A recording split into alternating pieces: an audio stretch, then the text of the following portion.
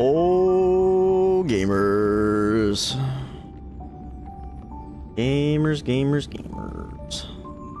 So I alt F4'd because there was like an ad for Castorice as soon as it opened. Hoping we can see it again with actual audio because I had the audio muted, which made me kind of sad. And I wanted to do it on the stream, but you know, it's fine. Alright, here we go. I hope they do it again. If not, oh well. I was just not expecting that. Like, they immediately told me to go work for her. I was like, holy crap. I've never seen them do that before. Aw, they didn't do it again. Cringe. Oh, that was cool. Oh my god.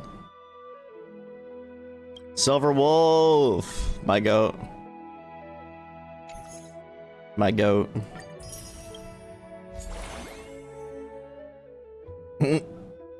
Super sales day. Damn. They are pushing shit. Oh my. They want us to spend money. Holy. What is this? Buy 25,000 and you get this. What the hell, bro? What? Why do they want so much money? Oh, here's this. Stay tuned. Light cone redemption.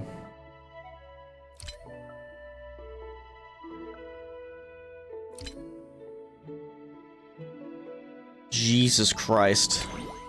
Mana, they want money.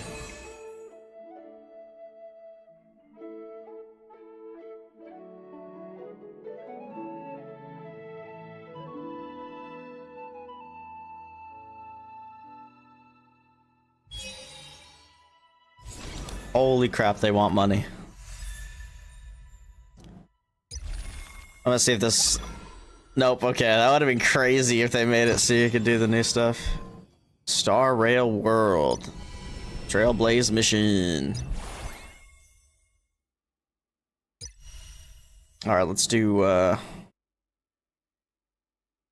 their demos. Holy shit, there's 4. There's 4, dude. Okay, we'll just do Castorice's for now. Can block 1 instance of killing blow for allies, effective even when not in team. Oh my god, I like how that's the #1 thing. They literally like, oh, global passive. Summons Netherwing to assist in battle as a tank for the team. Netherwing's attacks consume HP. The more HP consumed, the higher the damage.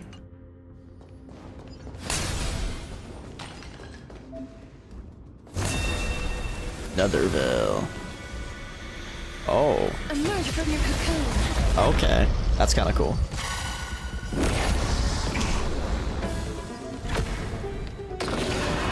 Rah! Receive divinity.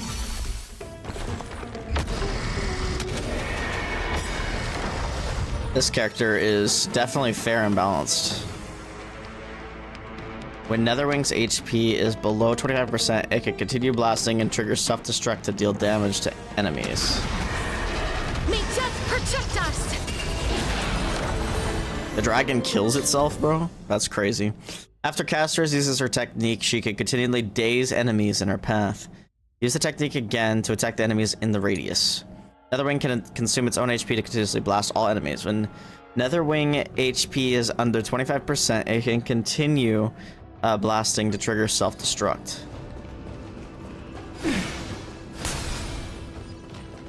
Be careful.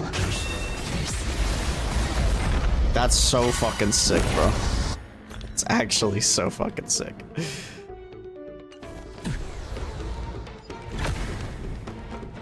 I'm a firing my laser, blah. Locha seems like a good support to have May death protect us! for Castorice, low-key. It's time for the Let's Play. Away we go! Come on, Mem. Mem. Receive divinity. I shall remember this Repent. moment. Watch closely. Eternal sleep. The dead return!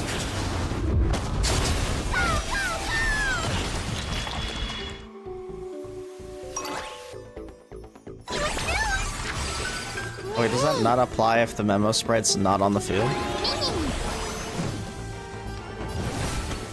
As you wish.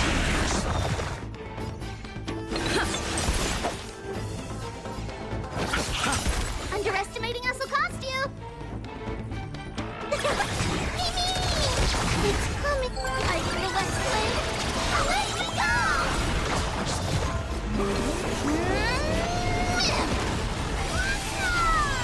Mem. Embrace a new life.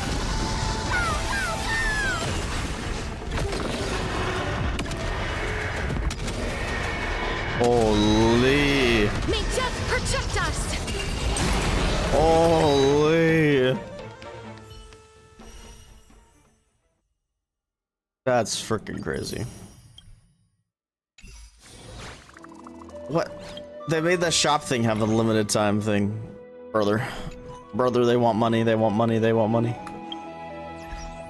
Holy, I've never seen them get so aggressive with the advertising.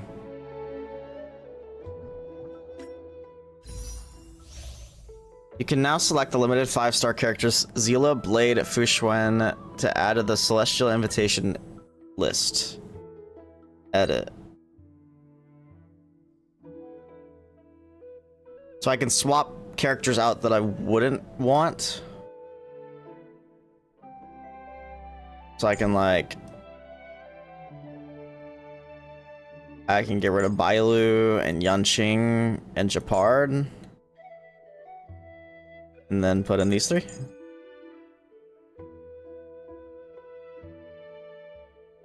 That's so cool. I actually like that a lot. Kind of wish Genshin would do that. That's so cool. Hopefully Zila gets some buffs. I suppose one way of buffing her is making it so that oh, it works for this? Oh no, okay. Sorry, I thought that was the light cone. So wait, does it work here though? Or is this only when you lose 50-50? I think it's only when you lose 50-50. Oh shit, it is. Well, that's unfortunate. I guess I might as well just start using those then. I was saving them because I thought, oh, I'll just save them. What the hell? Oh, this is what popped up, I think. Yeah. This is what popped up when I... That's actually so sick, Loki. That'd be cool if that played when you actually pull her. Are they doing that for all the characters now? It's only Castorice right now, it seems. Okay, well, let's do the pulls. Let's get her. Here we go. First temple, trust. Damn, that's unfortunate.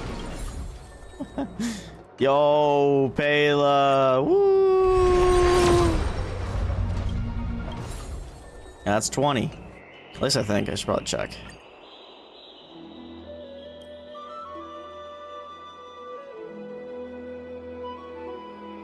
$26. Oh, 36.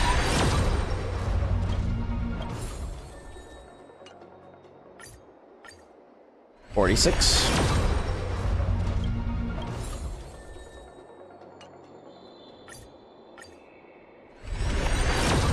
56.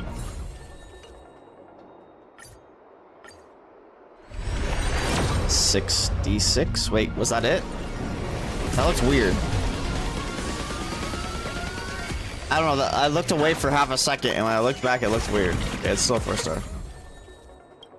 All right, so now we will be in soft pity. Please, right here. Man. 76. Should I just do single pulls? I think I should just do single pulls. I hate doing single pulls, but I think that's the smart thing to do. God fucking damn it. They had the drag function yet? Of course not. Because some 3-star cones are actually really good, and I haven't really went through them, which is my own fault, but...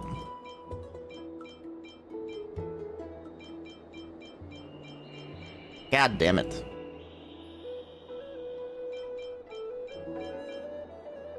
God damn it.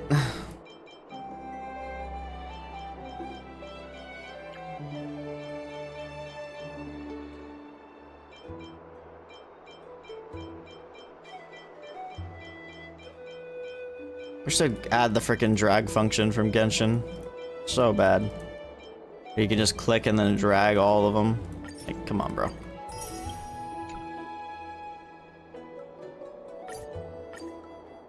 $77.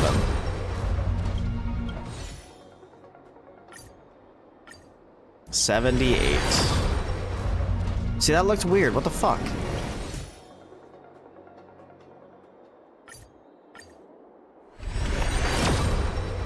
Aha, there we go. Alright, there she is, hopefully. Win, please win. I can't afford to not win.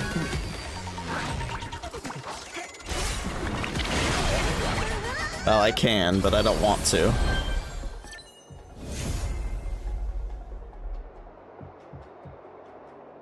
That's Eidolon 5, Himiko.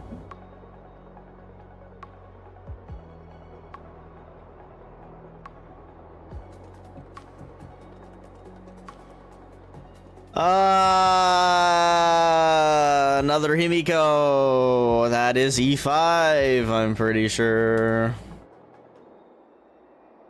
God damn it. Okay, early, please. Fuck, bro.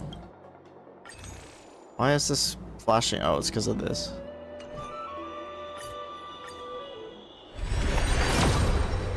There it is. Oh.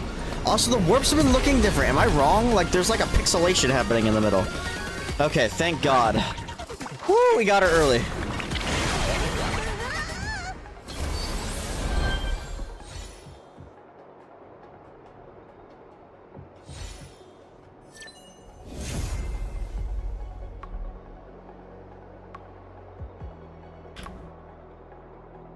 Oh, we got her. Thank the Lord.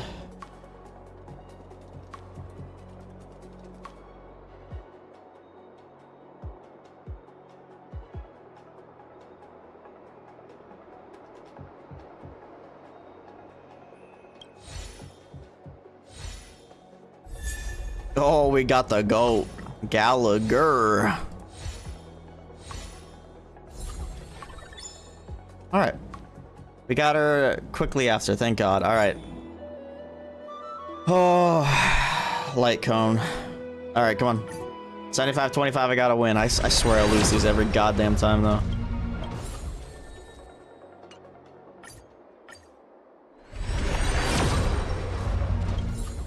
Please. Please. Dude. I hate bowling for shit. I love gacha games. Okay. Please. Please, please, please, please, please, please, please, please, please. Please. That scared me.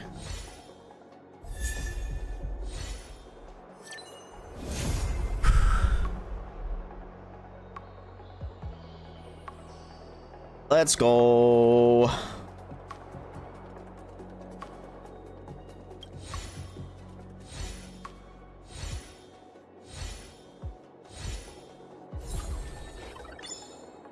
We did it. We still got some gems remaining. Not much, but some. Holy. Holy.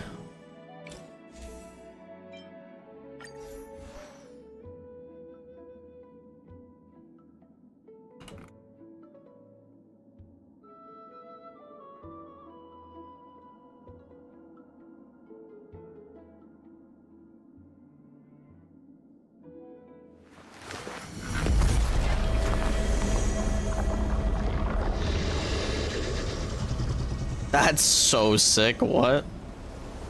That's so sick. Hello? That's fucking awesome.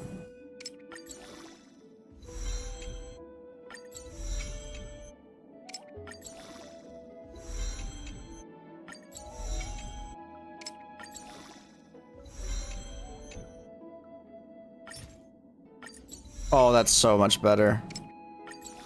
It didn't used to be like that, right? That's new.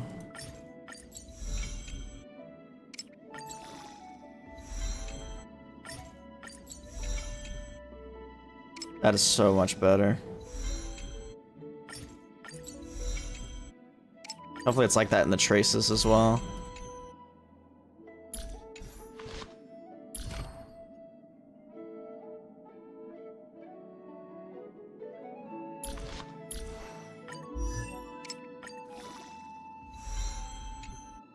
Look, light is coming in.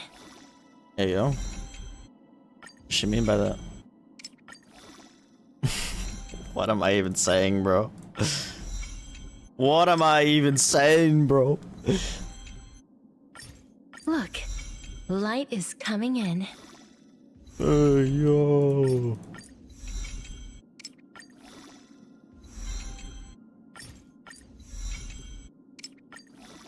All things cycle through life and death. The end is also the beginning.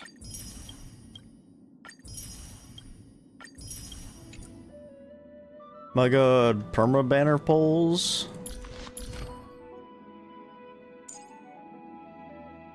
The traces we leave in this world will last much longer than death. Double meaning, double meaning. The traces we leave in this world will last much longer than death. Double meaning?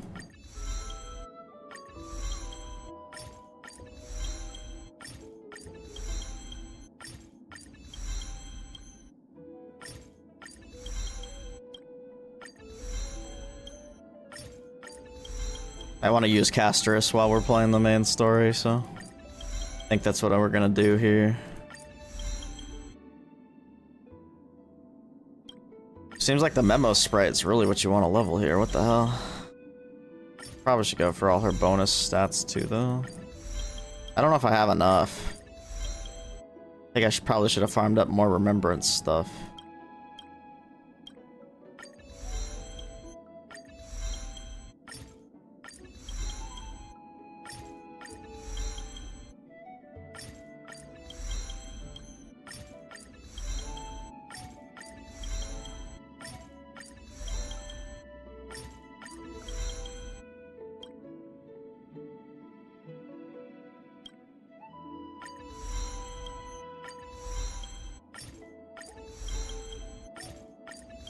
Wish you could say like, don't put this up again and just automatically do it for like at least the rest of the day.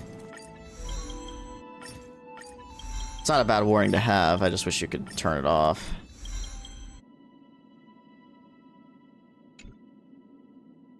Let's get all these minor traces now.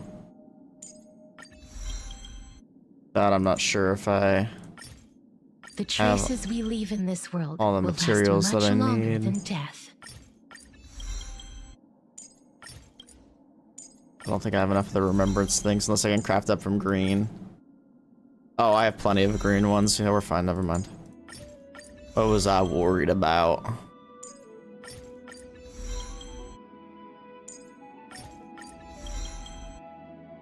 What was I worried about? I gotta get some Tears of Souls here. That's fine. Okay. Do I want that? Surprised I didn't max that. Okay.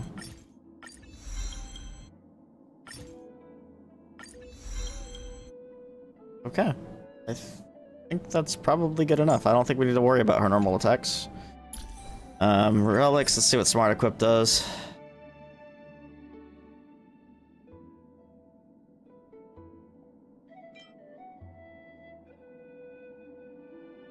Do I want crit rate? Or do I want crit damage?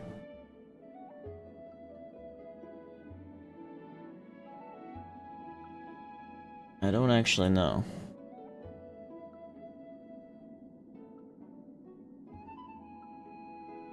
think I want crit damage. But do I even have enough crit rate? I don't actually know how it works. I think because this will give crit rate when it's slow, right?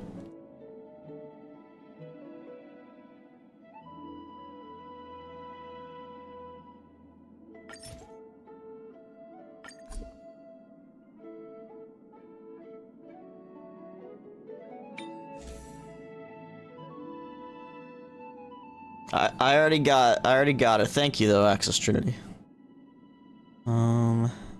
That's good. I think I want this to be crit damage though.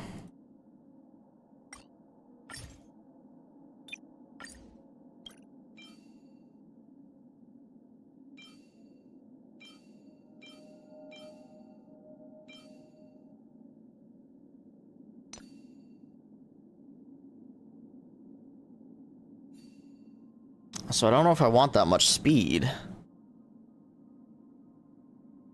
I want 95 or lower.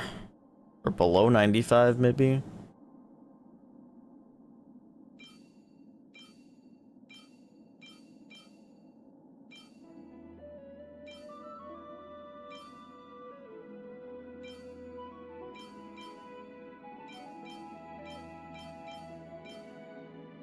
Oh boy, I don't think I actually got a pair of boots I was happy with.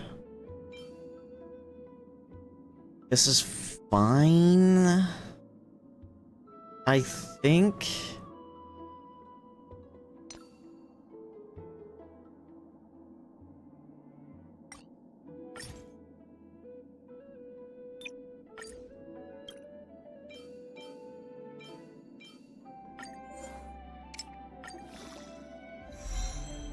Ew.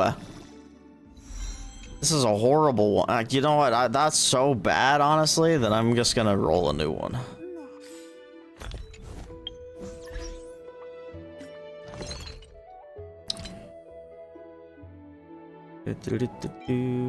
Link rope. Forget. How many options do we got here? Okay, let's just not even mess with that. Let's just do maybe not that many. 10 of them. Alright, HP percent with good subs. Come on. Let's start.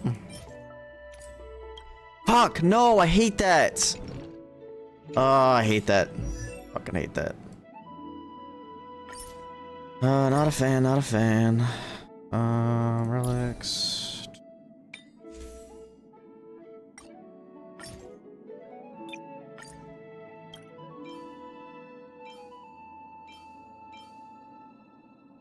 Hey, that one has potential.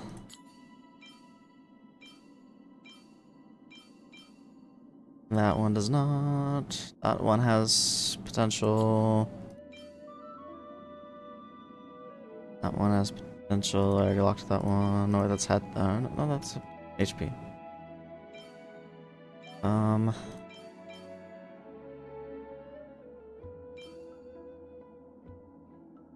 this one first. Brother, stop giving me attack percent. Brother. Alright, fuck you. I love relics. Crit damage on the 4th sub. That's not crit damage. Roll all crit rate and I'll forgive you. Okay, you're a piece of shit.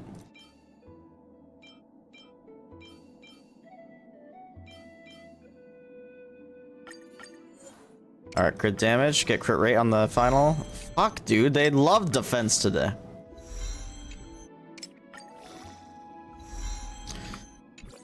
For the love of Jesus Christ. Maybe this is where I need the good look.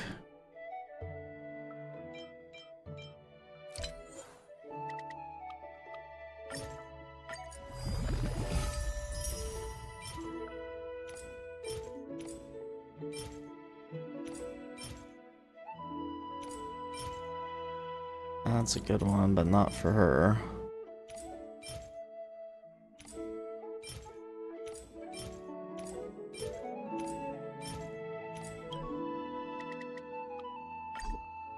Oh my god. Oh my god.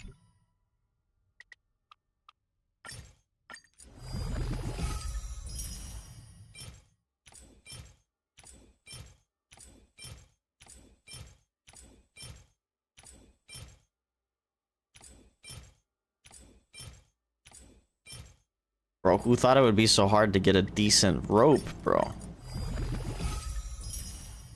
BDSM be like.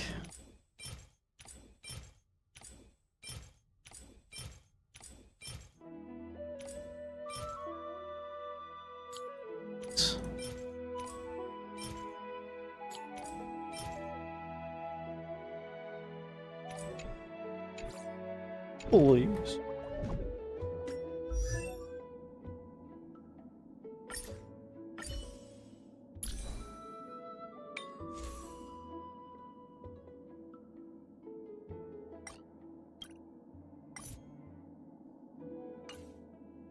I don't know why it doesn't remember it. I thought that was something they did, but maybe that's just Genshin.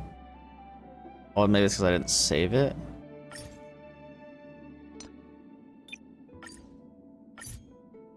There we go.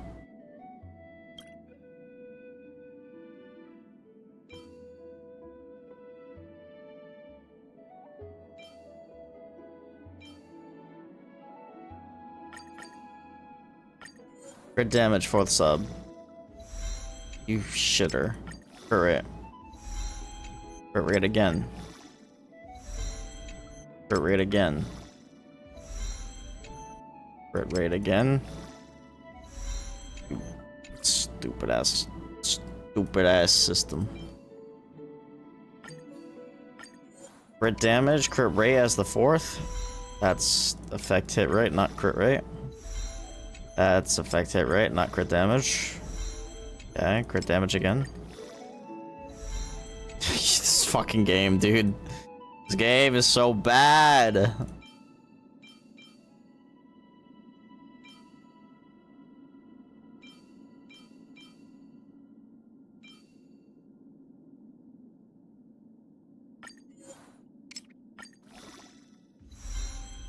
Okay. That's serviceable. I think we have too much speed. Honestly, we'll level this. We'll see what our crit rate looks like. And crit damage. Thank you. Crit damage again. Fuck you. Crit damage. Yeah. Not the worst. Alright, what are we looking at? So we got 80% crit rate. That is probably fine. To only 151 crit damage though.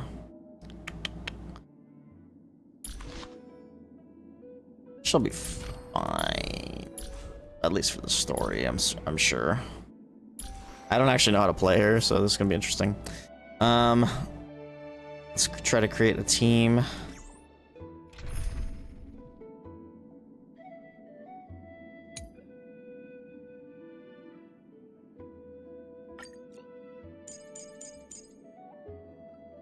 So we got...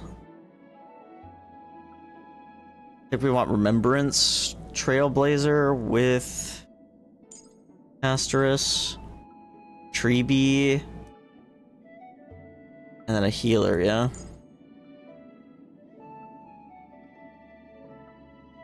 Does Linksha work? Castorice.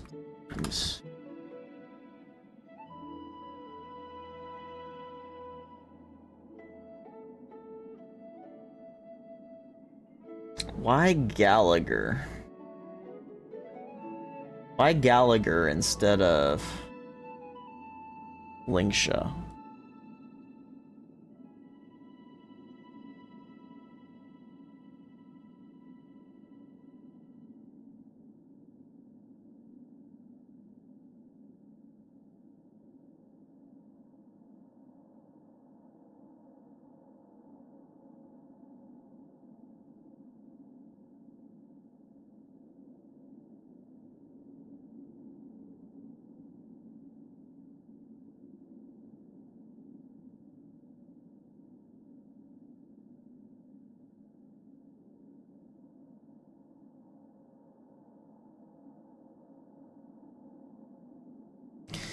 I'll use Gallagher, because Gallagher's the GOAT, but I'm just curious why.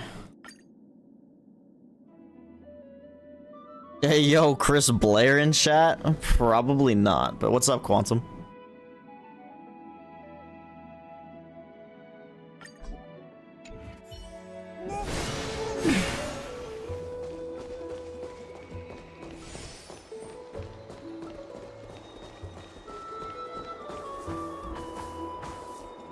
I'm assuming this is the Trailblaze quest.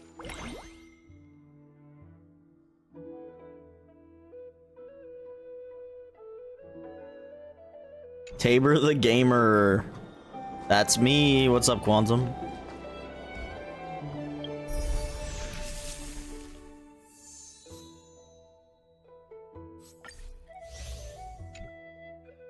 We love the battle pass.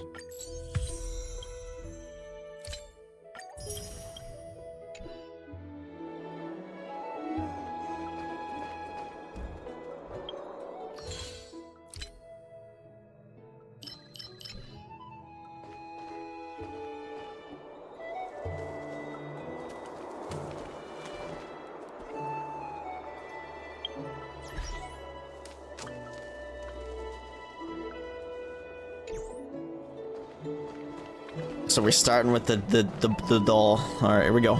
Let's start this. Trebios's memory has unveiled the very first prophecy. All shall bid farewell to one, and that person alone will witness the miracle. Such is the will of fate. Only one shall live till the end, and they alone will witness Era Nova. Wonder if that's supposed to be Finan.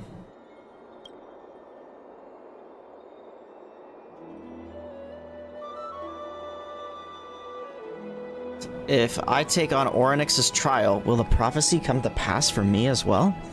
Regardless, I must give Aglia an answer. Some time ago.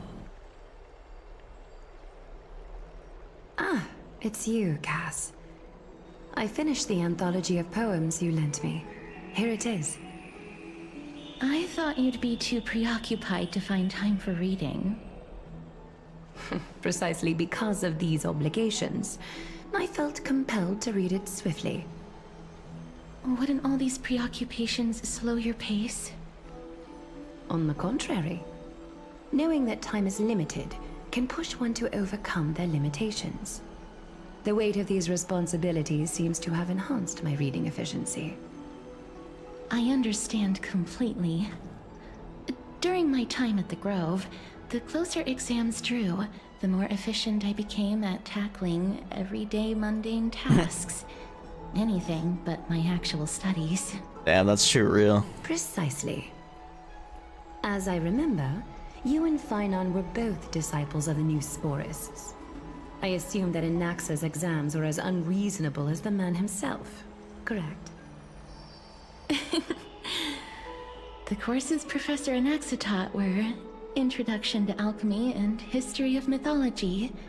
And to be perfectly honest, those two courses were the students' greatest nightmares. Well, I think probably because of Anaxa, not the course. Mythology, taught by the blasphemous great performer himself. I can imagine their fear. Now that I think about it, students would often rush to the podium during class to challenge him on those blasphemous ideas. Honestly, sounds kind of entertaining. May I ask, Lady Aglaia, has your relationship with Professor Anaxa always been like this? He openly dismisses people's faith and questions the very justification of the Flame Chase journey.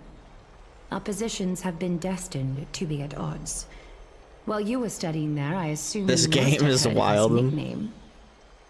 It's Wilden while they're just standing there and talking. As I see it, this nickname is more of an insult to the Dromas. What you been up to, Quantum? Despite his insufferable arrogance, I do hold a certain respect for his nature as a scholar.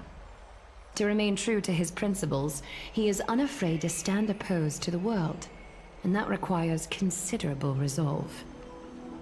Or stubbornness. His life is almost like a satire. As a Chrysos heir, he refuses to heed the prophecy, while he disrespects the gods. The gods have chosen him. He was indeed chosen by Circes.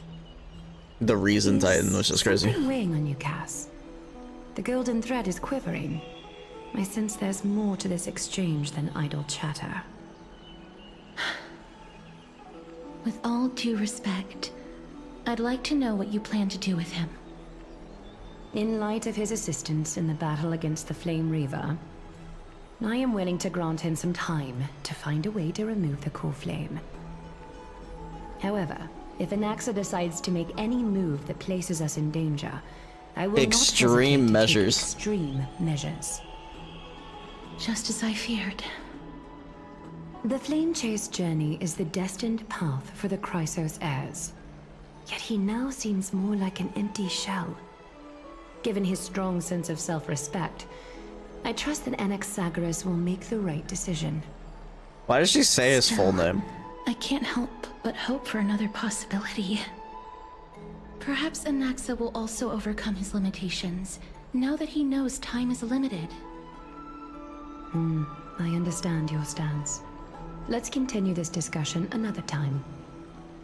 But now, let's greet our guest. Us? You're here. I am. I'm here. Does this mean you're ready to take on Orynyx's trial? We are ready, Mem and me. It seems that this sacred beast is just as indispensable, given their intricate ties to the Titan. We need to get some MMOs. Memmy mem. Memmy mem mem mem mem. Memmy mem memmy mem. A little dog into Surrendering a the core sacred flame is a beast. Chrysos heir's duty. Your selfless assistance is deeply appreciated. However, I urge you to carefully consider the risks of accepting the trial. Becoming a demigod means forsaking your humanity. You will inherit Orynyx's divinity and bear the time of Amphorius, all on your own. Oh well, I'm the chosen one. From that point onward, your fate will be forever intertwined with ours, never to be separated again, until the end of Genesis. Well, it's not like we can leave this place. Are you trying to talk me out of it? On the contrary, you are the only one who qualifies to attain divinity. Yet, for that very reason, I do not wish to pressure you. Become as gods? Is there a plan B? It's exceedingly rare to find a capable Chrysos heir. If this path proves unattainable, I am willing to lower my expectations. There are still many priests of Yanissopolis and their descendants in the city. If I'm left with no other option, I'll try to find someone worthy among them. Alright, that's it. I am out. If I do not descend into hell, who will? Mem worry. Memmy memmy mem. Memmy mem mem mem. Memmy mem mem mem. Oh, why'd she only say worry there? Memmy mem. Mem memmy mem mem mem hero. Memmy mem mem. Mem mem mem mem mem mem. Memmy mem mem mem mem mem. Mem mem memmy mem mem. Mem memmy mem mem mem mem mem mem. Mem mem mem. Memmy mem mem mem mem. It looks like you know that Titan rather well. Memmy mem mem. Memmy mem mem mem. Memmy mem mem mem mem. Memmy mem mem. I didn't realize that Aglia could understand Mem. For some reason, I don't remember Memories that. that exist outside of your own experiences. I can't explain why, but I can vouch for Mem's words. When I was in the Abyss, I heard the Titan's groans, full of pain and grievances, yet without any ill will. I trust you all to make the right call. Since you've made your decision, go back to the bath chamber and get some rest. Trinem will call for you when the ceremony is ready. It is difficult for me, as the guide, to absolve myself from blame for things to have progressed to this point. Time and again, you have risen to the occasion for Akima. Nearly rewarding you with some honeydew is no longer able to express the extent of our gratitude. when the dust settles. I hope that we'll have the chance to have a long chat regarding your return journey and the curse of the sky.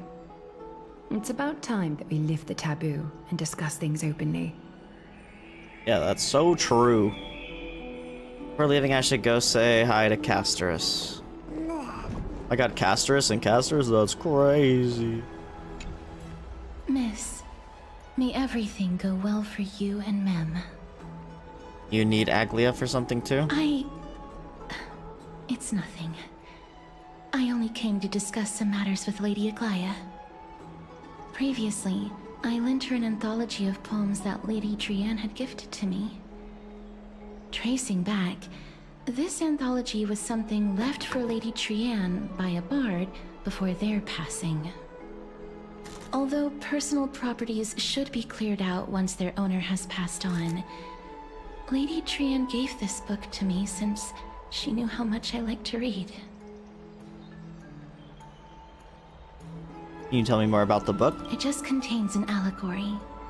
In a faraway land, in a city known as Styxia, a dragon corrupted by the black tide descended one day, swooping upon the city like death itself. A dragon? It swallowed the princess of the city whole before it was suppressed. After taking down the evil dragon, the warriors discovered that the princess's life had already met its end. Overwhelmed by grief, the queen hired an alchemist to resurrect the princess using the dragon's flesh and blood. However, having lost memories of her previous life, the resurrected princess turned into an evil dragon herself. Damn. And wreaked havoc on the city. Tragedy. As a result, the prosperous Styxia met its demise. What a dark story.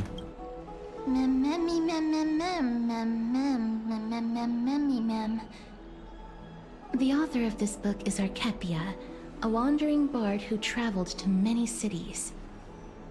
Among the things she left behind are poems, dictionaries, and many tragicomedy scripts. She even clearly underlined and took notes in books that covered myths with her elegant handwriting. While flipping through these books, I felt like I was afforded a glimpse into the life of Archepia. It felt just like I was traveling with someone that I'd never met before. It was as if she had yet to pass on and was still alive. No one goes through life without leaving their mark behind. That's right. Writing, drawing, and taking photographs.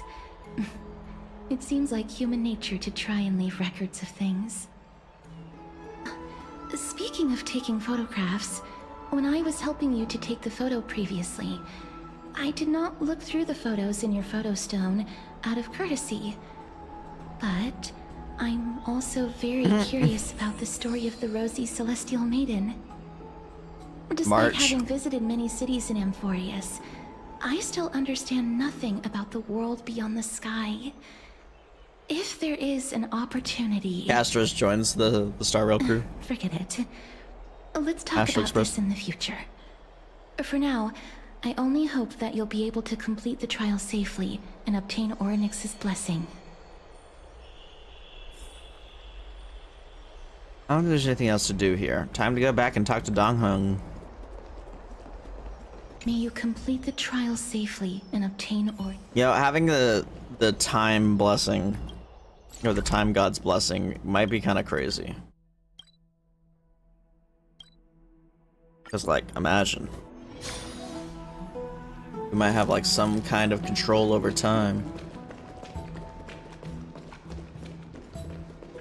Alright, time for me to voice act Donghung, because I bet he's still mute.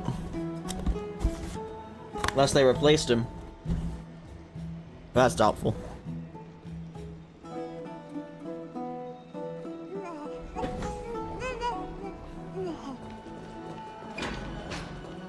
Well, Finon's here too.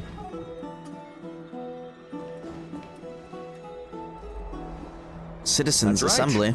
Oh, partner, you're back just in time. This is something that the both of you should probably know. Some good news? Good news? I wouldn't call it that. Damn. Do you remember the Council of Elders that was on our heels previously? It seems like they've made their move. Some background information for you. The Council of Elders is an authoritative body in Amphorius, made up of different city representatives. They hold legislative power over the Holy City, and are in charge of presiding over the Citizens' Assembly held once every few years.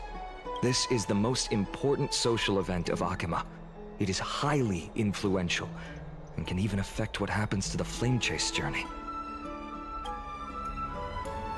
So Aglia doesn't actually call the shots. Despite her vision and wisdom that spans across thousands of years, even she cannot win over the hearts of everyone. I have never once passed my sociology class.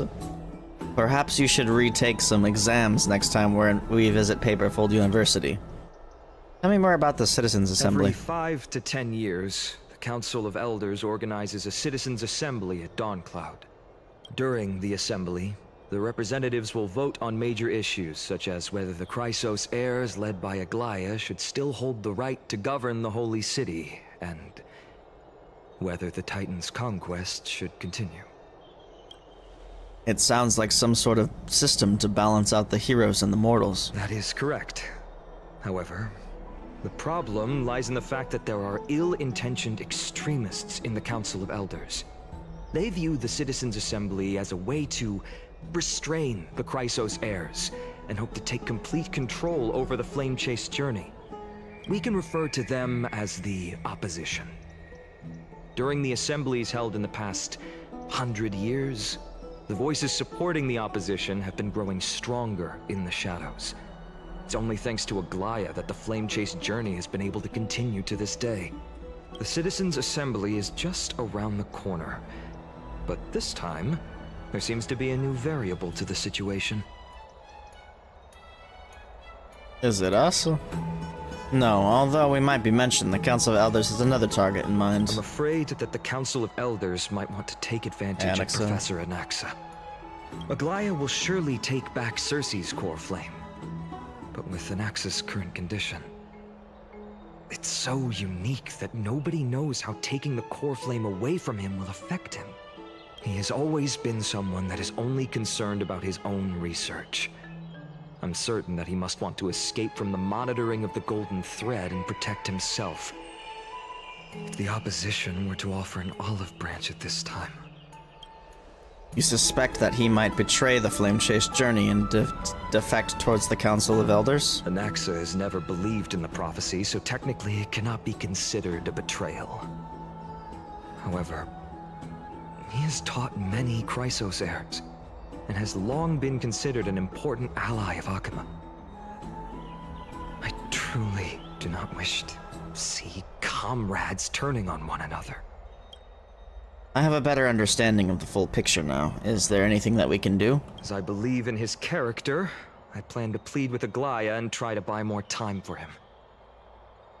Then, the greatest way in which you can help is for you to know what I am fighting for.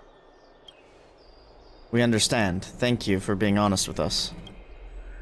Things are piling up again. Tabor and Mem are tied up with Oryx's trial, and while I'm preparing to visit the Grove to uncover clues about the world beyond the sky. Let's just take things one step at a time. Allow me to apologize for the fact that we always seem to be troubling you. I hope that Oryx will show more benevolence and be more accommodating. I remember that they seemed quite fond of you back in the Abyss. Go and rest and regain your strength. We'll meet at the Vortex in a few days. Oh, right. You can read this scroll if you want to find out more about the Council of Elders and the Citizens' Assembly. Holy shit. A study of the Citizens' Assembly. Democratic politics has always fascinated citizens of different city-states in Amphorius. When Okima was first established, its democracy was limited to a privileged minority. However, through ongoing reforms, the Okiman Citizens Assembly took to the stage, transforming Okima's governance into a democracy for all, where the Citizens' Assembly made every major decision. It's important to note that as the Black Tide draws near and citizens from other city-states join Okima's political life, the precious rights of Okima's original citizens are becoming increasingly diluted. Consequently, voices calling for reforms with the Okiman Citizens Assembly system grew ever louder. Democracy is only one of the consequences of civilization's development. Rather than the cause of development, for democracy to be productive, it must appoint different rules for different societies, situations, and issues. No single rule can be optimal for all scenarios. In other words, Okima's Citizens Assembly system will continue to evolve as the book is written. Due to time limitations, this publication focuses only on the current Okiman Citizens Assembly, not its future developments. Readers should bear this limitation in mind. It's probably supposed to. A lot of Amphorius is very Greek and Roman inspired, so it probably is supposed to be. You probably hit the nail on the head there, Trinity. Citizenship and citizenship policies of Okima. Before examining the Okiman Citizens Assembly's operational mechanisms and core functions in depth, we must first address the matter of citizenship rights, and citizenship policies of Okima. The elders have once noted that Okima is a collective of free citizens. Due to the substantial power citizens possess, citizenship qualifications must be strictly regulated to ensure citizens' rights. Discussions on the recognition of naturalized citizens' rights were once the foci of disputations between the leader of the crisis heirs and the Council of Elders. As more Amphorian city estates fell over time, and as the Black Tide drew closer, citizenship rights reforms became imperative. Judging from the final outcome, citizens from all city-states have equal citizenship rights in the Holy City, and can have equal participation in public matters. While social differences naturally exist between rich and poor, locals and travelers, the Holy City of Okima would not allow these social distinctions to become political divisions and will ensure complete political equality among all citizens. Operational mechanisms of the Citizens Assembly. Barring emergencies, Okima's Citizens Assembly follows strict protocols when it is called. The current Council of Elders, a governmental entity made of representatives of the city-states, posts the upcoming Citizens Assembly agenda and venue, usually Dawn Cloud in the Holy City, at the Wall of Heroes before each meeting. Usually, topics are proposed by Council of Elders members before the assembly and become official assembly items after receiving majority council approval. The council predetermines which matters to address and when. Once confirmed, the council chairman hands over the agenda to the Council of Elders Assembly Chair, who presides over the meeting. Normally, matters cannot be discussed at the Citizens Assembly without prior council review. Council-reviewed matters yield only two outcomes. Either they're already thoroughly discussed and only need citizen votes, or they require citizens to hold debates to reach final resolutions during the assembly. Results are tallied using pottery shards blessed with Kefale's runes, with voting dahlia placed throughout Okima during assemblies. After thorough discussion and voting of all proposals, the Council of Elders decreed at the Wall of Heroes. Core functions of the Citizens Assembly. The Assembly wields the important capacities of legislative power, the appointment of government officials, declaring war, conceding peace, and the actual control of armies during wartime. Yet historically and practically, Okima's Citizens Assembly isn't fully controlled and directed by citizens, but rather a means to ensure that elites who represent the majority social interests can effectively manage social matters. In other words, the current system where the leader of the crisis heirs and the Council of Elders jointly manage Okima was decided by the Okiman Citizens Assembly system. Citizens influence policymakers through voting and other means of political participation, rather than directly managing social affairs or making political decisions. Appendix. Principal members of the Council of Elders. The Council of Elders is a governmental organization consisting of representatives from Amphorius' city-states. While most are elected by their city-states, some receive direct invitations from current Council of Elders members. Authorized by the Citizens Assembly, they manage various practical affairs within Okima. The most renowned honorary elder is Lycurgus, a Antikytheran, a race that was already nearly extinct before the Crisis War. He had communicated directly with Kephale multiple times during the Era Chrysae, and passed during the wishes of mortals to Kephale, showing himself as a true Theoros. Lycurgus's neutrality is well noted by all, which explains his frequent selection as the Citizens' Assembly chair. Significantly, Elder Cainus has shown great effectiveness in Okima's governance and gathered many followers. Many believe Cainus will leverage accumulated resources to challenge the current situation where the Crisis heirs hold real authority and transform Okima's political structure.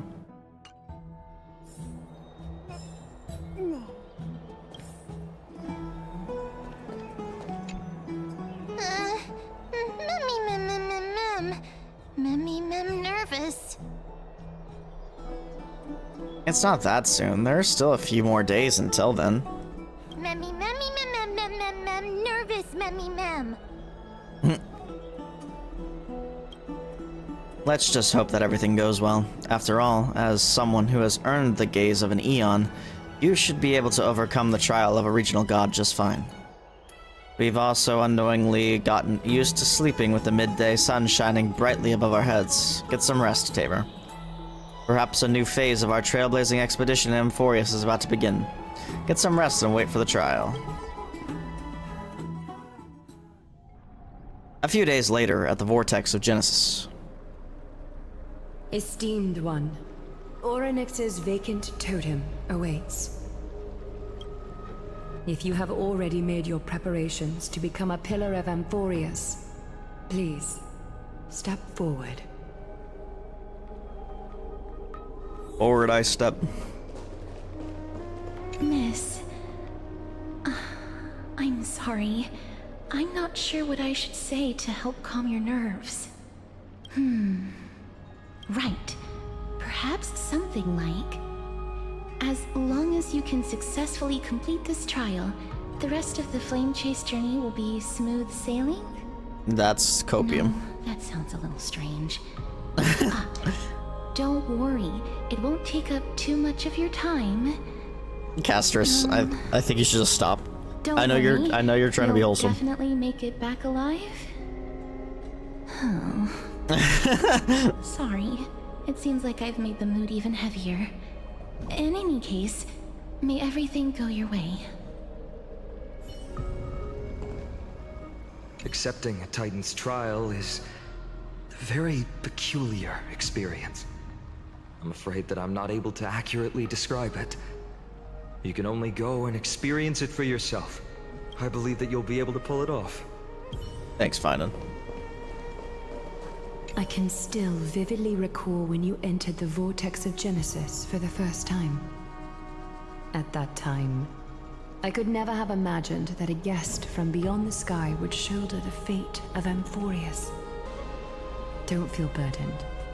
Just like during the Trial of Strife, Trinan and Finan will be waiting for you outside. If something unforeseen were to occur, they will intervene in the trial and rescue you.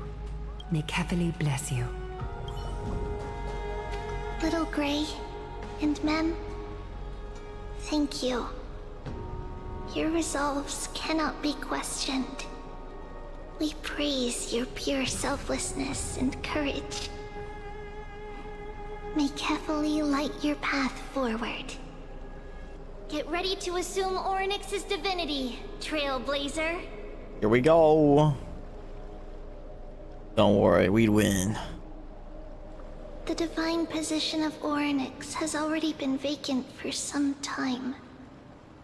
We can feel the space of the trial closing. As there isn't much of their soul left, we'll have to complete the ceremony before their soul completely dissipates. Let's begin.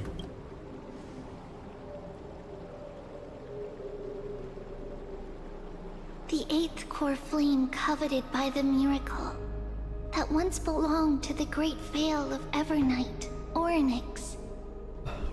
It shall now be returned by the 2 elected heroes of the Chrysosairs. A traveler who is upright and courageous, and a sacred beast that invokes miracles.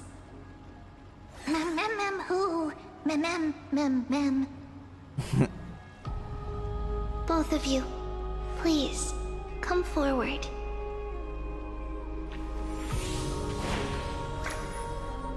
Recite along with us.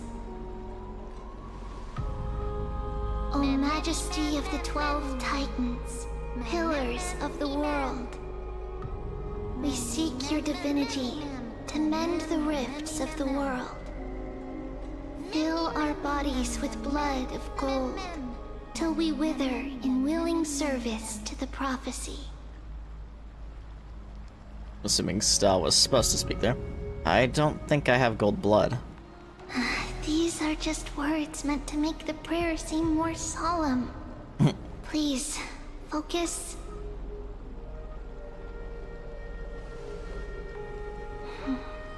And surrender the core flame.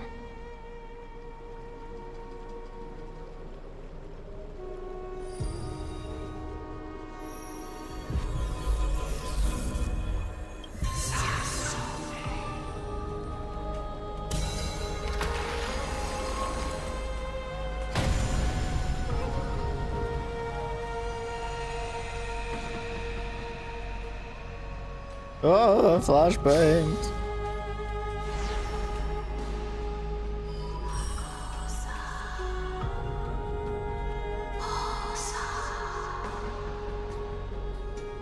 Orynyx. Their soul has been waiting for a long time.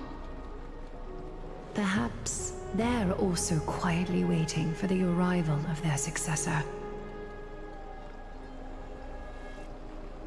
Wait for my return, my friends.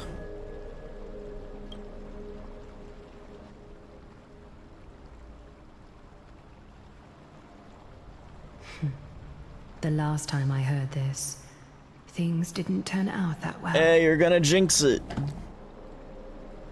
Don't worry, Aglaya. She's tougher than I am, right? Sure am. Got him. Fine and washed.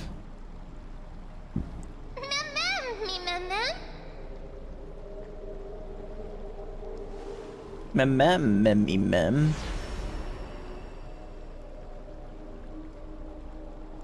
Traveler from beyond the sky, let us pray that the Titan acknowledges your worthiness. Although she loves cracking jokes at inopportune times, her determination is as strong as the Chrysosairs. She will definitely succeed. But of course, chosen one. While she's away, I would like to have a chat with you, Aglaya.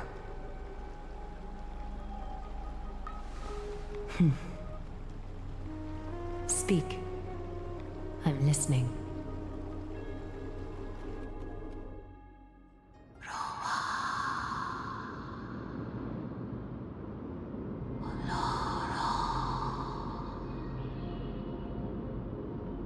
Slap, slap! Wake up! What up, man? How is it? How do you feel? Whoa, speaking of full sentence. Has the trial begun? That's right! Look! I don't know what happened, but I'm able to talk! Testing, 1, 2, 3. We got called out on our behavior? I have such a cute voice! It must be because of all the memories that I collected. They allowed me to grow beyond expectations. Mem's VA Also, sounds really familiar. Listen, the words of the Titan are becoming clearer.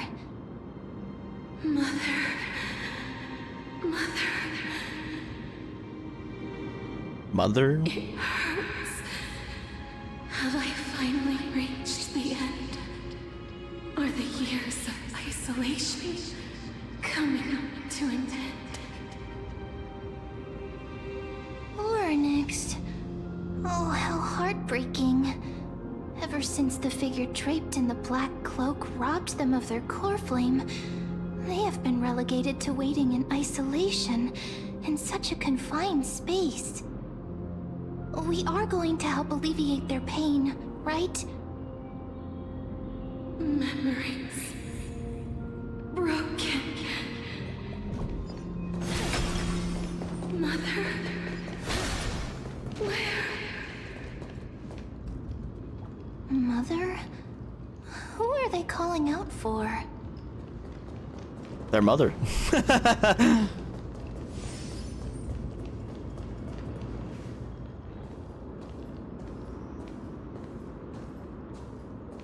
You. It's you. I remember you.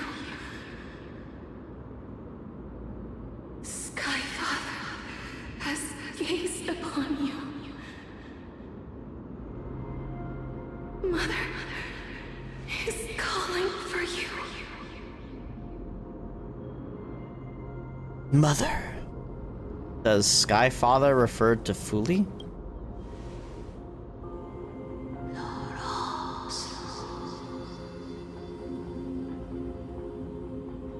The Titan's words are indistinct. Each syllable emerging from the mist seemed to be cloaked in frost, symbolizing memory. Skyfather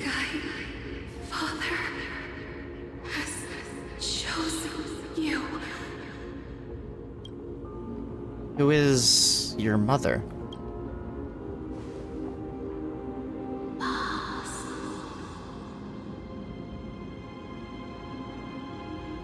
A majestic voice pierces through the golden mist, reaching the unseen mountain walls in the distance and reflecting, returning to your ears as an echo.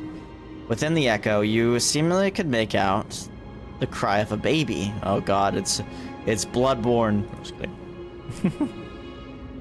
Mother is no longer responding. Uh-oh, she did? We've come to you because of something important. Something important. An important matter. Orynyx, listen to me. Aren't you tired? Throughout the long years, you have always been protecting the fate of Amphorius. Each time people draw strength from within their memories, every single ripple falls onto your shoulders. There's no need for you to bear this any longer, Orynyx. From today onwards, someone else will bear time on your behalf. This is why we have come. Freedom. What are you knowing about? I want freedom. Don't we all? Oh, poor child. Everything will be fine. Let us help you. You can have a good rest now.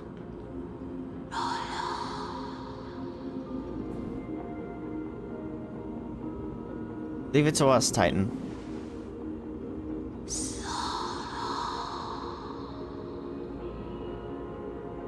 You have potential, strength, willpower, powerful, and tenacious. But you lack something. What do I lack? Just A heart? one thing. Lacking something. What is it?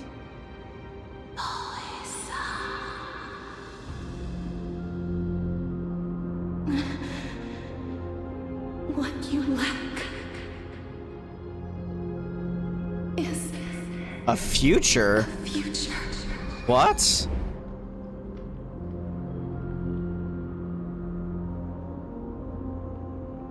That's right, I live in the moment.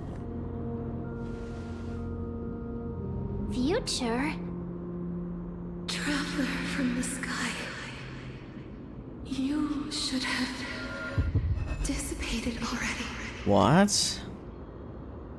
The gaze from Skyfather. Stabilize your form. Because from the moment you cross the sky, She's already dead. your life was cast away.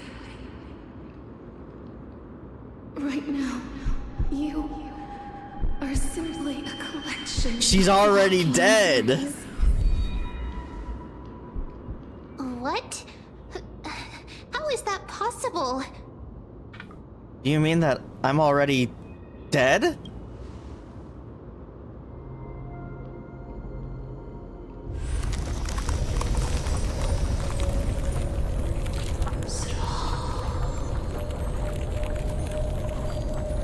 The space is collapsing. Someone must inherit the authority. Ma'am? If the pillar is lost, the laws of time will collapse. Amphorius will succumb to eternal disorder.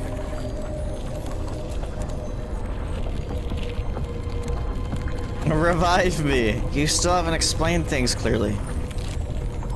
Time never compromises, never bears grudges, never forgives, never makes a choice. Child of humanity, Titans, Mother, Sky Father. Time restrains everything that exists in this world. Time is just a social construct. Oryx's divinity is dissipating? Is the trial coming to an end? Strider of remembrance, my strength, I shall entrust it to you. Okay. The fate of the world, if you wish to save it. Go and find your future that has been stolen. What the heck, bro? Even if that means you'll have to cheat death. You'll have to Castorice is gonna have some kind of hand in this. of shadow clasped with unyielding fingers. Before the passing of 15 entry hours, go forth and reclaim your future. So before dawn. This is the true trial of time. We need to figure this out within the time limit. Interesting. You're finally awake. Cut to Skyrim. No way it cuts to black there. I'll keep it simple. You succeeded. Oryx has entrusted you with their divinity. Now you're no different from a demigod of Amphorius, however. Mem has told me about what happened during the trial. They are still explaining things to the others and told me to bring you back to your room to rest first.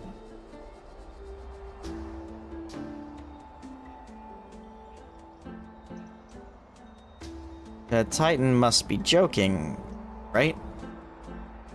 There's something that I've never told you. What?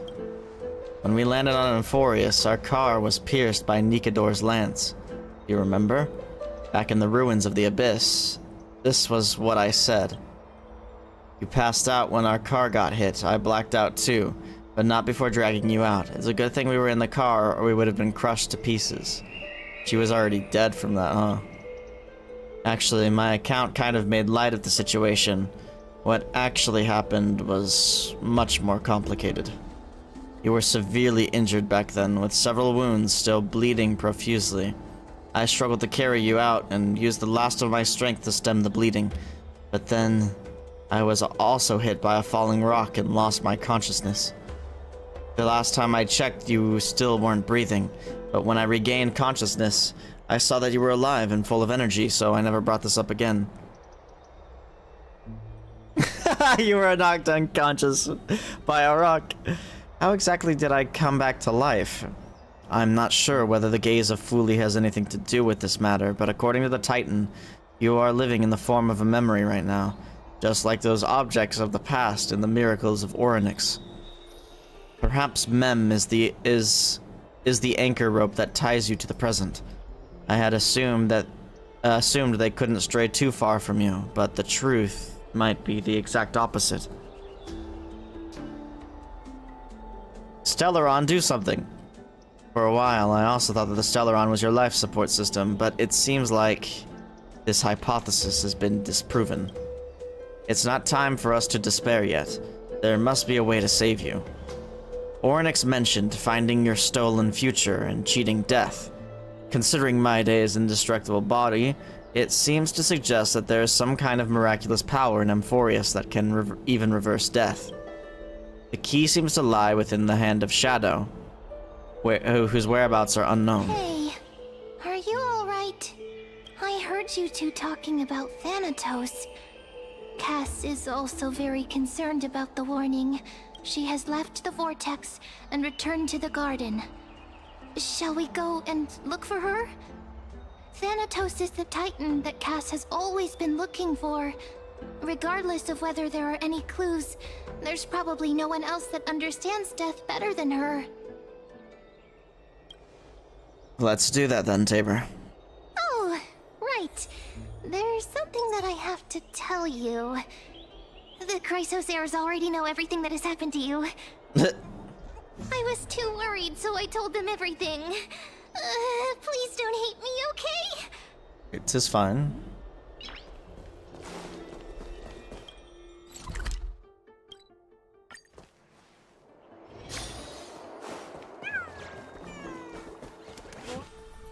Miss, I'm right here.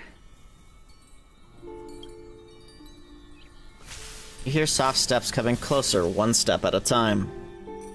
Please stay there and slowly turn around. Why are you making this ominous? For some reason, you feel like you've seen this scene before. You want to turn your head, but you glimpse a dash of purple brushing past your face. Then a chill seeps through your skin, spreading into your veins. Thump thump, your heartbeat begins to slow.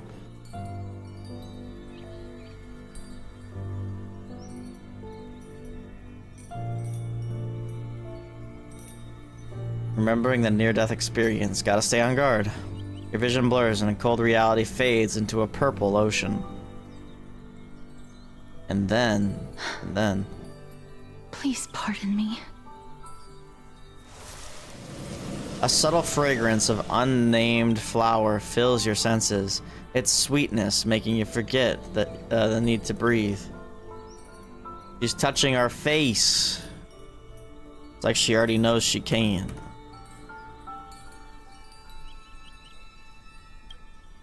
That's gonna be a wallpaper at some point for people.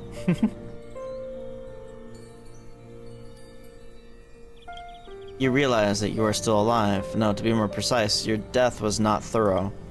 The coldness of the initial touch dispersed as quickly as it came, and replacing it is the touch of fingertips and a tremble born of trepidation that originated from a certain lanky arm. Her quivering finger gently brushed against your cheek, causing a faint tickle. Just as I expected. I cannot feel anything. Castorice, you're shaking.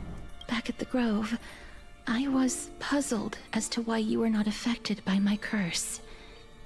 I thought that it might have been the special ability of a traveler from beyond the sky. Never did I expect that this would be the true reason. I'm sorry. I should have noticed that something was amiss earlier. Miss, if my abrupt behavior just now offended you, I hope that you can forgive me. Why would it, Castorice? I'm just thinking, if your soul has really left your body, as a mortician, I might be able to trace where it has gone to. Cass, did you find anything? My apologies. Not as of yet. Perhaps I have overestimated my capabilities. But, Miss, would you be willing to let me try again? This time, I'll increase the area of contact slightly. Perhaps the result might be different this time. Agree, there's no harm in trying again. I have never touched the living in this way before.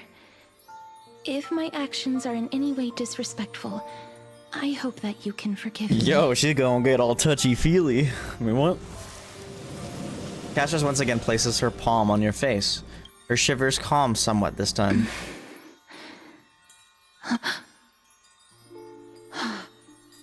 Did you discover something? I seem to have caught a glimpse of something. Your soul is currently roaming someplace and cannot find a way to escape. But perhaps it might not be a bad thing. If your soul is still wandering around, it means that we still have time. We have a chance to find it before the fingers of Thanatos sweep everything away. Clues. Just a few more. I need more guidance. The connection has been severed. With my strength, I'm not able to trace it. It was me. I was a little too hasty. Don't worry, miss. Although we currently have no leads, I will do my best to search for the whereabouts of Thanatos, bring back their core flame, and personally return to you the life that you have lost too soon. I know that I'm lacking in confidence, but I hope that you can keep this promise of mine in mind. Before I manage to deliver on this promise, please do your best to hang on. Yes, ma'am. Amphorius needs you. I'll do my best. Lady Aglaya and Lord Finon are currently discussing some matters in the paths. They're worried about you too. If possible, please go there and let them know that you're well. Although, I don't actually know whether your current situation can be described as well. Also, please accept this Styxian fable. Reading can help one to focus and relax. Oh god, do I have to read more? I hope that reading this can help tide you through this difficult period. More and more species are disappearing. It's just a lore book. Lady Aglaya and Lord Finon are currently discussing some matters in the paths. They're worried about you too. If possible, please go there and let them know that you're well. Although, I don't actually know whether your current situation can be described as well. Damn. Real though.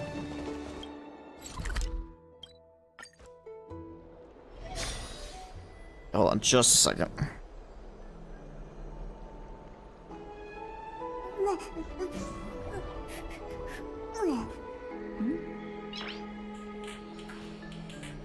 Noise.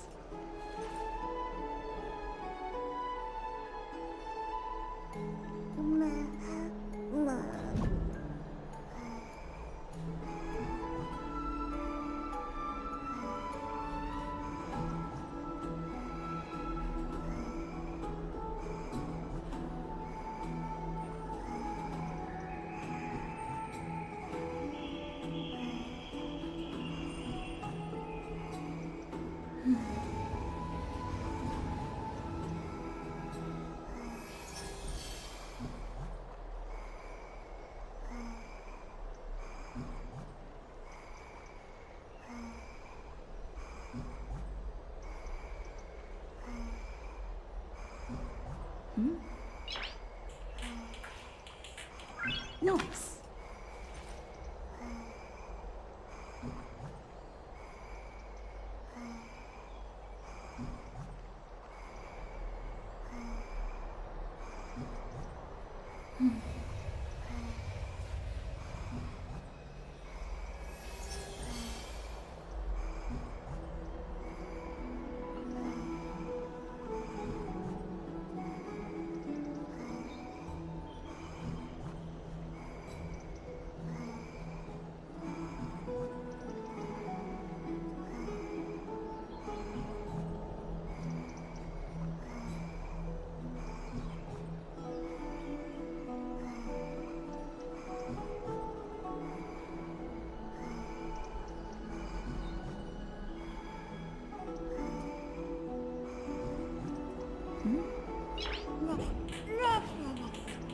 Nice.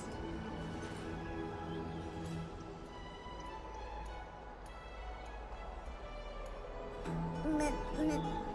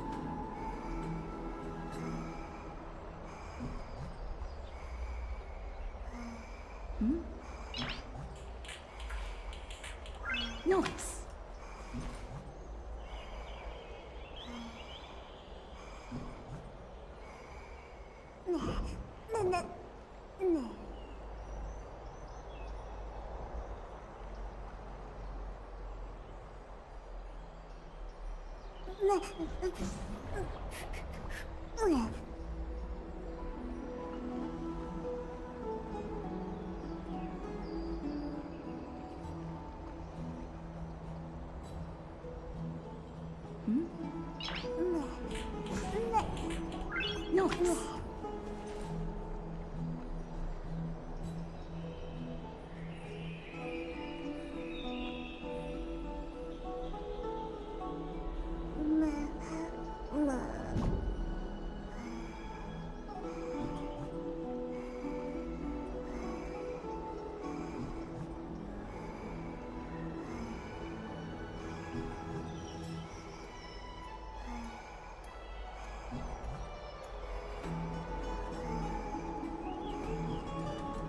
Alright, I'm back. I moved laundry on and got some pizza. Alright, back to business. Hopefully we get some yapping here so I can eat. We are indeed. Partner! Hyacinth said you definitely wake up. Hyacinth said you definitely wake up. Damn, they were really worried. So the entire world knows about this now. I beg you, please forgive me. You've completed the trial of time, and I have to admit that the process went better than I expected. Even in the end, that Titan's heart still showed a soft spot for humankind. However, I never expected that two people who have cheated death would appear in Akima at the same time. Ew. That's what we have been talking about. Mighty has been in Akima for such a long time, but has no one thought to study his indestructible body? If there were even any minor breakthroughs, we wouldn't be as clueless as we are right now. About Mem as well? Many have had this idea, but so far, there have been no results. If it were successful, Thanatos wouldn't have disappeared without a trace. Nevertheless, now is not the time for us to give up. At the very least, we can still see a glimmer of hope. Cypher. Yo, Cypher! If anyone in this world knows the whereabouts of death, it would be her. Really? I'll try and get her to return to Akima, but do be prepared for a less than ideal outcome. Please understand that throughout the history of Amphorius, no one has ever managed to escape the clutches of death. At the end of time, Thanatos silently awaits all. Is this supposed to be comforting? Thank you for your help. It is my duty. We too require you to bear the divine position of time. But before that, just Just What's what? wrong, Aglaya? For real? omens always come in pairs. Damn, are you trying to curse us Tiny more? air current will eventually brew into a storm that tears the sky apart. Damn, chill. It's Anaxagoras. He has initiated contact with the Council of Elders. Uh-oh. In the end, it has still come down to this. I Yeah, earnestly Anaxa. hope that your assessment of him is accurate, Finan. Otherwise, the efforts of my teacher and I of the past millennium might be reduced to dust because of that great performer. Oh, we get to play as him. Not long ago. I'm back here again. I remember this dream. This realm is covered in a silk-like fog, and the land is barren and harsh. The crowd of travelers leaves tracks everywhere. Hey! Excuse me! What is this place? Where in Anthorius are we? They're like the Sephiroth things. The mutters of the traveler are in a language I'm unable to comprehend. Or perhaps they're just distracted and ignored my question. Or both. Tell me, which Titan reigns over this land? And how do I find them? Kinda looks like Death, Loki.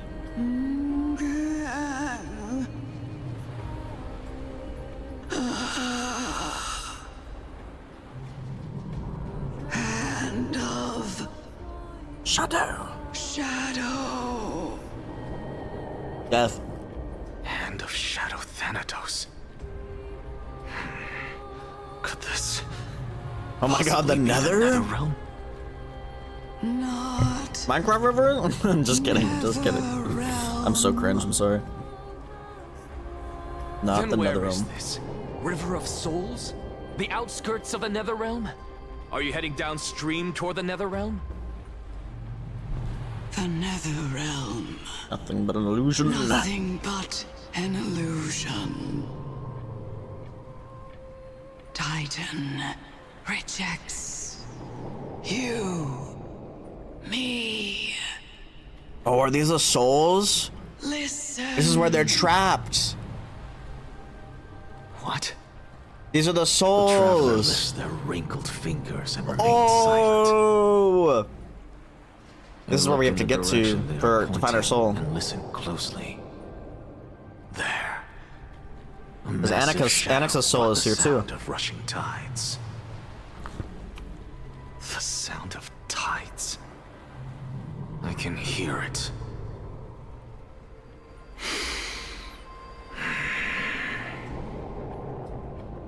I hear it deep within the tides, beyond the closed gates of the void world. A voice about to recount something. Child of interesting. humanity. Is it death's embrace you yearn for with such urgency? Oh shit. Oh, you Cersei's. have awoken. Welcome back to the mortal realm.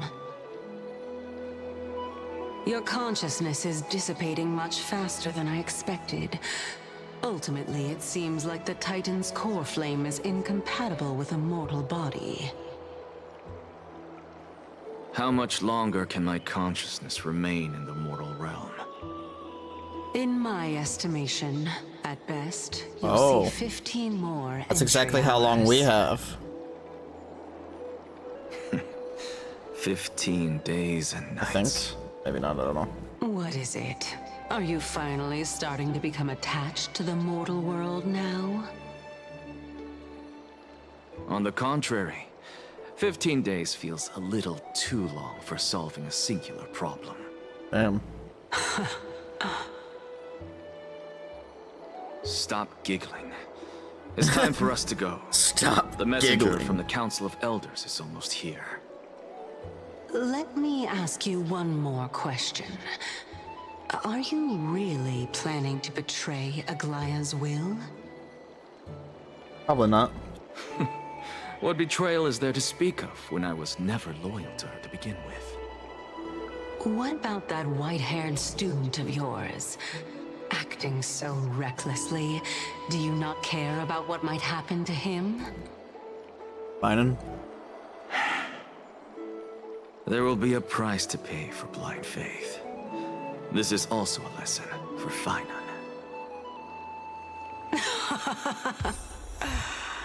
You truly are a strict teacher. Of course. This is how I've always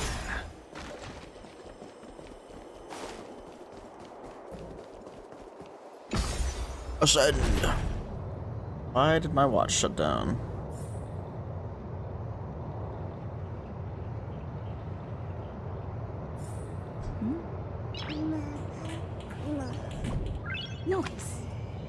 Nice. Sorry to keep you waiting, Lord Enexagoras. Boomst. It's been a while, Lord Enexagoras. Robot man?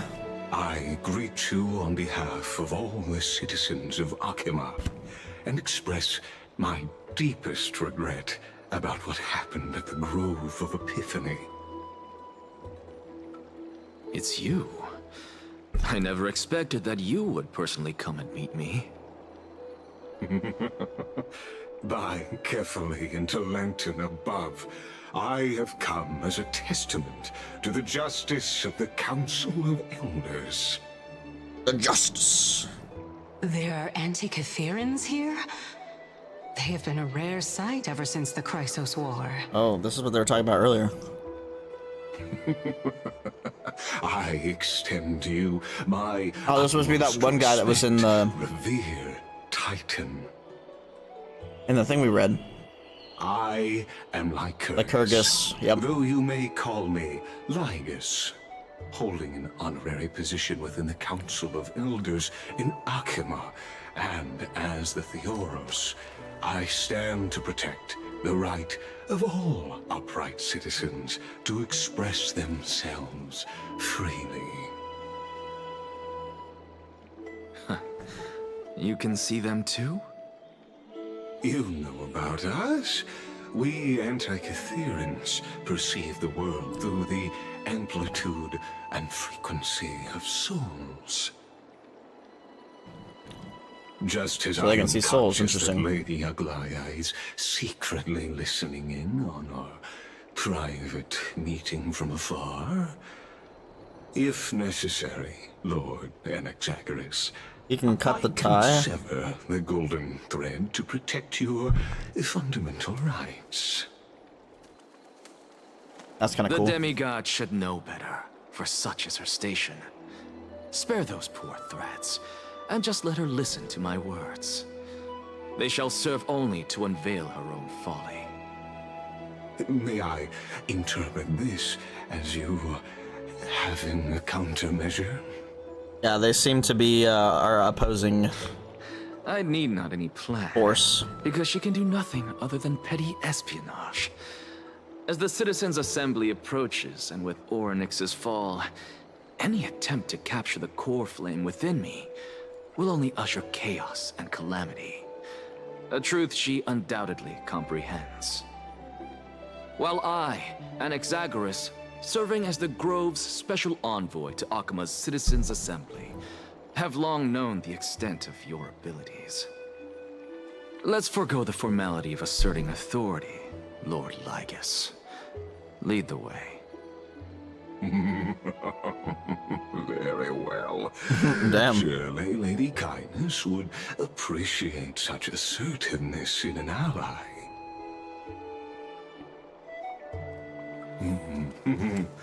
She's been waiting. Follow me, please.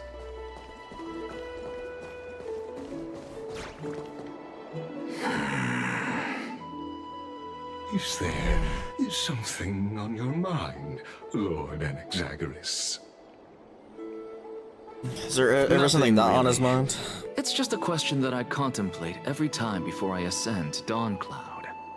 For the Titans, does the falling equate to death? Ah, a pondering truly deep. Sounds like philosophy. Time is on our side. Do No, you time mind is not on your side. sharing your reflections with me? While all living beings must ultimately face their demise, Kefali has yet to meet theirs. Their journey continues unhurriedly along this long path. Are you suggesting that Kefali may not have truly passed? Yes, for dying implies an ongoing process, an action, whereas death signifies a static state, a definitive termination. Okay. In contrast to mortals, Titans exist on a grander scale of space and time, thus elongating their passage into death. The notion of their fall is but a misinterpretation born of mortal ignorance. Ah, an intriguing concept. Why does bro sound nervous? Challenging to substantiate. After all, Kefali has maintained a profound silence ever since the era Arasa. Why is bro acting Scholars sus? and priests alike have conveyed the message of the gods' imminent fall. Perhaps the gods in their arrogance deemed it beneath them to reveal their perspectives to mortals. Could you elaborate on your statement? Circes, the kin of the Skyfather as recounted in myths, now resides within my brain. Were I to inquire, Kefali would have no cause to refuse. Oh. That very well could be true. But what if the world-bearing Titan still chooses to remain silent? In that case, the myths crafted by the people of Amphorius are nothing more than pitiful jests. It's worth a try. I believe, and I'd love to witness the fruits of your theory and the change it may bring to this imperiled world. Alright, well, I guess you're kind of sus, bro. I concur with you on this aspect. If the Titan has indeed met their end, any response from them would be impossible.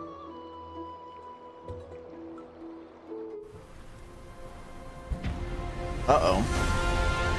Hello?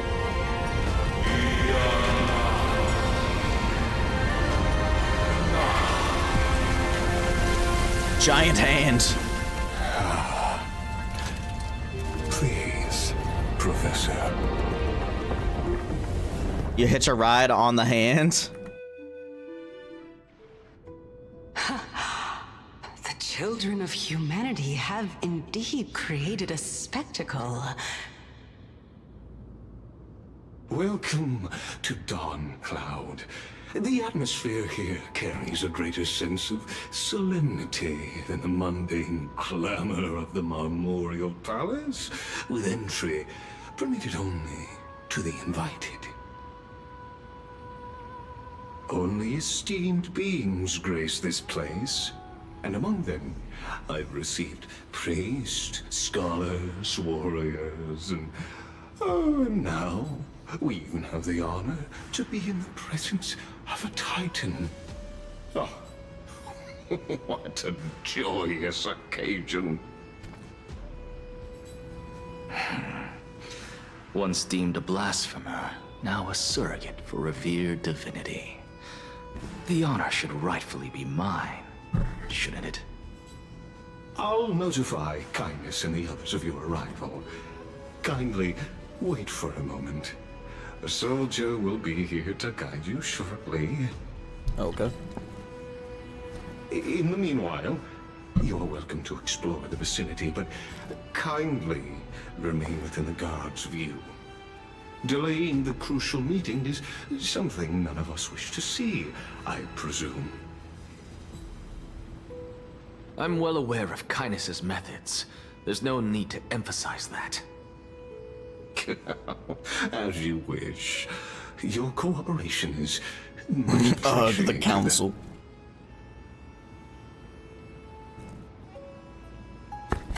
Alas, I had hoped for a brilliant plan from you, but it turns out you just left one cage to enter another. Save your concerns. Bro's got I a know plan. very well what I'm doing. Bro's got a plan. I shall depart to explore the surroundings then. Now that I look around, I wonder if there are any murals bearing my portrait around here.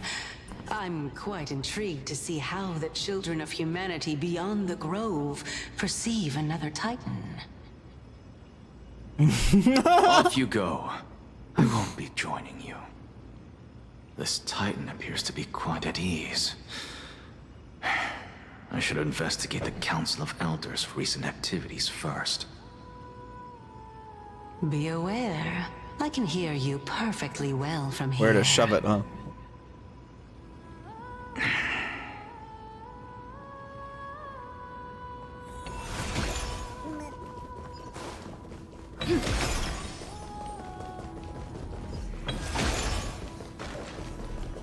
Professor Anaxa! Over here!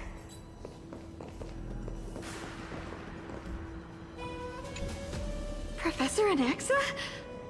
Word has it that the scholars Yeah, of the no, Grove you're right. valiantly perished resisting the Black Tide.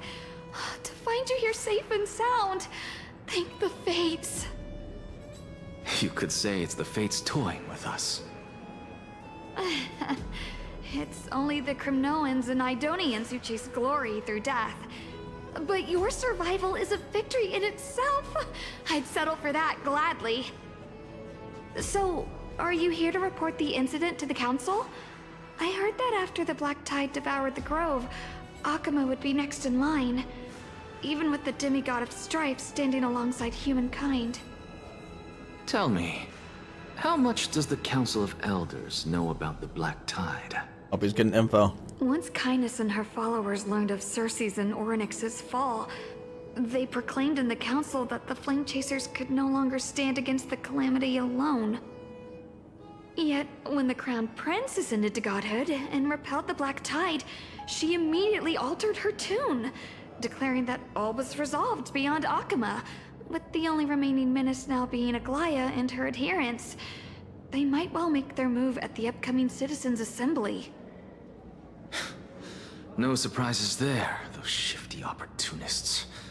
Thank you for your honesty, virtuous student. Being an opportunist could very well be a facet of wisdom. Shouldn't you be searching for murals of yourself? I've had enough of your pride. I was really curious to see how you would find the middle ground between both factions, so I came to listen in. But it seems as though this Kindness is much more ruthless than Aglaya.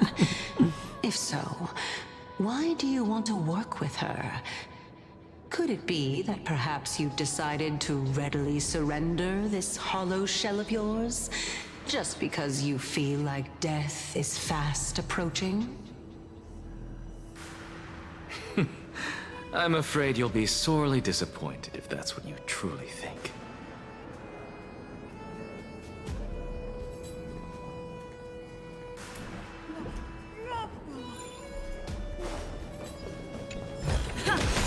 Is that all?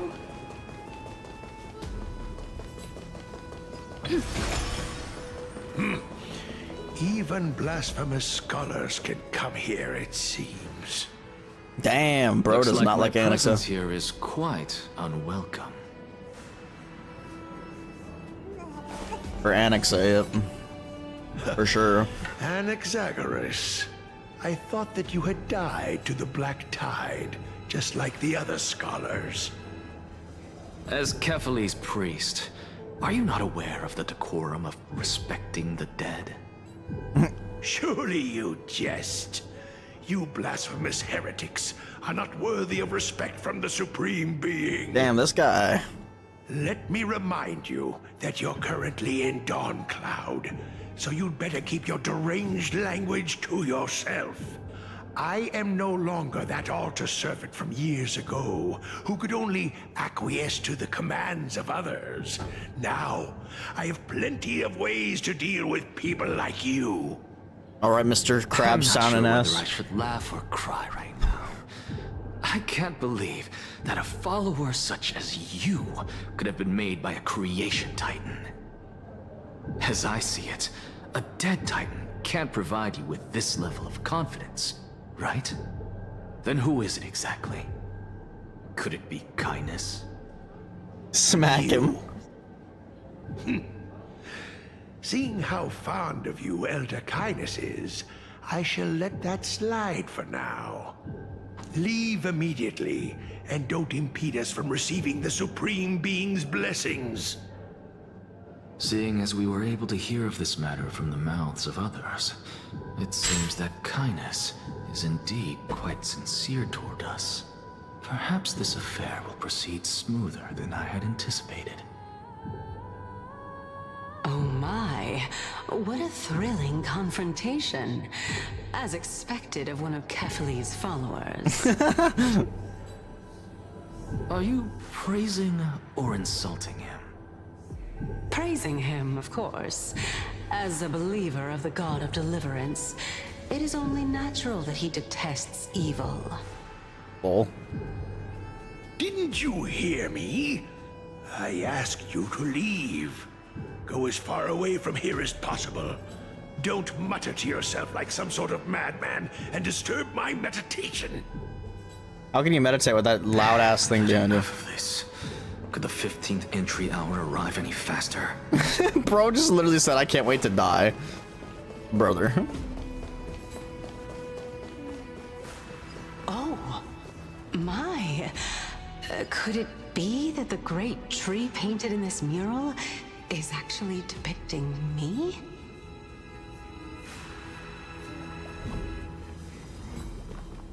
Every plant, every tendril, no, even every leaf could be the embodiment of Circe's.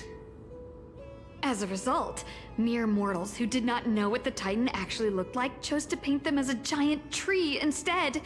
Their wisdom was portrayed as fruit, to symbolize how they shared their knowledge equally among the masses. Such exquisiteness indeed. This Indeed. mural is quite abstract. I really can't tell whether you are praising or demeaning yourself. Now I'm quite curious whether the Reason Titan has studied figures of speech before. Of course I find such stylistic devices interesting. For all we know, this could be the answer to the question, what exactly are we?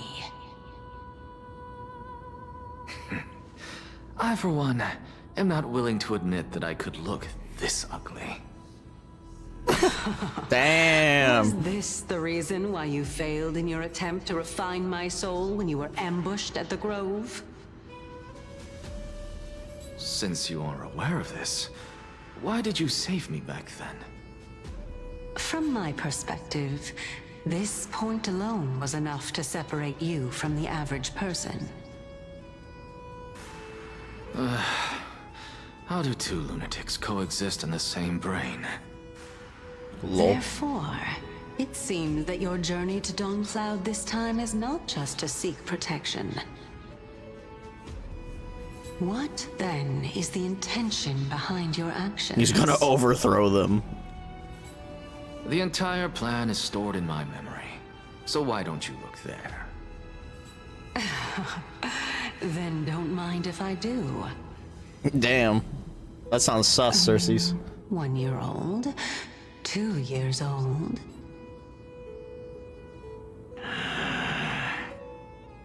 Oh my! Even a member of the preeminent Seven Sages must hug his droma stall to sleep? Interesting. Damn, exposed. That's enough. How unusual.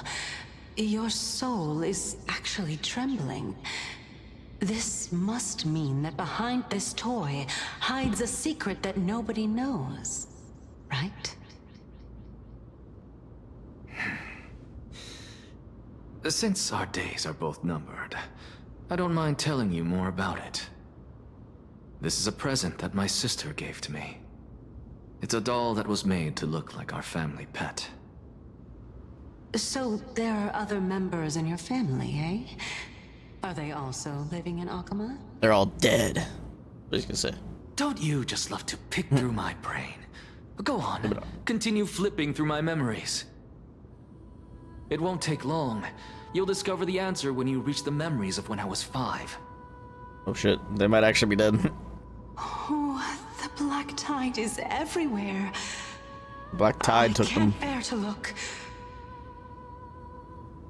When I was young, I couldn't accept this outcome either.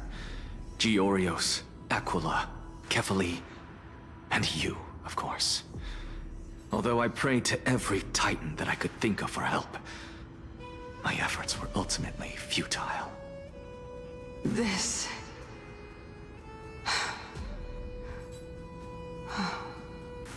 Could this be the inception of your research into alchemy? Indeed it was. Everything started from that verdant courtyard of yours. When I was pursuing my education there, I naturally also came to learn of Thelesis' theory as well. Oh, I remember that person. He was the one to come up with the concept of souls, right? Not only that, he also believed that life, as well as the composition, movement, and transformation of matter, all stem from souls themselves. This is why I thought that, since all living things stemmed from the same origin, why could I not sacrifice myself in order to resurrect my nearest and dearest? Anaxa, you... Empedocles? I did it, teacher! But this is absolute blasphemy. Regardless of how much freedom the Grove provides, such an act could cause you to be burned at the pyre. Blasphemous! This is heresy. Your beloved, where is she now? Send her away from the Grove at once, to a place where nobody will ever be able to find her. Otherwise, the both of us will be judged by the Council of the Seven Sages. Calm down, teacher. My sister, she's still not in the mortal realm, even to this day. What do you mean? It was naive of me to think that I could snatch the deceased from Thanatos' grip by merely sacrificing one eye. Oh, he gave up his eye? Or his sister? Exchange. All I received for that price was but an opportunity to see her for one final time. Nothing more. Damn. Let it go, Anaxa. As one of my best students, I cannot watch you go down the wrong path without doing anything to stop it. Never do something taboo ever again. Don't disappoint the deceased, and never harm yourself. If you can do that, this classroom will still be yours, and you'll have a chance to live out your own life.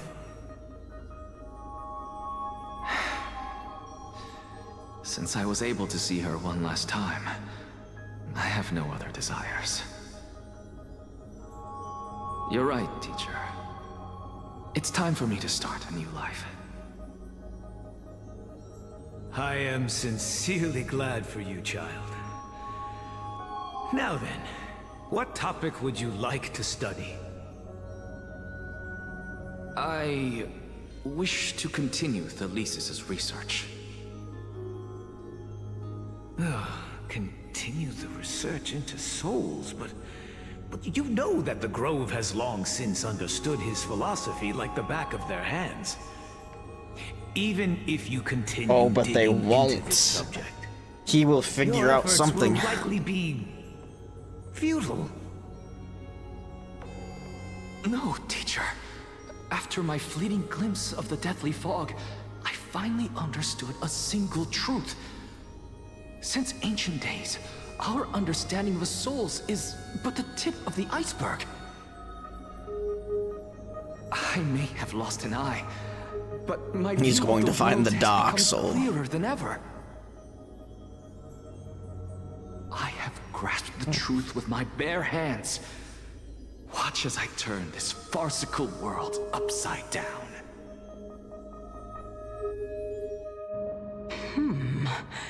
Who would have thought such a secret lay concealed beneath that hefty eye patch of yours? However, this story doesn't seem to be connected to your plan. In fact, I'd say that they aren't related at all. The answer lies within the tale.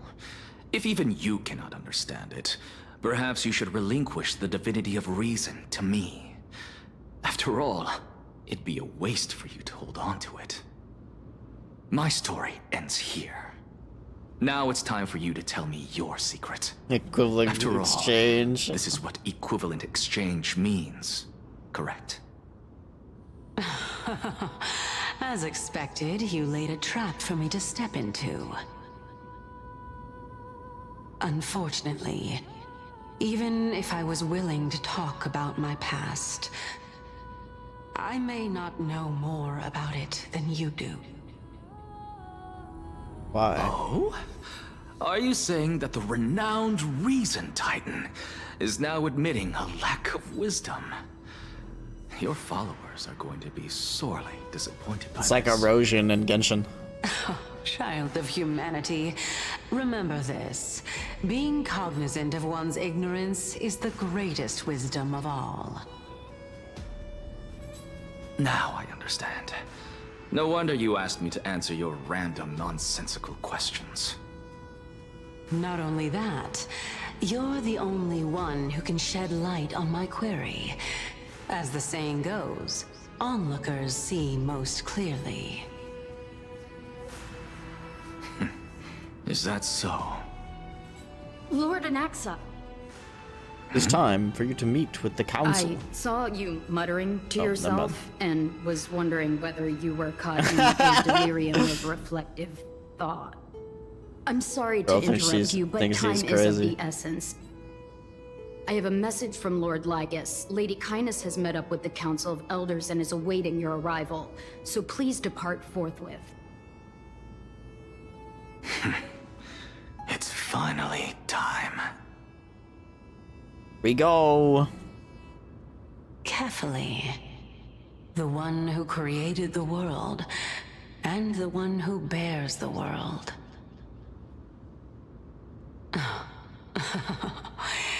If you truly have not met your end, how will you answer the challenges of those who defy you? I didn't expect you to agree to Lady Kindness's invitation. What a wonderful turn of events. To tell you the truth, there are many people who hold grudges against that Lady Goldweaver.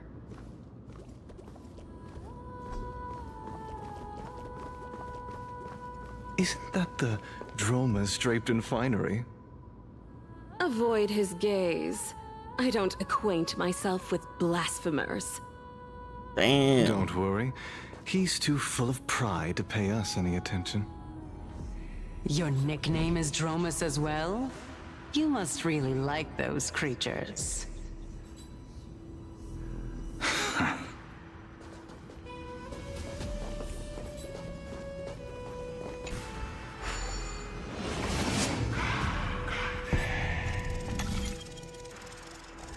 Council Smouncil, am I right? I don't even know what I'm saying, bro. A student of Empedocles? I hear that his views run counter to the Venerationists. This is what being a scholar is about. A collision of ideas only occurs when there are differences in beliefs, and it is such collisions that lead to progress. Yet, in my view, there are only right and wrong perspectives, neither of which can coexist with the other. What radical thinking. I guess this is why the children of humanity always squabble with each other. How boring. You seem to be avoiding that Goldweaver person. Why don't you address her face to face? I have nothing to talk about with her. Since you're in my brain, you can look for the reason yourself. Oh, the leader of the Flame Chase journey, and a demigod of Nestia. You're really searching through my brain. What are you treating? Lord Lygus and Lady Kindness are No, just ahead. I interrupted I'll take my lead for now. This is why I was going slow in the first place.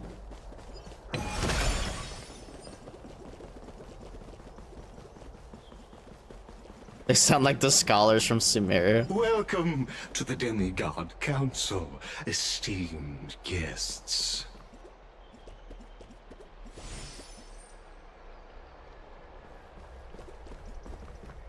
Lord Kindness. Anaxagoras, oh, I've heard so much about you.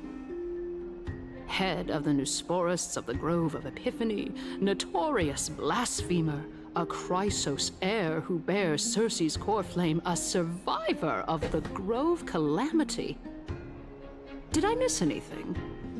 Well, if so, please be so kind as to enlighten me. Since Lady Kindness is already well acquainted with me, I won't waste any effort introducing myself again. But then again, perhaps the customs are different here. Back in my hometown, there is a form of etiquette known as honoring guests. The host will welcome their guest with warm hospitality by treating them to fine wine and a cozy bed. And yet, ever since I arrived, I have not been welcomed with warm courtesy or ceremonial gifts. Instead, I am met with intense scrutiny. Even more absurd, the host has sharpened their blade and instructed their servants to lie in wait in the shadows. Perhaps you intend to cut open my heart, To live from retrieve the the core kindness. flame, and then hold a grand feast. Damn. Damn. Everyone, stand down. Thank you for understanding. I am but a feeble scholar who is not used to the stench of avarice and blood. No need to be humble, my lord. From my perspective, your courage and gumption are worthy of the reputation of the Seven Sages. Your bravery is more than adequate to accomplish our perilous endeavor. So, you wish to start a war? Well, since the Chrysos heirs are calling for war, we will respond in kind. Conflict is inevitable.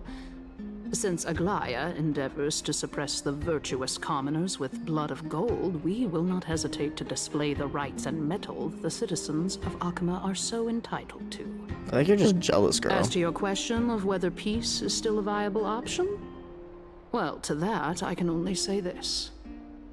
Everything hinges on the next citizens' assembly and whether they have a sudden epiphany amid the clamor of the masses. And since you, as a Chrysos heir, accepted our invitation, you have indeed given us a glimmer of hope. What brazen arrogance. What you're saying right now is worlds apart from what you were saying before you retired your cleaners. I don't deny it. After all, they're responsible for cleaning up any threats, and just a moment ago, you were on the side of the Chrysos heirs. But now that you're an ally of ours, we can continue talking somewhere else. As you know, these walls have ears.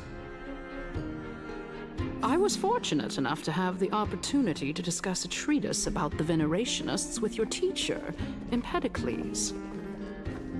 Yet, it seems you subscribe to the Nusporists instead, Lord Anaxa. I've heard that this school of thought is one with many detractors. It's normal for ideas to have supporters and dissenters, just like how there are two types of people in this world: geniuses and dimwits. Damn.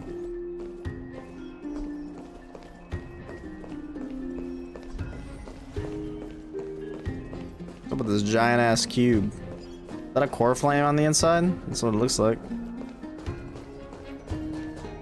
Welcome back to the hub of the Demigod Council, Lord Anaxagoras. You got a Julius Caesar Aglia? That'd be crazy. In this spot before and emerged victorious by stoking public sentiment with their words. And yet there have also been innumerable blasphemous philosophers who set themselves up for failure because they refused to defend their actions. This tiny stage is the most profound embodiment of Akama in centuries. In 15 days, this site shall also become the most important, as well as the final turning point in Akama's history. May the both of us carry out our duties with honor and lead the masses back toward the Erechrysia, a golden age with no death, strife, or trickery. Oh my, 15 days and nights.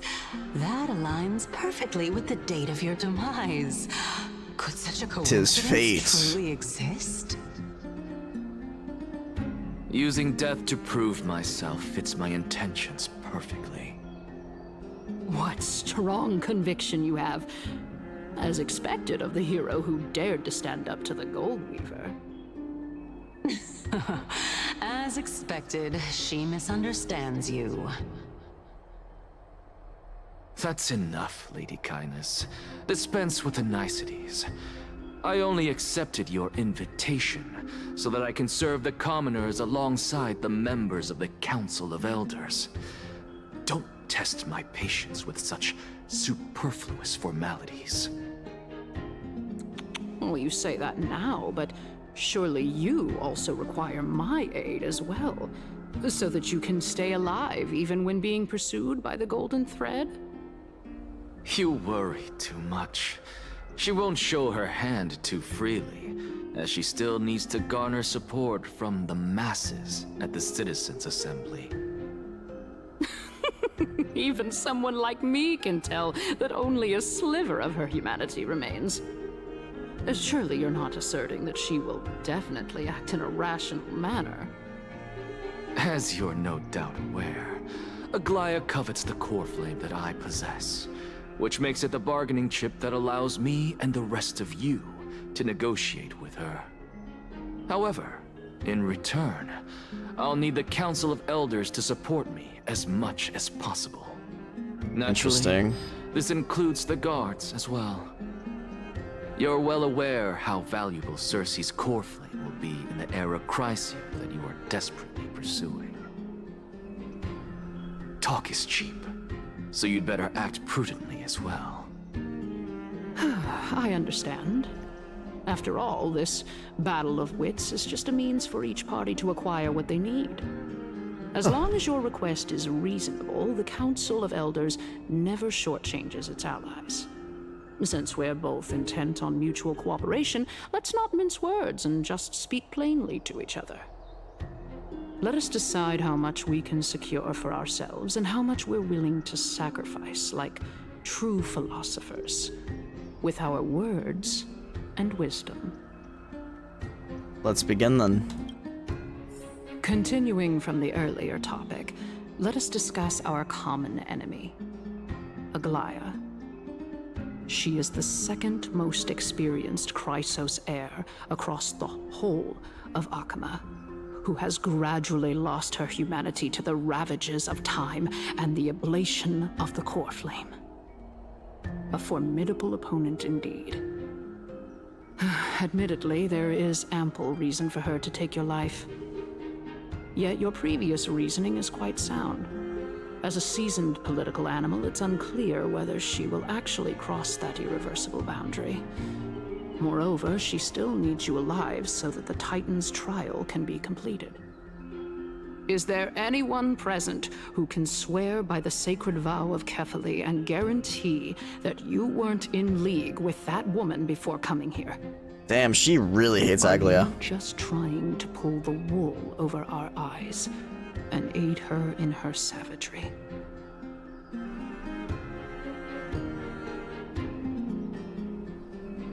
She just needs vassals who will do her bidding without question. If Aglia required a suitably intelligent Chrysos heir, then I'm the best fit for her needs.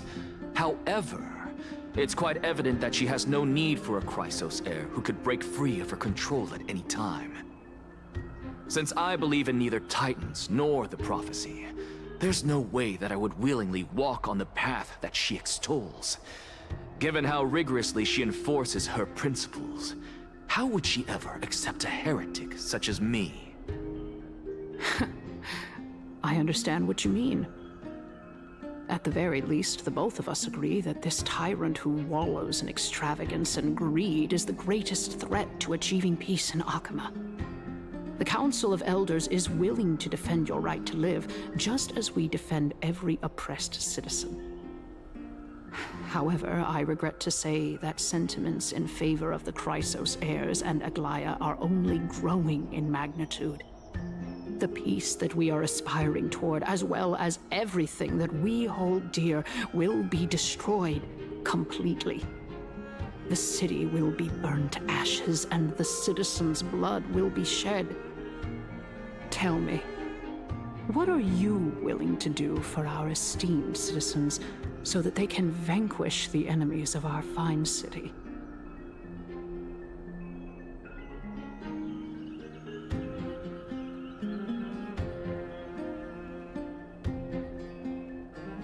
I don't really know what I'm supposed to say or...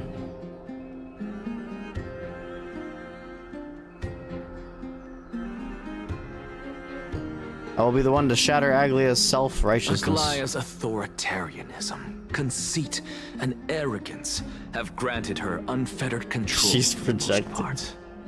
Yet these traits are also her greatest weakness. If I can render her helpless by forcing her to experience the agonizing pain of betrayal, I am certain she will never recover from such a setback.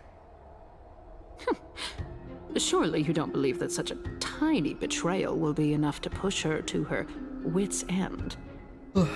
What's more, there are many who remain silent, merely watching to see how much chaos I can unleash. Not to mention, you know full well that the Chrysos heirs have never been a united front. In the name of Kefali, Akama thanks you for your sincere and valuable thoughts. At this stage, it's clear that you and I understand the people in benefits power to be moment. won from this discussion. Let me put it plainly. The Council of Elders has always been renowned for its fairness, and that fairness is built on a foundation of sincerity. The Council of Elders has vowed to all citizens of Akaba that it will always remain loyal to them. As for you, my lord, how will you guarantee that you will be able to live up to such earnestness and will not betray Akama's indomitable citizens when the opportunity presents itself? Just as you now betray Aglia when it suits you. Absurd. My loyalty is unquestionable. Surely you jest. My loyalty does not need to be proven. The fact that the Council of Elders is asking for proof of my loyalty is itself akin to a form of betrayal. I am incredibly honored to have witnessed the both of you bury the hatchet in a civilized manner. However, I am afraid that I must interrupt for a brief moment. As the Theoros, I have observed the following. Lady Aglia, the Goldweaver, Oh, shit. is currently on her way to Dawn. Oh shit. Oh. Well, I do believe that we might have a slight overabundance of guests today. Feeling dissatisfied, Lady Kindness? Despite the Council of Elders' lofty residence on Dawncloud, it must still tolerate the whims of the Chrysos heirs. So you were holding back just now. Seems like you are better at playing this game than I. In any case, I'm glad that she's arriving here. So tell me, Anaxagoras, now that you're an ally of mine, if Aglaya were to demand that I hand you over, what should I do? You can do as she says. Tell her that the Council of Elders merely wished to chat with me and had no intention of offending her. However, by doing so, the authority of the Council of Elders will be as thin as papyrus that has been soaked in blood. Not only can it be destroyed at the slightest touch, but the Council will also lose possession of a valuable core flame. No, more like 2 core flames. After all, there's one right above me. At the next Citizens' Assembly, that young lady who is synonymous with death Castorice will also be standing on our side. Why? Oh? Why would Castorice join them? Is that of importance to you? All you need to know is that I have a plan. The hell is happening? You should be more worried about the impending threat. If Aglaya can seize me in full view of the masses today, she could also dismiss the entire Council of Elders in one fell swoop tomorrow. If that happens, the discussion that we've just had will turn into an utter joke instead. Is this the outcome that you wish to see, Lady Kindness? Fine. I will handle this matter appropriately. But you do best to remember this. Fool the people and karma will be on your tail. I'll overlook it this time, but don't count on there being a next time. Unless, of course, you crave cruel punishment and consider suffering the perfect state to ponder the true nature of souls. Well, what do you know? That happens to be one of my rare talents. Damn. We shall see then. Ah, I've got to say that you've managed to really impress me again. But shouldn't you be going after more? He has a plan. Dying to know what I'm after, I mean, I'm the reason Titan after all. It is in me to ask and seek answers.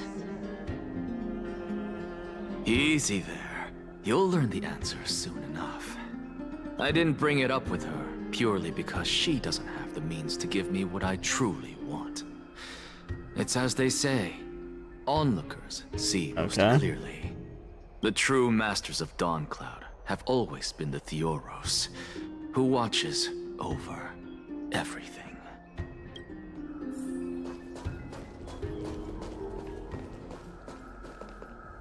An expected visitor.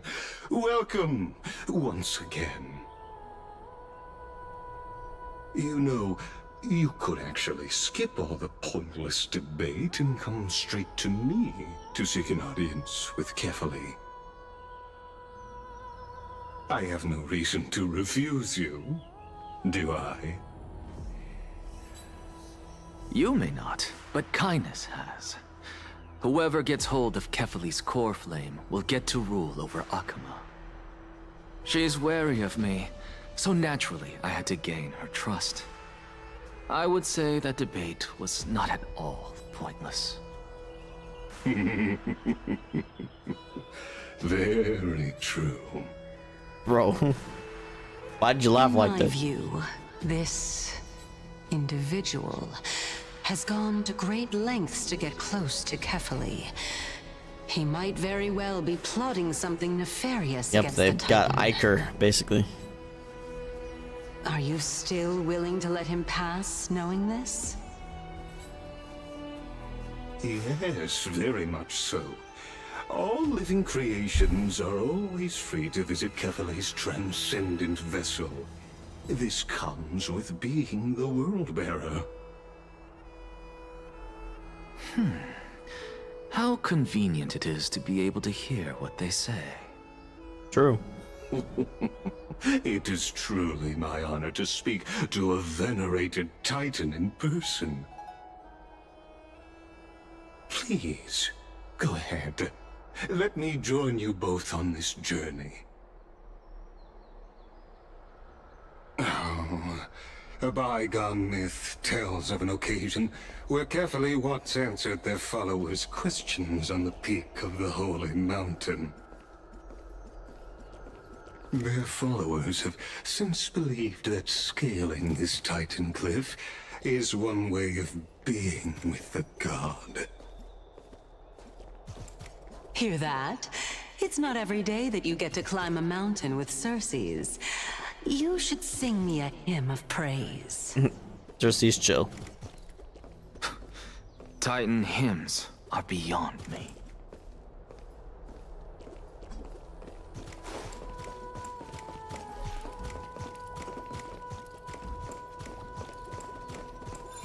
I hate it when they make the NPC slightly slower.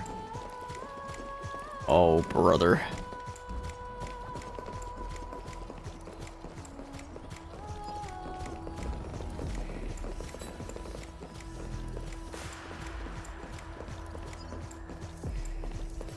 That would be wild if they killed Aglia like Julius Caesar. I mean, you're not wrong with parallels. What are the chests? Take this Yen's shortcut, and the long pilgrimage stairway will be waiting for you at its end. I have to admit, I never expected you to not ask me anything. Not even my motive. Because I know very well what it is you are after. As the saying goes, a gentleman helps others achieve their goals. I have a feeling that your theory will be validated at the end of this journey. I believe Kefali will not deprive you of your right to ask your question, especially now that you're on the brink of death. You must be closer to Kefali than anyone else. Wouldn't you agree? I hope things go as you say, then. Putting a child of justice into a farcical world is bound to turn it upside down. It is my hope that you bring a much-needed change to this world which is on the brink of destruction. Well, they're saying that everyone's gonna die, except for one. Which I think is gonna be fine.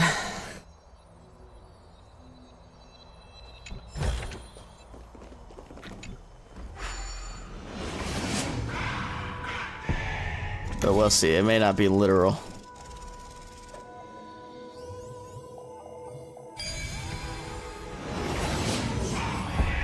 Honestly, excuse me. This is my first time going up to Dawn Cloud's peak. What a splendid view. Isn't it about time you recognize the magnificence of us Titans? Well, I don't see how this place is different from those temples in the city. All they have are magnificent facades.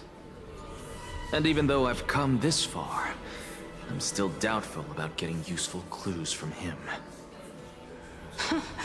I must be getting ahead of myself to be expecting to hear something nice from you. Oh? Haven't you been in my head for some time now? It's high time you get used to how I feel about things. Alright, we're just a short hike away from Kefali.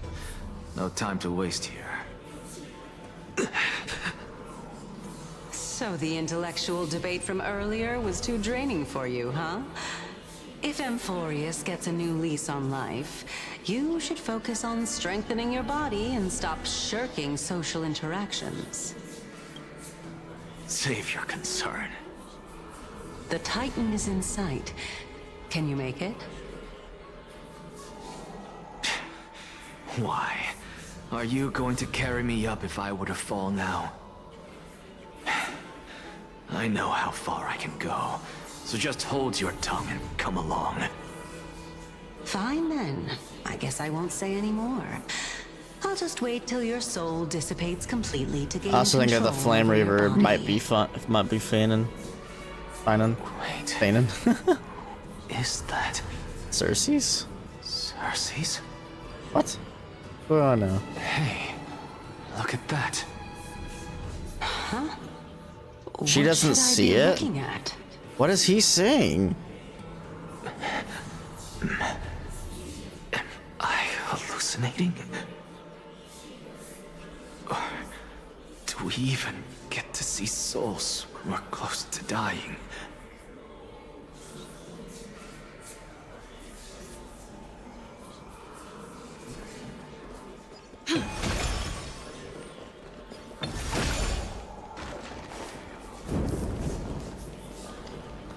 Oh?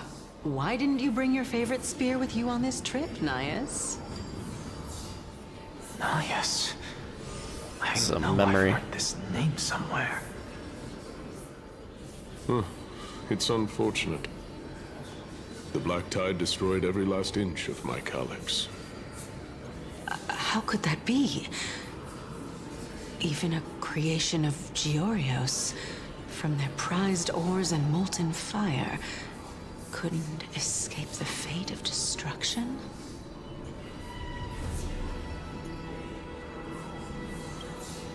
Hey, Cersei's. Do you know a certain Nias? Nias? Yeah, exactly. No, not that I remember. How did you even think up such a strange name? I just saw him. Nias. A warrior-like figure who was just chatting with you here. No, I have no such memory. Could you be hallucinating? Interesting.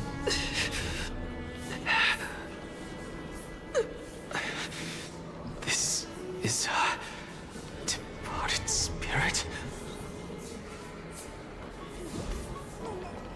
Weird.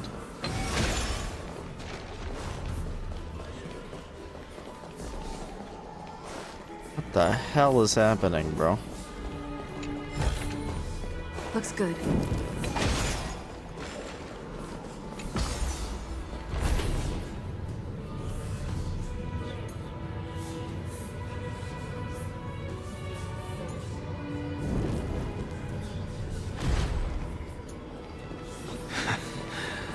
You two again. Enough about me. Did Kaos ever reply to you? Well, regrettably. Seems like the price of becoming a demigod is a lot heftier than we thought. Kaos. Demigod. I've never heard of this person. Which Titan's authority did he inherit? Look on the bright side, Nias. Since we've come all this way, I doubt he'd snub his old friends, would he? Let's just hope we mean as much as the world to him. Hey! Are you seeing that same hallucination again? Yes. It's still you and Nias, but you're now talking about a certain Kaos.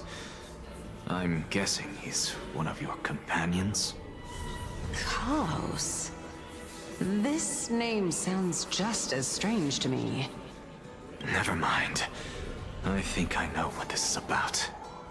If things are as I thought, then they aren't hallucinations, but the souls of people. What?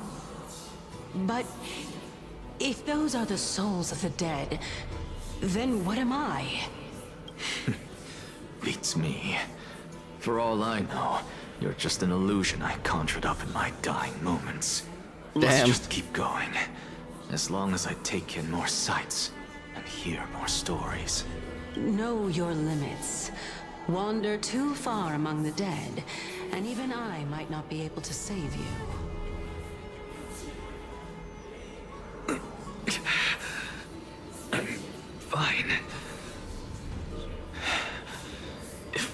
is indeed as I thought.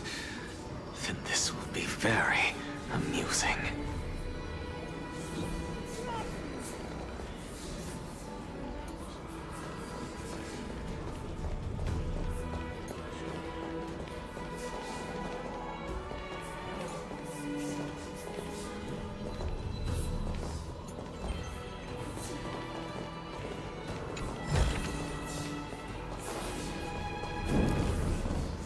Oh, we're really close. So. Aw, damn it. Interrupted. Can you keep going? Of course. I'm just... If I knew we had to climb a mountain, I wouldn't have come along with you. I guess this also counts as one aspect of the world-bearing burden. If Amphorius does have a next life, you may want to get your body in shape. Keep your sarcasm to yourself. Got him. I'm not getting anything of value from them. I would sooner throw myself off this cliff and hit rock bottom than exercise even a little. I am Calypso of the eminent Seven Sages, after all. Training would make me no different from those Helcalithist barbarians. Calypso. She's one of the Seven Sages. A member of the Grove? No, she can't be. I would know her name if she really were one of the Seven Sages. Hey, Circes. Does the name Calypso ring a bell? Circes? Daggone.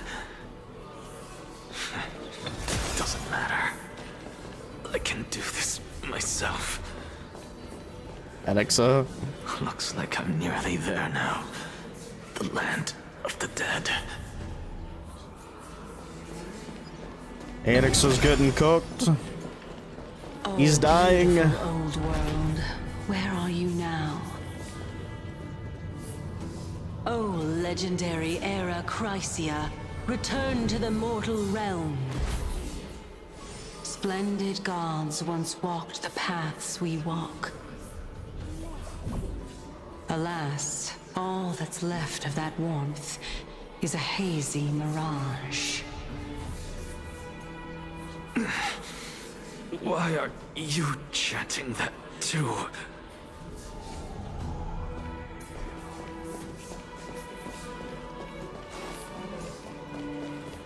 Hello, big man.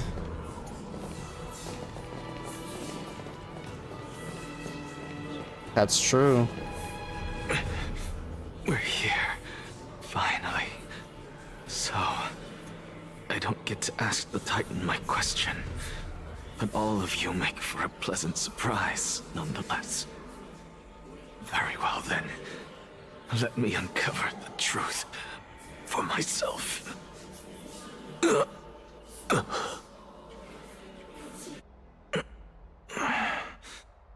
I still fail to make it in time?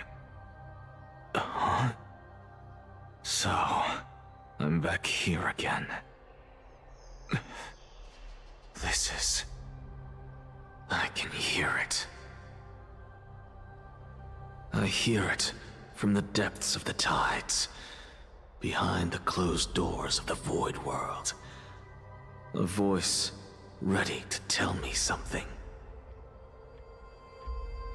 This time, the voice is a lot clearer than before.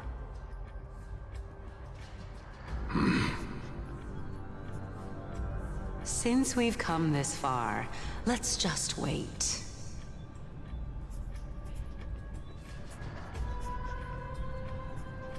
Lord Nias and Miss Calypso, are you both here to visit Chaos too? Yes, and we've been waiting for quite some time now. Regrettably, he hasn't answered us. Is that the twin of Castorice? Is that Castorice? Already been Which kind of looks like. crushed by the world-bearing burden. You're overthinking, Lord Nias. I can still sense Chaos' soul in the area. And besides, we both know Chaos' nature. A deliverer like him wouldn't fall so readily, much less give up on all that he holds dear. Isn't that so?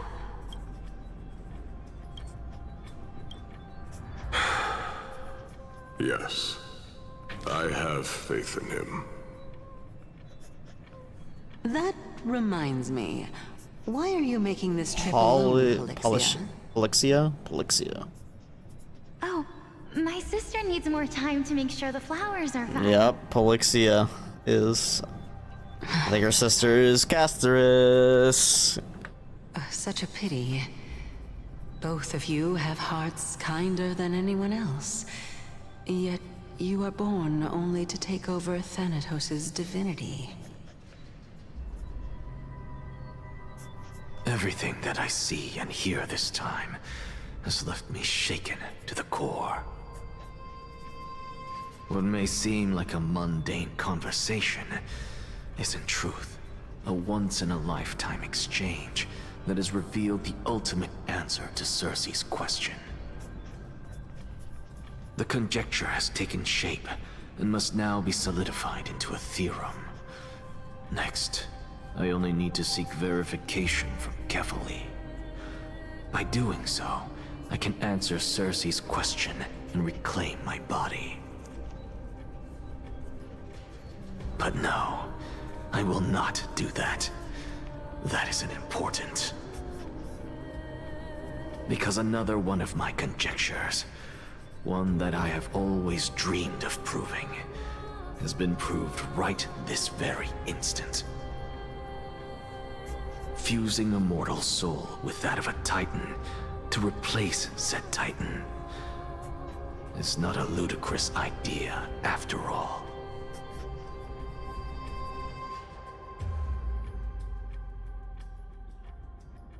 What are you thinking about? Oh. Back to reading Don Hung. Just a second here.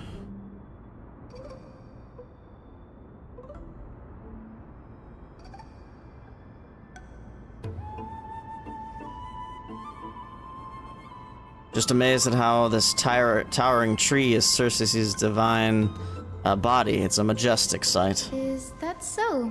Have you seen the You gold? don't look the slightest bit amazed, though. Strawberry Plus, Barbara. You seem to be strangely familiar with the city around the Great Tree.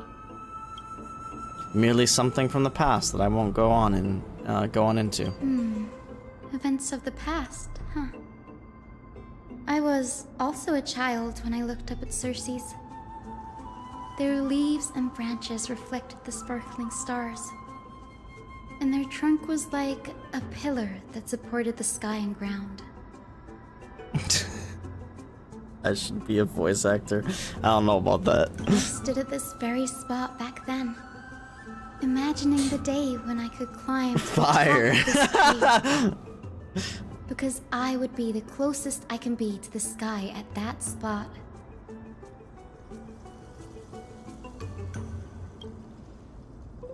You're a sky priest, yet you study at a place that is home to the Reason Titan. That's rather counterintuitive. Don't read too much into it. I mean, can mortals even hope to reach Aquila's realm? They're a strict and draconian god. Nothing like Cersei's. Reason is willing to share what is theirs with others, but Sky only expects people to revere them. You get what I'm saying, right, Denny? They're calling him After all, Danny is crazy. The Titan that imprisoned you and Grey here in Amphorius Danny Hung. is none other Or than Aquila Danny Hung.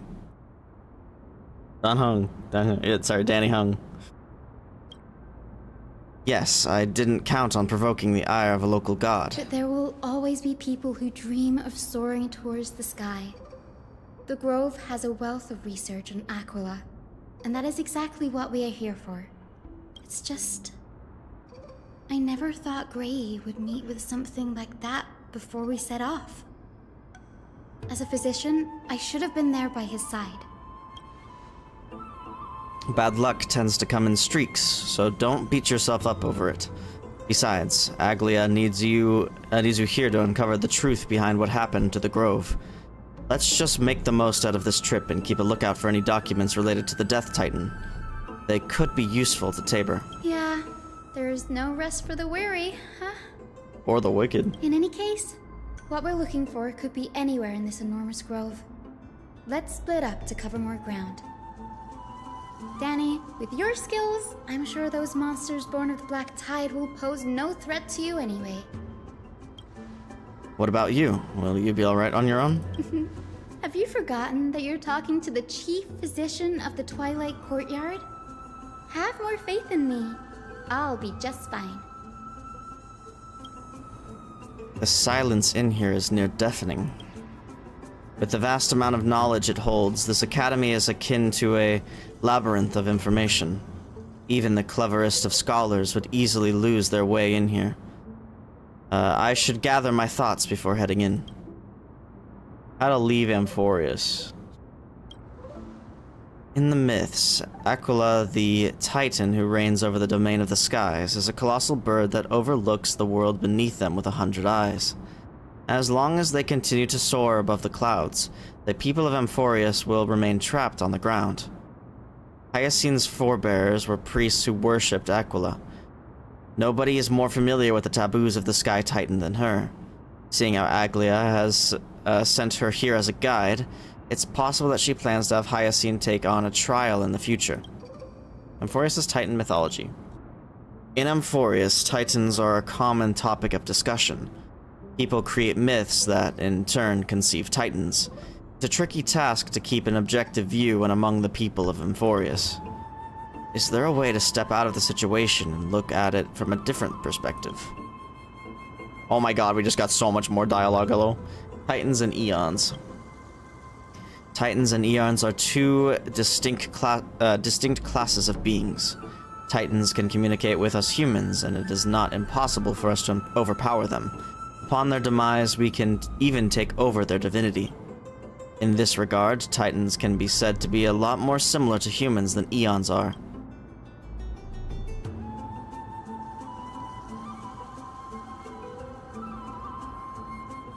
The Crisis heirs and demigods.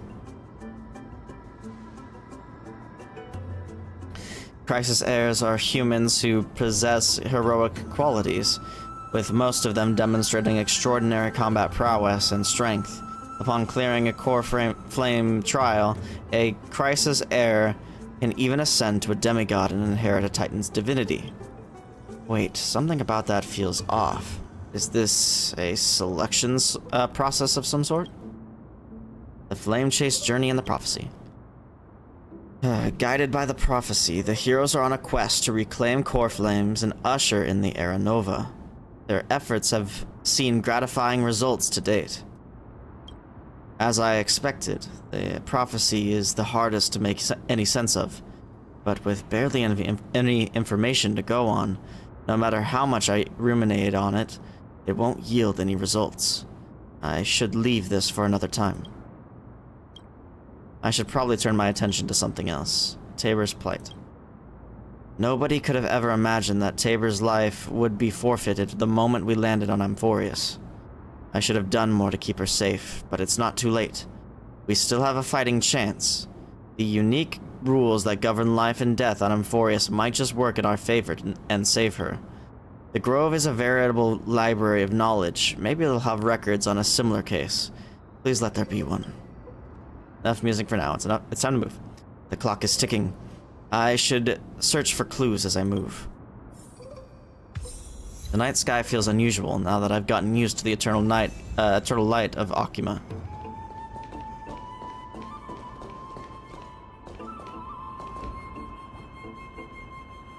Hold on.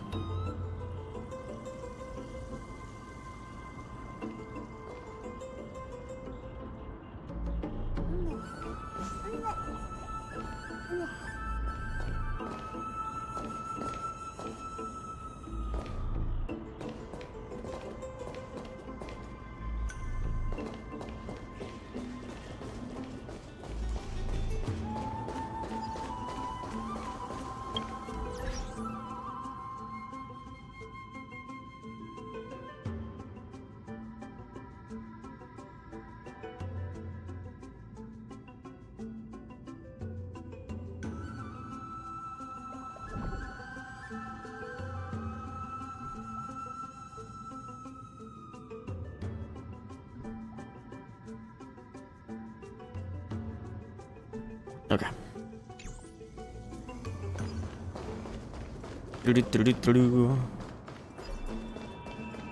Sorry, it seems like one of the most popular times for people to message me is why I'm right in the middle of a stream.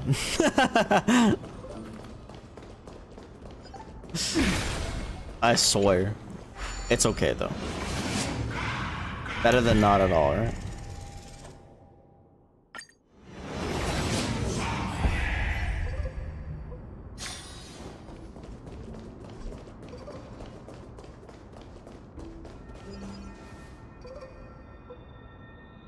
Black monsters are twisted in form, and their life has turned to ash together with their souls.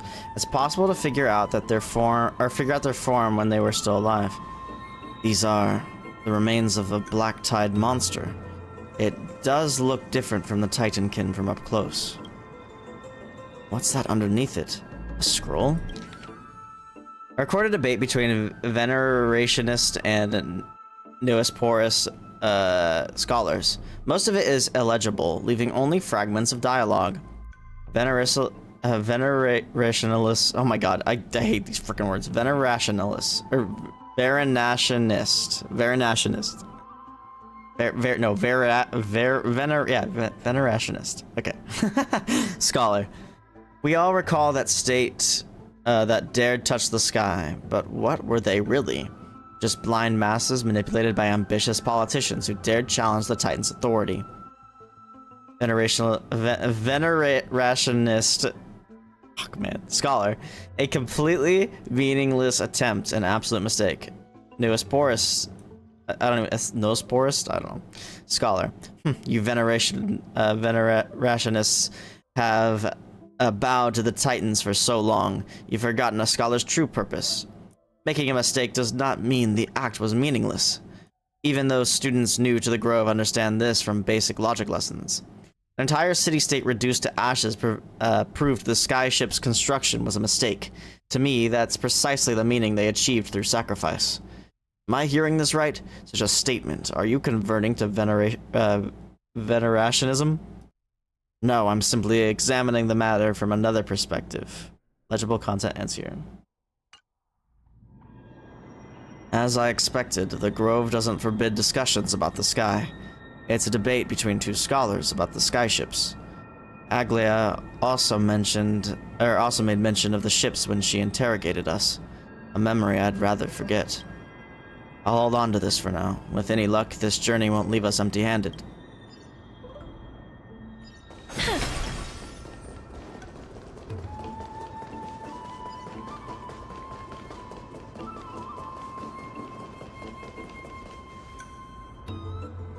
That's Hyacinth. Why is she surrounded by so many monsters? As much faith as I have in her, it's probably a good idea to help her out here. Really now? This is way more trouble than I could have asked for. Need a hand? Or you could sit back and watch. I can't tell if you're serious or not, but being hard to read isn't without its perks, I suppose. I'm kidding, Danny. Lend me a hand, pretty please. All right, now let's Lend me a hand, please. My kit's still not in the game. I can't attack yet. Not until next update. In the mood for another beating? All right, first time using this team. Let's go. Coming. Are you the best way? Away we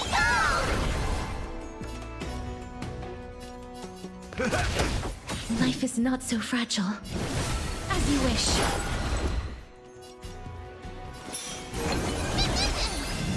Mem. Watch closely. Delivering more.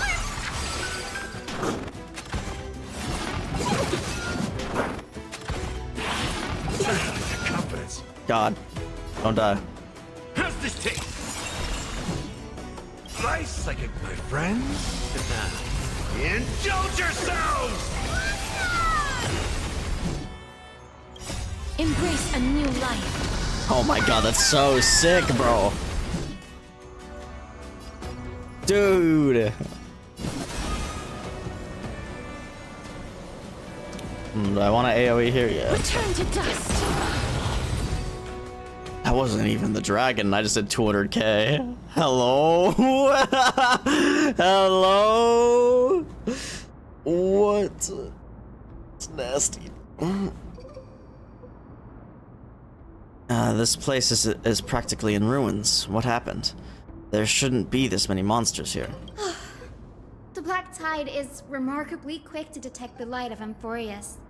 So or rather, the blessings of the Sky Priest in me, might have unknowingly called them to me. Anyway, never mind that for now. Here, you might want to have a look at this. I found it around here and thought it might be of interest to you. Oh, the second page. I'm not even gonna try. Well then, enlighten me. What exactly do you mean by examining from another perspective? Simple, you see. When we stand normally, the sky is above. When we stand on our heads, it is below our feet. Heh. I don't even want to know what kind of a situation inspired you to make such exalted theories. By the way, I have a student who loves to write satirical comedies and once wrote about a fool who could not figure out a question no matter what. As I said, there's no reasoning with you venerationists. You're like Dromas. Huge, yet always gazing downward at the earth, and I want to be the wasp that stings the Dromas. What if that state's tyrant's defeat simply proved that among all paths to Aquila, Skyship was the wrong one? Anaxagoras, you impious blasphemer. Oh, okay, so this is Anaxa. Blasphemer, mark my words. You will eventually answer for your sacrilege. I doubt your students, or that young teaching assistant girl have any idea what secret research you're truly conducting. Legible content ends here.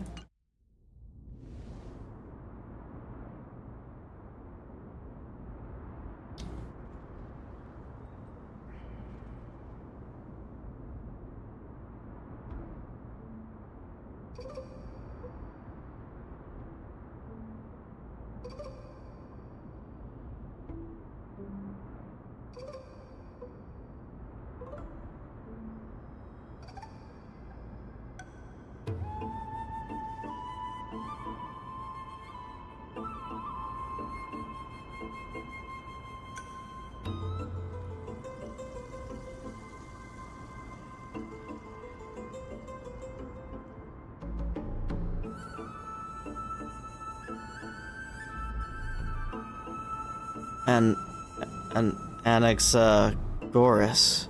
He's the scholar who fused himself with the core flame of reason. This is new.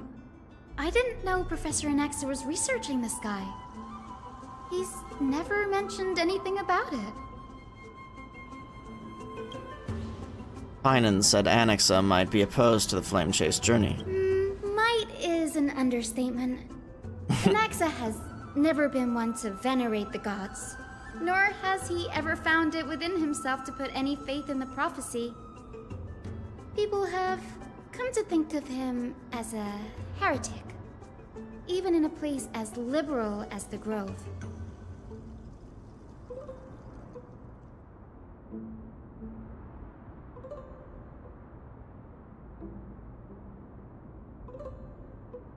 Yet, it is also this very blasphemer that Circe's favors.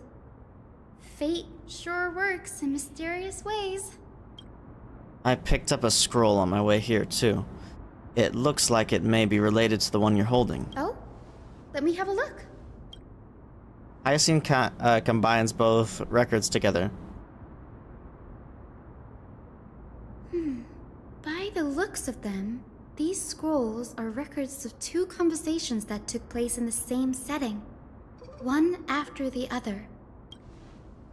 There's still much I don't know about the Grove. Do you mind if I ask you a few questions? Sure, go ahead. Who are the venerationists? The Grove of Epiphany is home to 7 schools of thought. While all 7 schools are founded on the ideologies of Thalesis, the first scholar, each is unique in its own way. Among them, the Venerationists revere and What is worship Venerationist? the most. As the sage of the Venerationists, Euthyphro has always been at loggerheads with Anaxa. If we were to place the 7 sages on the scales of Talanton, Anaxa and Euthyphro would be placed on opposite sides to achieve balance. A very illustrative explanation, thank you. Was it a mistake to build the sky ships? Nearly everyone in Amphorius has heard the story of the sky ships by now. Aquila's stature is loftier than the heavens, and their divine retribution is merciless.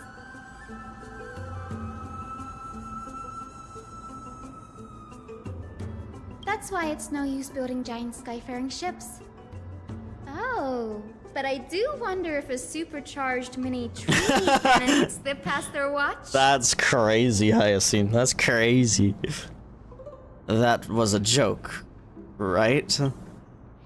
What is Annex's field of study? These forests primarily study the application of alchemy in soul repair. Everyone considers Anaxa a blasphemer, but that has never stopped him from sharing his ideas, no matter how taboo. If you must say that he's hiding something, then it's likely what lies beneath his eye patch.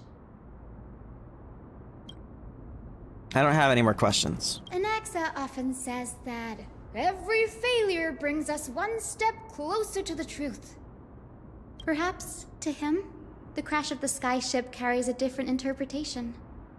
The firmament is not impenetrable.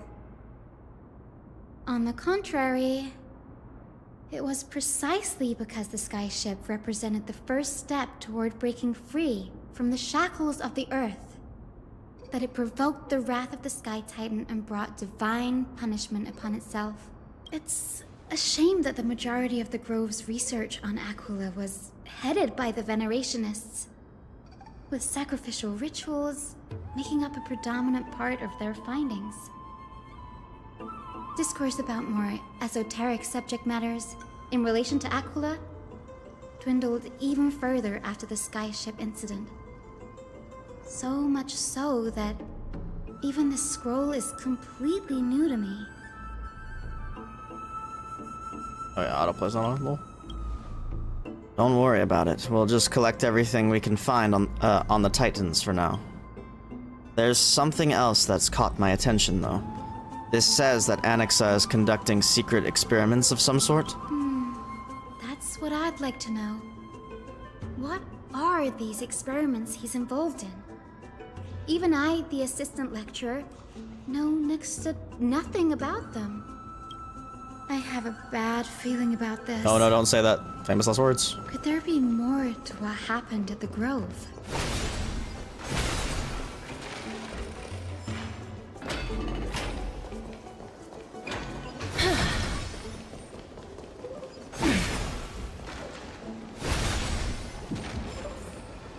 Here we are again. This is the Library of Philia, a place where the Grove stores its collection of tomes.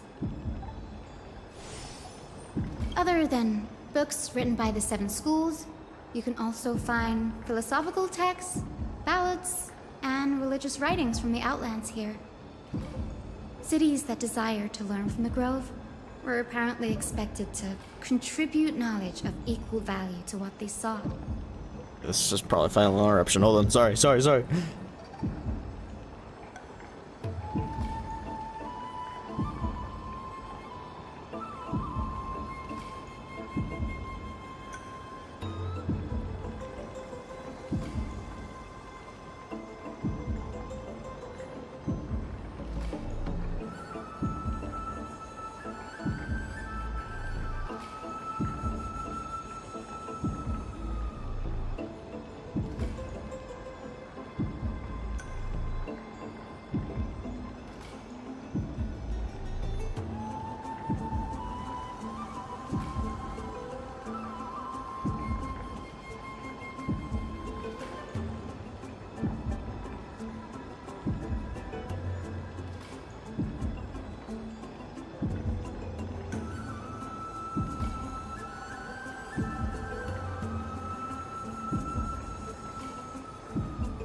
Okay.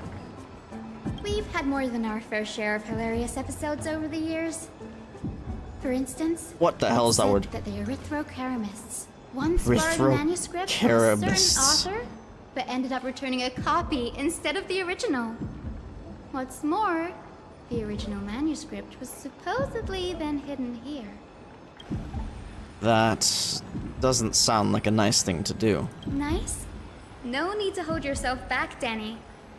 You can just tell it like it is. Their behavior was no different from bandits. Well, if you don't mind, did the Grove ever rob Castrum Kremnos? Whew. You've got me there. Some said you couldn't even find a dictionary in Castrum Kremnos, so I guess they were spared. There are too many books in the Library of Philia. Flipping through them all will take too long. Why don't we use the Biblioslate to search for the texts we need? The We can bring them Biblioslate. back to Akama for reading after that. Agreed. This place isn't safe. We should leave as soon as we're done. There are still several more scrolls strewn all over the place. I'll gather them while you put up those texts. This way, nothing will be overlooked.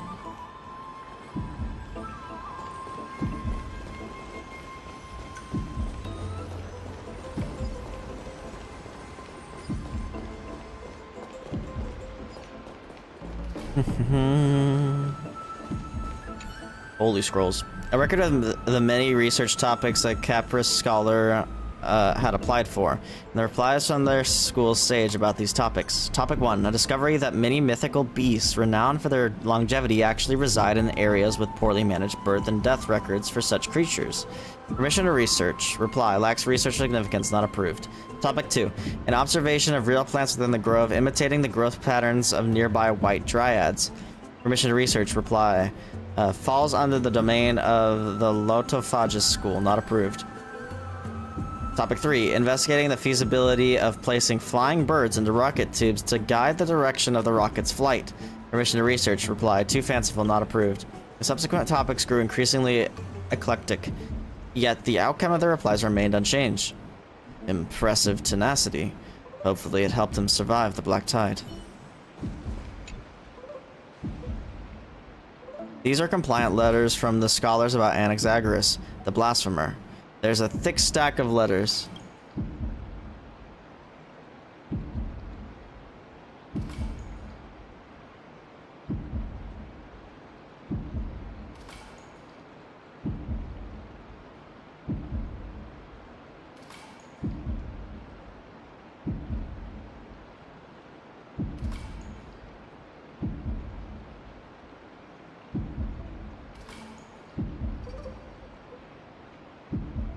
Based on the dust accumulated in the perfectly intact seals, the complainee did not even bother opening them and just chucked them aside into a corner.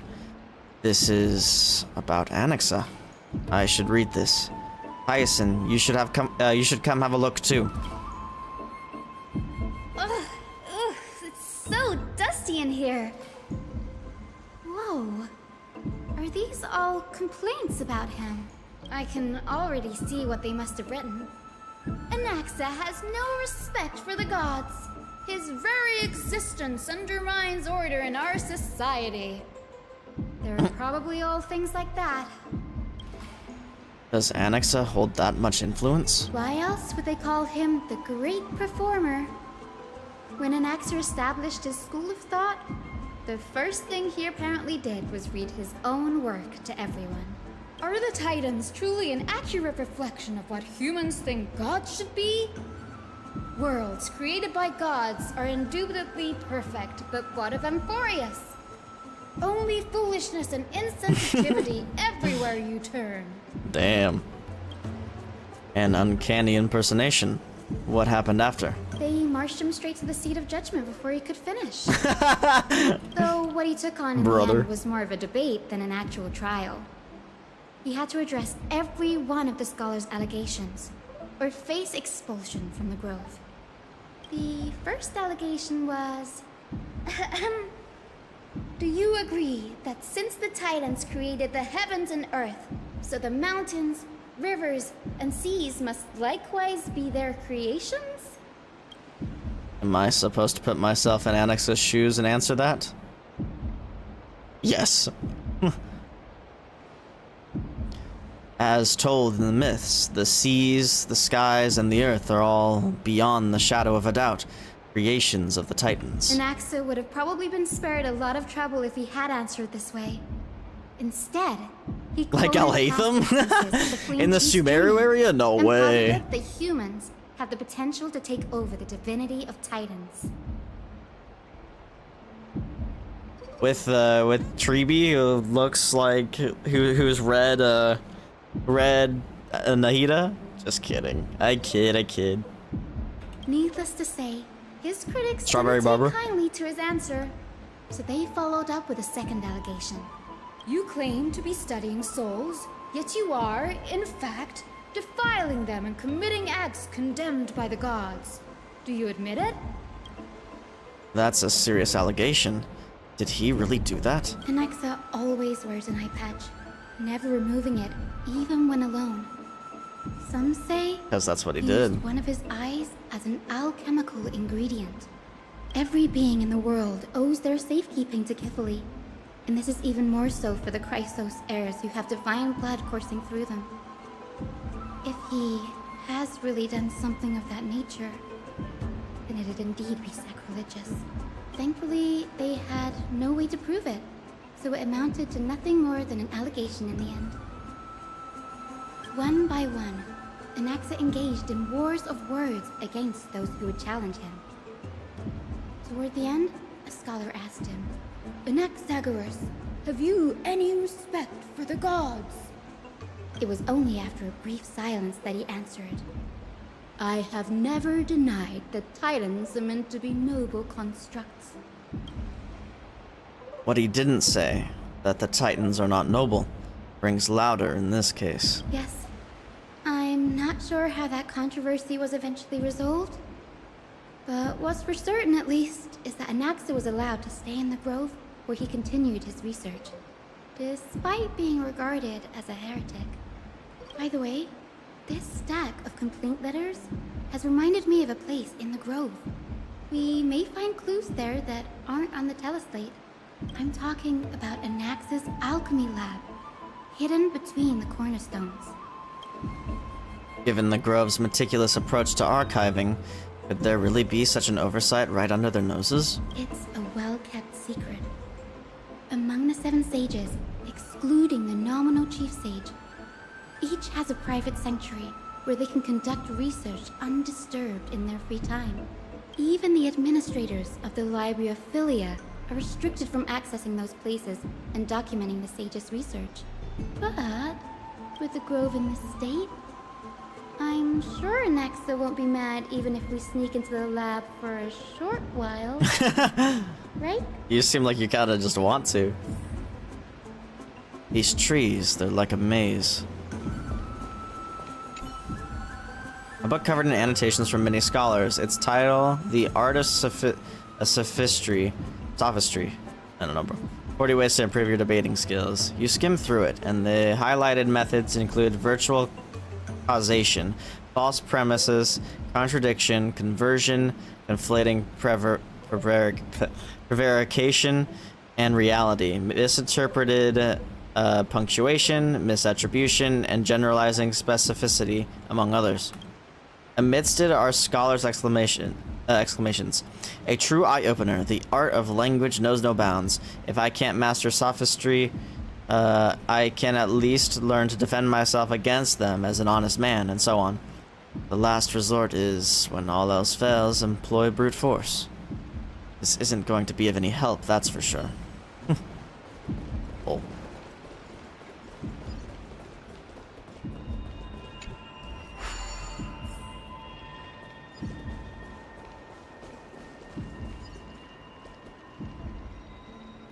Oh, there's a bug on one of those.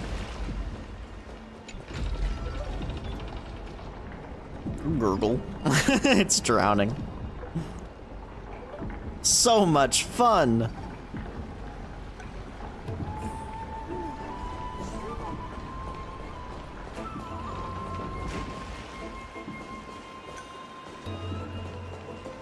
Oh, is it not gonna rotate? It's gonna grab the bug.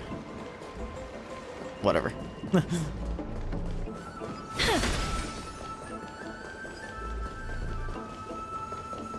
We're beeline main story right This now. is the place. But where is everything?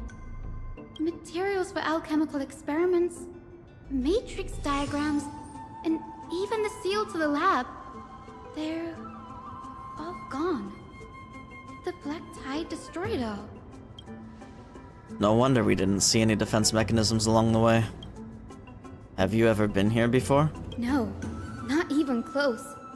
Not only are alchemy experiments high-risk activities, but Professor Anaxa also has a penchant for using bizarre materials. Students often saw him walk in looking bright as rain, but come out covered in soot with his hair singed. Naturally, no one dared to come near this place. Huh? That bookshelf over there seems to be the only Sus. thing still intact. Sus. These are the materials requested by Anaxagoras. Documents from various fields have been compiled in one place, including Titan Creations, the University of the Soul, Alchemy Doctrine, and so on. Most of the materials look to be within the research domain of the Nosporus School of Thought. However, a document titled A Study on the Crisis Heirs background is mixed within. Oh boy. These appear to be quick notes examining the background of the Crisis Heirs. The Holy Maiden of Yanisopoulos, Tribi, Trian, and Trinon, descendants of the Holy Maiden from the Temple of the Three Fates.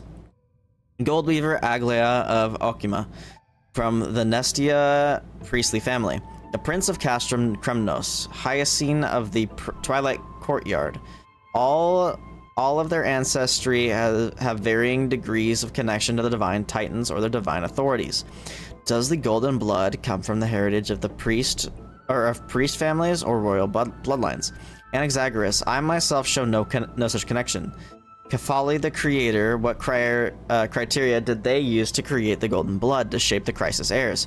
Yet Castorice, the servant of death from Idonia, her lineage is neither titan, priest, nor demigod, but she has walked the path for at least a millennium with the power to grant death to humans. Where did this power come from? Another text speaks of the dragon legends of Styxia.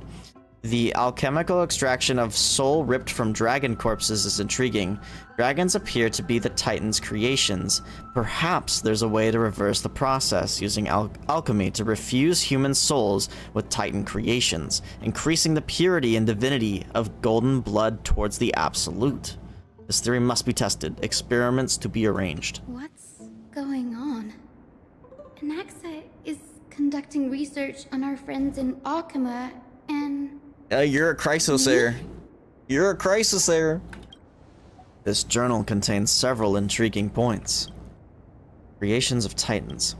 From the Abyss of Fate to Castrum Kremnos, I have seen many a Titan created during my time in Amphorius. Life forms created by Circes can also be found in the Grove. But fusing them with human souls through alchemical means? I can't even begin to imagine. The Crisis Heirs. Anaxa seems to hold special interest in the divinity coursing through the Crisis Heirs' veins, and has even conducted a thorough investigation into heroes' backgrounds. It wouldn't have been so strange if he had focused only on Cassie, given her own curiosity about her origins. Plus, considering that the Nosporus have crafted omnipotent medicines capable of curing diseases, it also makes sense that he would conduct research on immortal Chrysos heirs. But now, it seems Anaxa's objective was never to create medicine, but to identify the origin of the golden blood and figure out its inner workings. Anaxa's research. Through alchemy, Anaxa aims to refine the golden blood in the Crisis Heirs to a degree of purity equal to divinity. This must be what he means by close to true purity, but treating both Titan creations and the human body as materials to be used in alchemy experiments? That's rather extreme. Danny, look at this. I have a bad feeling about this. These documents appear incomplete. Judging from what's left behind, the important alchemical formulae has been taken away. Only the author's reasoning remains. The previous approach has flaws. Fusing human souls with Titan creations does not purify golden blood. Even pure Titan creations are contaminants of the Crisis Heir's golden blood. Soul fusion between humans and creations merely repairs impurities of the soul or maintains a connection to dying souls. While creation myths tell us that Crisis Heirs and other creations were all made by Titans, their nature differs fundamentally. The Titans' creations are no intermediate products of an alchemical process, and the Crisis Heirs are closer to the Titans than their creations. In other words, I should have not considered Titan creations equal to Crisis Heirs. The hypothesis I should focus on is one pointed towards the Titans themselves. Such rare chances to study Titans demanded a meticulous selection of research subjects. Living Titans prove impossible to restrain, and dead Titans offer no insights worth pursuing. But dying Titans, they are the perfect research subjects. Only by understanding the fundamentals of creation can we ensure perfection at the moment of everything's birth. Through my own hands, I will melt a Titan and reach the true essence of the soul. My biggest fear. It's come true. After going through his notes, I think I can piece it all together now. Anaxa was carrying out experiments on soul transmutation. Do you mean he's trying to reconstruct human souls alchemically? Yes, this is what he was secretly conducting research on. Something he had to keep hidden from others. Compared to his public speeches, this is the real blasphemy. That's real blasphemy. Oh, I just thought of something. What's wrong? Do you remember when the Black Tide was approaching? The Grove had planned to send Cersei's core flame to a safe place. But an accident happened along the way, and Anaxa lost his life in the process. But Cersei's took over the body and resurrected him, which led to the situation we're in now. That's right. But what if Professor Anaxa's fusion with the core flame of reason wasn't an accident? What do you mean? Put yourself in his shoes. Knowing that the Black Tide was closing in and your time was running out, what would you have done? I'd put my theories to the test, no matter the cost. Exactly. When the Black Tide came, the true reason Anaxa headed to the Luminary Throne was to transmute and fuse himself with the Titan's core flame. Did he succeed? No. Judging from how he reacted after the event, the results came as a surprise. Maybe he failed to consider. Yeah, because Cersei's is the one that made that decision. Similar decision. The Cersei's entered him. Filling all the alchemical formulae have been taken away. His research is still ongoing. But he have taken them for other purposes. Like what? There's only one Titan left in the world now. Carefully. No. No way. To conceive an entity of perfection, one must first understand the principles of creation. If Anaxa is in Akuma now, then that means... He's after Kefali. God damn. God damn. It's not real. Oh my god, the fake sky? Of course not. This is just an image from a projection device used for educational purposes. No, I'm talking about the real sky. A simple trick. The day-night cycle has been lost to this world. So that students like you may still learn about the night sky, astronomers have harnessed the Titan's miraculous power to manipulate the light, projecting the nights of the past here for you. Much like how the sky above the Holy City is also illuminated by Kefali's dawn device. So, the skies of Akuma are fake too. He knew. You mustn't conclude that, Anaxa. You should know that only a child would expose a trick and be proud of it.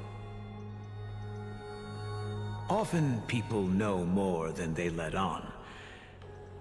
They simply choose to feign ignorance because they have no other choice. It's And easier. they're just deluding themselves. People believe in Kefali's tale of Genesis, accepting wholesale whatever the priests preach. But we're different. We've already walked out of the firelit cave of ignorance. We have already realized that we live in a world where Titans make the rules. Even when we look at the sky, we're only seeing what they allow us to see. Rather than gazing at this mockery of a night sky fabricated by them for the rest of my life, why shouldn't I be the one to take control of the projection device instead? So much time has passed since you sowed the seeds of doubt in my heart, child. Many a night, I find myself penning down all my theories and wild ideas, only to burn them to ashes when I open my eyes in the day. Why? Because we'll face death by burning if word gets out? As a sage of the Venerationists, my soul has already become inextricably linked to the great tree. Every word I say and every move I make is certain to influence every leaf, every branch, even the tree itself. But above all else, my days are numbered. Instinctively, I have my doubts about the golden blood and the human soul, yet I have no means of verifying them. The golden blood in my veins is woefully thin, and I am loath to waste what little time I have left obsessing over a hypothesis that cannot even be proven in the first place. But I can, sir. I can do it for us. The time is right. Give me all that I need, and I shall accomplish this grand feat on your behalf.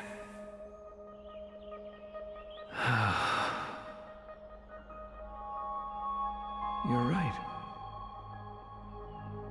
I shall do just that. In the next meeting of the sages, I will spare no efforts fighting for the rights you deserve. Damn. Go. Establish your own school of thought. Find out what we are. Become the one who conquers the ultimate truths of the world. Child of humanity. You didn't go to such lengths for an audience with Kefali. Just ask him a few questions, did you? So, you figured it out. If I were as foolish as a Dromus, perhaps I'd throw myself down and prostrate before their greatness, begging for the gods' prophetic wisdom.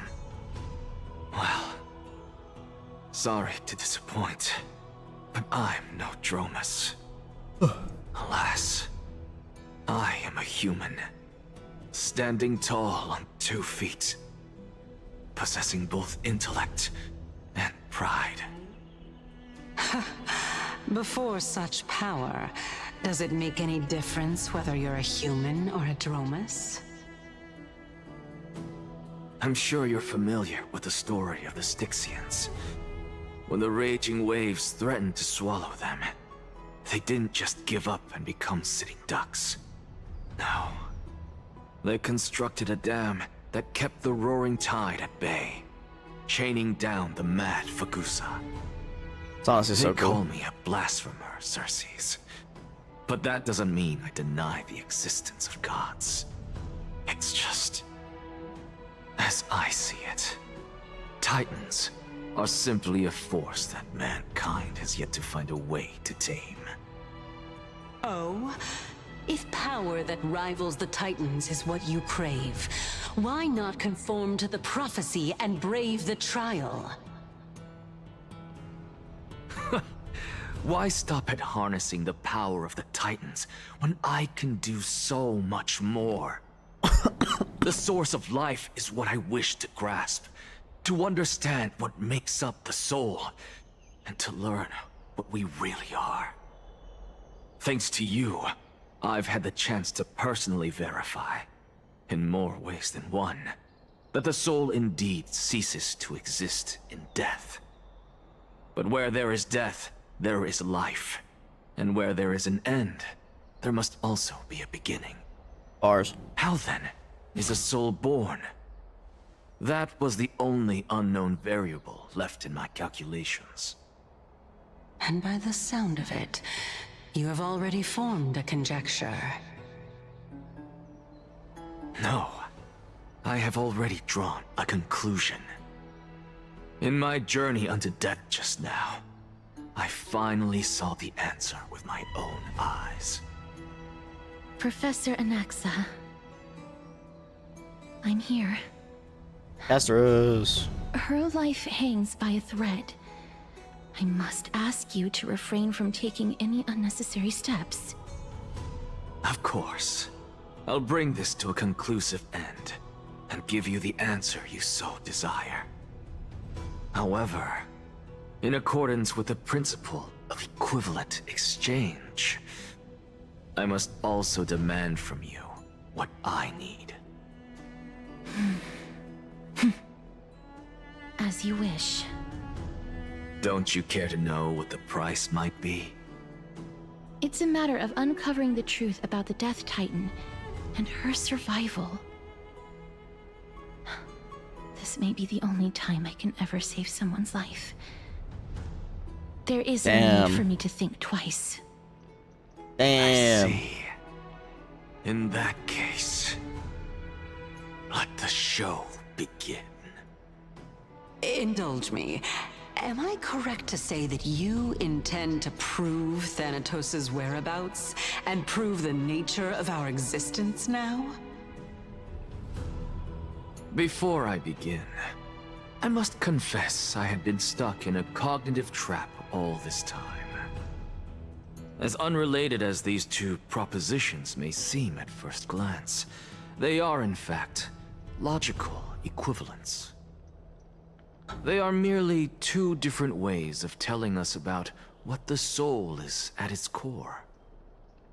The reason I say this is as I've mentioned earlier. The answer was hidden in my journey unto death. Anaxa, you were in the Netherrealm? Yep. Yes, I am but a living dead man now. But that's not important. What truly matters is, I overheard a conversation between heroes. That's not all. Remember how I said you were a part of that conversation too, Circes? And I've told you that I have no recollection of such an event. That was likely just an illusion conjured up by the mind of a dying man. Of course you would remember. Because that wasn't you. That was Calypso, one of the 7 sages of the Grove. Calypso? Huh? Oh, that's the name I made up on a whim when speaking to this girl. How do you know of it?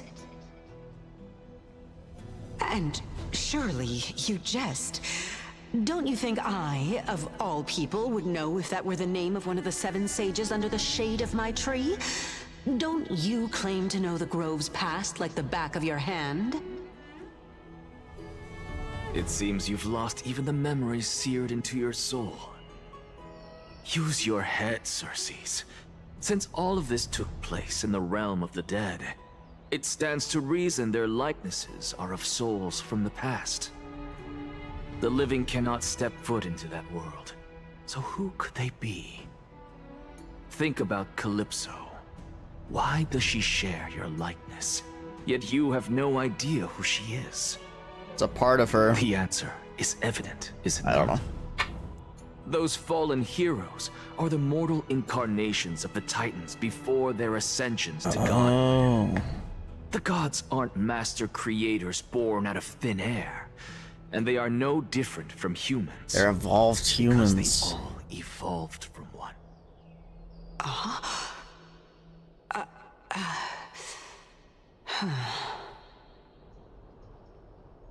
Does this answer disappoint you? Yes, because you've answered nothing. If I truly was once human, as you claim, then where do the children of humanity come from? Even on the off chance that you speak the truth, this brings us no closer to grasping Thanatos' whereabouts. How are we to find them? I knew you would say that. But it matters not. I know what I'm doing. Actually, why don't we have this supreme being standing before us tell us everything? You can revive a Titan? Humans cannot return from the dead. Neither can gods. But all we need to do is look at this from a different perspective, and the problem will resolve itself. The solution is simple. Just like what you did to me. If I'm reborn as Kefali, I can rebuild the world and all within it as they once did. Simple, is it not? That's crazy.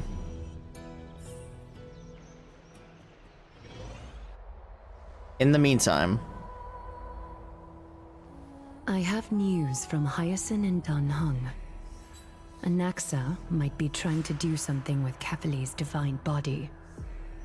Kefali? But what could Anaxa want? Is the Council of Elders going to sit around and let such a sacrilegious act unfold? That is not possible. He is indeed the great performer, capable of fooling anyone and everyone with his tricks. I'm sorry. No need for guilt, for this is good news to us. The Council of Elders has found themselves a traitorous ally. Anaxa's ambitious desires will be something we can exploit.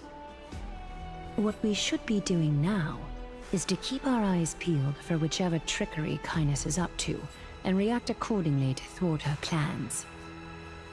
Being Akima's political center, the Demigod Council holds just as much significance as the Vortex of Genesis. Someday, after my duty is over, this site will take the place of the battlefield where you hunt gods, become the next challenge you ought to overcome.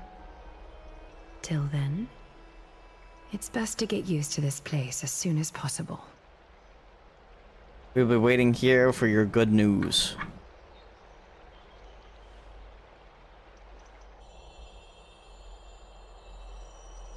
Preposterous! The Christos only have their standing because of the Council of Elders. How dare they trample over it? Damn, chill.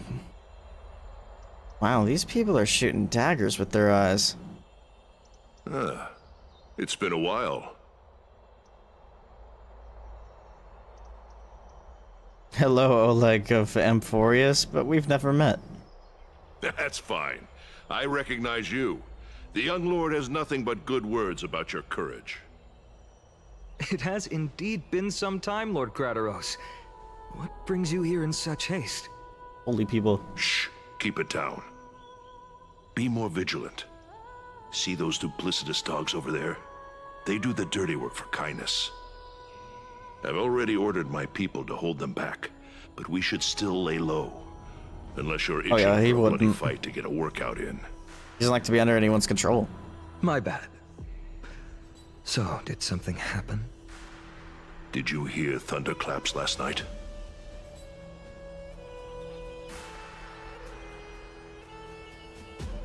Hooray, it's Acheron! Someone's coming to save me! Hacker? What? She's been through a lot lately. Please pardon her. Can you tell us more about these things? Thunderclaps are I love that beacon response. signals of strife. They are a message from the young lord. He threw a spear bearing several words in Akama. Watch out. The Flame Reaver is back. Oh shit. I guessed as much. We didn't actually kill them back at the Kremnos Arena. Flame Reaver. I figured this is something you would want to know. We Kremnoans never back down from a fight. So if you plan to take that thing down in a battle, reach out to me anytime. You have my gratitude. I will let Aglaya know about this right away. Remind her to be on her toes while you're at it. That vicious kindness has been unusually active lately. Those lackeys she keeps undercover have been going in and out of the city a lot more frequently these days. Some even seem to be getting Kremnoans to defect to the Council. How dare you! Don't place that! That's... Looks like you can see it for yourself. We should get back. Thank you for the intel, Lord Crateros.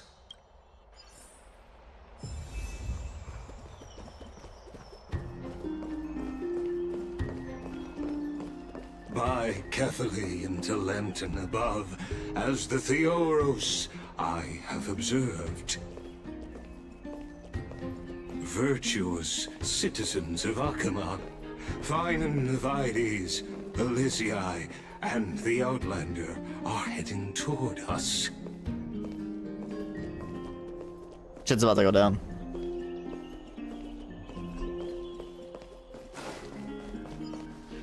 Aglaya, what happened here? I know about the poisonous fangs of that king snake through the golden threads. In the past, I would be confident about keeping her in check, but I admit I am now unable to do so. What do you mean? It is no longer about eloquence or arguments. I have been a demigod for far too long that I hardly have any humanity left. Before I realized it, I have become no different from these hypocrites, no longer capable of relating to the people. This has come a lot sooner than I expected. But perhaps it is time. I need you to step up, Finan. Holy shit. In order for me to retreat behind the scenes. What? Yes, this is my duty, but... It is far easier for the Council of Elders to fool many than just fool one person. Their so-called more support is no more than a ruse to distribute power using words instead of lances. There is no glory in winning this debate, but that makes having respect for humans so much more priceless. Finan, you are a Chrysos heir without flaw, capable of relating deeply with humans. I appreciate what you've taught me, Aglaya. I hope we'll live up to your expectations and win this debate.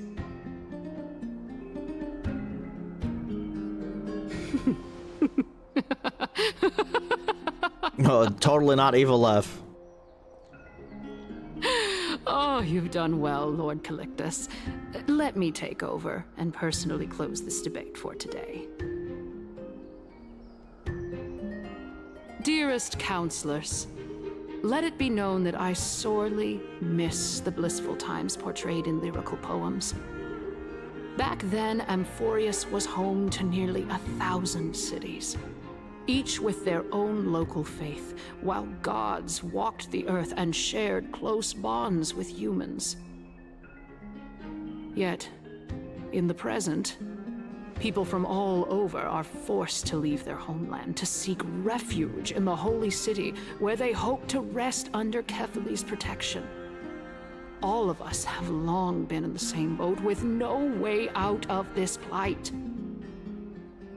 We didn't have a choice in the past, but now, the Council of Elders brings to the table a new possibility. All I have left is one question for you. Would you rather strive toward the unheard of Era Nova, or return to the prosperous Era Chrysia of our past? Make your choice. But you can't return to the past when Now, the world is literally which of the two shrinking would lead because of the mortals black to an tide. ideal future?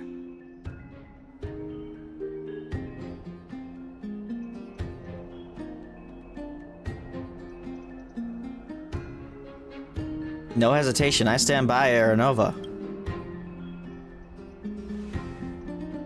Terra Nova is a path of salvation the gods promised.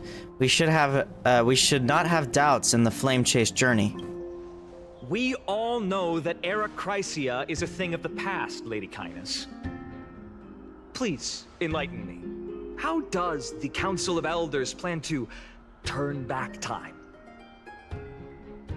True. Let the 3 Titans of Calamity be born, and Era Chrysia is nevermore. But bring demise to those Titans, and Era Chrysia will descend upon us again. I don't think that's how that works. Know that the Council of Elders is never one to make empty promises. Look at who we have on our side. That must have been the deal, is that Anaxa wanted her to join. Anaxagoras, one of the Grove's 7 sages. And Castorice, Idonia's goddess of death. With the help of these 2 heroes, I can promise all Castorice of you just that touch kindness and kill her. will exist once more. Just kidding. Aren't they Chrysos heirs? They're supporting the Council of Elders instead? It's all a ruse. It's clear from the start that these heroes do not get along well in their group. All the more proof that Aglaya is unfit to speak on behalf of every Chrysos heir. I am in favor of Era Chrysia. Era Chrysia! Era Chrysia! Damn, that's all it took? These people are sheep, bro.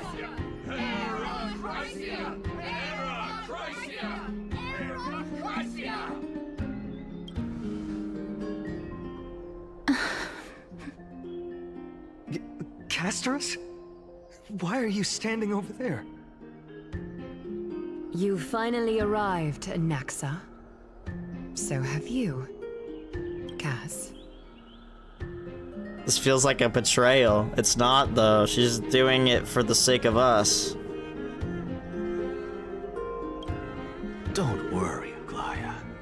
Well, I know that you have many queries. Could you continue to converse like how the citizens normally do?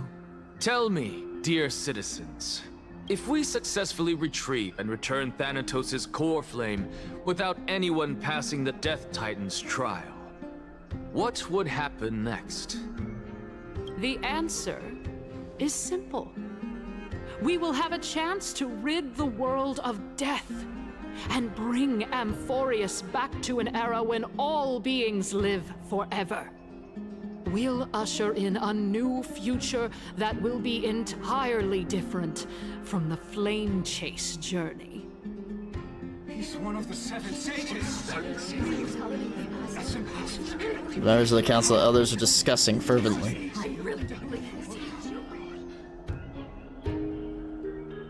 Your proposal is much too idealistic. As long as the Black Tide still exists, how can we go back to the old days? Remember what I previously said? Kefali's core flame is guarded by the secret power of the Council of Elders. Plus, Fagusa's water curtain will be able to block out any external perceptions. Tell me, dear citizens, have any of you ever seen even a glimpse of the threat that this person is talking about anywhere within the walls of this majestic holy city?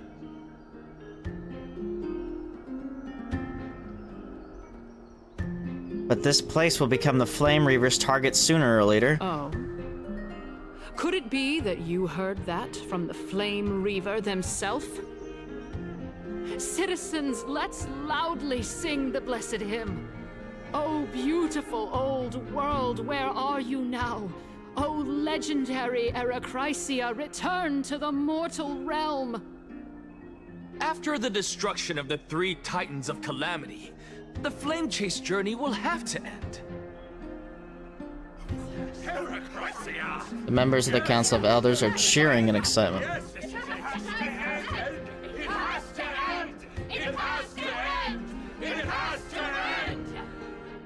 This is not looking good. This is bad.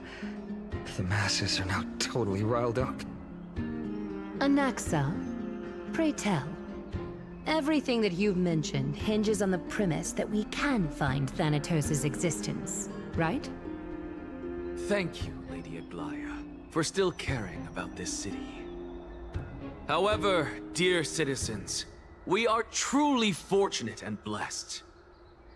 For Castorice, Idonia's goddess of death, will surely find Thanatos under my guidance.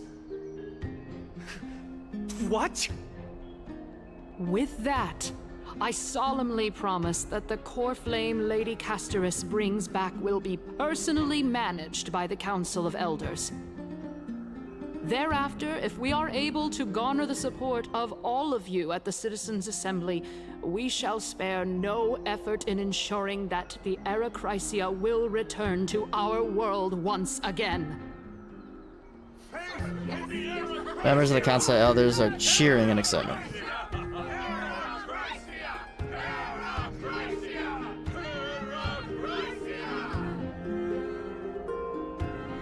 With the balance shattered, the result is clear.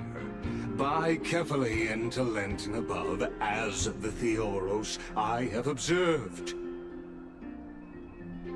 Akama has chosen her destiny. The issue up for discussion at this Citizens' Assembly shall be modified to the suspension of the Flame Chase journey. This resolution shall be put up on the Wall of Heroes, such that all citizens are aware of the city's way forward. Yikes. Yikes. That is no good. That is no bueno. Aglaya, dear Aglaya, what has caused your heart to soften? You also don't seem to be as quick-witted as before. Wag your tongue as much as you like. Since the Flame Chase journey has been preordained by the prophecy, our failure has never been on the cards. Well then, I guess we'll find out if that's true at the Citizens' Assembly. Lygus announces the conclusion of the debate and the attendees part ways. Castorice, what's going on?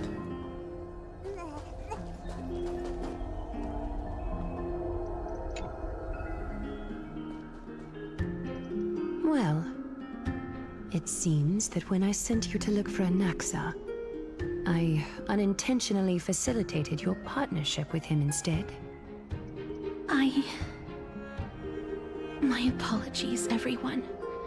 I know that you have many questions to ask me. I will answer them to the best of my knowledge. In that case, please tell us as much as you can. What happened when you went to look for Anaxa? In actuality, he showed me a past that was both long and heavy. The reason I say this is as I've mentioned earlier. The answer was hidden in my journey unto death. Oh my god, this is where the game cut. You were in the Netherrealm? Yes, I am but a living dead man now. But that's not important. What truly matters is, I overheard a conversation between heroes.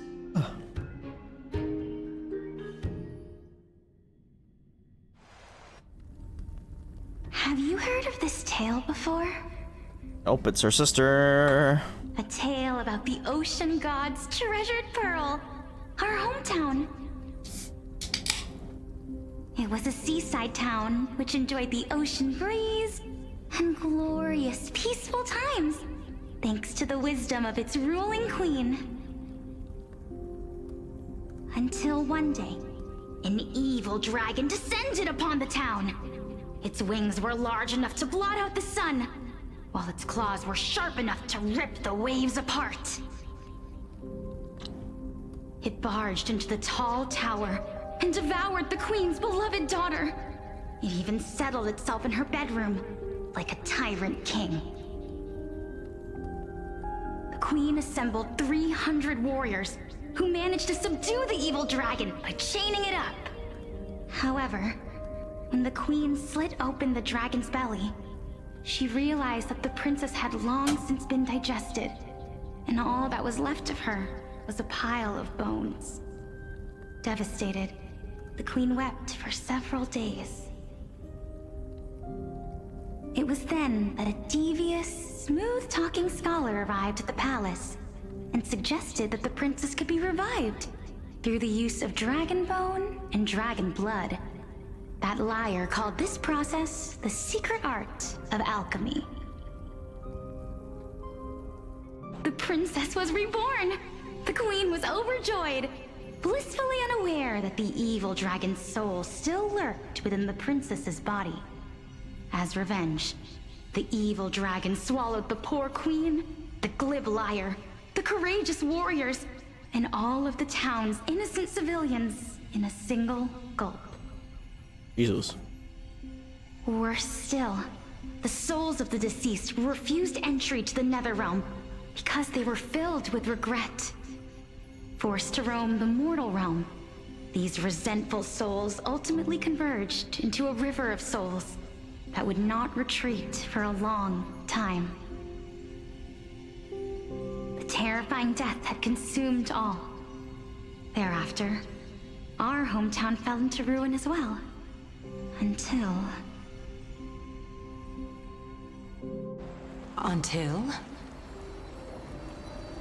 Until? Actually, I don't know what happened next either. Brother. Oh, my... It seems that you still like to whet people's appetites even after all this time, Pelixia. So, according to your story, this is how I used to look? It's practically a mirror image. And yet, what exactly is this? A miracle that I created with alchemy.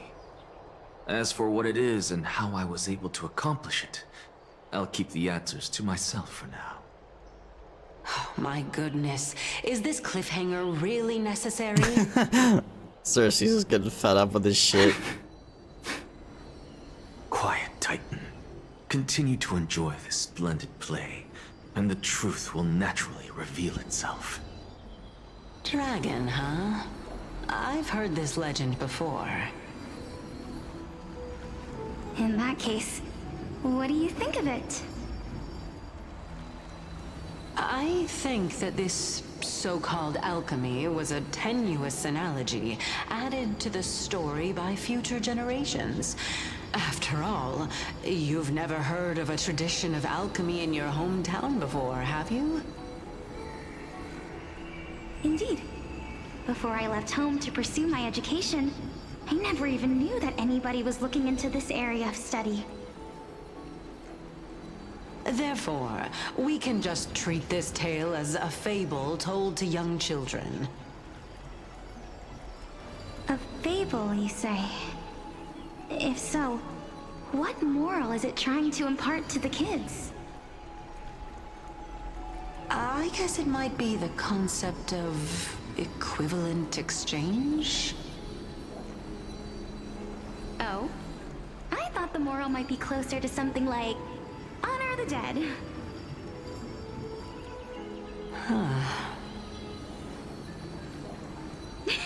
What? At a loss for words?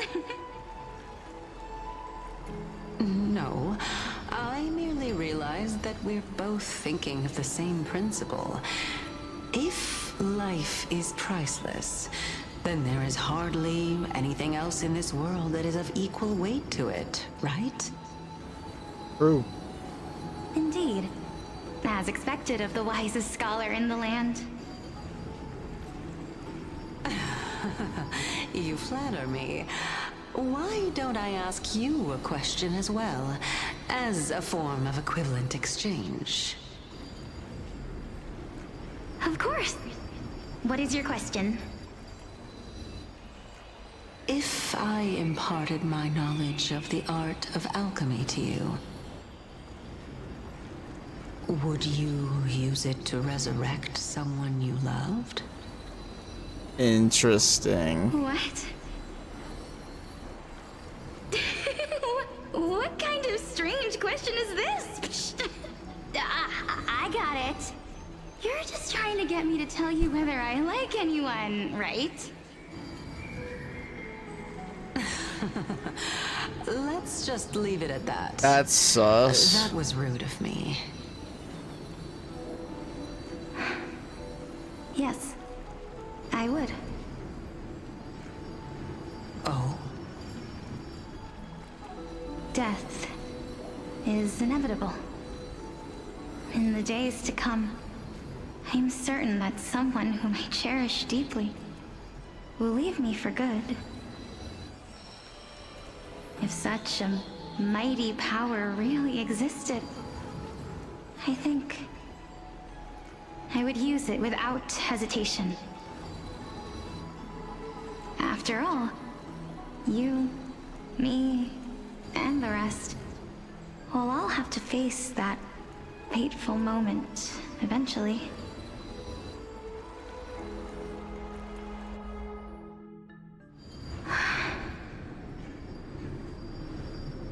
My time is finally here. However, perhaps because of my firm belief in the immeasurable value of life, I am unable to complete the trial.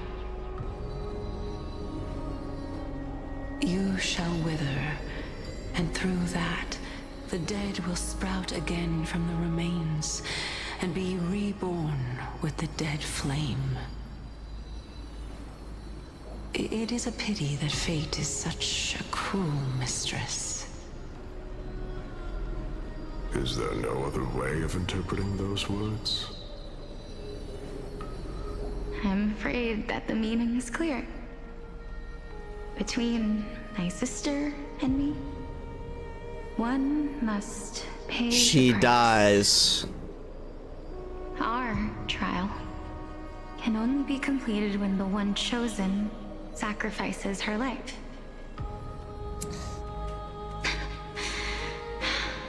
I'm afraid that the prophecy might even have selected a pair of twins. Damn. For this exact purpose. Fortune makes fools of us all. But her trailer makes it seem like she was resurrected as the My dragon. sister is prepared to sacrifice herself. And yet, I can't do the same. How absurd. My time is almost up, but I'm still afraid to welcome death. What should we do? If I'm ultimately not able to make up my mind... Since Chaos is willing to guide all of us and leave this trial to the end, there is still plenty of time for you to ponder. That's right. Don't allow the fog of an uncertain future to cloud your mind. Trial, prophecy, the topics that they're discussing seem familiar. But these three people must not have left their names in the epics. Otherwise, I would have some recollection of this. Amphorius's history before the Titans were born was complete chaos. Is that not strange by itself? I have long held three hypotheses about this. However, let's continue watching for now. Calypso, Polixia, and this warrior. I seem to have met him somewhere before.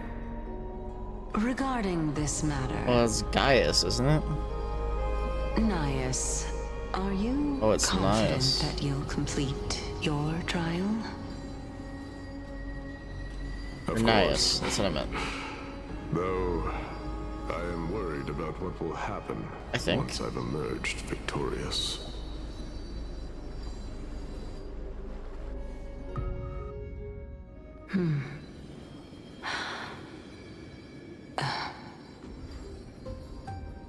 Looks like you have made up your mind. Yes, this is the safest course of action. Completely separating courage, honor, tenacity, sacrifice, and reason. You really know how to make things difficult.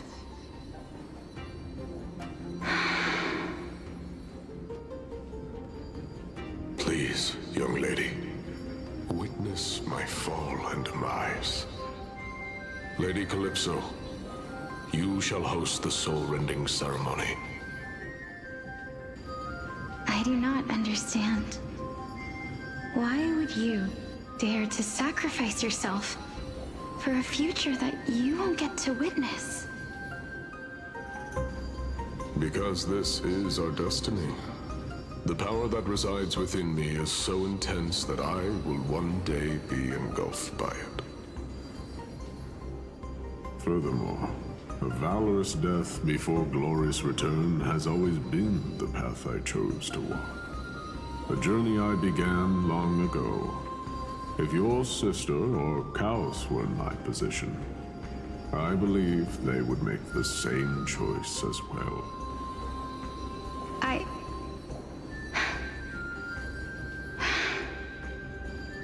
I'm not that brave. I don't know how I'm supposed to face such a serious affair.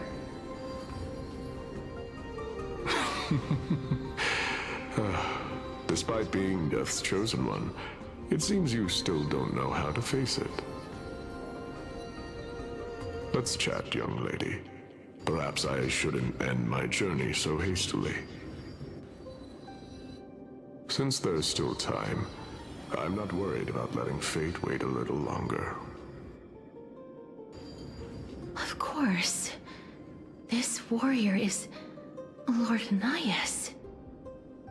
As the embodiment of Nikador's divinity, he entrusted his life to us and allowed humankind to end his madness. That means that what I'm currently seeing before my eyes is, in fact... Looks like one hypothesis of mine has already been proven true. These heroes are the true forms of the Titans, before they attained their divinity. If so, the chosen one of death... So her sister is gonna be... Death. Polixia Polixia is Thanatos. is the previous form of Thanatos? But her appearance... If this is true, as long as we can find out where she went, we'll naturally be able to figure out the location of the Death Titan. But before that, we first need to witness what ultimately happened to Lord Nias.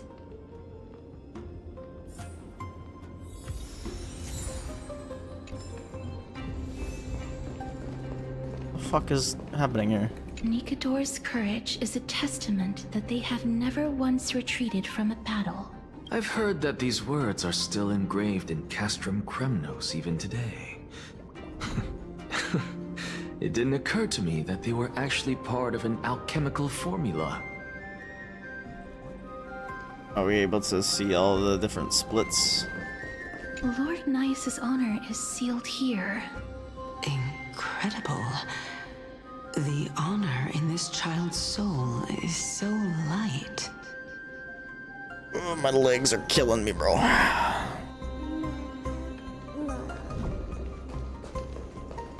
I believe that his tenacity is sealed within this statue. Before we fought Nikador, we also released it from the stone statue.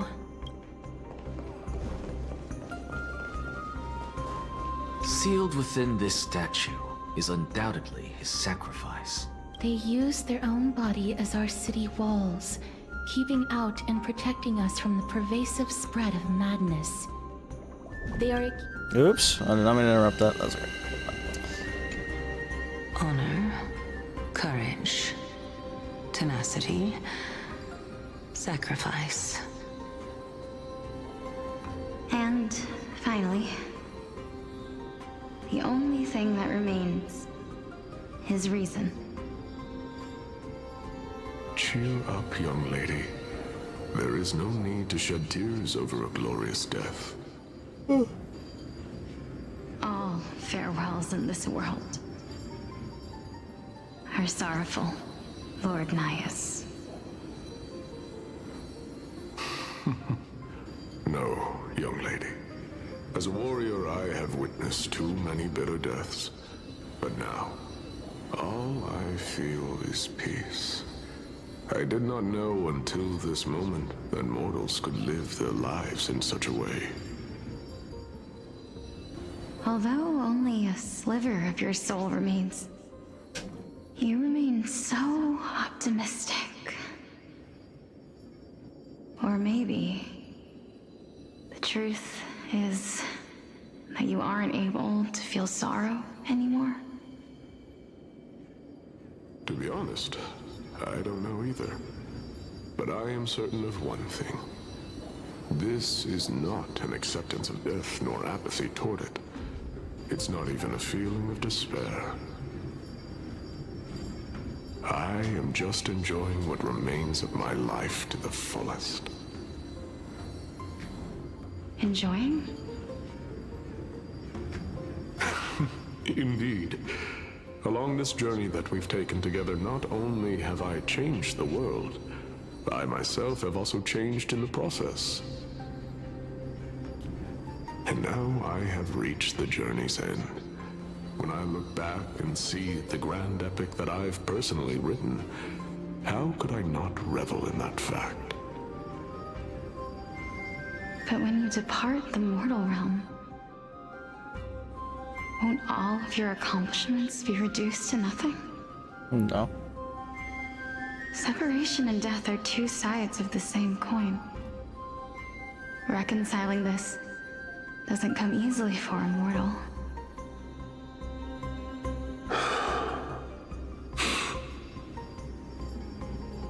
Finally, let me recount to you a story of mine, young lady.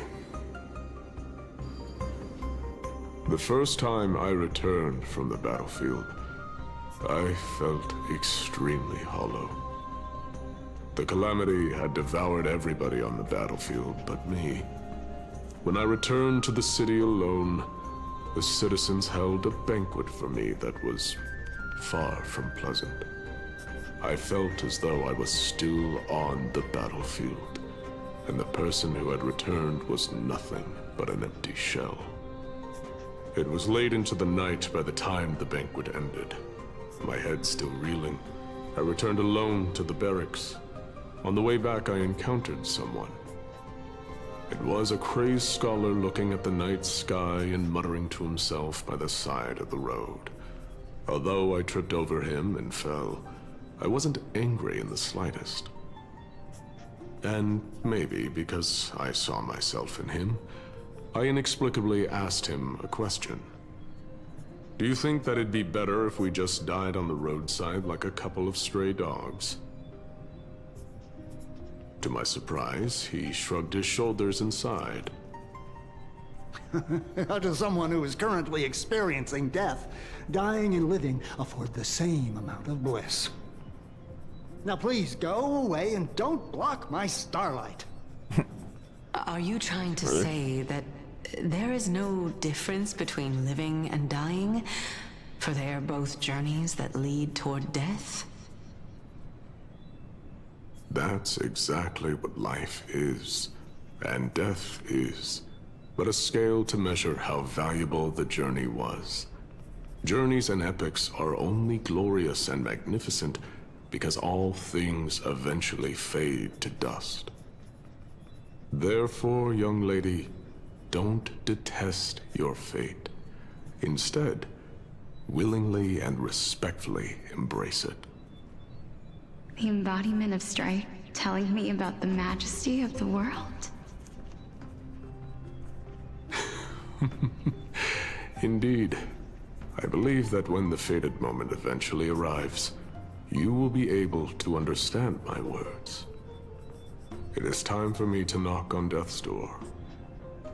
I will set up a long table at the end of the road and humbly await your arrival. Damn. When that moment finally comes, let us drink and be merry then.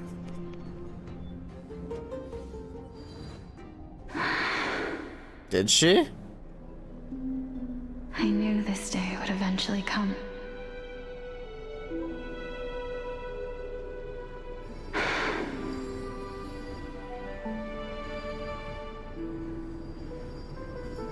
Are the both of you ready? Nice. Mm-hmm. Elixia. And it's her. Castorice. What? What happened to your memories? This is quite interesting indeed. Is this Elixia's sister? Yeah, it's you. Is it me? Now, it's time for us to fulfill our promises.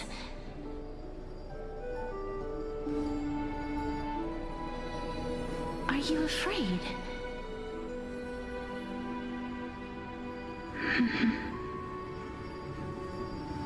What are you afraid of?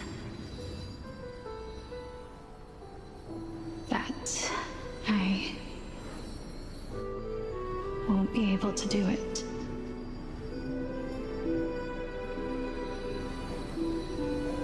You shall wither, and through that, the dead will sprout again from the remains, and be reborn with the dead flame. As foretold in the prophecy, and according to our vows, once it all ends, we must face our fated moment head-on. Even if it was prophesized, do we have no say in the matter? It's so unfair. Why are we the only ones who are forced into mutual destruction? Let me do it, sister. Let me be death's sacrifice. I was never long for this world anyway. But you're different. I was the one who wasted your life after all.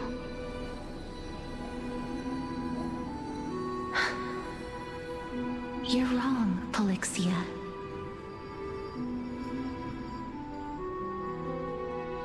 I don't think that my life was wasted. Just the opposite.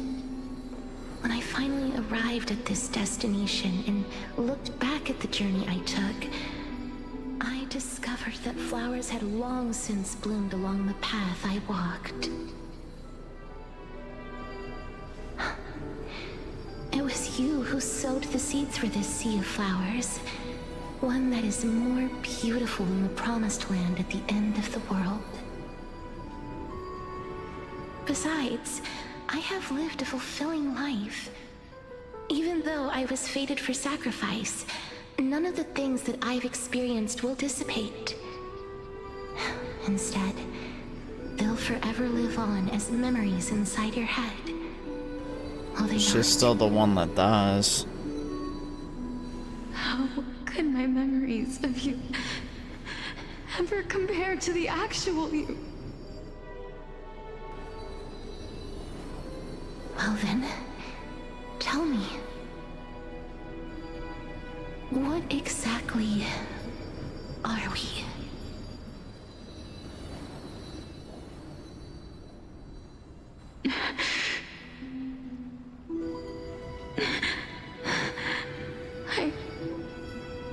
I don't know. I don't know either. But regardless of what the answer is, regardless of how we're shaped by others, or even by this world, ever since we were born, the fact that we existed was predestined, and nothing could erase it. This is why I will always, always be by your side. We're twins, after all. Oops, yeah, my mic, I'm sorry.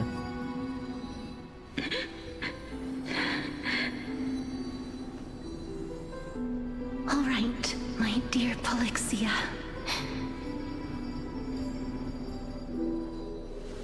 It's time to extract my heart and light the flame of death. After that, use it to plant the first bud in the prophesied new world.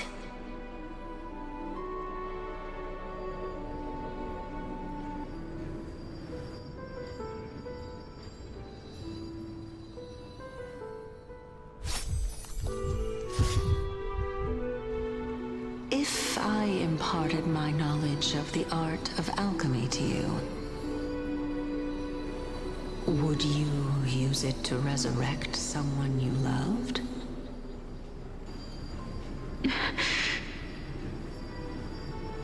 Death is inevitable. In the days to come, I am certain that someone whom I cherish deeply will leave me for good. So she If brought such a mighty power Castorice really back existed, to life. I think I would use it without hesitation. Is that what turned her into the dragon? My answer Or is she even the remains the same. dragon? I don't even know, bro. This is why, sister, I promise you, in the prophesied new world, I shall plant the first bud on your behalf. Go now. Return to the ocean god's treasured pearl, our hometown. I shall open wide the entrance to the Netherrealm and grant you a second life. The living beings on this earth shall respond to my call and lead you to the sacred daylight. Remember, do not look back on the land of the dead, and do not stop moving. In the new world promised by the prophecy, march toward your new life. Are we in the new world? Price of our equivalent exchange. Because there's been the Amphorius loop theory for a The while. one to pay it.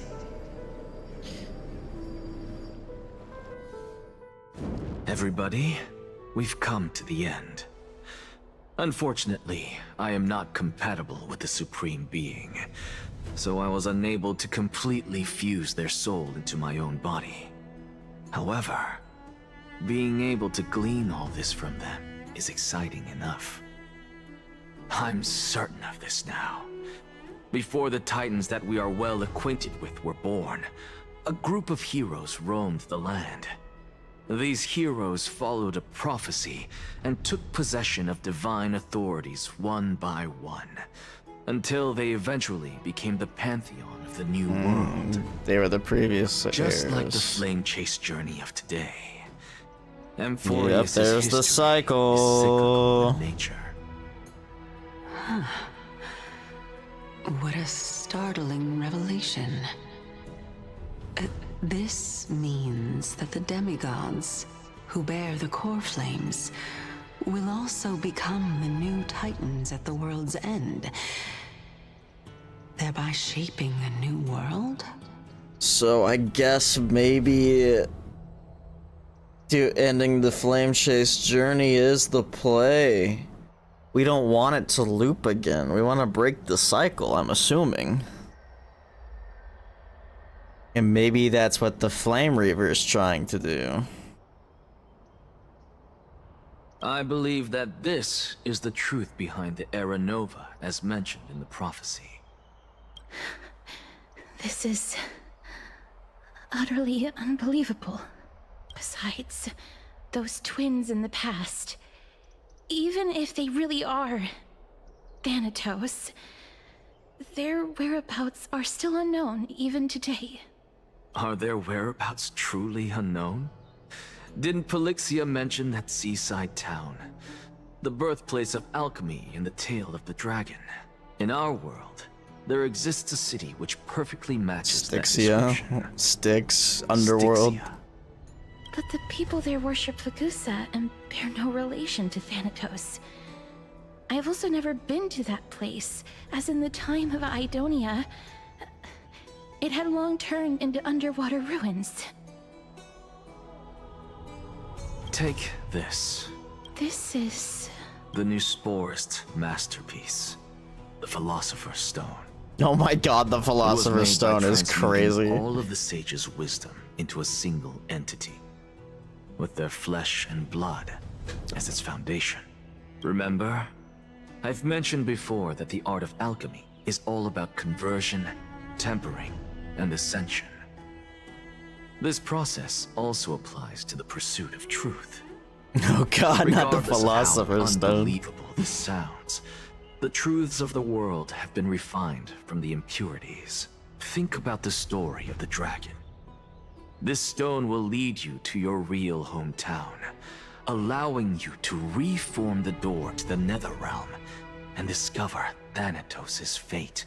You still look as confident in your victory as ever. His conjecture isn't wrong. He's right on it. Is wrong. Simple. I shall merely admit to the entire world that my experiment was a failure. However, my line of thinking will not fail, because I have already planted the seeds of doubt into the hearts of the masses. Actions speak louder than words, Castorice. With the assembly about to begin, don't forget the promise you've made. I've already searched for so long. I'm willing to try one more time. While we converse, her life is also slowly slipping away. But before I leave, I have another question. What exactly did we witness just Previous now? cycle. That was the world imprinted in Kefali's soul. Oh, okay. Memory of If we have to Kefali. prove its existence, you must take the final step. Go. Do not disappoint me.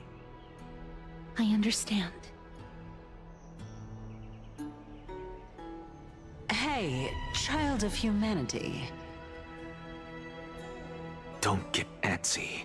I still remember the question you posed to me. As a scholar, I do not wish to offer up ambiguous conclusions. Let's discuss this topic again when she manages to find the evidence. I merely wanted to ask, was that stone transmuted from I don't think we've seen it yet. If so, rebirth is no longer an option for you. Why not? When I was a child, I lost someone dear to me. When I was a teenager, I lost my faith. A while back, although you saved my life, I also lost my soul in the process. Bro has just used a whole bunch of his own Now body I'm merely for forsaking fucking my alchemy. body. What's the big deal? What's the Why big are you deal? always finding ways to die? Isn't it good to be alive? Bro created the Philosopher's Stone from his fucking heart. Is but Brother. a necessary sacrifice on my path to transform into the purest of them all. He's crazy. Can someone who's dead even claim to be the purest of them all? Furthermore, if your hypothesis is proven correct, does it not just confirm that the myths are true, and thereby invalidate all your theories? No, it's just the opposite. If my hypothesis is correct, Bro's so it means smug. that I can actually ascend to godhood and reshape this absurd world that you all have created. Bro's crazy. Currently. That's a lot. We're finally back to current times. Lady Aglaya, please, let me explain. Go on. You know that the core flame of death has always been the greatest unknown regarding the Era Nova, which is why both you and Kindness desire to gain the power to control that core flame in the approaching Citizens' Assembly. Professor Anaxa has come to a consensus with Kindness. They want to suspend the trial once Thanatos' core flame is reclaimed, hoping thus to eradicate death from this world. If they're successful, then the flame chase journey will cease, and Akama can enjoy everlasting peace. But I know this runs counter to your wishes. So long as we do not usher in Era Nova, the Black Tide will never be eradicated. Even with Lord Mighty on the front line, and the Black Tide not posing an immediate risk, the danger nevertheless remains. Honestly, it's difficult for me to assess the pros and cons in this decision. But someone must bring the core flame before we can begin negotiations over it. The Titan could be very near. I cannot let this chance slip by. Besides, someone has to make this trip to bring back Mrs. Soul. Well said. You already had every reason to seek an audience with Thanatos. It's that great performer who has weaponized your wishes and placed us in this difficult situation. A world without death. Do you desire that too? Yeah, true. If fate dictates that my path must oppose yours, I will do all I can to resist it and protect what I aspire to achieve. Lord Mighty showed me that without taking the first step, all talk of what follows is moot. Castorice, you've changed. I have always hoped to hear you speak your mind, Cass. And I am glad to have heard your true thoughts. Styxia. I visited that place in the past. Though it is now an island surrounded by the river of Soul's torrents, it's not hard to see its former splendor. Go. I will not stand in your way. As for you, you are someone who has cheated death. I believe you have more than enough reason to make the trip with Castorice and meet the god of death himself. Castorice, I too look forward to your journey. I wonder what kinds of new interpretations your completed story will bring to the Flame Chase journey. Thank you, Lady Aglaya. I hate to put a damper on this heartwarming moment, but if Styxia is now an island surrounded by the river of Soul's torrents, then how do we find a way in? Lady Trebe is probably... The answer is quite simple. In the myths, Zagreus once made the domain of the dead their treasure vault. That is to say, they could enter and leave the Nether Realm as they pleased. And if they could do that, then it follows that the demigod who inherited their divinity must be capable of the same. I'll see you at Memorial Palace at Action Hour tomorrow. Cypher shall be your guide to finding that ancient city. The tumultuous day finally comes to an end. Everyone disperses, each lost in their own thoughts. It's time to see the cat girl.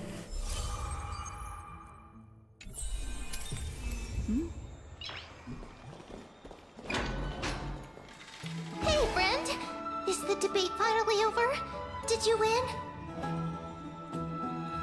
The upper hand is ours. We thrashed him.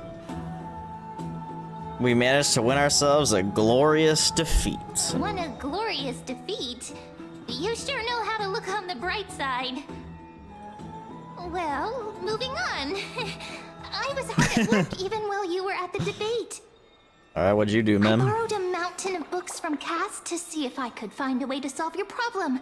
Let's see. I still have... Only 32 books to go. Holy shit. It's okay, ma'am. We found a way. Really? Oh, that's fantastic news. I knew it. Hard work always pays off. Especially if you're as diligent as Mem. I feel like a huge burden has finally been lifted off my shoulders. Why are my As you're eyelids tired, go to sleep. so heavy all of a sudden? Go to sleep. There's nothing more we can do for now. Let's get some rest. You're right. Then I'll go back to...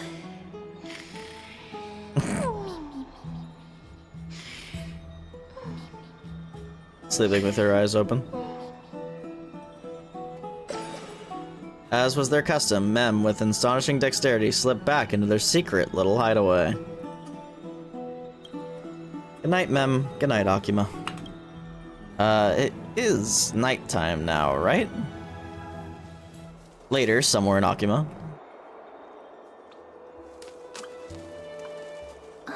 Cass? What a surprise. Lady Treeby. Is something troubling you? I just wanted to speak to Lady Trian for a bit before I set off. No matter how breathtakingly beautiful Styxia once was, the place is now the domain of the departed. There is no telling what we'll encounter there. I don't want to have any regrets. Has anyone told you that your eyes are sparkling today? Is that a figure of speech? In the past, when you did smile once in a while, all of us could see that your heart remained troubled even as you smiled. Lady Treeby, you know perfectly well that see you tomorrow is nothing but a white lie. I hope your toughness is not a mask hiding a lonely heart. Cass, you hardly ever talked of your past. None of us knows what you went through, apart from Maggie. But we know it must have been filled with pain and hardships, as it is the fate every Chrysosaur is destined to live out. We are just happy for you that the core flame you're meant to inherit has finally surfaced. Isn't it a little too soon to say that? But you already know where tomorrow is, don't you? There is no need to rely on anyone else. Just give it your all and leave no regrets. We have always believed that your embrace is just as warm as everyone else's. Because we embrace others to comfort them.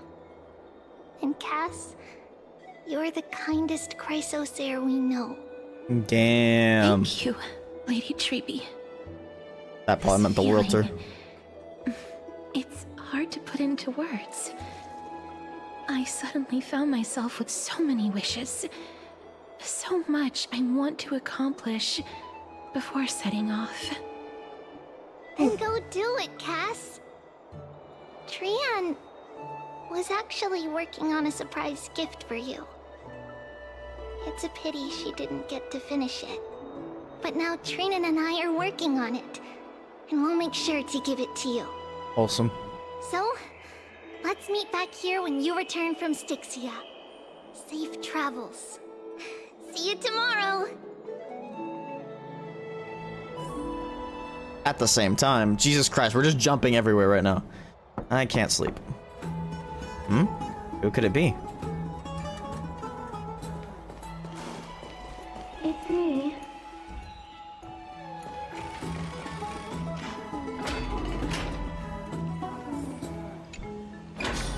I hope I didn't wake you. Couldn't sleep anyway. Sleep is a luxury when you're at my age. Is it another mission from Aglia? Huh? No. No. I'm here because of private matters, actually. If it isn't too much to ask, I'd really like it if you could come along with me to retrieve something. As expected, manual labor.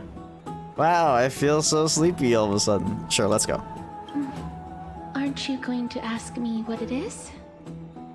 It isn't a long way from here. Shall we?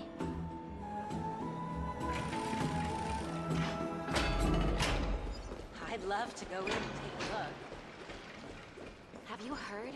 Seems like all the rooms are full.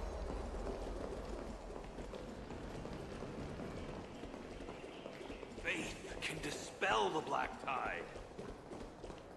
Holy Lord management. The streets are packed. God damn it, I hate that. I want to vote! Tell me how I can vote! Take your ceramic shard engraved with the Kefali rune, select the Council of Elders in your heart, and pray silently until the shard registers your choice. Then toss it into the Dolium.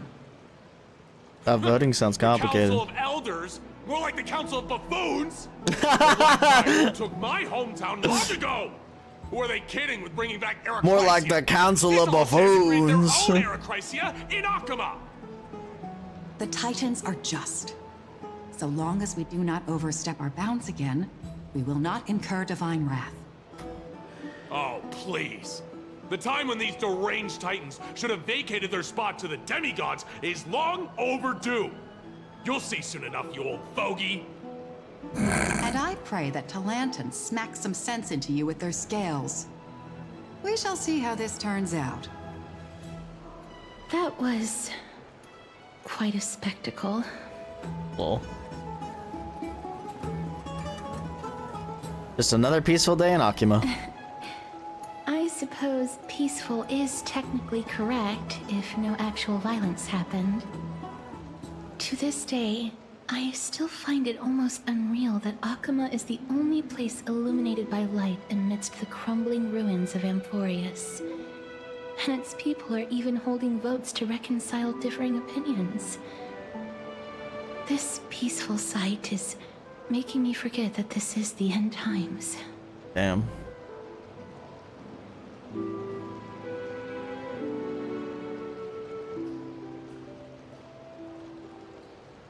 This is what the Flame Chase journey is all about. Unless it's not, though. Here, I had lived for many years in Idonia, a city of rime and frost. The people there were devotees of Thanatos, and were well known for their unique burial rites and traditions. Traditions that I played a major role in. Because of the curse on you. Yes. You now know me as the Mortician of Akama. But back in those days, I was Idonia's Maiden of War. I was trudging across the frosty plains on my own when the Idonians found me. They saw the curse in me as a blessing from Thanatos, and believed that my hands could correct the Eracrysia's mistake and lead them to meet the great god of death. They provided me shelter, but in return, I was expected to grant merciful deaths to war captives, prisoners bound for execution, and heroes alike.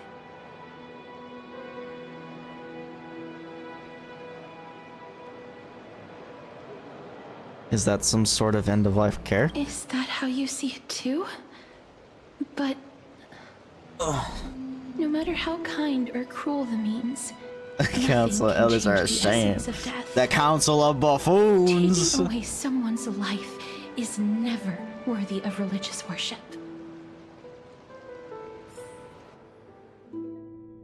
I can't do it. Oh shit, I'm thinking I'm gonna break out the controller, bro. They pierce my ears. The bleeding. The thanks. Oh yeah, I have to switch it to controller, don't I? No, it did automatically.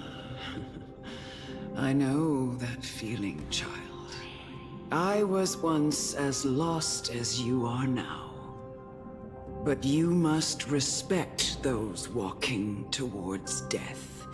Just like how you should respect yourself as the Holy Maiden granting humans glory and liberation. What you're asking me to do is no better than the task of an executioner. And yet you want me to respect myself. No matter the titles, I am still taking away human lives. Gotta be brutal, bro. This won't be the first time that Edonia's fanatical nether warriors have faced death. On the contrary, recruits new to the battlefield often run away from their first fight. Death is the mightiest and gravest power in this world. The fact that you can wield it means you are deserving of respect. Oh, I'm sorry. That's such a Probably loud. twisted reason. I fix my freaking chair. Let me tell you a story. In Idonia, the great swords commonly used by executioners are called Draconian, in memory of Drakon, an elderly executioner. The sword has 3 air holes along its body. If the sword is swung down swiftly and accurately, the holes would make no sound, and the executed would also depart this world quickly and painlessly. But should the executioner have any hesitation, the holes would produce a piercing whistle. On that cue, damn, that's kind of dark. Of the executed are sure to follow. Every executioner after Drakon is to hone their sword skills every day in preparation of future executions. Every swing of their blade must be more resolute than the last, for failing to do so will bring pain. Pain for the dying, as well as pain for themselves. No. I can never get used to this. You misunderstand, child. I am not telling you to get used to it. I'm asking you to consider the source of the dead's suffering, and use that knowledge to fortify your future touches with more and more determination. Go, walk with the dead, and love them as you love life. Then you'll no longer hear those noises.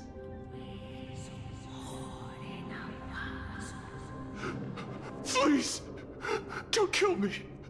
I don't want to die. I hate that. Gentle touch. It's in red font as well.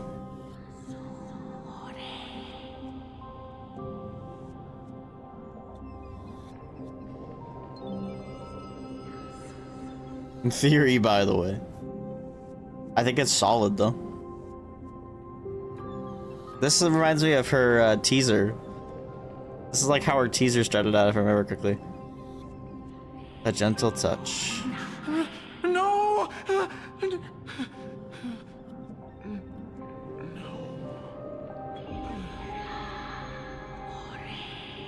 You gently touch the prisoner's forehead with your finger. His face is pale, his eyes flicker with fear, and his body trembles uncontrollably. Is it because of fear, anger, and hatred, or is your so-called merciful touch of death simply a lie? Dark purple models spread like petals across the death row inmate's face, then seemed to be submerged by spring water, flooding his body. His trembling ceased, and the cries that had once begged for mercy slowly turned into a sigh-like whimper as he murmurs to himself.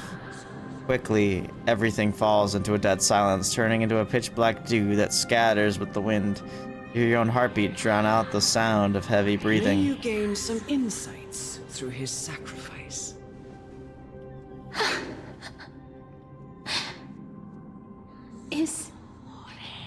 all. No. Come with me. She just sounds evil. This is just the beginning of your life as the Maiden of War.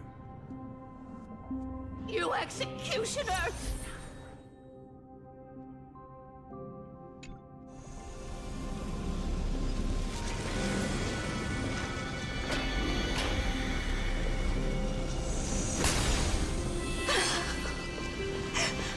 Holy Maiden! Go. Grant her glorious death.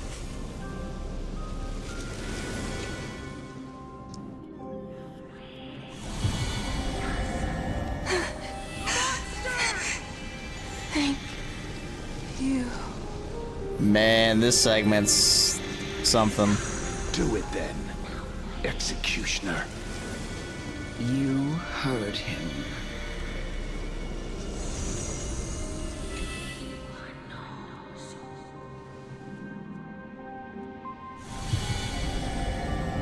I curse you to live in eternal pain. Please. Grant me release. You know what to do.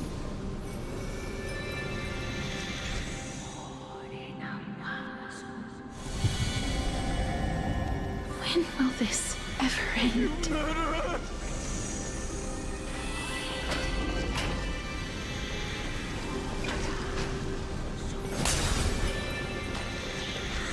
Come.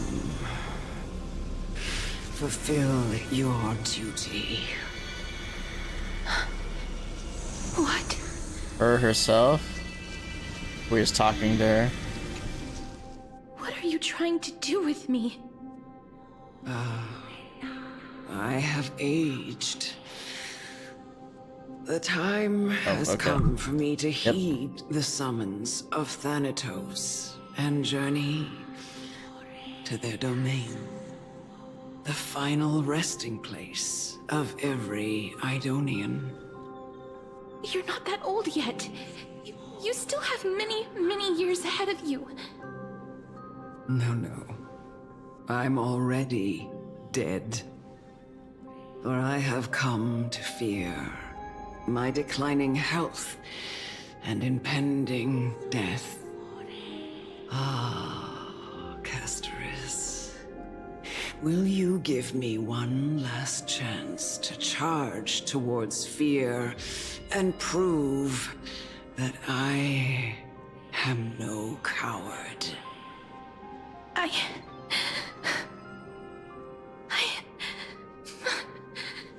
can't take this anymore!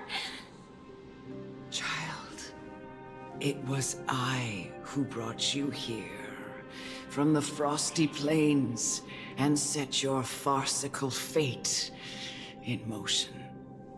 It was also I, Chief Executioner of Idonia, who forced the heavy duty of executing others onto you. I've always known that you have doubts and even anger about my faith and about me. I never had a choice. Indeed. We essentially abducted you. Yet you can end any sinful life with just a touch of your fingers. Shouldn't it be easy for you to escape from here? I'll never do that. So the lesson of the story is the elderly are the enemy. No, I'm just kidding, I'm just kidding. Or how readily they accept it. I simply can't do it. I knew I was right about you. What do you mean? I've taught you and cared for you as my own daughter all this time because of this blessing that's been with you since your birth. I know no one else in the world would understand the weight of life and death more than you do.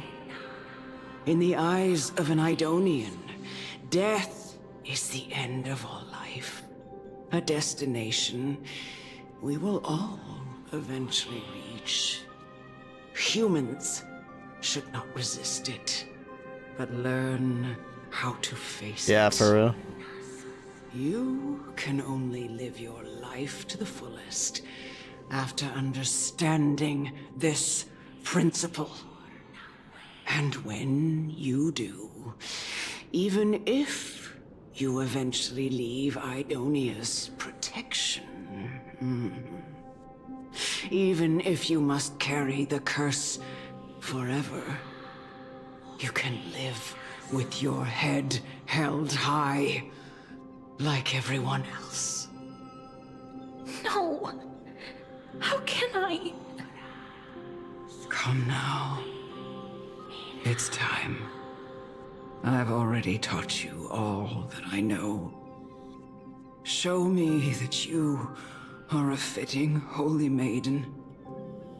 Or at least, that you possess the resolve to become one. Come now. It's time. I've already taught you all that I know. Show me that you are a fitting holy maiden. Or at least, that you possess the resolve to become one. Emerge from your cocoon. I gotta go back to messing with the keyboard because I hate controller and combat. Lol.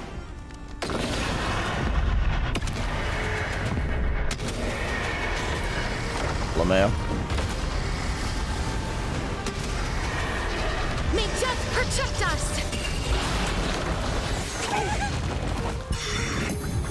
Please cherish this time. I feel that flame. Let me go! Root here.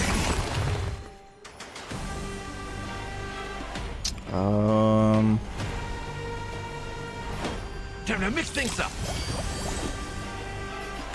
Starting to wonder if I don't have Trailblazers relics leveled. So her HP is so low.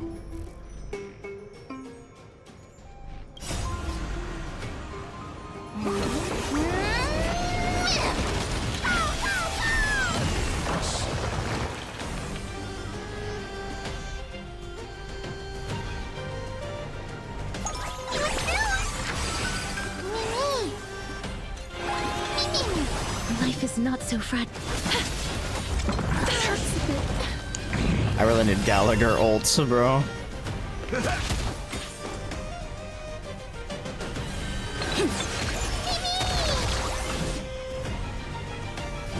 As you wish. Okay, never mind. We did it. Oh.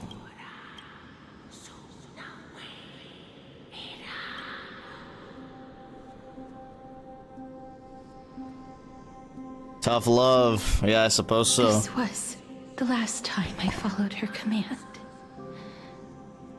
I gently touched the elderly woman before me. The executioner, who had seen too much death, died the same way as everyone else.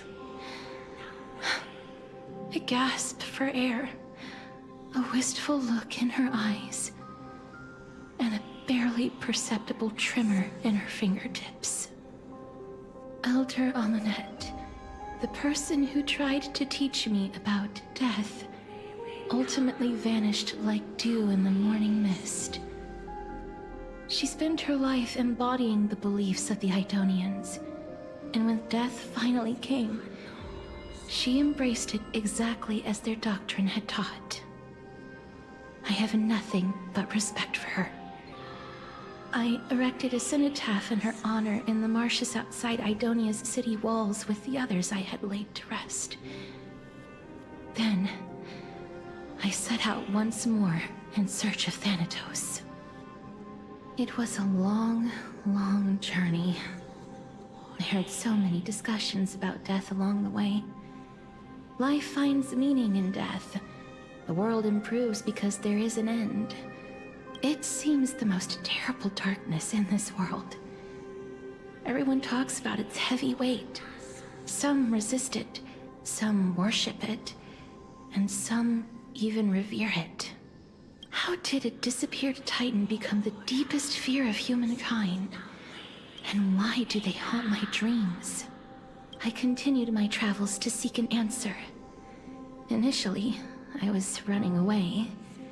Then, I started searching for it. And now, at the end, I just want to know if my touch, if my embrace, can do more than taking things away. You're gonna do that to the Trailblazer. Can I make anything? Can I leave anything behind? I don't want to die. Please let me Wait, what? Just let me go. I don't want to die. They're using her demo or her teaser. Just let me go. I don't. Except it looks better than it does on YouTube because YouTube's encoder sucks.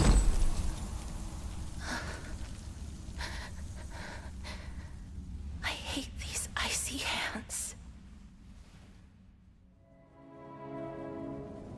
So this is what they meant by they're gonna incorporate them. Okay, I see you, Hoyo. I see you, Hoyo.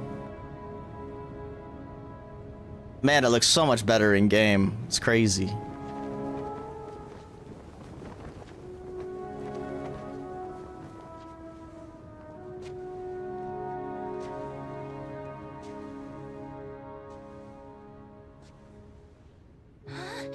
Now we have even more context behind this, though.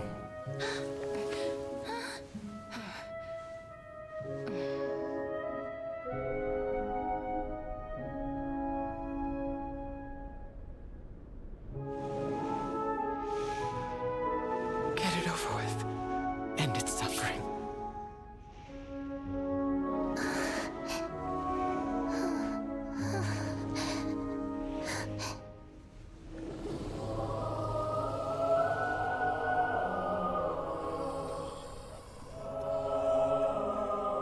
The Reaper has blessed your hands. Only you can grant them peace.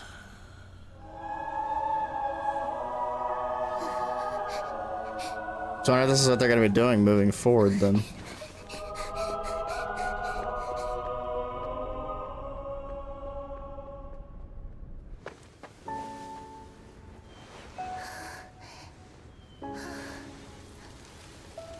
I'm so blown away about how much better this looks than it does on YouTube.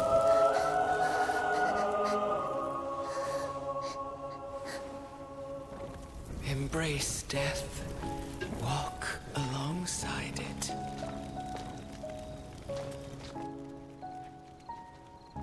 Probably a 4K video, honestly. Only 1080p on YouTube.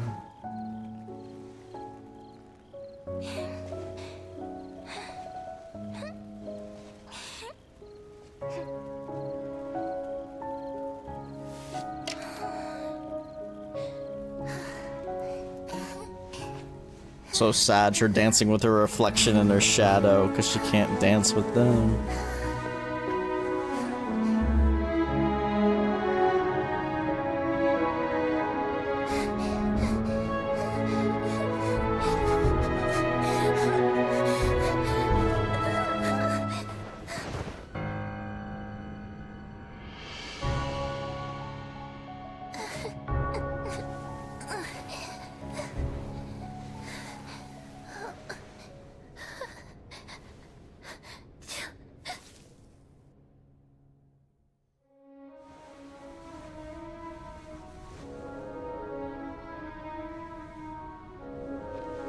I kind of wish they didn't put this out before. I kind of wish they would have waited.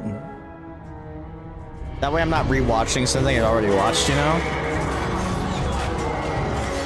Like, I hope they do that in the future. I hope they put these out in the game before they put it out on YouTube.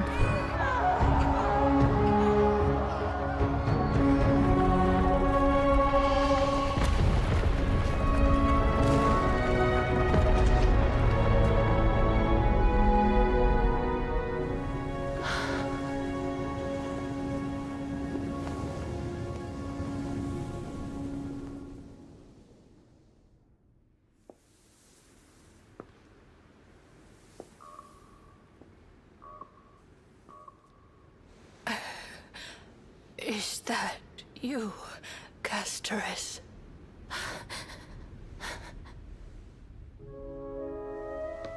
All of them have gone, heeding death's summon, crossing into their domain. I must go too. I don't fear it, just I have some regrets. Watching people leave this world again and again, it must be lonely for you.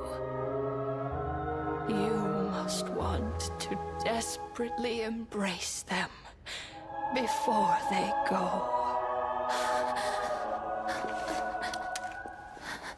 I can't. These hands, they're too cold.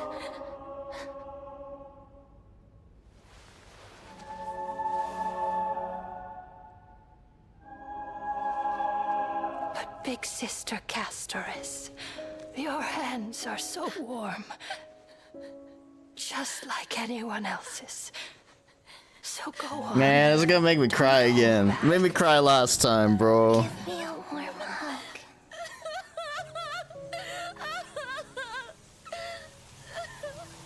Sag.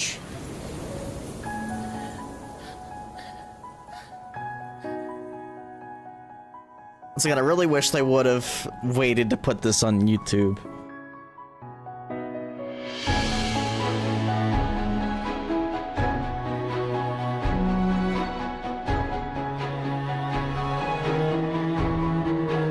Because, like, if I saw this for the first time in the game, I'd be popping off right now. I'd be like, oh my god, I can't believe they did an animation for in the game. That's so sick.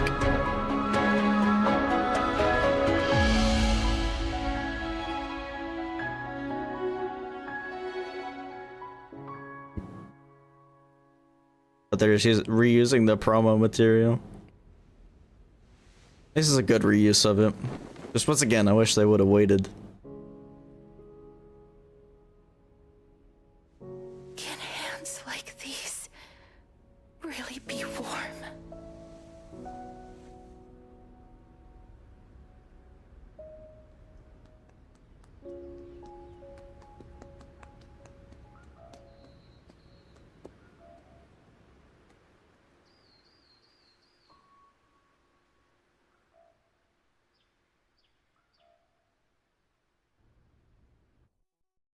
On the day that Oryx's trial ended, you must have had many questions. I felt just as confused. Why, as someone from beyond the sky, were you so cruelly dragged into Amphorius's fate? I wished I could take action, but no matter how hard I try, I cannot simply interact with the living as ordinary people do. Even when we brushed against each other unintentionally in the grove, and it was obvious that nothing had happened. When an almost unattainable hope finally welled up in my heart. When I thought that perhaps my touch would no longer bring sorrow, fate declared to me, it wasn't that the curse of death had finally been lifted, but that your soul no longer belonged to this world. And there was nothing left for my hands to take. Nothing. And did I really think this time would be any different? It's not that I don't understand this reality, just that I'm unwilling to accept it. Having walked such a long road, I am still unable to find the answer to life and death. I am resigned to eternal despair. Anything I wish to hold on to, death will inevitably wrest from my grasp. So tragic, From that dude. moment on, I lacked the courage to confirm it again. Until Oryx laid bare the cruel We're truth already before us. freaking dead, bro. That's freaking And crazy now, stuff. Perhaps I might have one last chance. Long ago, Trinan read a prophecy to me. At the end of the Sea of Flowers, the souls of the living shall warm thy fingertips, and after an embrace, there shall be eternal separation. I found no surprise in it, for her words sounded not like a foretelling, but a perfect reflection of my past. Embraces in this world are born of reunions, yet my touch speaks only of farewells. In that moment, I had no doubt that this destiny would weave itself through the entirety of my life. And yet, things have taken a turn for the better. Now that I can finally have an audience with Thanatos, perhaps I can rewrite the meaning of that fated prophecy. I have no reason not to give it my all. So true, bestie. And for my own. Oh yeah, I'm kind of relying on you. Should I pretend I didn't hear any of that? Thank you for telling me your thoughts. With that, I won't have any regrets. No regrets. Alright, let's go. Castorice talks to you about the gifts she gave to other Crisis heirs, and before you know it, she arrives at your gift. What is my gift? Let's put that aside for the moment. We've arrived. I want to retrieve a small gift I specially prepared for you. I made it myself, like the trinket I gave Lady Trianne. I want to leave something for everyone. She's talking like she's about to die, bro. The journey to seek an audience with the Death Titan cannot be an easy one. I want to make full use of every moment I have before we depart, so that I don't have any regrets. Is it a bruise on my face on it? That sounds kind of ominous. Then perhaps you can have a look at it first. You don't have to take it if you don't like it. I'll take whatever you have, Castorice. Look, it's right there. Huh? Huh? Where did it go? Uh-oh. What's going on? Did you have some trouble with some... Did you get into trouble with some phantom thieves? I'm gonna say that. I am not some corrupt grown-up. What's this? The coin of Zagreus.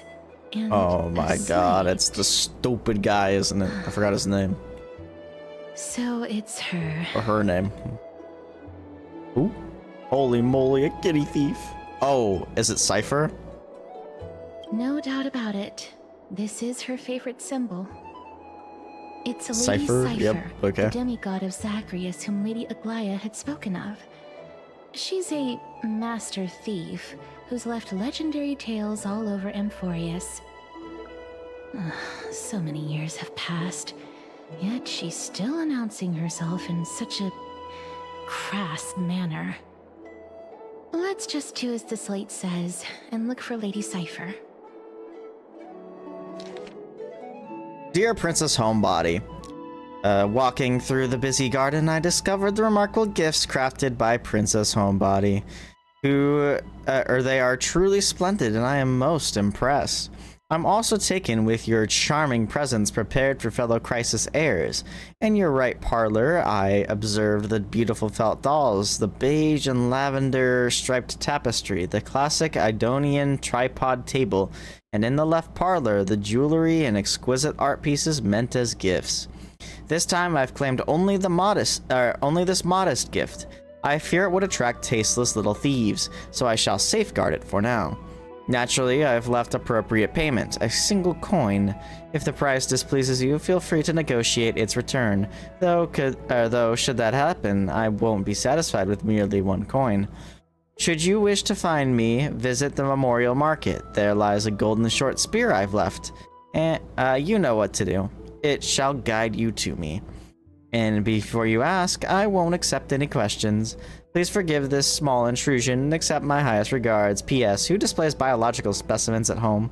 They're quite unsettling. You might want to store them away when entertaining guests. P.P.S. Despite your considerable investment in the Idonian ossuary, hanging in your parlor, I regret to inform you it's a fake. The original was craftily switched by those cunning scholars of the Grove of Epiphany. The full story can be found in the yet unpublished memoirs of Cyphera. Sincerely, Kitty Phantom Thief. To retrieve the gift and teach Kitty Phantom Thief a lesson, you head to the market to find the short spear she left behind. Look, it's right there. This is the golden short spear mentioned in the thief's letter. There seems to be a new show at the bats today. We must pursue her. Go, go, go! Huh?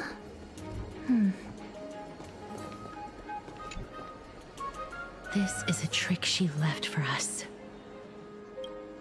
Clearly, Kitty Phantom Thief wants to play a little game. Oops. Play a little game with you. 2 short spears, 1 correct, 1 wrong. We check the hints on the scroll. 2 golden short spears. Only the golden short spear engraved with the truth can lead you to Kitty Phantom Thief.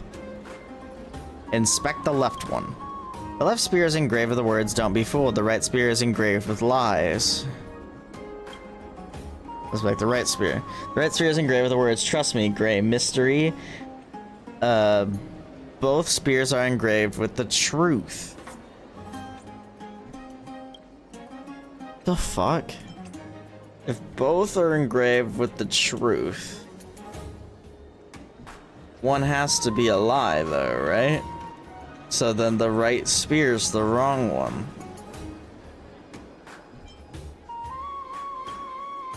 The words on the scroll should be true, so which short spear do you want to repair? Wait, so I have to repair the truth, right? Oh shit. The right one's false, so the left one's the correct one, I think, right? That's what I established. I'm repairing the left one. She's incorrigible. Follow me. Was that wrong? I think that was right. Pretty sure it was left. I was pretty sure I was supposed to repair the truth.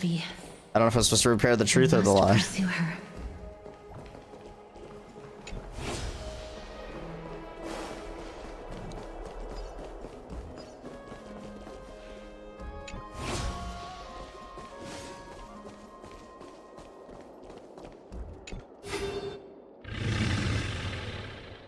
Nope. Okay, I fucked up. Cypher, if this Dromas truly is her, appears to be quite content.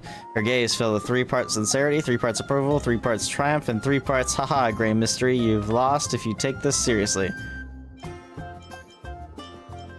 What did you call me? She seems to be saying, haha, Cypher does not know. So she says she doesn't know. Lady Cypher, please come on out. Okay, no, that was the right one. You're still careless as ever. Shouldn't you keep such a precious gift near your bosom? Since you know it's a gift for someone else, please give it back to me.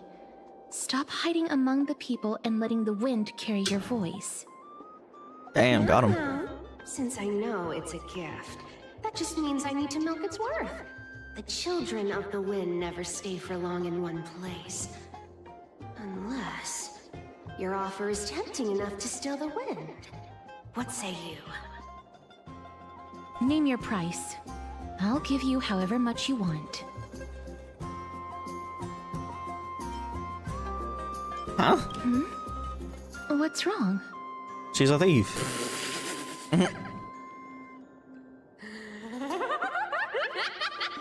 No wonder they call you Princess Somebody. Why don't you two come over to my place? It'll make a better venue for proper business discussions. You can find where I live through the winds I've sown. Right. Piece of cake. I can do that even if I can only sense your soul. Alright, I'll see you there.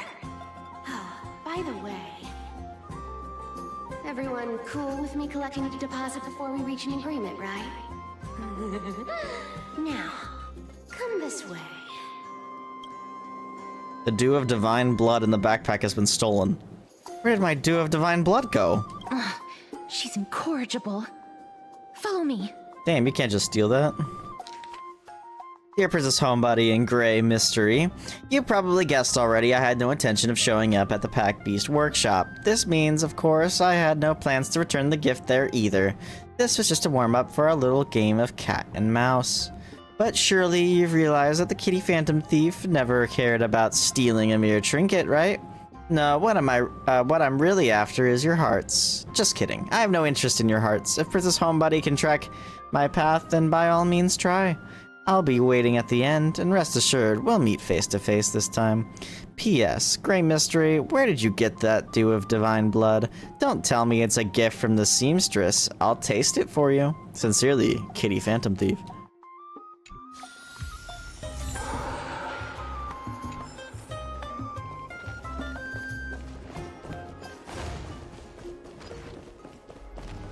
Frickin' Cypher!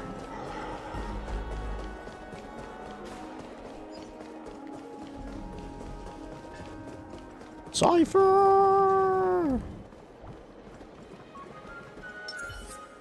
Oops. Not used to controller controls.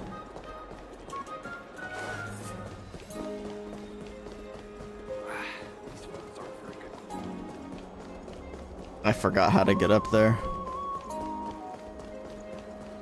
Does it really work? There we go.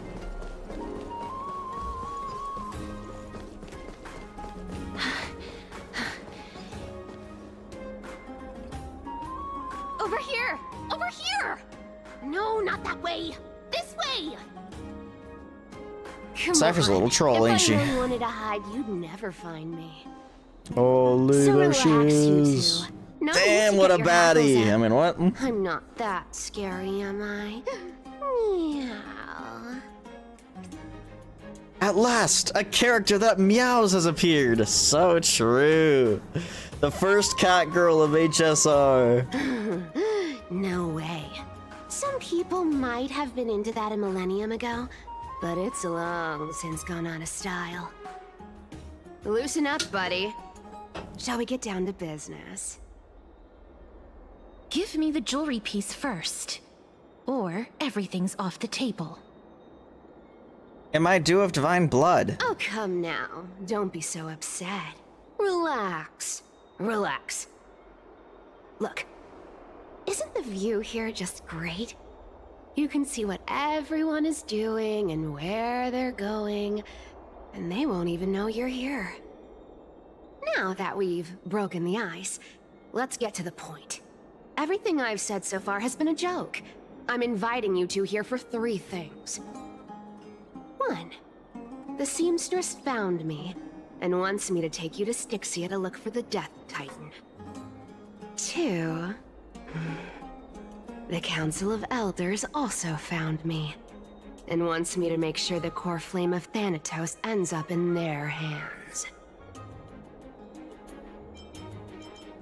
Look at you having your fingers in both pies. Last but not least, I'm telling you that I'm not interested in doing either of those things.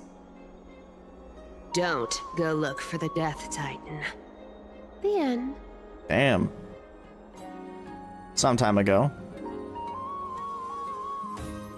Whoa, this is some high quality stuff.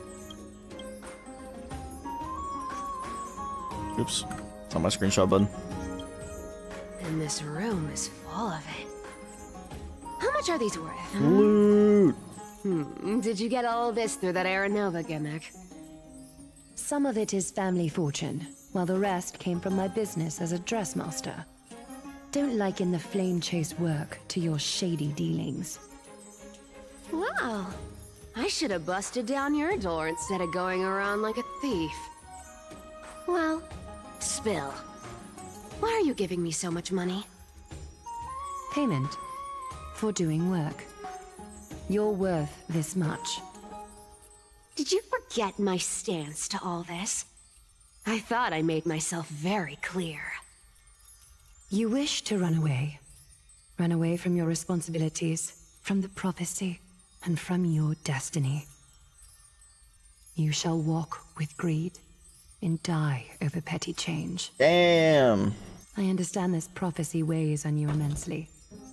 That is why I have never approached the demigod of trickery for running away.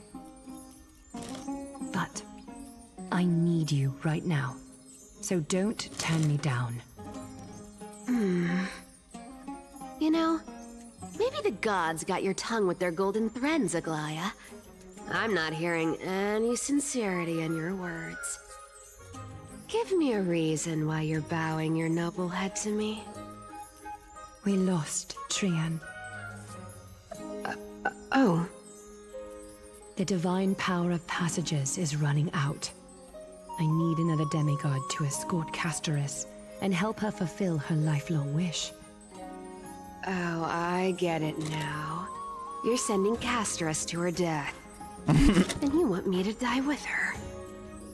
No. This is Castorice's own request. I have never seen her so determined. She brought this up herself? You're not pulling my leg.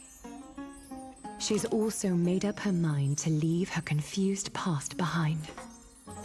As will you, Cypher, when you finally make up your mind. Don't be so sure. Time is hard in the likes of you and I. But Castorice remains pure as driven snow. She can always turn back before the end, you know? Maybe she'll remember Trian's sacrifice. Maybe she'll remember the countless martyred Chrysos heirs. Maybe she'll remember you, with your one foot in the grave. I ain't as optimistic as you about what she'll want to do. Tell you what. Why don't I take this room of treasures as a security deposit? Damn, as a security and we deposit. make a bet. Go on. I bet she'll change her mind and turn back. Now, if I lose, I'll do what you want me to do. Oh, Return and she's gonna this lose. deposit to you, plus giving you another room full of treasures. How does that sound? Dang, that sounds like it's a bad deal for you. You sound like you have all the confidence in the world. Yeah, it sounds like a horrible deal for In Cypher. that case, let's make a pact with those conditions. I hope you're prepared to lose it all. In conclusion, I want to win. So I hope you two can give up on going to Styxia. I'll give all the treasures in that room to you. And you can split it between yourselves however you want. What do you think? Tempting, right? Nope. I'm almost dead. What use do I have for money? I decline. If we don't find the Death Titan, her soul will... Oh? I can't go into the details, but we have to go to Styxia. I really don't get how. Girl, you just lost your bet. Princess, homebuddy. You keep talking about needing to find Thanatos, about getting rid of your curse, and you don't care about anything else. But did you ever live for your own pleasure? Even for just one day? You're sounding sus when you say it that way. What are you trying to say? I'm saying, contrary to your beliefs, Aglaya didn't take you in just so you can die for her Aranova. The flame chase journey walks hand in hand with sacrifices. Isn't that why you're always running away from Lady Aglaya? Oh, got him. Fine. Never mind. We all have our own problems. I ain't gonna say anything anymore. It's not like I was gonna honor that bet anyway. But listen to me. Bruh. Styxia is no tourist destination. Sure, The treasures buried in there are 10, no, 50 times richer than Aglaya's vault. Yet, I've never been there. And I never plan to. Because even a demigod can't be sure they can walk out of that place alive. But we're going in. Now I'm supposed to escort you to Styxia. Sure. Aglia paid you.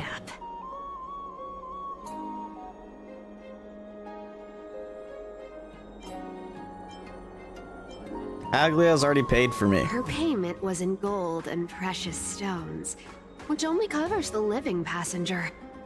You need to pay me as a member of the dead. Okay, lady. I don't like this. However, Why does Castorice's mouth break? lived a longer life than most people. Though I'm not as good at doing business as Lady Aglaya, I still have some savings. I can give them all to you. Castorice. Then how are you going to live the rest of your life? Then I'll give you 90. No, 80%. Well, don't mind if I do. 80% of Castorice's savings and a bottle of dew of divine blood. Not a bad trade. She is mischievous as hell. I'll show you who's boss once I've recovered with full HP. I'm so scared. Can you even catch my tail? Here, catch. Be careful with that. A minor change in plans, though. Don't go to the bath tomorrow. Come look for me at Akima's city gates instead. Okay. So, why are you changing the meeting place? Oh, nothing really. Just a bit scared of the seamstress's frosty face. I wouldn't stay a second longer in Akima if it were up to me. Well, now that we've struck a deal, why don't I give you guys a lift back? It's gonna be a long ride. So have a good rest. Huh? What is happening?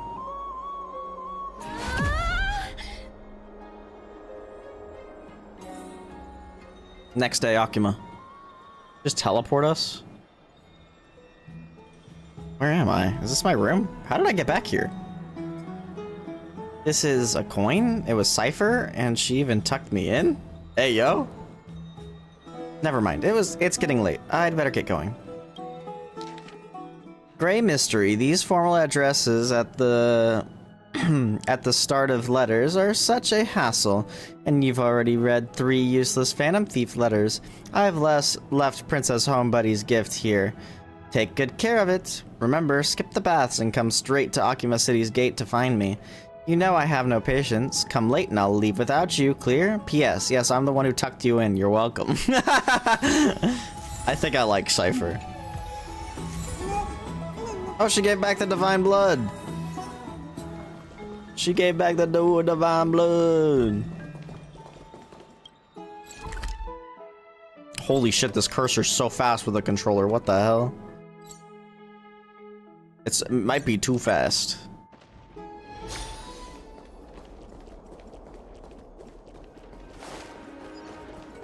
Where's my sparkly trail? That is the Titan King of Nikador? What are they doing here?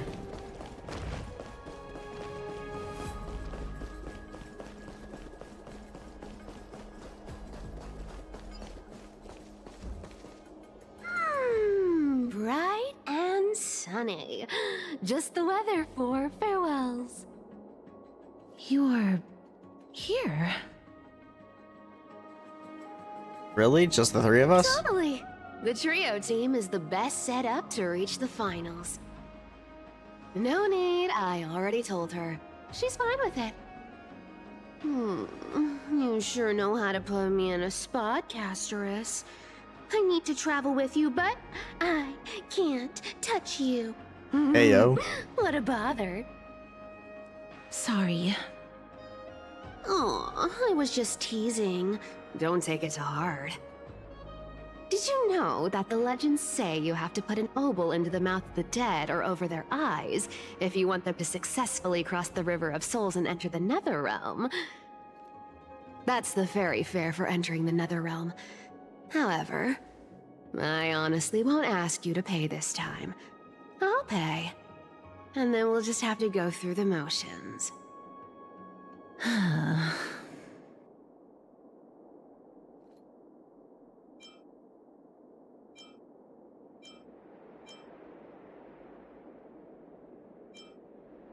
We already paid you so much. Hey, that was a different purchase. Look, I'm just trying to make this journey feel more special. All right, pass me the coin. It's time to get the gods' powers going. A fleet-footed trip to the Netherrealm. Here we come. Oh, one last thing before we go. I gotta give you this piece of advice, especially to you, Princess Homebody. You can't catch the wind by waiting. You only live once. YOLO. So make the most of every moment you have. Get ready. Be steady. So it uses the coins to create portals, I'm assuming. Hi, your turn. Don't be nervous. After all, it'll be gone in the blink of an eye. Oh, what? She just carried us there. What? All done. What?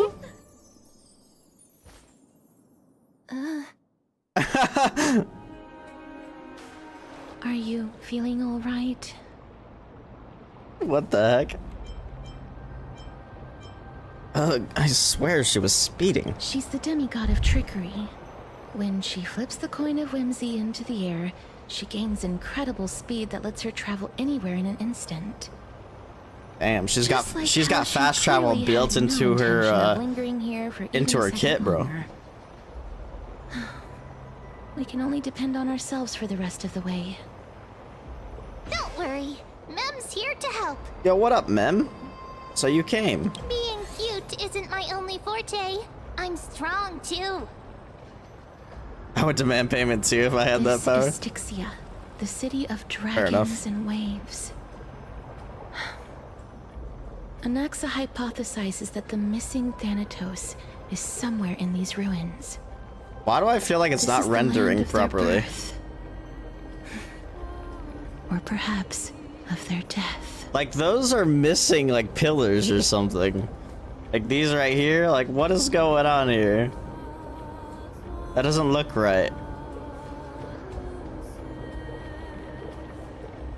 Are there any other clues? Anaxa had used a secret alchemical art to temporarily fuse his soul with Circe's and Kephae. And when he was on the verge of death, he was pulled by Thanatos and caught a glimpse of the flowing river of souls. This alchemy, considered a sacrilegious act, might actually make the souls of mortals and titans attract each other. Even though Thanatos has been missing for 1,000 years, and even their followers haven't been able to find them, perhaps that special attraction could summon them here. Oh, so are we going to use that Philosopher's Stone to conjure the Titan? I think that's the plan. I guess that's the only way. The only leads we have now are the name of this city and the fairy tale about the dragon. Thanatos is even more mysterious than I am. Indeed. Even one as erudite as Anaxa could only point us to this place, and no further. We will be entering the unknown as soon as we take our first steps. But that won't be the first time in my long journeys. I believe that, rather than standing still, taking action is by far the better option. Perhaps fate might take pity on us today and show some compassion. That's cope. Okay, maybe they are just like that. That just looks wacky. once you came. Go back. Ooh. That butterfly? Oh, it's what's her... lies the realm of the dead. It's her sister.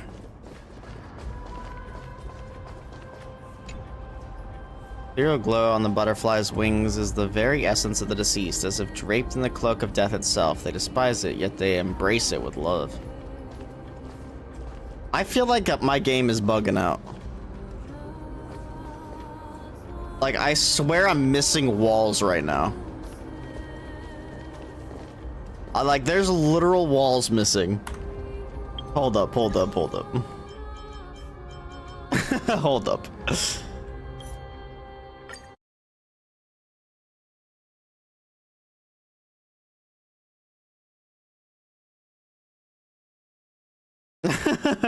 I definitely feel like that's not correct. Let me relog real quick.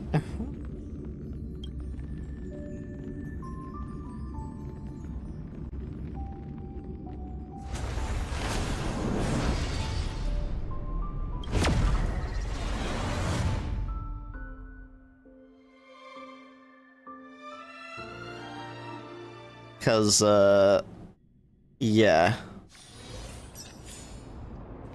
It's still broken. Hopefully this is the only point in which it's broken. What a beautiful butterfly. Is it talking to us? Wait, the wall's there now. This is a Isn't it? eulogistic butterfly. They are found in places where many have met their demise. In Idonia, some think of them as manifestations of Thanatos' benevolence.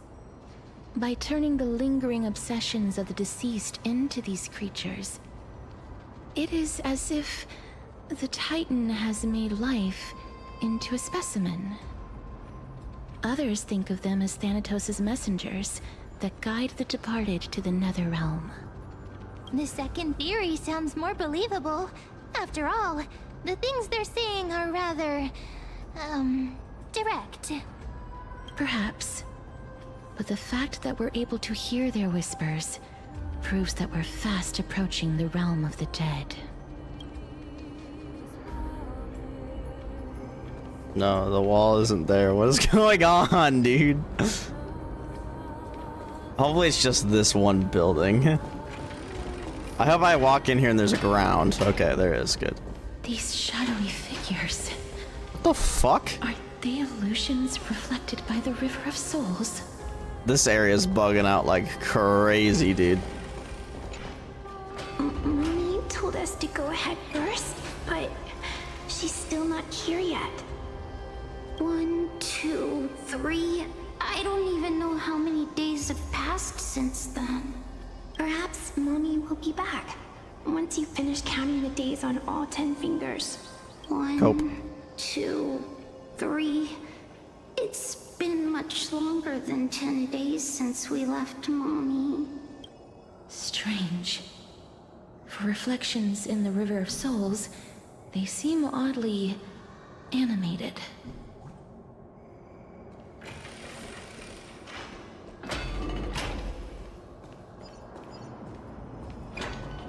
Do you want to buy any fish? It's a fishmonger. Huh? He can see us? Wait. More living people. I'm not selling my fish to living people. Damn, now we're alivist? Shameless. Buying fish without paying. If I ever see her again, I will. Could it be that you're all dead souls that never achieved rest? They're in purgatory. The nether realm does not exist. Titan rejects. I could voice act the dying guy too. Me. So, do you want to buy any fish? But there aren't any fish nearby. Are the fish gone? The people are gone too.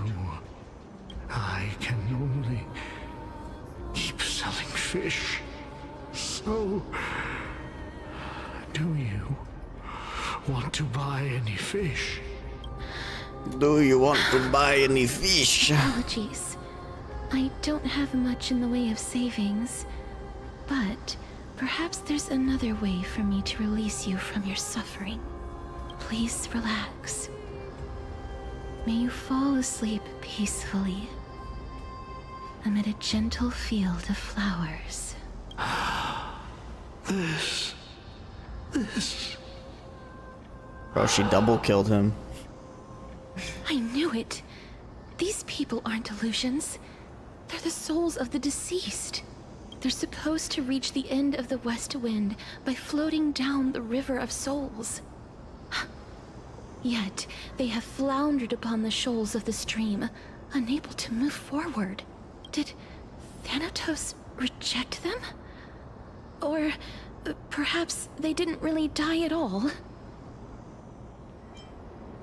Perhaps all of us can still use some CPR. Are they in the same situation as me? I have no idea. This circumstance is completely unprecedented. Hang on. Didn't he say more living people? So that means he's seen other members of the living apart from us? Could it be that these souls are stuck here due to someone's deceit?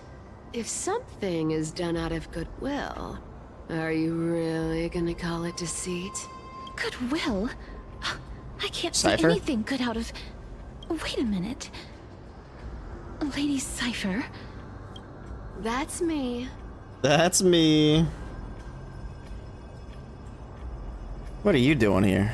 Could it be that you are the living being that those souls met? Ugh, I couldn't take their behavior anymore. So I stole some things here and made up some lies there. Just trying to give them something to look forward to, you know? It's because of vile living creatures like you that we're being misunderstood by all of them. What else am I supposed to do? You can see the mess this place is in. These poor souls are denied by the Netherrealm. So now they're stuck in a few brief moments of their life. Unable to move forward or back. Did you see those two blacksmiths on the way? They've been here for as long as the sun's been around, wailing over and over about casting a shield. Styxia is so freaky. Then why have you come back, Lady Cypher? Hey, I'm not here to aid your adventure. I hate water more than anything else in this world. Especially that stinky river of souls. Because you're a cat girl. But, I just discovered some stuff before I left. And I reckon you should know about it. It's about that boy who defied death. I found traces of him here. Lord Mighty? Oh, right! That's his name. Well, now you know. As for whether that info is actually useful, that's for you lot. Mighty soul. So long, Princess Homebody. So long, Grey Mystery. Huh? She disappeared just like that? Lady Cypher has always been a free spirit. In any case, she has brought us some valuable information. If Lord Mighty is also somewhere along the river shoals right now, then he will certainly become our signpost. After all, he's different from those wandering souls. He will find his way, even in the realm of the dead. Speaking of finding the way, how are we supposed to get over there? Don't worry. It's time for me to shine. Orynyx's rune of recollection is nearby. Use prayers to return the river to before it got flooded.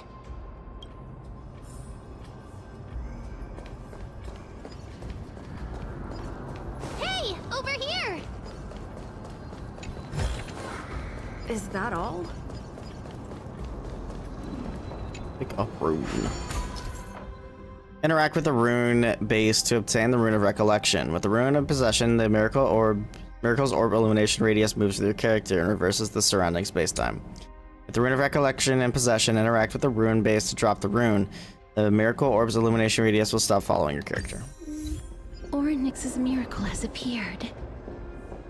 Amazing! It's like we're inside a giant bubble. Even the river got parted. Or Moses.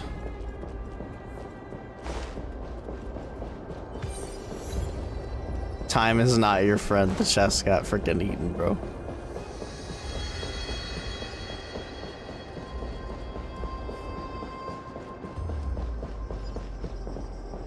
Huh. So this path actually didn't exist back then?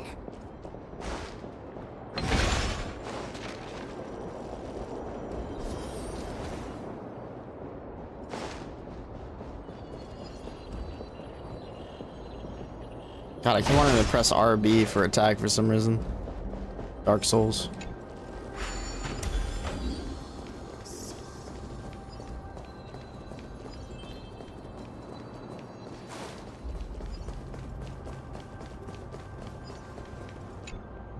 Ah, by the looks of it, you must be the foreign warriors that the Queen had mentioned, right? The Queen. Since the Foreign current campaign warriors requires the utmost care, I wasn't able to make time to welcome all of you. Please, forgive me. Foreign warriors? A priestess, a warrior, and a divine beast. You look identical to the blessed saviors that the Queen described. This is my pet, so I'm actually of the hunter class. Oh darn, no healer on this team. A campaign? Who are you campaigning against? Nobody knows, as of now. Of the scouts that went ahead, only one has managed to return.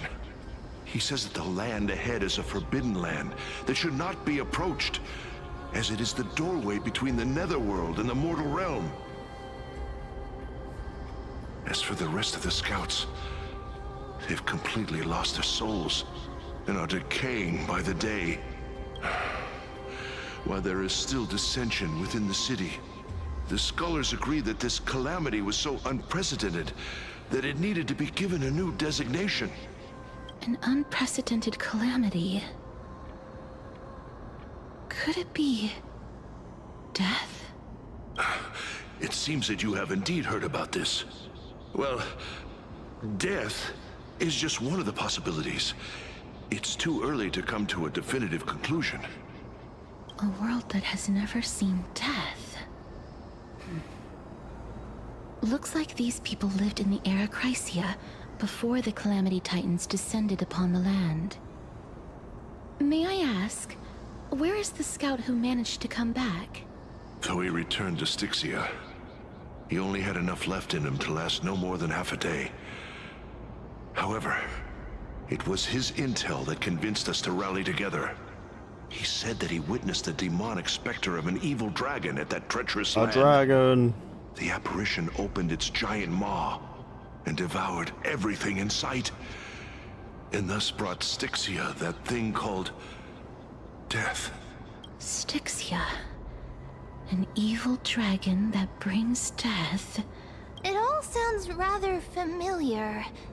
Wait, wasn't this part of that fable? Yep. Sir, could I ask how the Queen and Princess are doing? The Queen?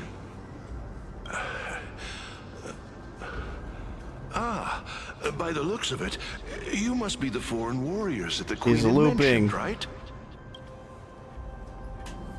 Is he set to loop on repeat? Oh, it's the same lines. Looks like he's still trapped in the moments before his death. Leave it to me. Sir, the war ended long ago. Styxia no longer exists. Styxia is no more? This cannot stand! Newcomers, hurry up and go take your positions! Oh, looks like it's difficult for this gentleman to accept reality. Sir, I am the Maiden of War, sent here by the Queen herself. If you accept my blessing, then today's battle will be smooth sailing. Maiden of War? I've never heard of this. There's little time to waste. Please don't take too long. Don't worry. I'm typically unwilling to prolong such a moment. Is it over? Have we won? Cass! Oh, are you alright? I'm fine. I just didn't expect that I would still have to embalm others, even in the realm of the dead. Sag. Is this a remnant of his soul? What the hell? What the fuck, bro? Well then, why should Aglia? I place my trust in you? And Castorice? Holy maiden from afar. Her memory. Wait, this is... I don't quite understand what you're trying to say. Since the prophecy has already pronounced your name as Chrysos, heir of death, Akima ought to treat you as an esteemed guest. However, you seem to have no intentions of concealing your involvement with the Council of Elders, while most likely being aware of my issues against them. I cannot deny your claim. It was the Council that offered this room to me, and they had only one request. They want the curse of death to be completely subjugated to your will. I was agreeable to that request. But why? I am unable to rid myself of this innate curse. However, from this day onward, I shall use it according to your will. I will never make any superfluous moves on my own. I see. So that is how they plan to control the Flame Chase journey. They have shifted the heavy responsibility of granting death over to me. If I ever become obsessed with executing people, they will then have ample reason to terminate the Chrysos heir's journey. And yet, you seem to not mind. This is quite surprising to me. That's because the fate that we were born with is a burden far heavier than that of an individual's life. I've woven many unforeseen events into the tapestry of fate. This is but one instance. Tidy up your precious garments and come with me. Akima welcomes you, Castorice. Awesome. You seem to hear a sign of contentment, as if it comes from the mouth of a colossal being. Then the scenes of the past abruptly I didn't think dissipate. we'd find vestiges of memory here. Maybe they've got something to do with Orynyx's rune?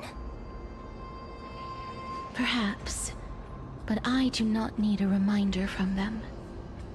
This memory is one that I will never forget. So it seems that the Council of Elders has manipulated you once already. Indeed. While my relationship with the Council has always been quite ambiguous, Lady Aglia has never taken any precautions against me.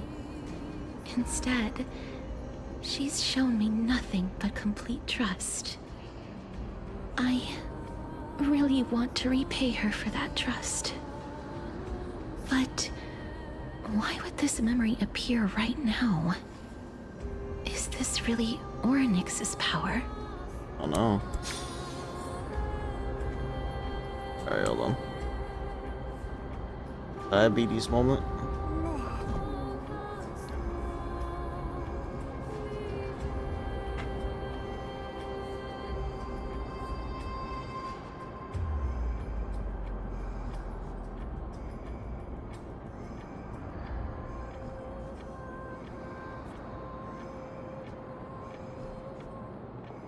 Where are we going? So we might need the orb again? No, we don't. We do not need the orb. Could these dead monsters actually be... If Lady Cypher is to be believed, this could be the handiwork of Lord Mighty. He's still fighting against the Black Tide, even in the Netherrealm.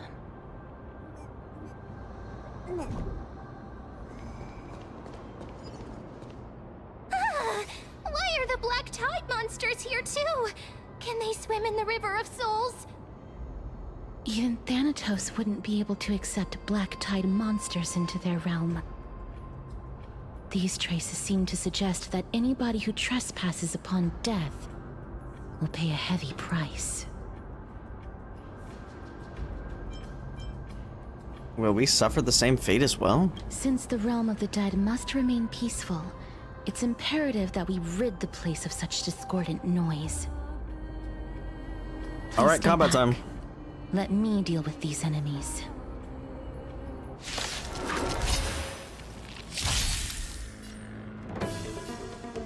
Oh, thank God I can besot them. Slice like a good brew, my friends. Indulge yourselves!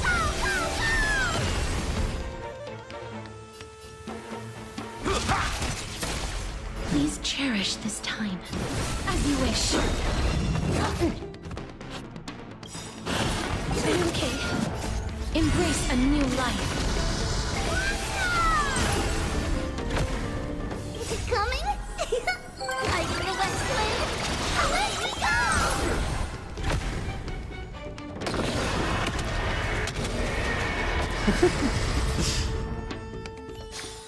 So silly. Wandering souls, the path ahead is blocked by the River of Souls again. In that case, let's go back to the past. This miracle sure is handy. This is yet another aspect of a Titan's divine power.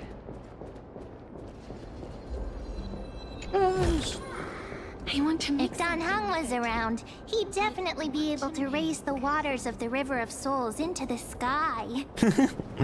If Lady Hycelins was still alive, I think she might be able to do that too.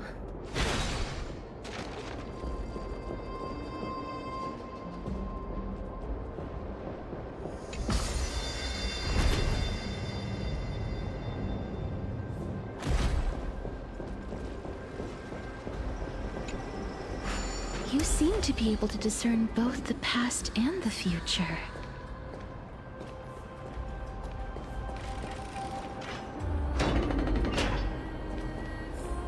Maybe they talked about it.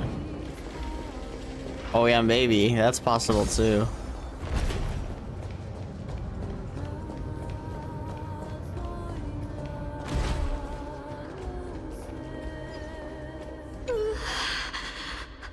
Why isn't there a god yelling in the distance? Indeed, my downtrodden fellow, your sorrow and joy are but means for me to amuse myself. What the hell? I will at least derive some comfort. If all the tears that I had shed were determined by some mightier being above. It's... you people.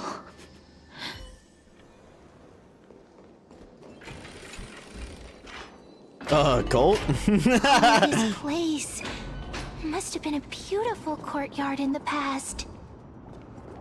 Wow, that is a skybox.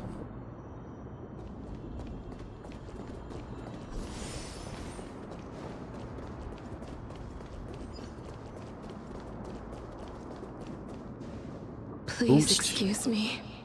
I am but a scholar from a distant land who had the misfortune of falling into the River of Souls and turned into a member of the dead. I don't know. Huh? This one seems to know that she's already dead. Oh, I was merely speculating, but it seems I was right. Okay, so she's just smart enough. And you, I recognize you. You're the Holy Maiden of Death from Idonia, right? I'm sorry. I cannot bring you back to life. However, should you desire it, I can end your prolonged limbo. True. I'm well aware of that. Even if you were able to revive me, I would never choose that option. That's because I didn't fall into the River of Souls by accident. What? Instead, I leaped Girl into killed it herself. to seek my death. In game. Why? If you could see the life I've led, then you would not reproach me so. My life was far too miserable, but I did not expect things to stay the same even in death. What a joke. In escaping my mortal life, I've entered a millennium of pain instead. Circe's above. What cowards humans are. For we fear both life and death simultaneously. I'm sorry. I am also powerless to answer that question. That's all right, Holy Maiden. At least you are able to respond to me. Please, grant me death. Circe's above. Does this count as thinking till the moment I die? She seems free. I have seen too many farewells. Her distress is quite commonplace. There are those who will end their lives over what seems to be the smallest of worries.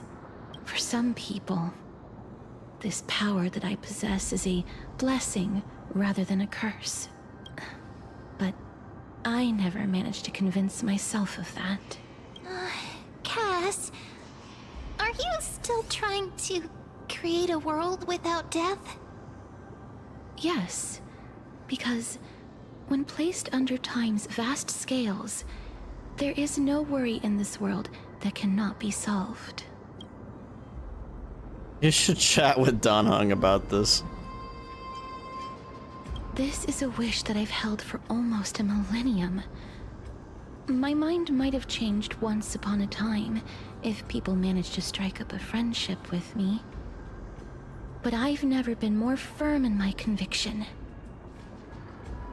Now that I've learned about your near-death state, it is my duty to wipe death from the face of this world.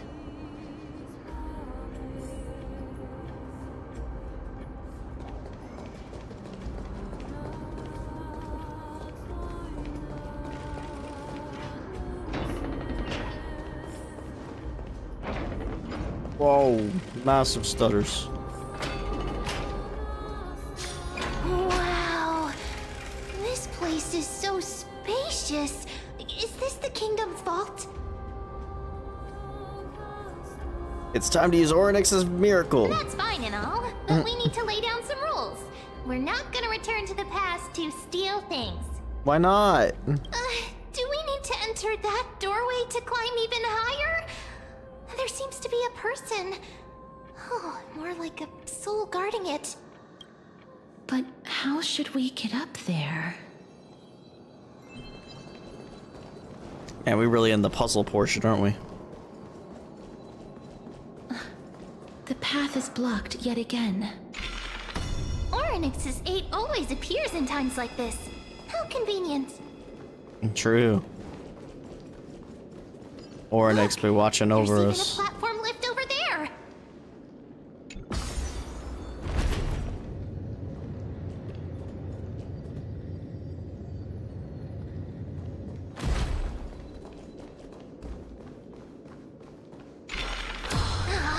A chest of the past has been left behind, but none of its treasures remain inside. I'm crying. I want to make something with it. But what to make?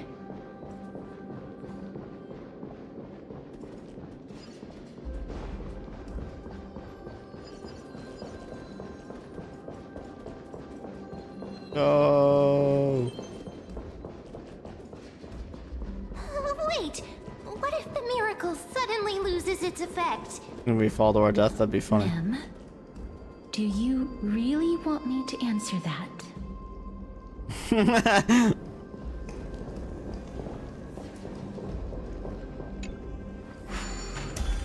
That's cool that when I walked into the spirit, Don't come any closer.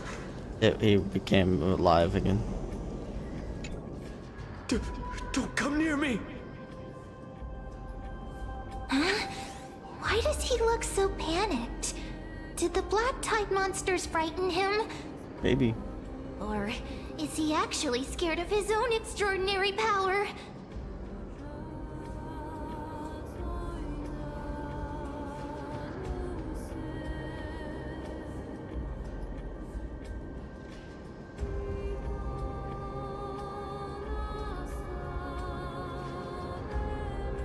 Ah, these are the troubles that powerhouses like us face.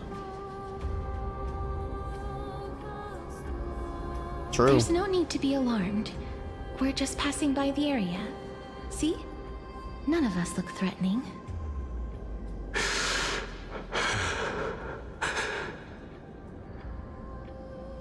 You have a point. Although...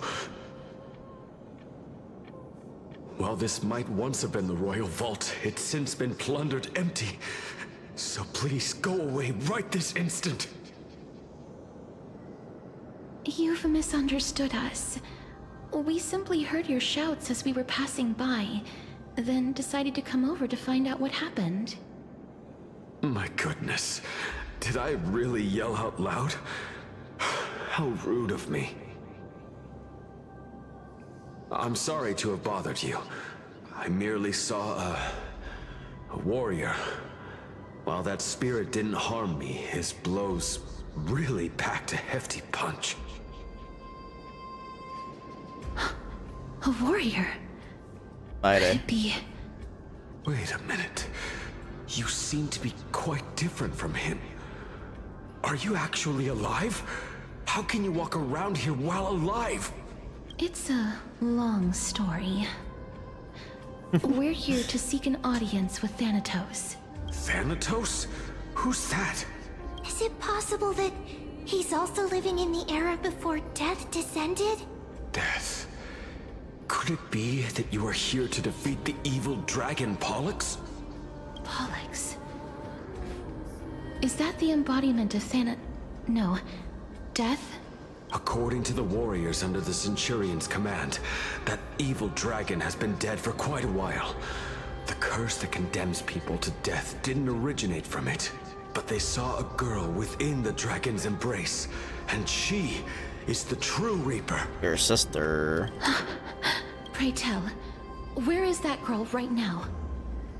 I've heard that the Queen spared no effort in bringing her back to the castle. Her Majesty intends to control all of Amphorius with this unprecedented power. As for whether this rumor is true, well, no one knows. You have my thanks for the invaluable insight that you've given us. Please, treat this touch as a token of my gratitude. You... are you...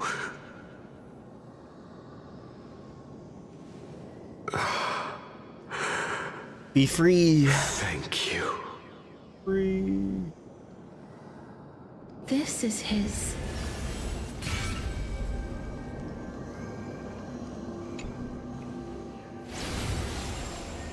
Then you granted him death?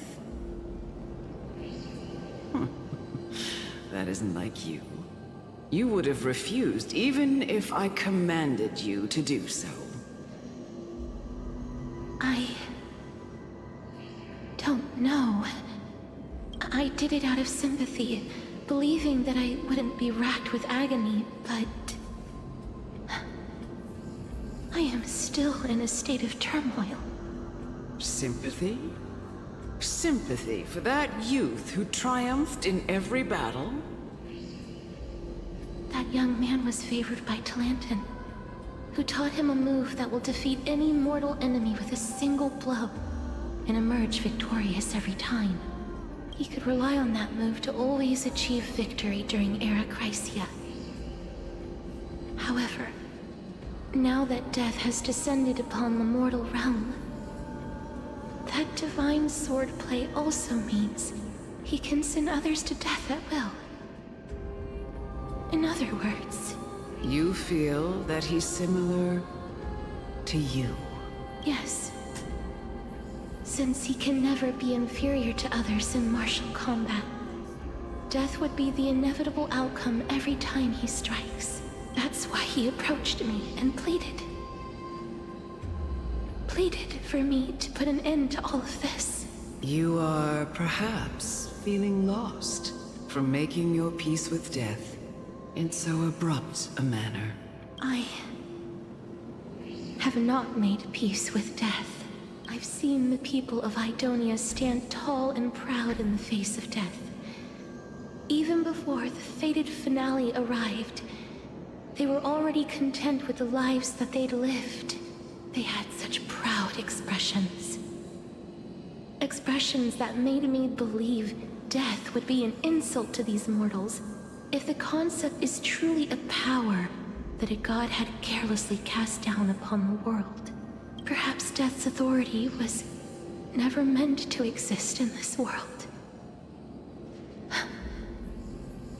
Just like how I shouldn't exist. I won't refute your beliefs for now, but would you be interested in listening to a story of mine?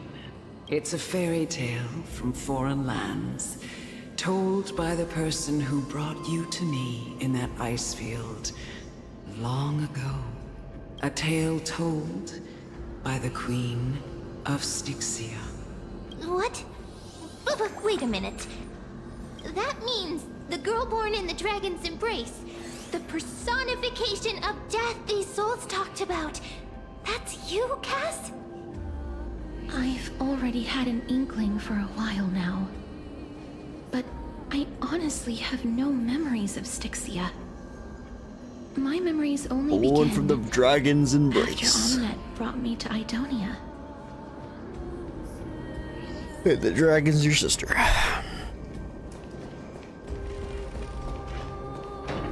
Don't look back. Keep moving forward. Always. Yes, sister. It's yet another eulogistic butterfly. Are we getting closer to the Netherrealm?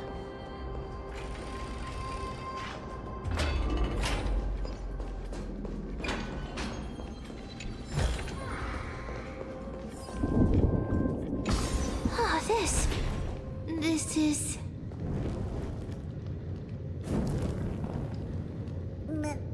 This sort of reminds me of freaking like Elden Ring. Dark Souls. Elevator in this spiraling tower. Oh, could you be the scions of Styxia? Scions and mom Did you got him. hear about the great work that I'm doing here, and have thus arrived to give me the last material that I need for transmutation? Great work?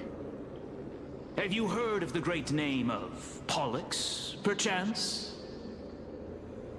Yes. I've definitely heard that name many times today. You have? Then that's good. During the Age of Myth, a time likely before your birth, I was the unsurpassed zenith of alchemy that none could reach. On the shoals of the River of Souls, I shall make Pollux soar again and bring death back to the world. But didn't that dragon already bring death to the world? Oh, looks like you don't know the whole picture. Well, it's true that the missing girl can grant death to mortals. Pollux, the one who delivered her onto this world, makes it so that humankind cannot die. So, it's just as I feared. What did you figure out? This is my guess. The deceased are supposed to drift down the River of Souls until they reach the end of the West Winds. But this River of Souls was blocked by Pollux' fall. That's right. That's why it's imperative that I bring the dragon back to the mortal realm and make it soar the skies again. I have long since prepared my Are we gonna alchemical revive the matrix in the dragon tower. with the Although I am Philosopher's still missing the Stone? most crucial material of all. The Philosopher's Stone. That final ingredient, the final sacrifice, is none other than the girl Oh. who lives out her days with death. Her. Huh? What's going on? You didn't touch him, did you? I know that I am no longer capable of carrying out that task. Take this, all of you, and please fulfill that great undertaking on my behalf. This... We had been inebriated in Fagusa's Queen. feast too long before we began to seek divine bestowed death, so that we could be freed from the whims of fate.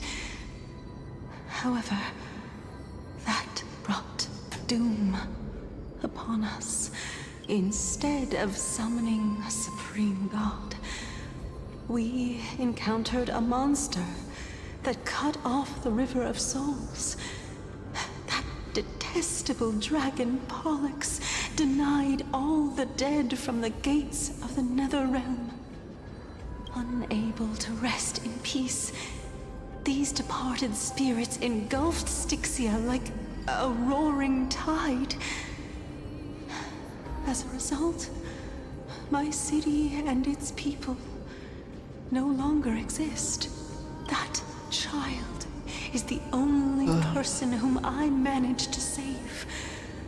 Born within the evil dragon's abdomen, she has possessed the talent of death since her birth. She must have been granted to us by the gods as a chance for us to atone for our sins. Please, you must nurture her to adulthood and prevent her from experiencing all of the suffering that we went through. Okay. I promise that I will care for her as a mother, that I will protect her from the evils of death. By Fagusa above, thank you for your kindness. As her mother, please bless this child with a name before I am swept away by the River of Souls. Please, let me know how I should address her in my next life. Oh. Like how a transient raven butterfly, a fleeting papilio castor, perches on the twig of death.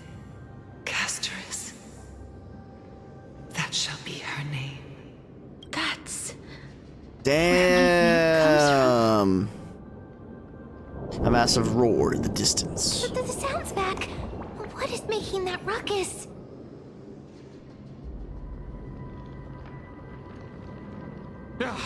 Living ones, don't waste your time bickering. The Netherrealm's wrath is falling upon you. Black Tide creations. When did they... Miss, please fight them with caution. Be careful not to suffer the same fate as those Black Tide creatures! Everyone, hide behind me! Life is not so fragile. As you wish.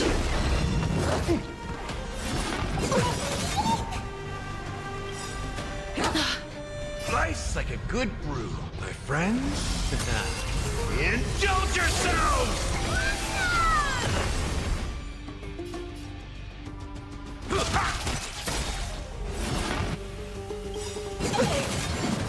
Embrace a new life.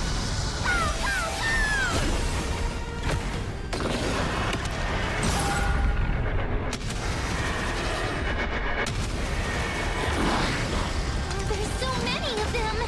How are we holding up? We just protect us.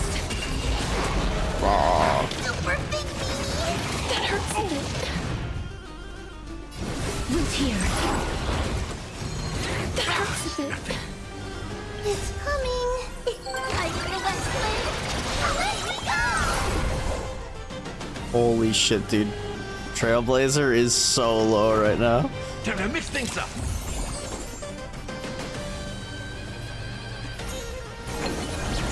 Watch closely. Mem.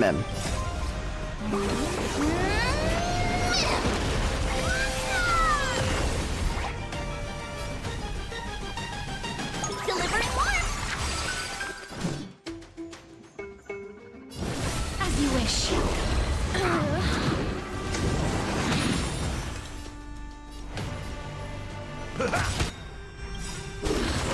Nice second, my friends. Indulge yourselves! It ain't over. Mimi. Embrace a new life. Mimi. Please cherish this time. Darkness with me. Oh my god.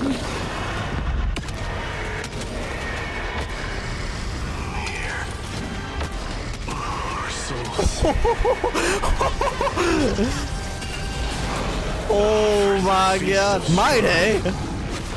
On their triumphant return.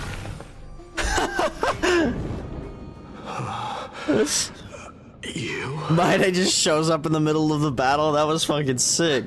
Lord Mighty? I missed you so much that it almost killed me. Pun intended. Lord Mighty. You've been through some tough battles once again. That black tide is endless. My death is only temporary. Did I just cut my lip with my drink?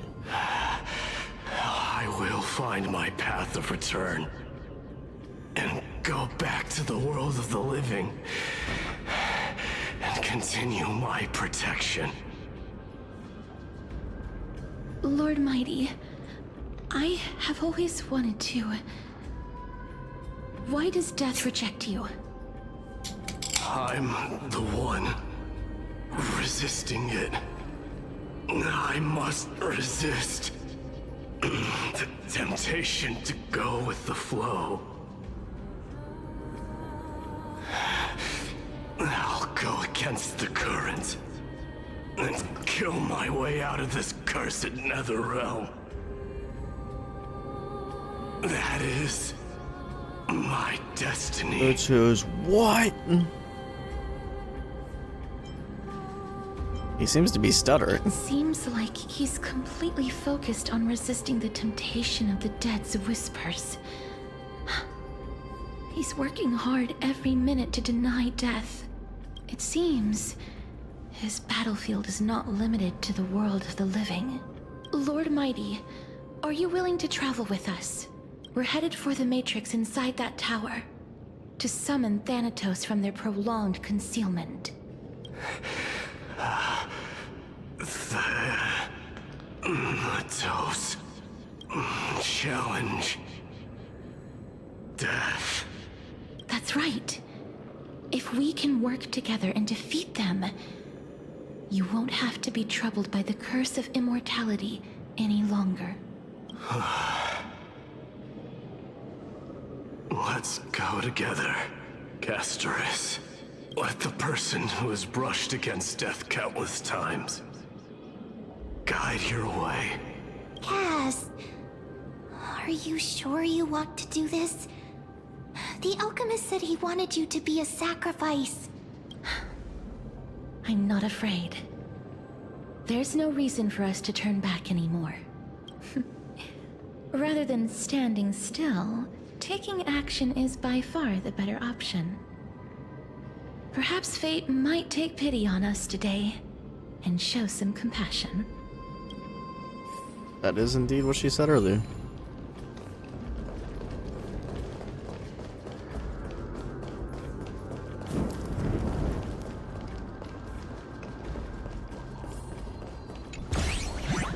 Oh, motherfucker. I don't want to do this right now. I was hoping it was just a regular chest. I don't even know how to do this on a controller.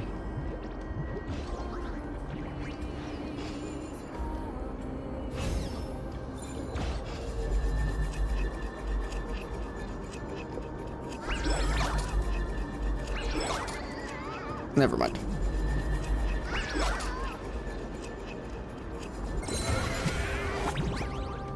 Hope I don't have to fight it. Behold, a great work of old Bartholos. This huge raw stone was pilfered from the bottomless depths of the sea. Then, to determine if it's really held a crystal, filled with magical power, the stone was lifted to the sky to split open and peer inside. Stop it! You're no Titan. Hey, if you can call yourself a Titan, why can't I? Old buddy, let's use some imagination here. I may not be a Titan in real life, but that doesn't mean I can't be one in the stories. Fine. I was just spinning a tale. This is the Nether Realm after all, worlds apart from the mortal realm. Who knows what those things in the sky actually are, though I must admit, the view is absolutely killer. Wait. Did I just stumble into a deadly joke? Well, I suppose there wouldn't be any living being left to tell the tale with this killer on the loose. Hehehe. We're dropping some frames. Are we good? I think we're fine.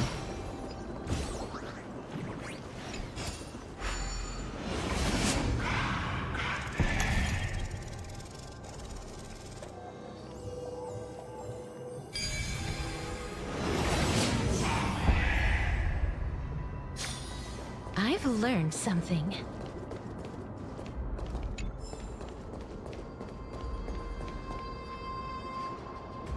Before you are rusted and broken chains, remnants of a past that once led to the tower. Or a path that once led to the tower. This is going to be difficult. I don't know what I said there, damn it. With this kind of mechanism. Yeah, it's in your freaking city. I've never repaired broken chains.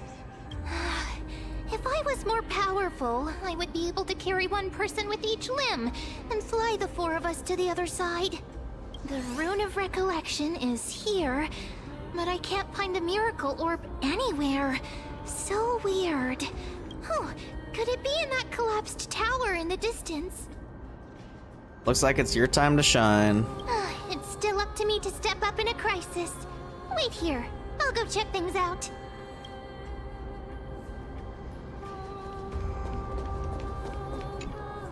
Just shout for me when you need my help. Go, ma'am. Got it. Just leave it to me. Oh god, we're still dropping frames. What's going on here? Hold up. Why are we dropping frames like crazy?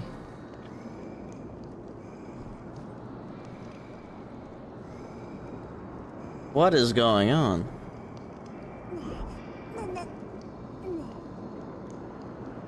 I think it's fixed itself. The hell, bro?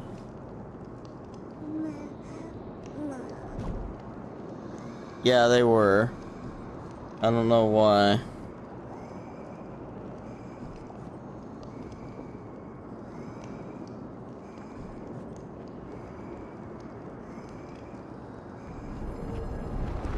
No, it wasn't you. Mem did it. The pink squirrel is very smart. Of him having overheating problems. Why am I a squirrel now? Weird. Hold on. Let me see what's going on here.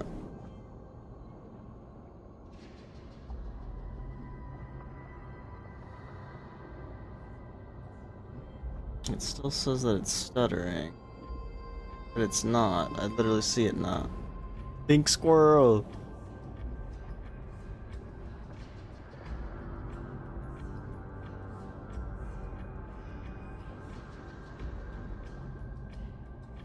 What is your problem, YouTube?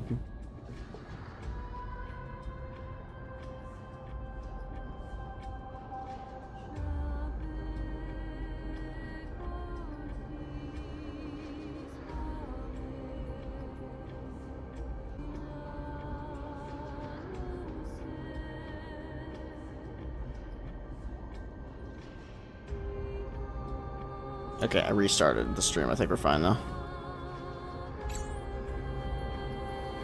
Hopefully, anyway.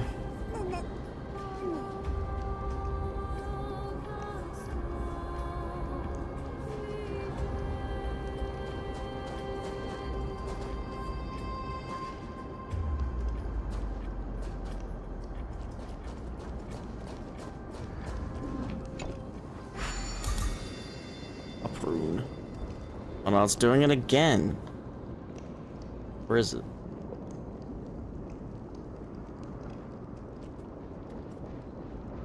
I don't know, bro. Whatever. The miracle's range is limited.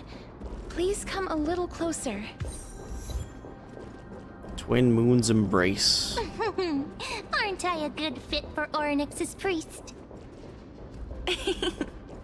Of course.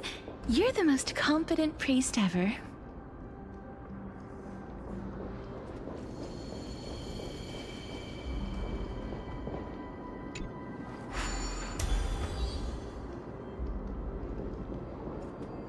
The alchemical matrix should be behind this door. Is that? Oh, it's no way.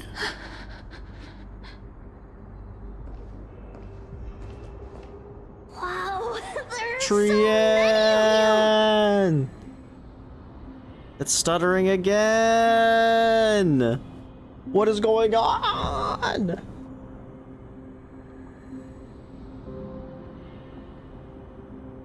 What is wrong with my stream?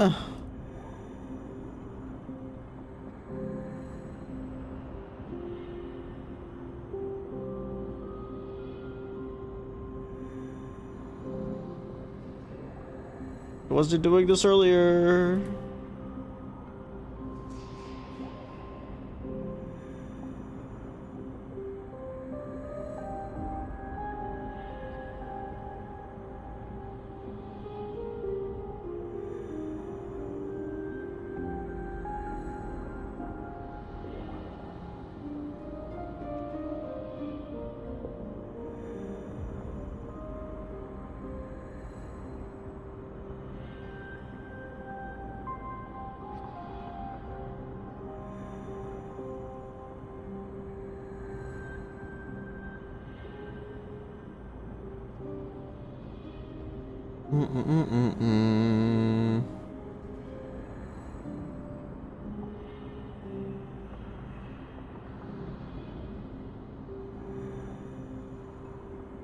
Okay. I don't know. It's little Cass and little Grape. Oh, there's also little D and the big puppy. Trian, aren't you? I know something I could probably do that'll help. HSR.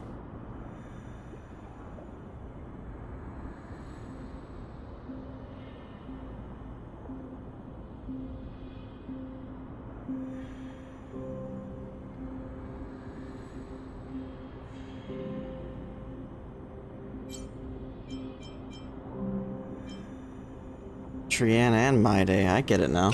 Get what? I'm getting even more confused.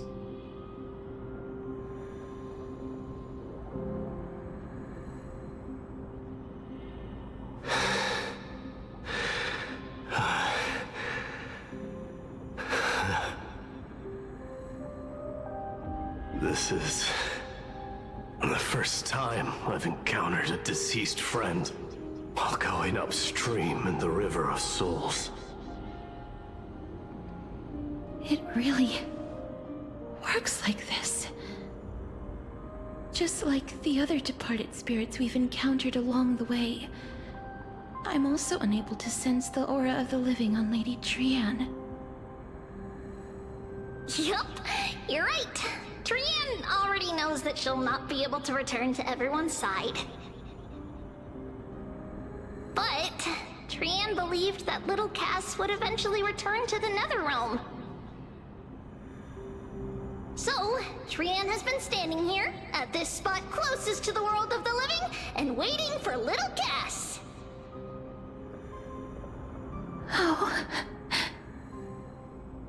must have been very tough for you. But according to what Trian said, we're almost at the entrance of the Netherrealm. Trian promised Trevi and Trinan that when little Cass got here, Trian would get the gift ready and be the first person to run over and welcome you. So, little Cass, don't cry. Please, accept this. We finally finished it.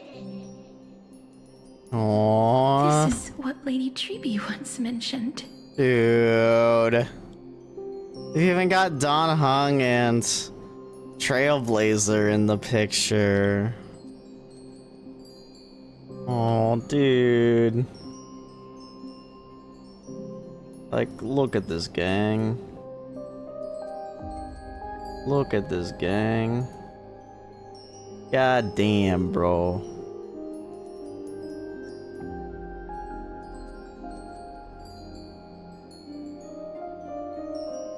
That's so wholesome.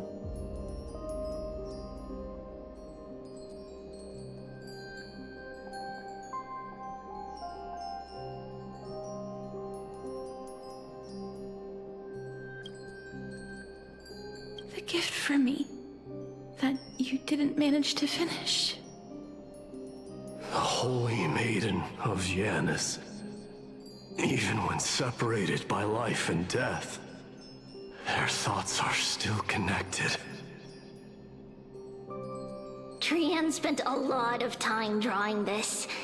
Trian hopes that little Cass likes it. Seriously? It's seriously a wonderful drawing. Lady Trian.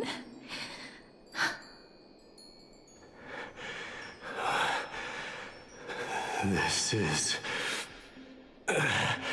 our flame chase journey. Little Cass, we don't know what your journey was like before. Trevi has always said that it must have been a very harsh and frightening journey.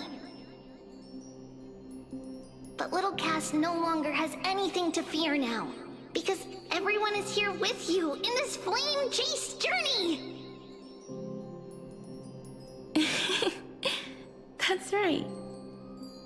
Only now, when I see Lady Trian's gift, do I realize that I've already obtained so many things I would never have dared to dream of since I embarked on the flame chase journey. It's the first time I've gained so many companions. The first time I picked up the hobbies of crafting and photography. The first time I had dinner with someone else. The first time I went to the market to buy the Chimera doll I'd liked for a very long time and hugged it to sleep. The first time I wore a dress personally made by Lady Aglaya.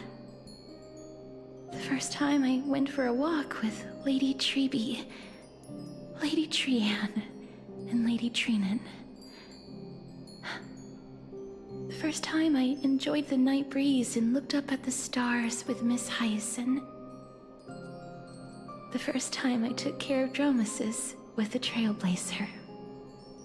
Looking back at all these experiences I never thought were possible, it feels as though the scales of my life had shrunk from centuries and decades down to minutes and seconds. And all of them are so precious. I took countless photos in the past, but they're all black and white landscapes. I don't have a single one with friends. If I had known, I would have taken more pictures. Man.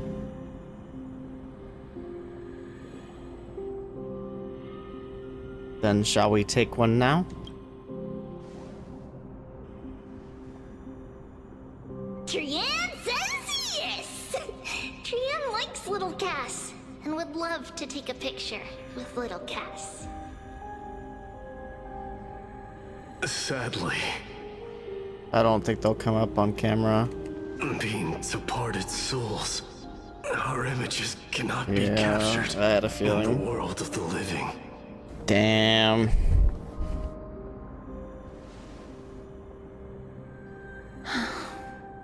I thought so too. What? Are we seriously going to leave any room for regret?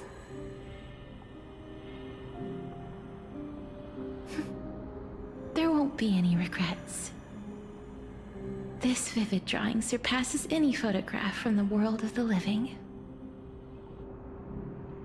Little Cass smiled. Treevee, Trinin, and Trian's wishes finally come true! I remember you once said that fate is not the flowers that bloom at the end of the road, but where people tread beyond the gate. Now, the path that belongs to me is about to reach the end. Thank you for bringing me the final key. Key? Little Cass, why are you talking in riddles all of a sudden?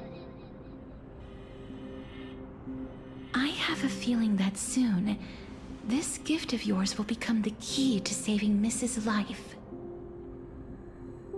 Wow, that's amazing!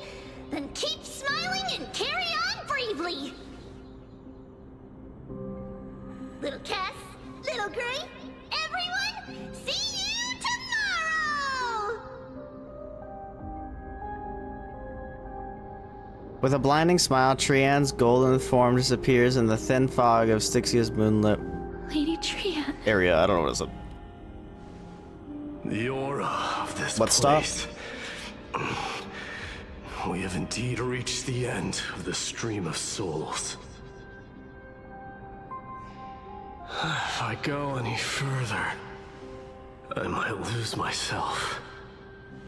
I must leave now, for the black tide still wreaks havoc in the realm of the living.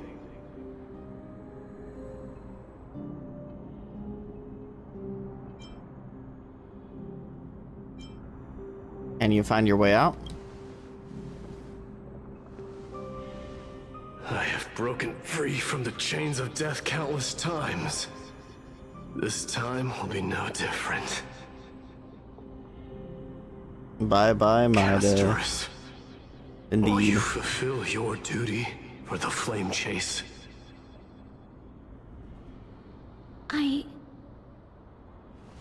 I have yet to make my decision, Lord Mighty. Cypher, what are you doing? I see you back there. No matter.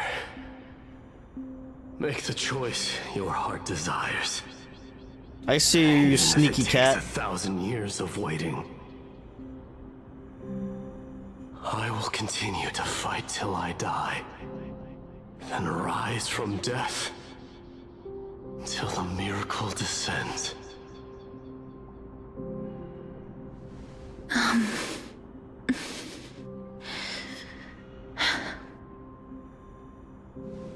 There is one more thing you should know, Lord Mighty. What is it? Professor Anaxa may have deduced the principles behind the Era Nova. You and I may be reincarnated as strife and death in the next cycle, becoming calamities wreaking havoc upon the world. It's okay, we're gonna end the cycle. That was the first time I Cypher see. heard that either. Heard that too, I think. Is that all? Are you going to accept such a fate without complaints? Do you have a strategy to shatter the shackles of our fate? Not yet.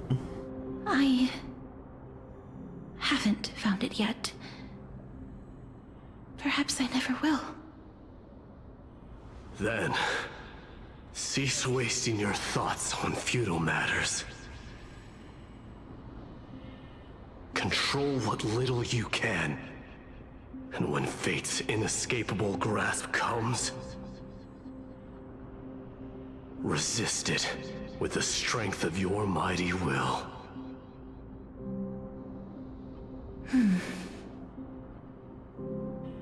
Thank you, Lord Mighty. I will find the right decision.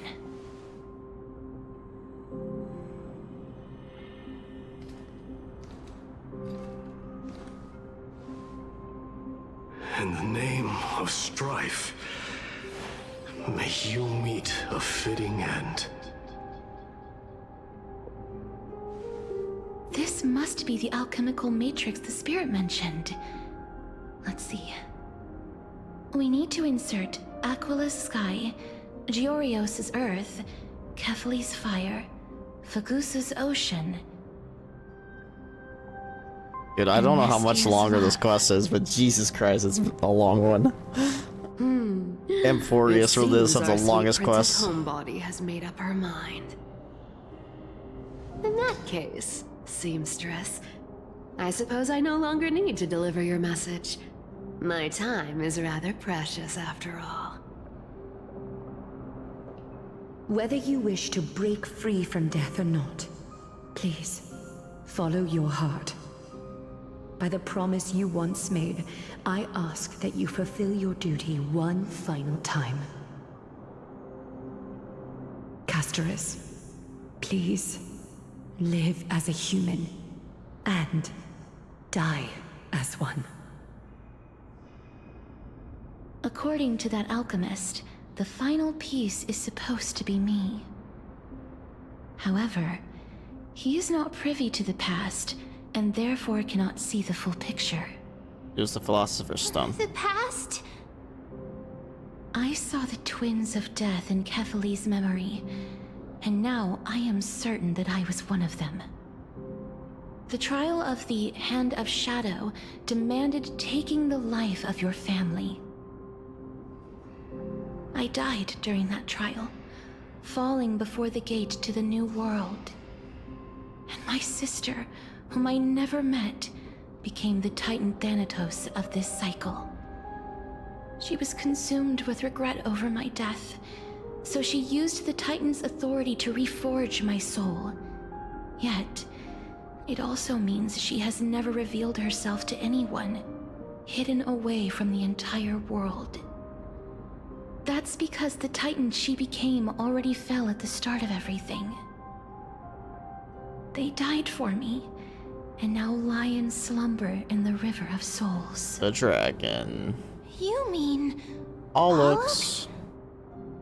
That's right. The River of Souls is no material river. It cannot be blocked by ordinary means. Only a divine corpse can prevent the dead from reaching the next world. And that's why we have to awaken Pollux from death before we can retrieve the core flame of death. Shit. We have to reforge its body with the power of alchemy. But Cass, if that alchemist speaks the truth, does that mean you're also part of the dragon body? According to those departed spirits, I was indeed born as the dragon's twin. But before we talk about that, have you heard the sighs? You sighed many times on the way here. I did when I was collecting the souls. I heard them too. So what are those? I think it's probably the sign of Pollux's wish being fulfilled. They must have realized how heavy a price they'd need to pay when they used their divine authority to resurrect a dead woman. That's why they exerted every ounce of their strength to send me to Styxia, a city that called for death, a land where none is hostile to death. Weird. They never saw their wish fulfilled and fell so prematurely, all because they wanted to give me a new life. Pollux must really want to know how their sister has been after giving their all to save her. That wish is the reason Pollux's soul still lingers in the mortal realm, even after their fall. Quietly watching and documenting every detail of their sister's life. Ah! So instead of picking up objects on the way here... We were instead showing things to a strand of yearning that lingers here. Now, we must weave these yearnings together and restore them into Pollux's complete soul. But all of this is just a hypothesis, right? What if we go through with the ritual and it turns out totally different? Oh, we'll cross that bridge when we get there. That's fine. As Professor Anaxa often reminds us, such is the nature of alchemy. The true outcome can only be known once the process is complete. This is why alchemy is also known as the miracle of creation. Now, the puzzle of Pollux's yearnings is nearly complete, with only one final piece remaining. I shall reveal what they have been yearning to know in the alchemical matrix. I will show them my whole life since I left Styxia. Lady Trianne has already drawn a picture of my entire life, and it is now in my hands.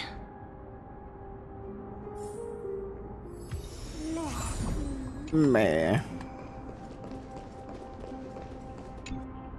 Then, let the ritual begin.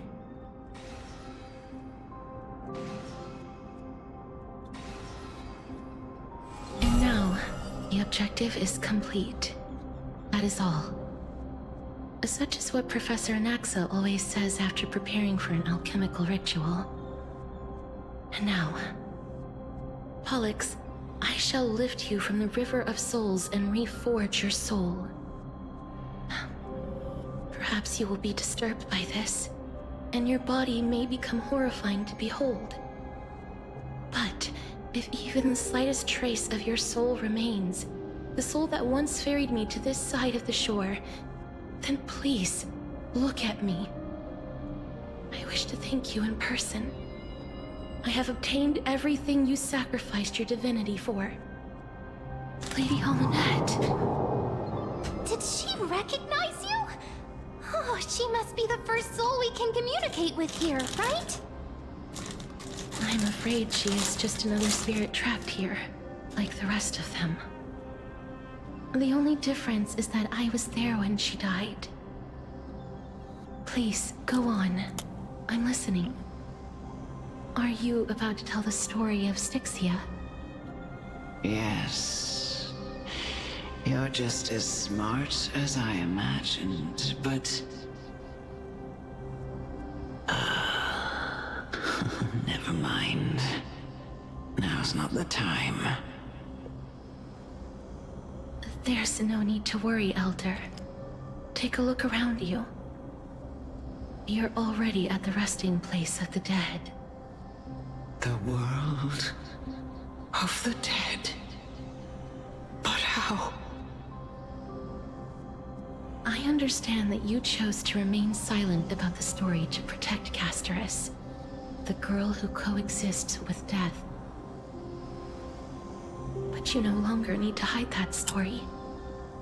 I can assure you that you have protected that girl's life well.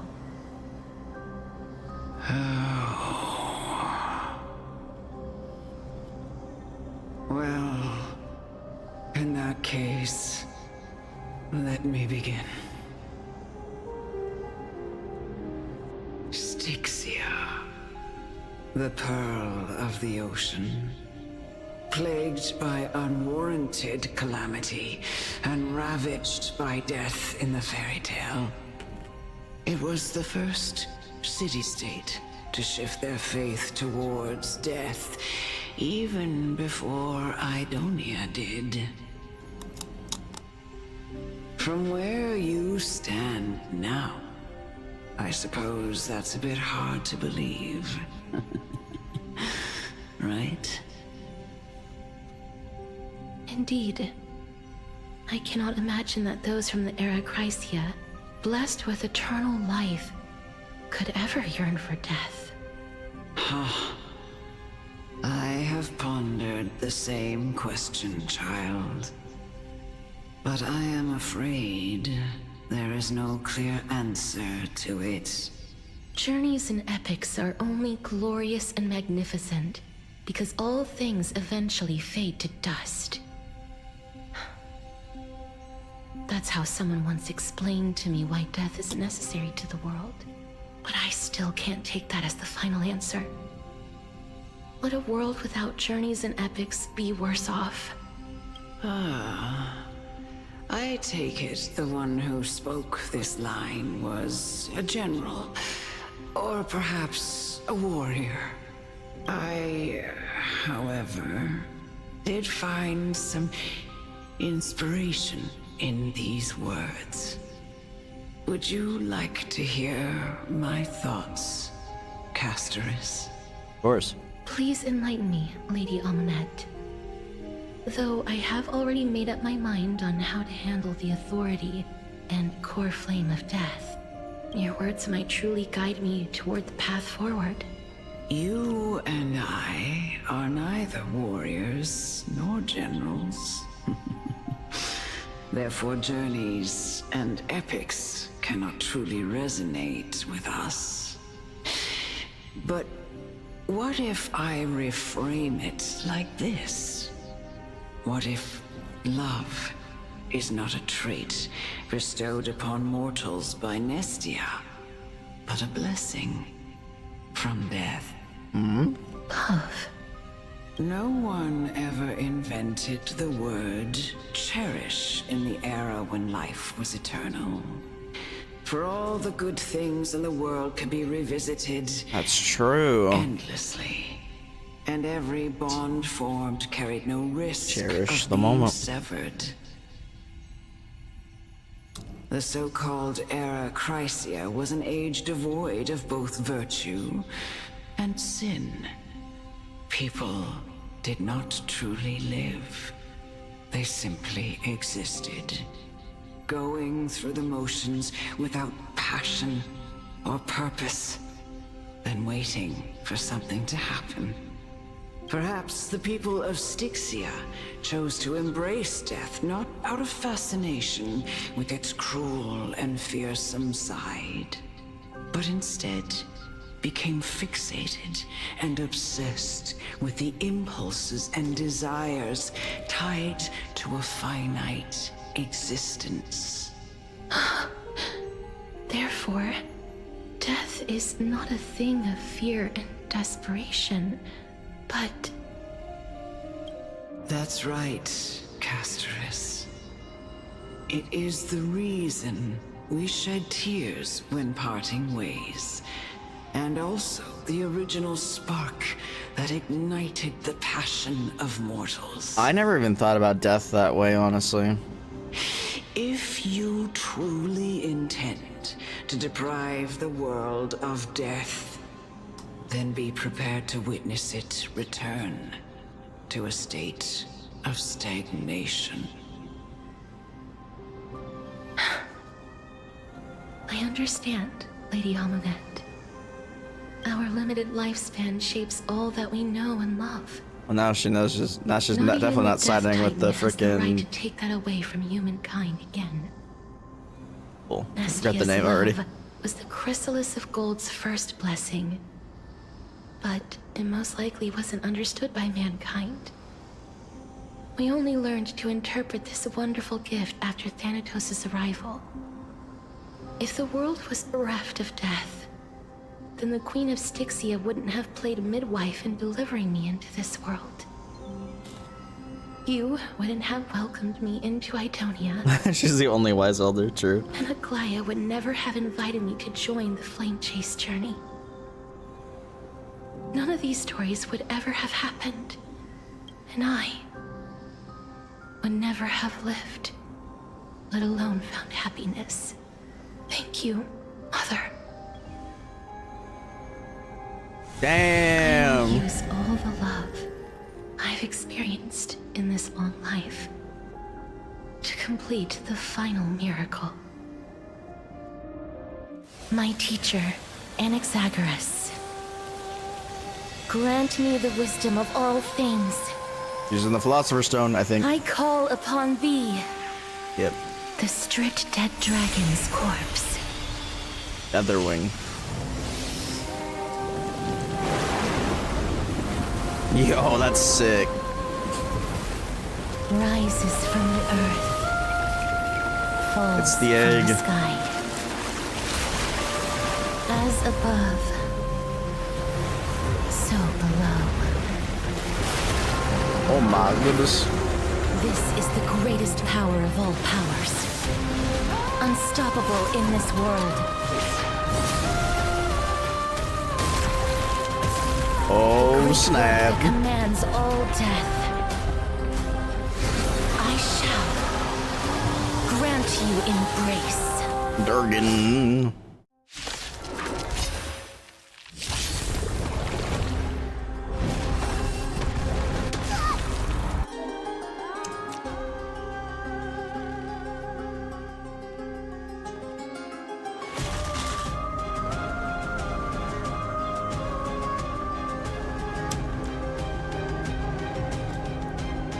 When an ally target's HP is reduced, accumulates Desperate Bubble.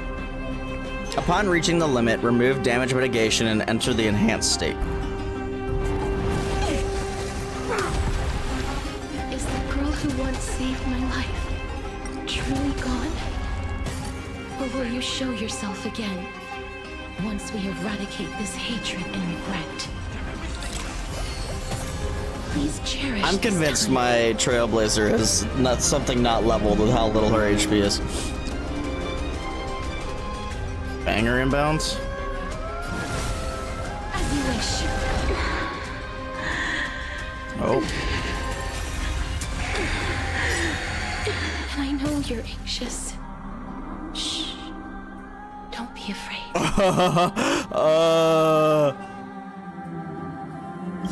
Embrace a new life. It's coming. I realize when. Let me go!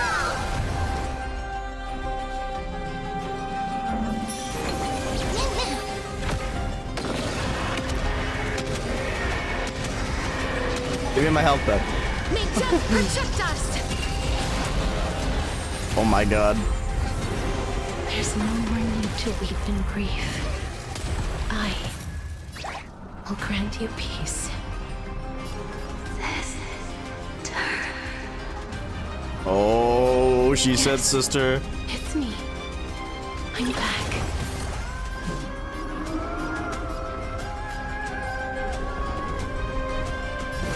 Look here.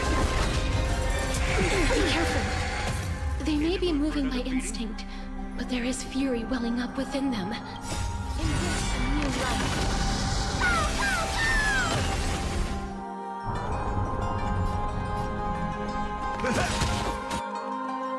Slice like a good brew, my friends. Indulge yourselves!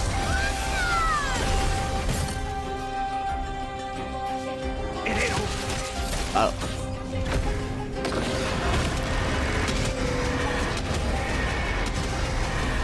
May death protect us! Sheesh. Castorice is broken. Don't turn back to the nether realm.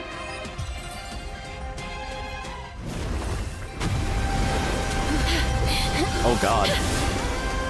She sliced right through that. Her scythe is so sick looking, dude. Sleep in peace. Sheesh. Oh my god.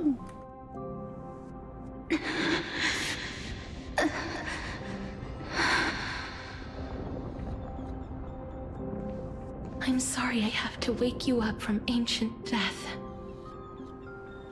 And I know you're anxious. Shh. Don't be afraid.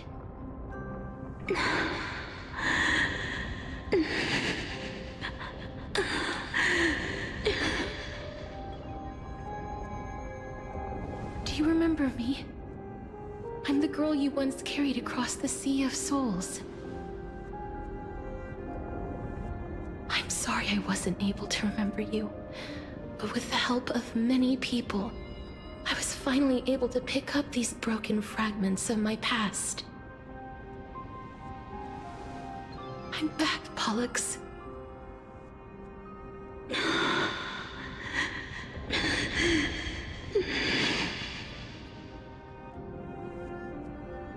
I know this might not be what you wanted, but I have to do this.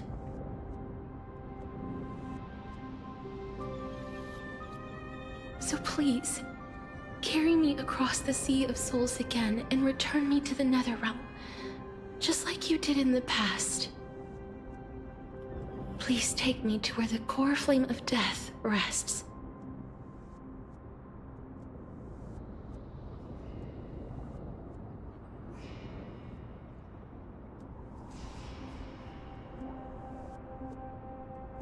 I'll be going now.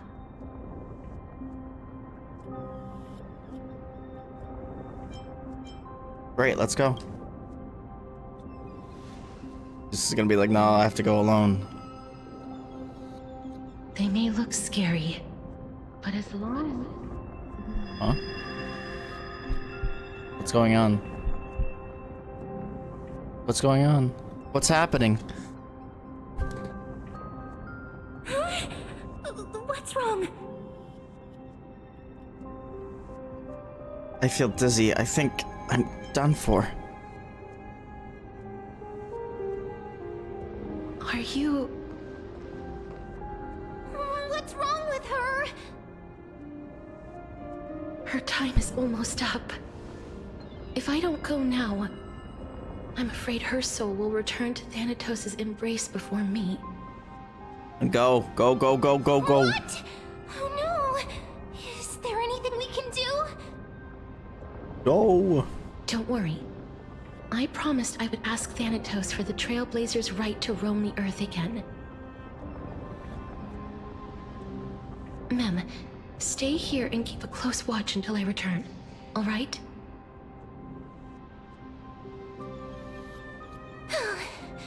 Alright. I'm the best at taking care of others. She's not gonna return, I have a feeling. I have the slightest feeling that there's gonna be the law of equivalent exchange and she's gonna give up her life for me, her Trailblazer. But that's just a Go theory. on, Cass. Make sure not to leave yourself with any regrets. But then I don't know how the core flame would work, so I don't know. No regrets. Take your time. I can still hold out. I'll go too. Nope. Take your time. I can still hold out. It's a deal then.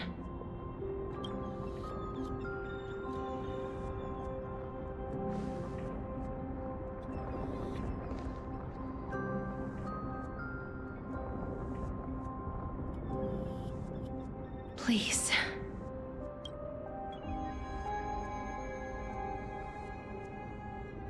Wait for me.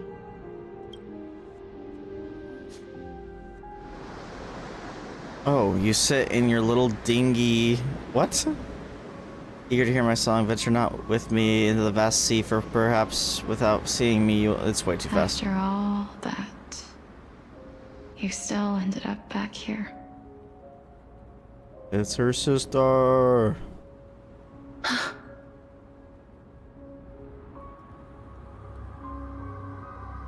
What a beautiful So the area. legends were true. The Netherrealm really is a sea of flowers. Yes. Just like the flower fields we tended to back then. There she is.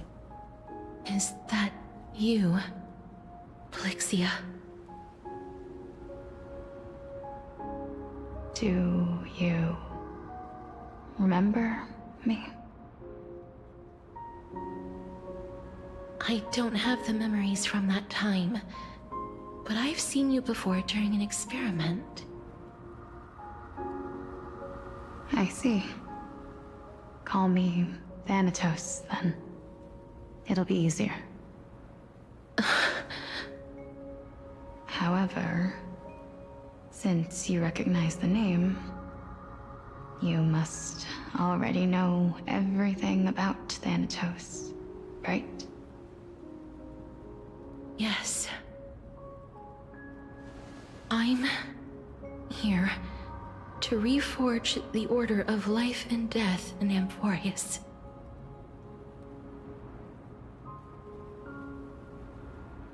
You know, my sister was a sympathetic, but rather sensitive person. Whenever she didn't want to say what was on her mind, she would avoid eye contact and look off into the distance. Just like what you are doing now. Can you tell me about the last Era Nova? What did you do, Polixia?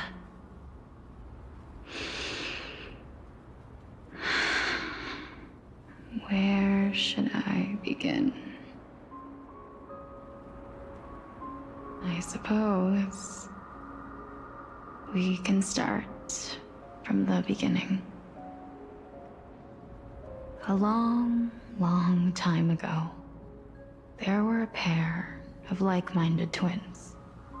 As foretold in the prophecy, they were chosen to be successors to the god of death. But fate was cruel. The price of attaining divinity was to take the life of a family member with our own hands. It's so fucked, honestly. Especially your twin. That trial was indeed recorded in that memory. Then you should already know that my sister voluntarily gave up her own life, so that I could ascend as the demigod of death. But I couldn't accept that. Why did we have to kill each other for a future she'd never see herself? That's not fair. So, while weaving the laws of the new world, I shattered the forbidden bottom line for life and death. I reshaped my sister's soul and took the form of the great dragon Pollux to carry her up the River of Souls and back into the mortal realm. But our fates were already decided and manifested in unexpected ways in response to my futile actions. Aging is an unbreakable law of nature laid upon humankind, created at the same time as death. When the living die, their souls will meet Thanatos, who would determine where every soul goes. If the Reaper raises their left hand, the soul is granted death and allowed to enter the Netherrealm to await reincarnation. If they raise their right hand, the soul is rejected by the Netherrealm and returned to the mortal realm to continue walking the earth. That's why the Hand of Shadow can only lay down judgment and not embrace another being. Yes. Death was originally a pair of hands, but they were split in twain when we reached the mortal realm, never to touch each other ever again. The half of Thanatos that represents life, the undying human who grants death, that was the curse I forced upon you. Then, what about you? As the half of Thanatos representing death, I shoulder the fate of defying death. I died the moment I entered the world of the living. From then on, my Titan also no longer existed in this world. The cycle of life and death stopped. Souls were denied their audience with death, and were left stranded within an ever-rising river of the dead. What irony. My selfish desire to save your life gave you and the world a fate far worse than death instead. Then, what was left of my reason was left behind in the Netherrealm, where I've been taking care of these flowers day after day, until there is now a sea of them, all while mulling over the subject of life, death, parting, and enduring an endless loneliness.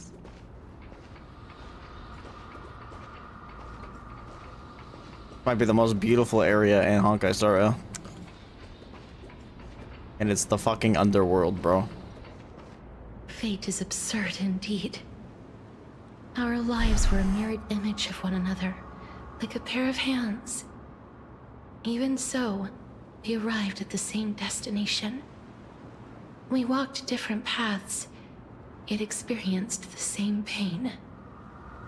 I had hoped that maybe you would at least have a good life in this cycle. I'm sorry. I lived my life well. It didn't go to waste.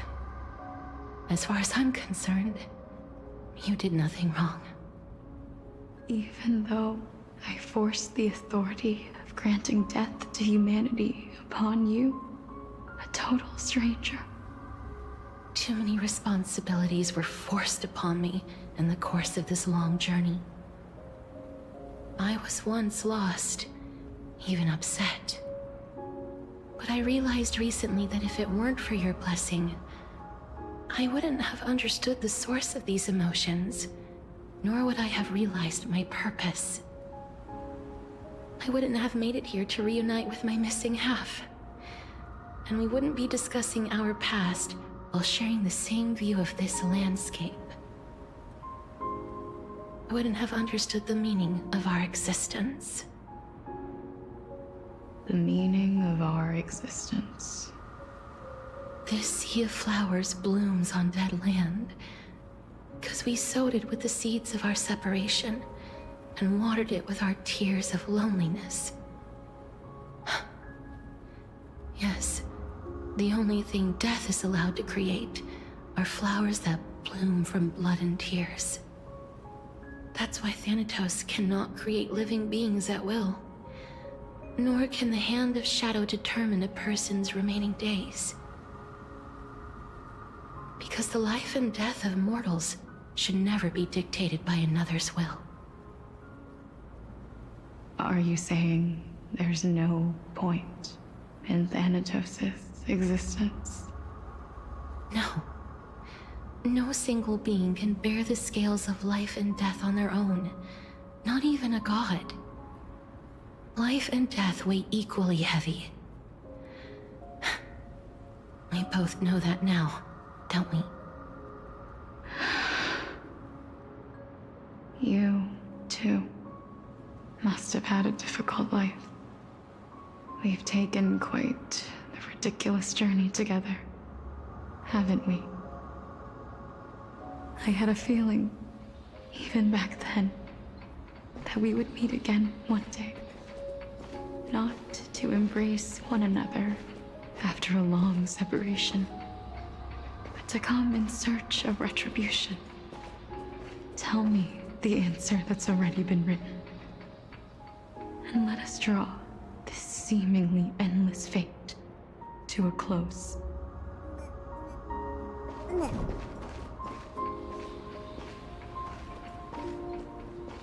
It's been far too long. I've waited here for centuries, watching day after day as desperate spirits are denied by this lonely wasteland. I always hoped I would see you among them, but I was also afraid of seeing you. I didn't know how I could possibly face you again, but more than anything, I was afraid that you might have forgotten all about me. I know. But don't you see, Polixia? I made it back anyway. True. You don't have to shoulder death's authority on your own anymore. It was always meant to be held in two hands anyway. So, let's give our core flame to her, and have her take it back to the mortal realm. She isn't coming back. Give humanity back their cycle of life and death. Our responsibility as Thanatos was never about picking out favorite souls. We were only meant to watch over life. Let's tend the field together and create a warm sea of flowers for all the souls to come.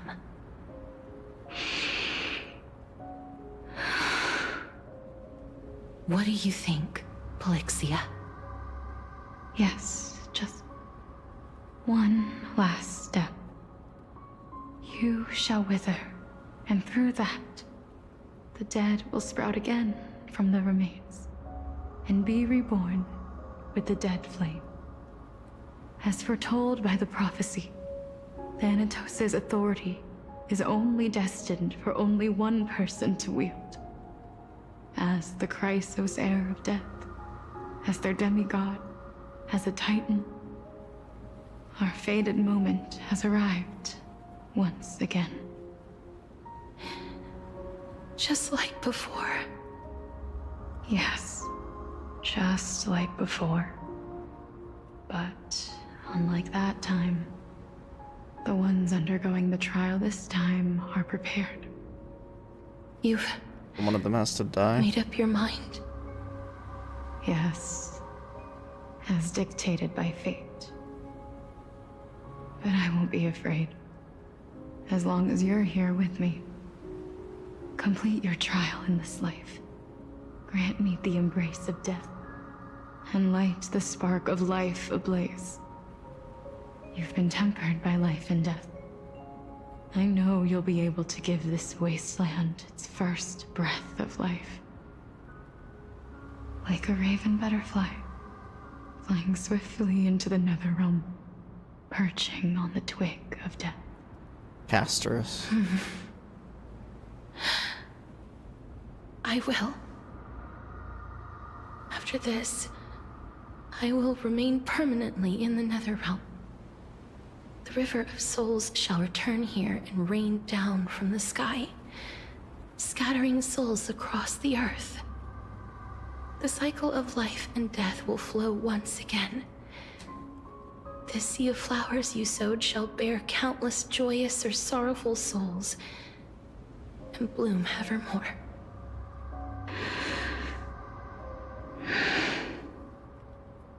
Thank you. Just one last thing. Can you grant me one wish? Of course. What is it? Give me a hug. Please. Oh, okay. Don't forget me. I promise you. When we meet in the next world, even if I have endured another reincarnation, even if we do not know each other's names, I will still hold you tightly in my arms. Just like what I did when we were born. Castorice. Castorice. You're as beautiful as a fleeting butterfly. Man.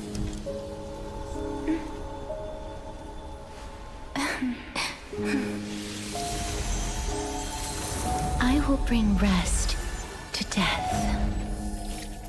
And from now on, stagnant life will once again flow. And now it's fixed.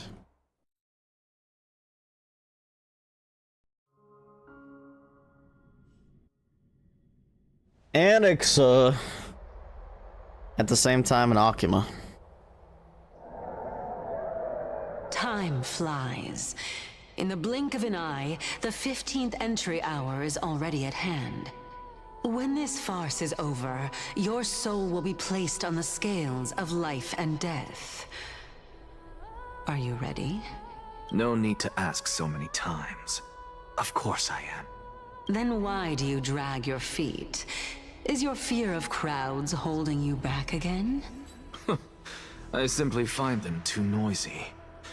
Paying attention to conceited fools like them would be an utter waste of my time. Such harsh words. As I see it, you are no less arrogant than they are. I couldn't agree more. Oh. I did not expect to hear that from you. Are you not going to I couldn't refute agree me? more. I know myself better than you think I do. At the very least, better than a stowaway like you. And they say men whose ends are nigh have but kind words. Well, that is exactly why I chose you. Should I thank you for the compliment? The hour of the trial has come. Do you have an answer for me? And how will you prove the veracity of your argument? I suppose there is no point in putting this off any longer. Do you recall where we stopped the last time? You were saying that Amphorius's history is cyclical. Correct. Indeed. The demigods that bear the core flames eventually become the new titans. You know what, of the world's Castorice? end.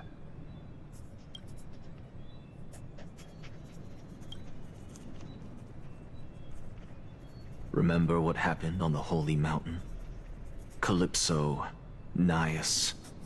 As their destined ends approached, one by one they left this world, leaving only the twins, who are fated to succeed death.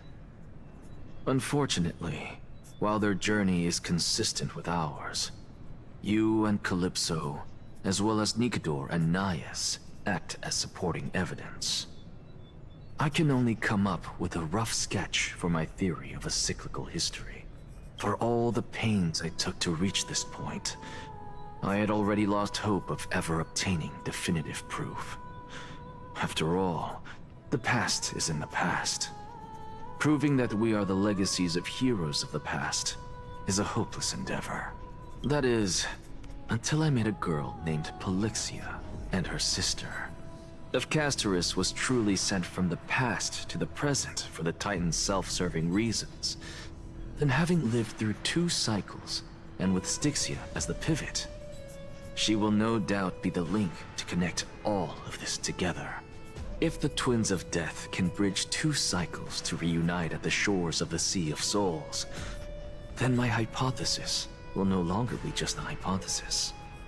And you too will get the answer to your question. Well, that is all well and good, but how can you be so sure? If there is even the slightest error in your hypothesis, the girl will be shattered. It matters not. The most important quality a scholar must possess is foolhardiness.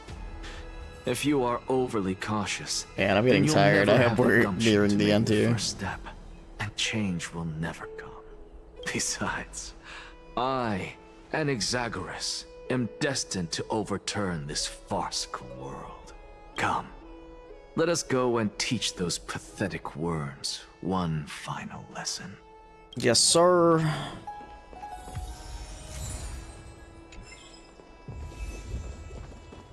Green bubble and slumber. Tutorial for the boss fight I just did, lol. Fine. So they are leaving the final debate to him. What up, Let Finan? those Chrysos heirs who started this terrible war hear you. Let them hear the voices of the people! Yeah! As always, that woman knows how to stir up a crowd. Professor Anaxa, I thought you'd pass on this. Everyone must cast their vote, or this assembly would serve no purpose. Prof, do you truly think it's wise to entrust the fate of the world to an assembly like this? Akama has stood strong under this system for 1,000 years. It stands to reason that there is purpose in its existence. But that is not what you're asking, is it? What you really want to know is Aglaya making the right decision in entrusting the fate of the world to you? Nothing ever escapes you. I didn't spend all those years teaching you for nothing. Most people only take 4 years to graduate, if I recall. To tell the truth, I feel like I'm on my way to an execution chamber instead of a podium. So, do you have an answer to that question? No, I don't. I thought so. Because that question is not yours to ask in the first place. Is Aglaya entrusting the world to you the right decision? Don't make me laugh. That is a question that woman must answer herself. Why are you fretting about this on her behalf? Or have you been seeing yourself as her pawn all this time? Listen up. I'll say this only once. Flip your perspective around and ask yourself this instead. What should I do to ensure that the world doesn't stray from the correct path? That is what you should be thinking about. Damn. You still have time, so give it some thought. Oh, and don't bother telling me the answer. Tell it to those begging for salvation from the gods. Got it. Thank you, Professor Anaxa. That's Anaxagoras to you. Who will you be voting for? That'll depend on how well you perform. May Cersei safeguard your thoughts.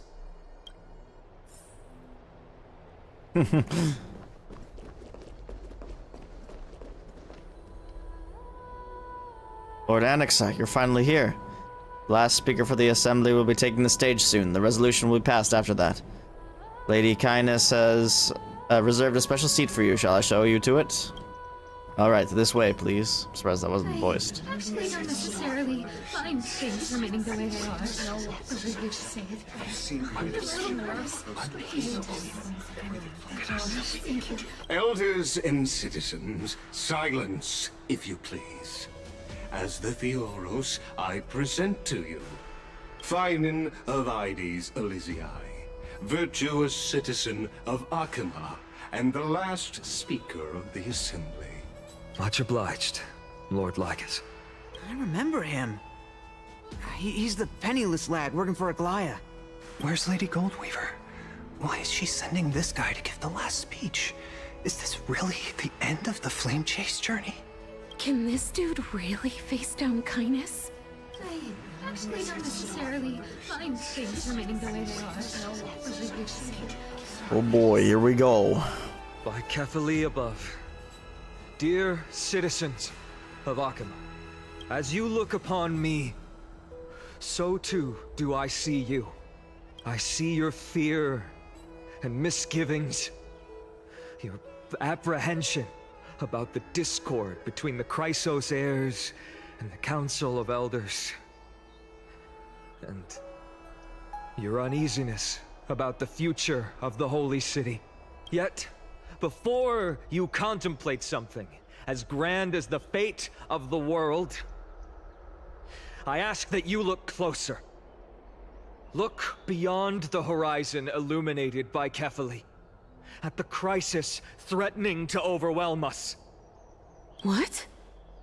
Ides Elysiae, my beloved hometown, is a village forgotten by time. It is a place with the most invigorating breeze and wheat fields that spread all the way to the sea. I once thought that there I would enjoy a lifetime of peace and quiet with my friends and family. How I wish I could invite all of you to that paradise, far from the noise and chatter of the world. Alas, I can't, because she and all that she nurtured, all that I loved, They have long been devoured by the black tide. My beloved home is no more. Pop off, Finan. I will never forget the day the black tide struck. My father, Hieronymus, fought with a broken sword to his last breath to protect his child. My mother, Aldada, she was ripped apart by monsters. Also, I might live to stand before you here and now. Galba, he was a hunter. But in the end, those arms that once drew a bow instead embraced Piso, his beloved son, as they both breathed their last. Pythias, the teacher, risked her life to save her students, but a burning beam fell on her, crushing her. Jesus Christ. And what of Livia, her daughter? Did she make it out alive? No, she didn't. Livia, Piso, and so many other children. My childhood friends. They were all swallowed by the black tide and turned into monsters. They kept saying the same thing over and over.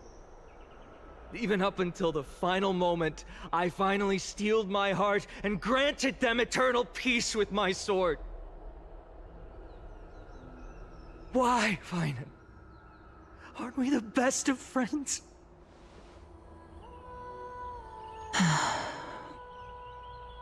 That is the black tide. A looming threat that can bring Akuma to its knees any time. Kindness may have promised that with the 3 Titans of Calamity Con, Akuma will return to an era Chrysia once more, but much as it pains me, I must disappoint you. While the demigod of strife has done everything in his power to hold them back, they are still coming. By now, the name of that black-robed swordmaster, the Flame Reaper, has likely echoed throughout the city already. The roaring thunder is a message from the strife demigod. The Flame Reaper has risen from death, and they hunger for the core flames of the gods.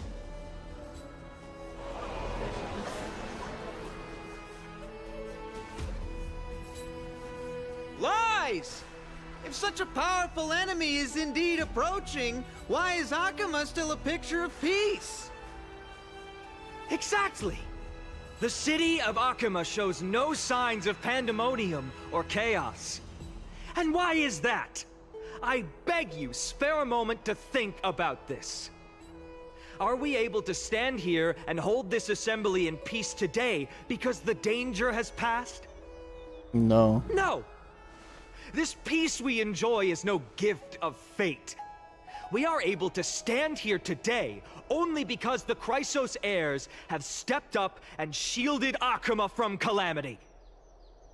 With her golden threads, Aglaya has preserved and continues to preserve these idyllic days that all of you hold dear. The Council of Elders claims that Aglaya will one day forsake the people because her divinity is eroding her body and soul. But ask yourselves this. Rather than offering her aid and support, why do they choose to watch and push Akuma away from the Flame Chase journey? The answer that no one can bring themselves to speak of. A truth stained in blood and buried in greed, fear, and vanity. Allow me to lay it bare before you.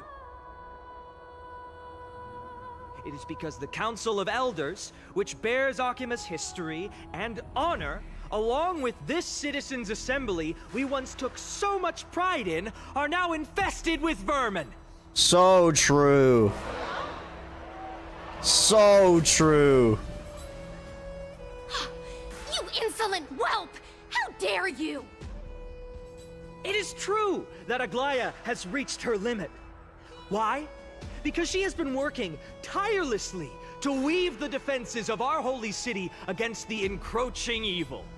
All while these vermin are making up baseless accusations about her and scheming in the shadows.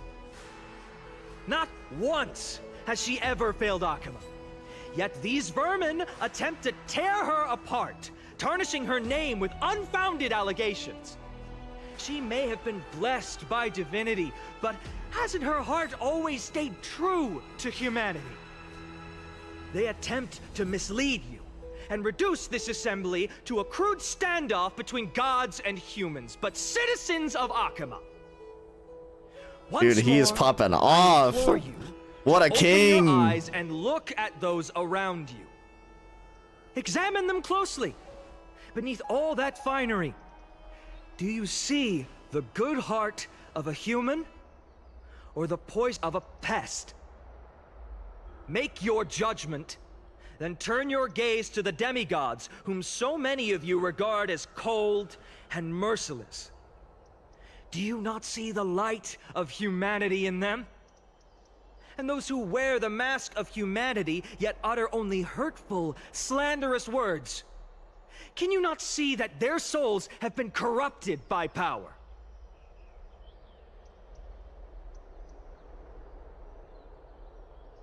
Yet, no matter what your answer is, and no matter who your vote goes to, rest assured that you have nothing to fear. For Aglaya, Tribios, and I will remain your faithful guardians and pledge our lives to upholding your decision. And this vow will stay true until the end of our days, where it will be passed on to future flame chasers. A steadfast and unwavering promise that shall endure through the ages. Yes, sir. This race of players have only our best interests in mind. I still don't understand. We never believe our peace times are always have to end. So. In an uproar, representative leaders from different cities in Akima throw pieces of pottery into the Dolium. At the present time, on the scales of Talentum, those who call for the continuation of the Flame Chase journey, and those who demand its suspension. Each faction holds an equal share of votes, resulting in a perfect balance. There's no way. It's 50-50, bro. As expected. It's the Genshin. I mean, it's not the Genshin, but it's the journey is the closest to Hoyo vs. Gacha formula, bro.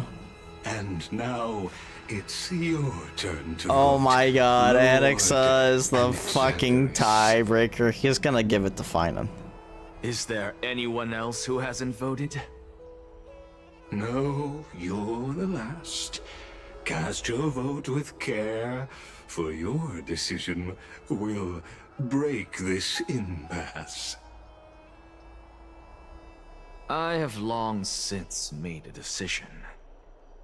Very well.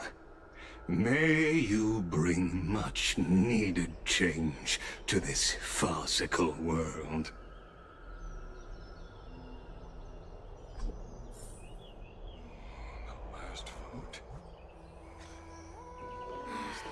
The last vote.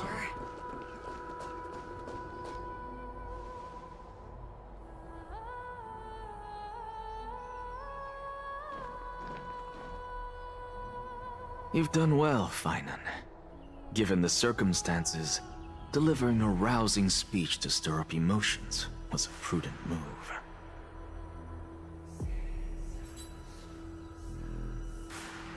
Thank you all for your patience. On behalf of the 7 sages of the Grove of Epiphany and the scholars of Amphorius, I, Anaxagoras, am ready to cast my vote. But before that, in the interest of fairness, Lady Goldweaver, I pose a question to you before all who are gathered here. Will you, as Finan has promised, stand by the decision made in the Assembly, regardless of outcome? In the interest of fairness, I make no promises, lest it should influence your decision. Very well. I thank you for your honesty.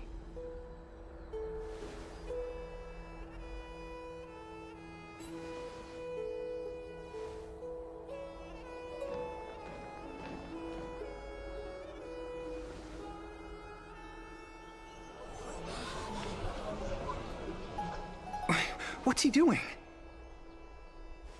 The stakes are high. Let's be patient.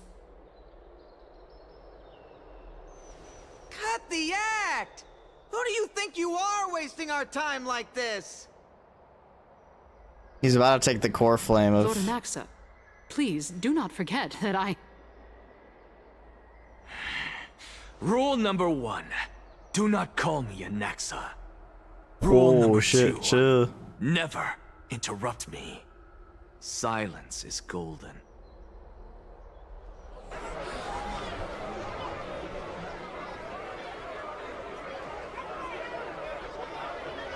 Just vote already. What are you waiting for?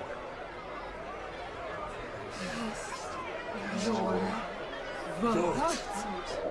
Cast your vote. Cast your vote.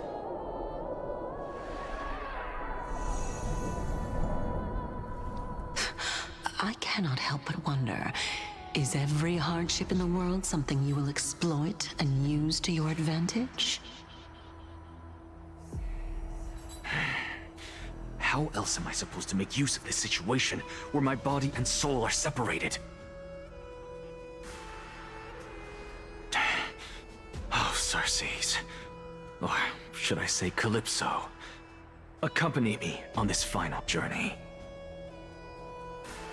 Let us journey to the Netherrealm and see how she will substantiate the answer to your question and validate my decision. Bro, what? It's just like, let's take a break real quick. Follow the sound of the tides.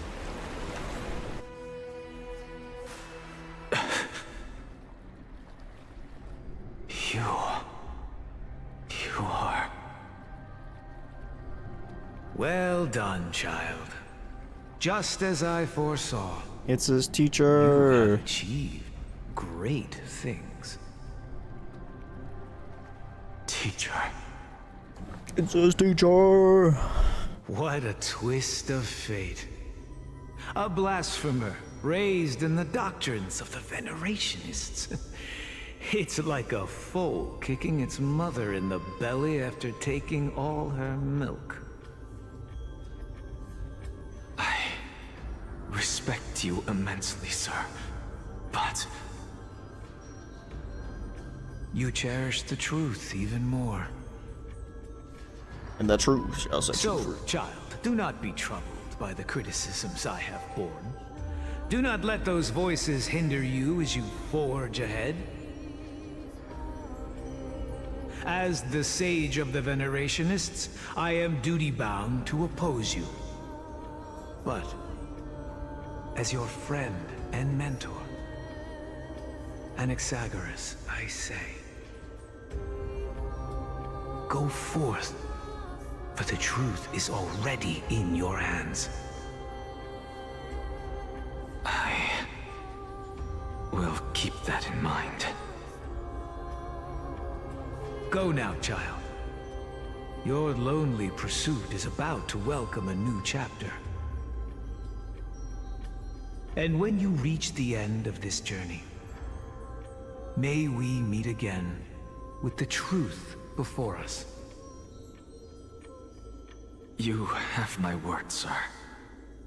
May Circes safeguard your thoughts. May Circe safeguard your thoughts.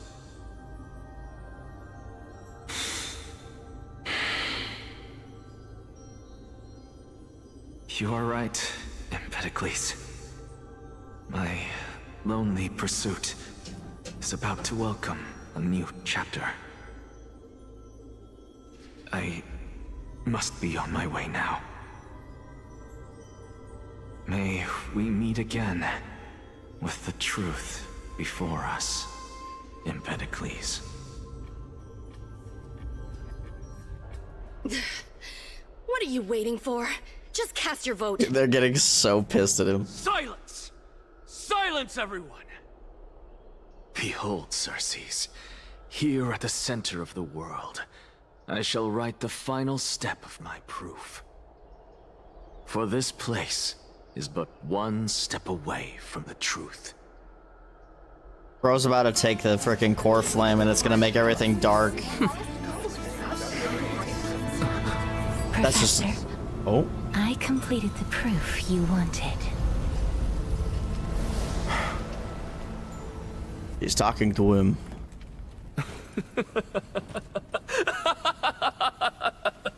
Or is he about to expose the truth? Castorice. The answer is plain as day. My Flame vote chase. goes to the Flame chase. journey and nothing else. Let's go. I have deciphered the truth of this world.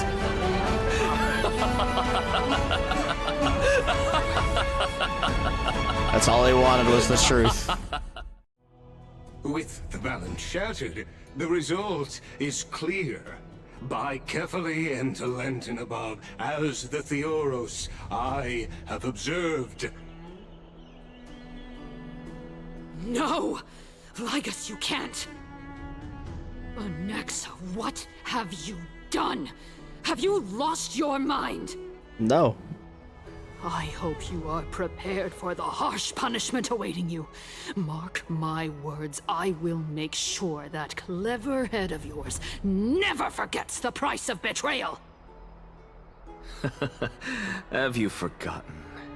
I told you that happens to be one of my rare talents. You put on such a grand performance, just to aid their preposterous flame chase journey? Performance? No, you are quite mistaken. I may be paranoid by nature, but I've always been known for my honesty. If you really understood me, Lady Kindness, you'd realize that I never had any interest in your pathetic little game of politics. Factions, standpoints, they are jokes in my eyes. I have never once switched sides. Because I, and I alone, am the truth. Lady Kindness, with all the citizens here as witnesses, we should honor the spirit of democracy and respect the decision of this assembly. Let's go, Lygus. I have observed that Akama has chosen her destiny. This citizens' assembly has resolved to continue the flame chase journey. This resolution shall be put up on the Wall of Heroes, such that all citizens are aware of the city's way forward. You! She's so It pissed. seems not everyone is ready for the assembly to end. Very well. Let me entertain you for a little longer. By your leave, Lord Lygus. Interesting. Elders and citizens, your attention, please. Stay for a moment more, if you will. Anaxagoras of the Grove of Epiphany has an announcement for this. Is he gonna reveal the truth of the world? What is this performer up to now? Flame chase journey. You think he'll continue? I don't know. So apropos. Still. Just moments ago, all of you made a decision on the fate of Amphorius. As a supporter of the Flame Chase journey, it pleases me to see the choice you have made. But I regret to say that I still harbor doubts about this outcome. Thus, I hereby challenge this resolution. What is he doing now? Tell me, who among you dare swear to Kefali's name that Era Nova will truly welcome the fairy tale ending that the Chrysos heirs have promised? Okay, now yeah, he is. A beautiful new world free of calamity and madness? Nonsense! That's impossible! What is he getting at? People are freaking out, dude. What is he getting at? No one? Must I pick somebody to answer? Very well. You, the one acting so wise and profound, in front of all present here, do you dare swear that it will happen for sure? Nobody can. No? Fine. Next. You, the one with ignorance written all over your face. Yes, you. Do you dare swear by it in front of the Titan? What are you trying to do? Useless. Your turn. With that smug look of yours, you must be confident that the Flame Chase journey is the best course to take, right? Hey! Mind your tongue! So, no one? I see. In that case, Finan, answer me this. Your speech was filled with such passion just now. How confident, then, are you in making this promise? Professor, what are you doing? He's basically saying that neither path is right. Let him continue with his performance.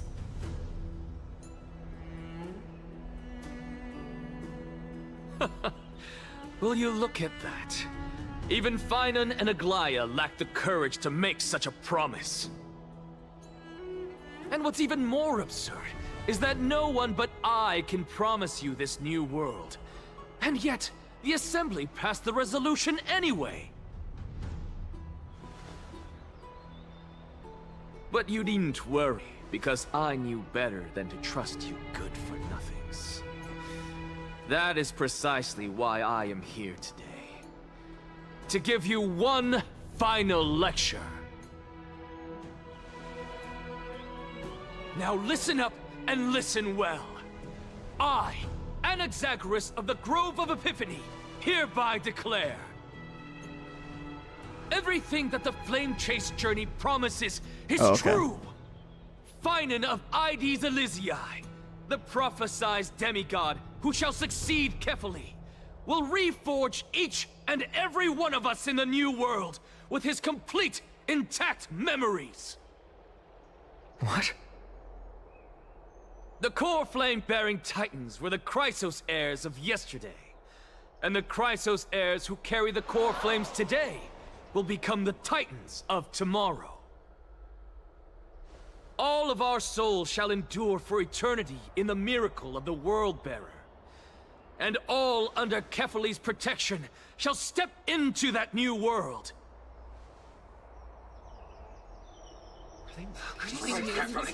This is pure blasphemy! It's not, though. That's the truth. What?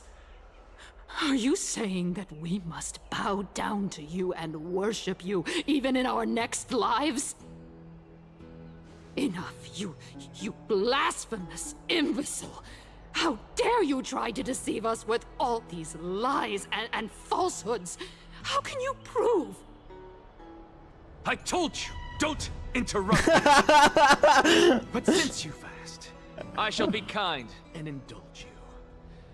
My statements are based on my experiments on the divine body of Kefali themselves. You heard me correctly, everyone. With the tacit approval of kindness and the Council of Elders, I fused my soul with the god through alchemy and learned the truth behind Era Nova. What is he talking about? Isn't that pure blasphemy? I, the vile, wretched blasphemer, deserve nothing less than death for my sins. And the Council of Elders, which granted me consent and aided in committing this atrocity, should face punishment alongside me. Got him. By the gods, even kindness has betrayed Akuma. This is getting crazier by the moment.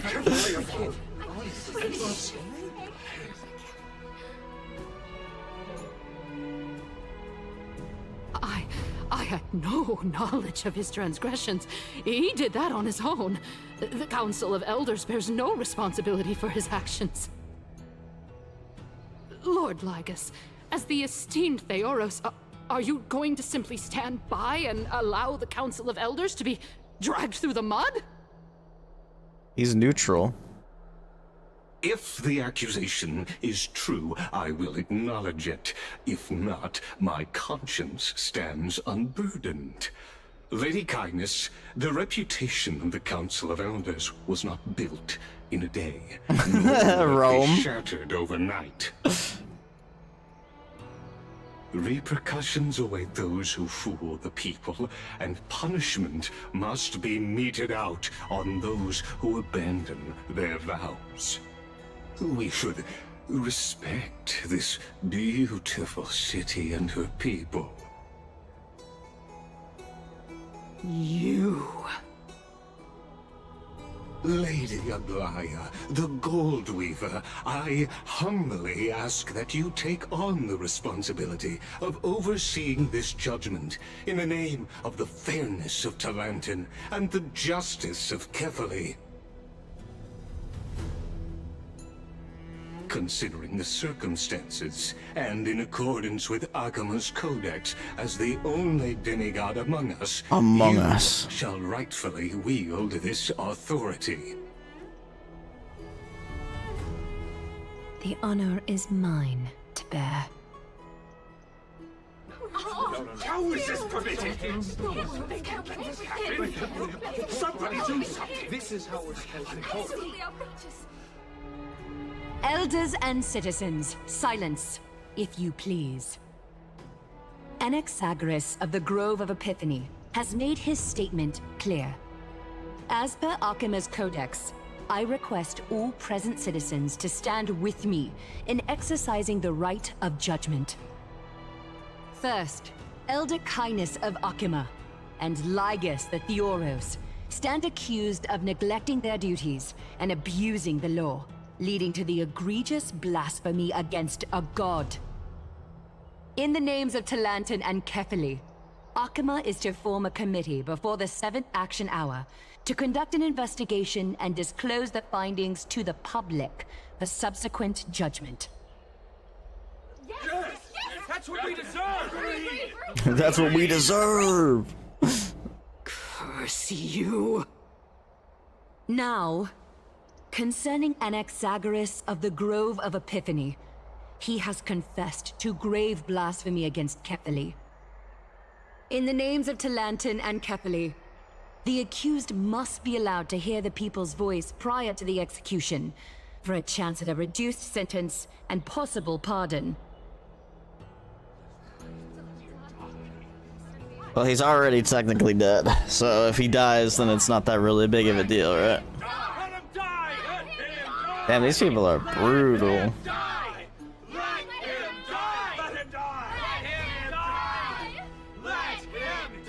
In game. Professor.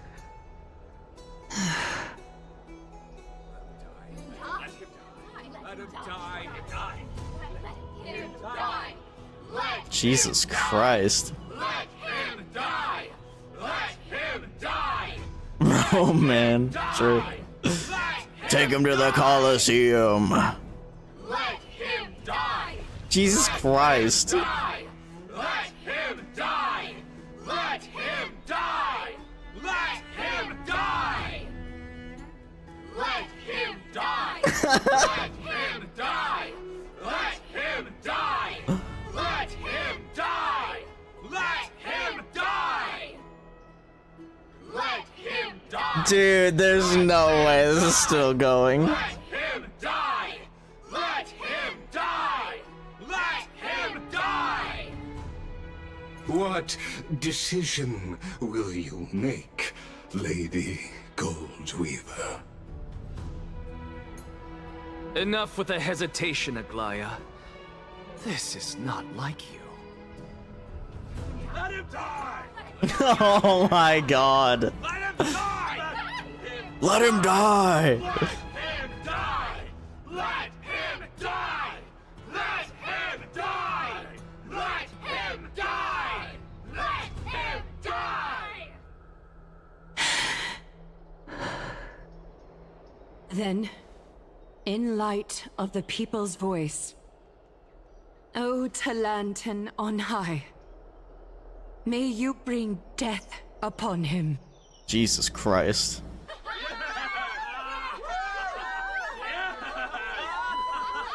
Rip Annexa.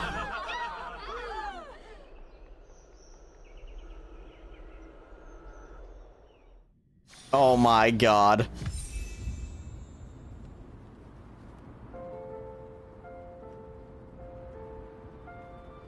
A sea of flowers?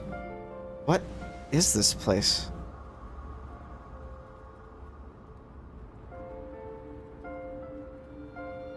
Allow me to reintroduce myself. I bore the name of Castorice while walking among the mortals. And now, I stand as the demigod of death, the living side of Thanatos. Welcome to my realm, where the west wind ends. Jesus Christ. Everyone's dying, quote unquote. Mom, I made it. My character arc is finally done.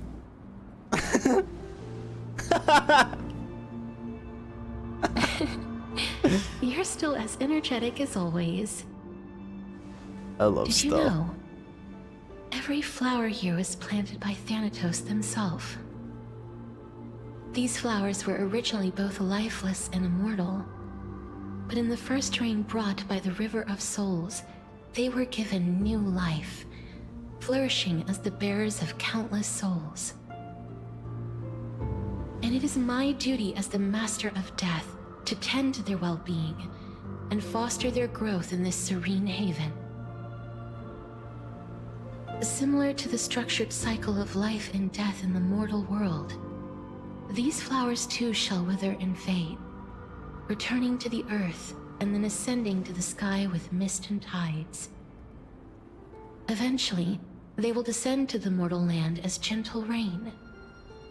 Every soul undergoes the perpetual cycle of reincarnation, albeit in varied forms, until the world meets its end. Yet, sadly, there's no time left for Emporius to wait for when the flowers bloom again. Now, death is the power at my fingertips. It once led the souls of the deceased here, but I shall open the gate of the netherworld and return you to the realm of the living. In exchange, please, take the core flame of death with you and complete the flame chase journey. Do not let our work thus far be in vain. You're not going back?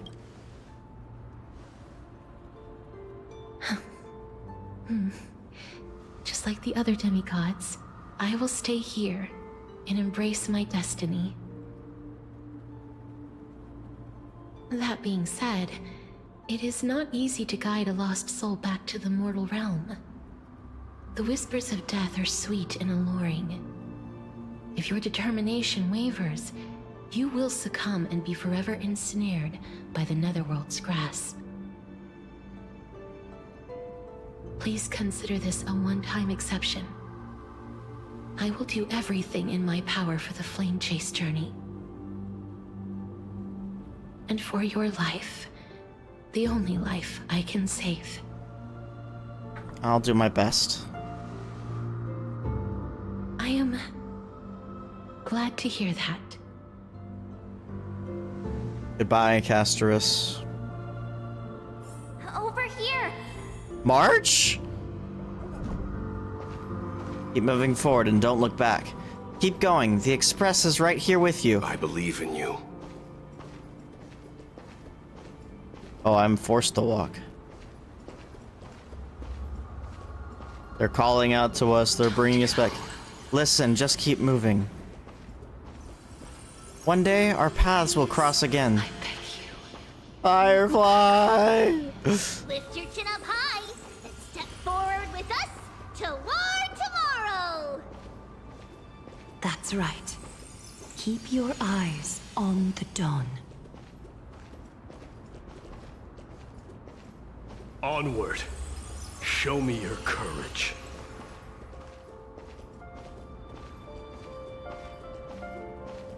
Partner, We shall become heroes together.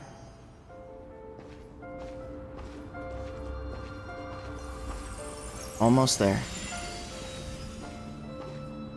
Castorice.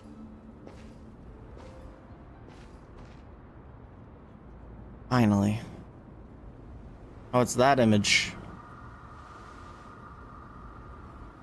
Thank you, Castorice.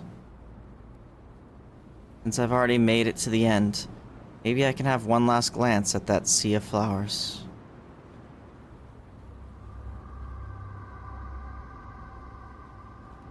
Don't turn around, keep looking forward. 5 options of it, all in red text.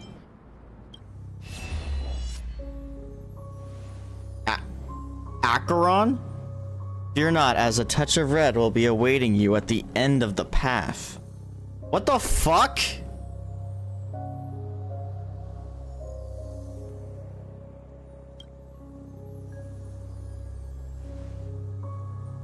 It'll guide you and illuminate the way out. By doing so, you'll eventually reunite in the warmth of the sunlight.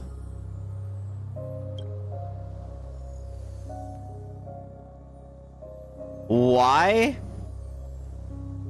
Please explain? What's this? What in the world are these shadows and voices? All of this is proof that you once lived. Who is speaking now? Your soul, your memories, the years you've journeyed through, and the path they revealed, leading you back home. Is it, what's her face, the sister? So, continue onward. Do not stop moving forward, and do not let her sacrifice and the support of all who have stood by you be in vain. Over here, friend! It could be. It could be that too. Take my hand. Let's go home. Let's go, Mem. Goodbye, Netherrealm. Hello again, Mortal Realm. We got revived. Let's go. Let the trailblazing continue.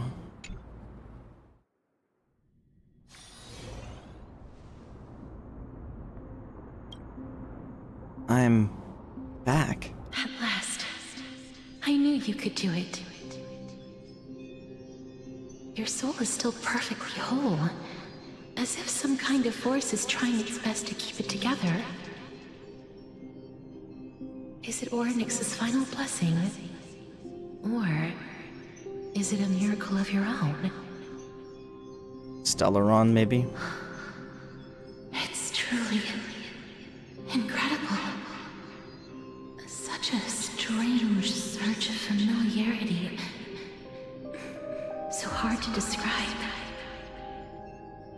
Perhaps it is fate, once again fulfilling its own design.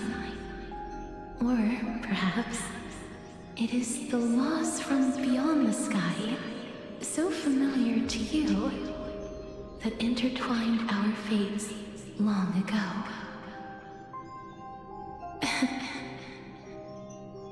It seems that this is the riddle which cannot be solved anytime soon.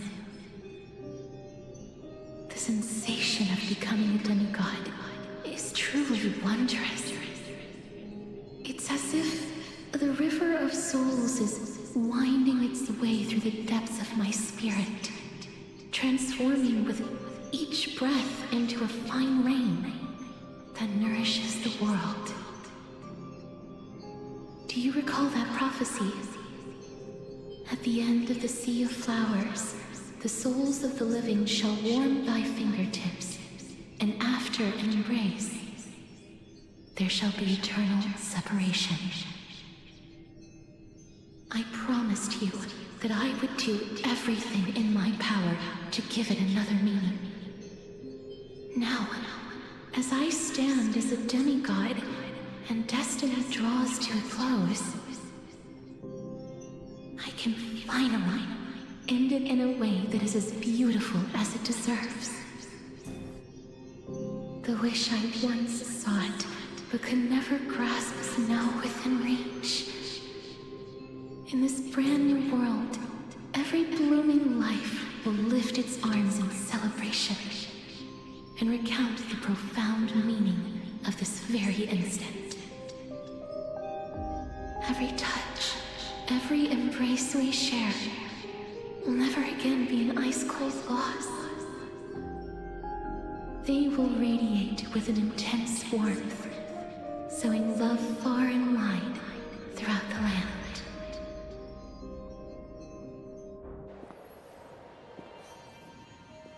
The other shore. We're so back. Is very cold. Hello. May I borrow your warmth? One last time. An embrace.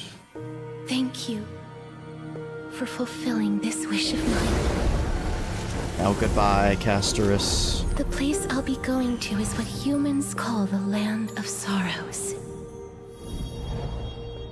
A land of sorrow. This heartbeat and the residual heat of this embrace, I shall What in turn the world? nether realm into What's a life? gentle place of rest.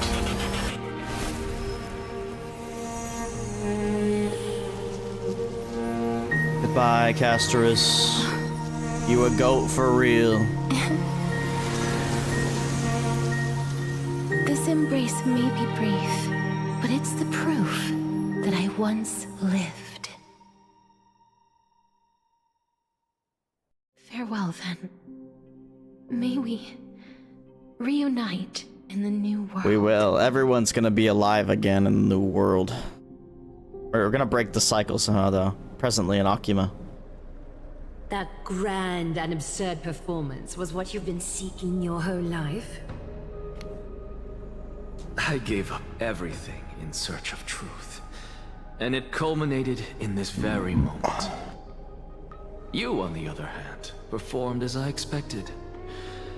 You did not hesitate when you saw the chance to attain power. It's as if you... Crave power, like a fly craves rot. Those are your words, not mine. But what you said at the end, did you already know what I had planned for Thainan? I may have lost an eye, but my vision is clearer than anyone else. Damn. You've nearly exhausted your humanity. You're no different from my current state as a walking corpse. That's true. I've long since burned to ash over the past 1,000 years. Only he is capable of unleashing a raging fire that rivals our final great enemy, Aquila. So, this is our last chance. How about we let go of the bad blood between us? May I resonate with your core flame, Aglaya? Please do. That sounds sus as hell. That's impossible. To persist with your soul thinned to such an extent. You're insane. Just as you fight to lug your corpse onward to complete your unfinished goals, I have my own reasons for doing this.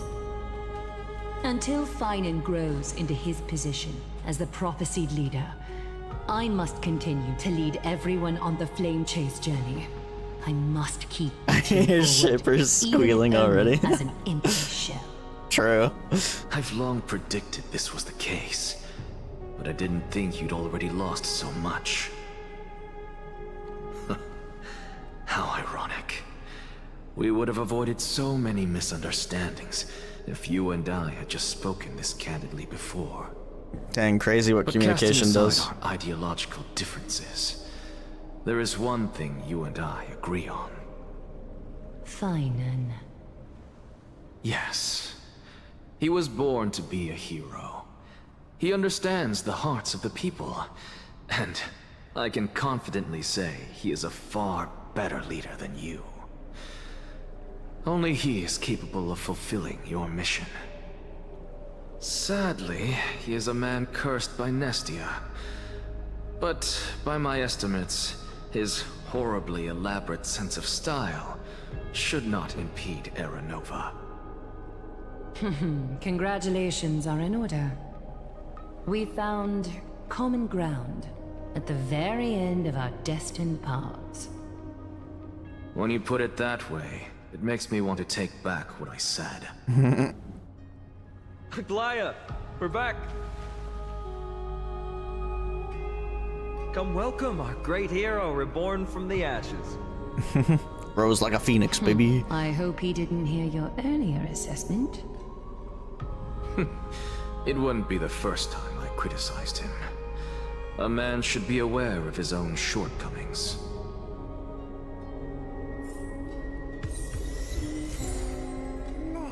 The core flame of death. I'm gladdened. No, I hate that. But I don't see Castorice among your number. She's in the nether realm. It looks like she not only helped me prove my theory, but helped you fulfill your mission as well. She finally understood her origins and completed her trial. I'll believe she'll always be at her side. I agree. She might not have been able to change her fate, but she still wrote the final verse of her epic herself. Trinan, please recite the prophecy for us. Trailblazer, please surrender that scalding core flame for us as well. You are the only life she ever saved by her own hand in her 1,000 years on this earth. I believe no one is more qualified for this noble task. Let the ceremony begin. Saved by her hand. The only one. O gods who have returned, and gods who are still watching, today we bring you a soul laid bare. The Hand of Shadow, Thanatos, remembered their name from the past. From daylight they came, and to their fragrant dwelling they return, to walk now among your ranks. And there was one who joined hands with the Titan, a traveler risen from the dead, and reborn among mortal kind. She is the everlasting night, and shall now proclaim in her good name, O Majesty of the 12 Titans, pillars of the world, we seek your divinity to mend the rifts of the world. Fill our bodies with blood of gold, till we wither in willing service to the prophecy. Step forward, Trailblazer from beyond the sky, and together with us, surrender the core flame and carve their star into the sky.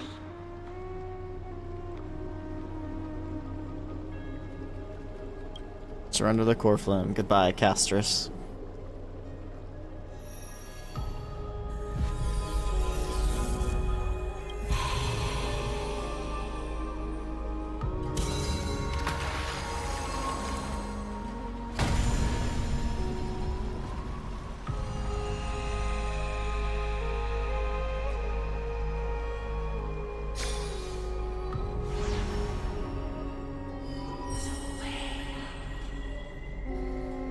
Constellation for death. For life and death, to be more precise. So what? We have Circe's core flame that we haven't put up there. We have Kephale's and then Aquila's. Is that what they said? Aquila's the last one?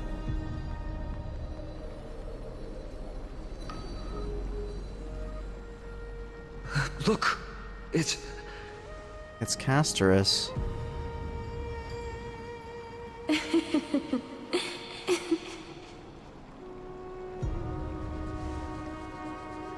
Is that Castorice? No, it's only a divine echo.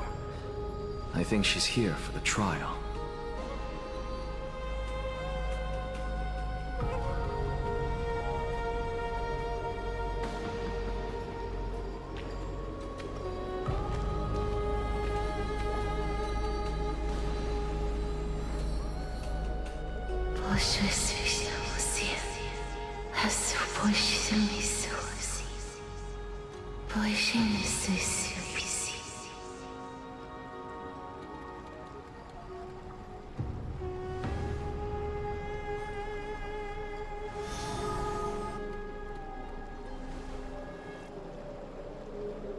What did she say?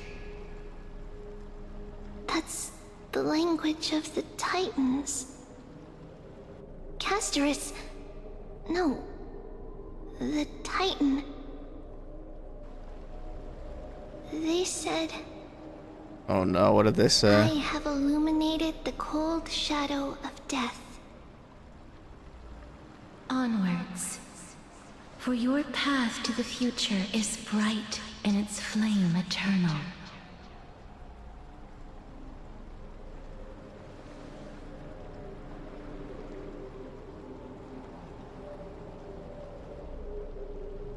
Do not forget.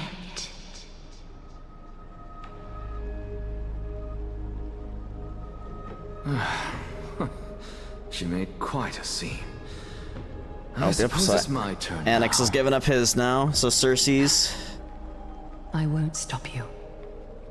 Professor, you... He's What's gonna with die. that look? You were present. So, let's get this execution over with. That's true, it We is his wouldn't want to execution. bring shame to Akima's divine laws. Goodbye, or Annexa. Keep me from creating a new world. Yes, Trinity. Never change, do you, Professor? I don't understand. If your theory is correct, you'll lose all memories of your past life once you become a Titan. So what's the point of becoming a god? Of course there's a point. Even if I forget who I am, I'll still have my brilliant mind. It goes without saying, I'll find a way to retrieve memories of my past life. Besides, I still have you, don't I? I still don't really understand what you said during the assembly. Even if it were true, things reforged from memory could never be the same as the original anyway. Then allow me to tell you right now that you're wrong. What exactly are we? My answer is that the Chrysos heirs are the future Titans and vice versa. Of course, this answer only applies to us. So, what are we when it comes to regular mortals? The very essence of the world, our souls, are tiny invisible seeds that hold records of each person's memories of the world. And we are the buds that sprout from these seeds to grow into great trees. Is that what new sporism means? Correct. Once our physical bodies are born, we become new extensions of the world. From there, we plant our seeds into someone's memories, and then scatter them into the hearts of countless people in the future. Just as seeds are affected by their environment, so too will our appearances differ across memories. But the partial memories we carry will always be the same, because that is just how the world is. To destroy our very existence, one must destroy the world itself. But we have someone who will still live on with his perfect memory. That person is you, child of Kefali. This is what it means to be the world-bearing Titan. So, carry everything of this world and live on. Don't disappoint those most precious to you. Don't disappoint Lady Goldweaver. And especially, don't bring dishonor to my theory. No pressure. Nexa, I swear to you, I'll lead everyone to our reunion in the new world. Good. That is all I have to say. Farewell, everyone. May we meet again in the next life. Farewell, great performer. May Cersei's safeguard your thoughts. Salute him the same way. May Cersei safeguard your thoughts. Are you satisfied, Honorable Titan? Very. I hereby swear I have borne witness. Anaxagoras of the New Sporists and the Grove of Epiphany has successfully overcome the trial of reason. Thus, I shall confer upon you these words. You shall transcend the peaks of purity and return to corruption and hardship. Damn. Oh, so that's a god's prophecy. It sounds like you just rephrased my past, present, and future. Oh, Cersei's. Is that all you've got? Well, you've already transcended the peaks of purity, and you were never the type to give me any leeway. Hey, yo, chill. That is true. But I do still have one question. I knew it. What is it? Maybe we're thinking of the same thing.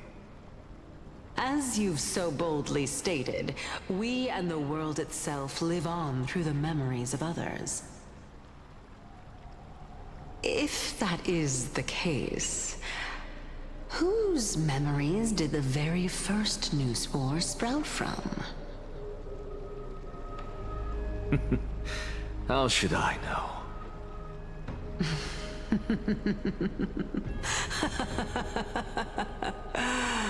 Oh my.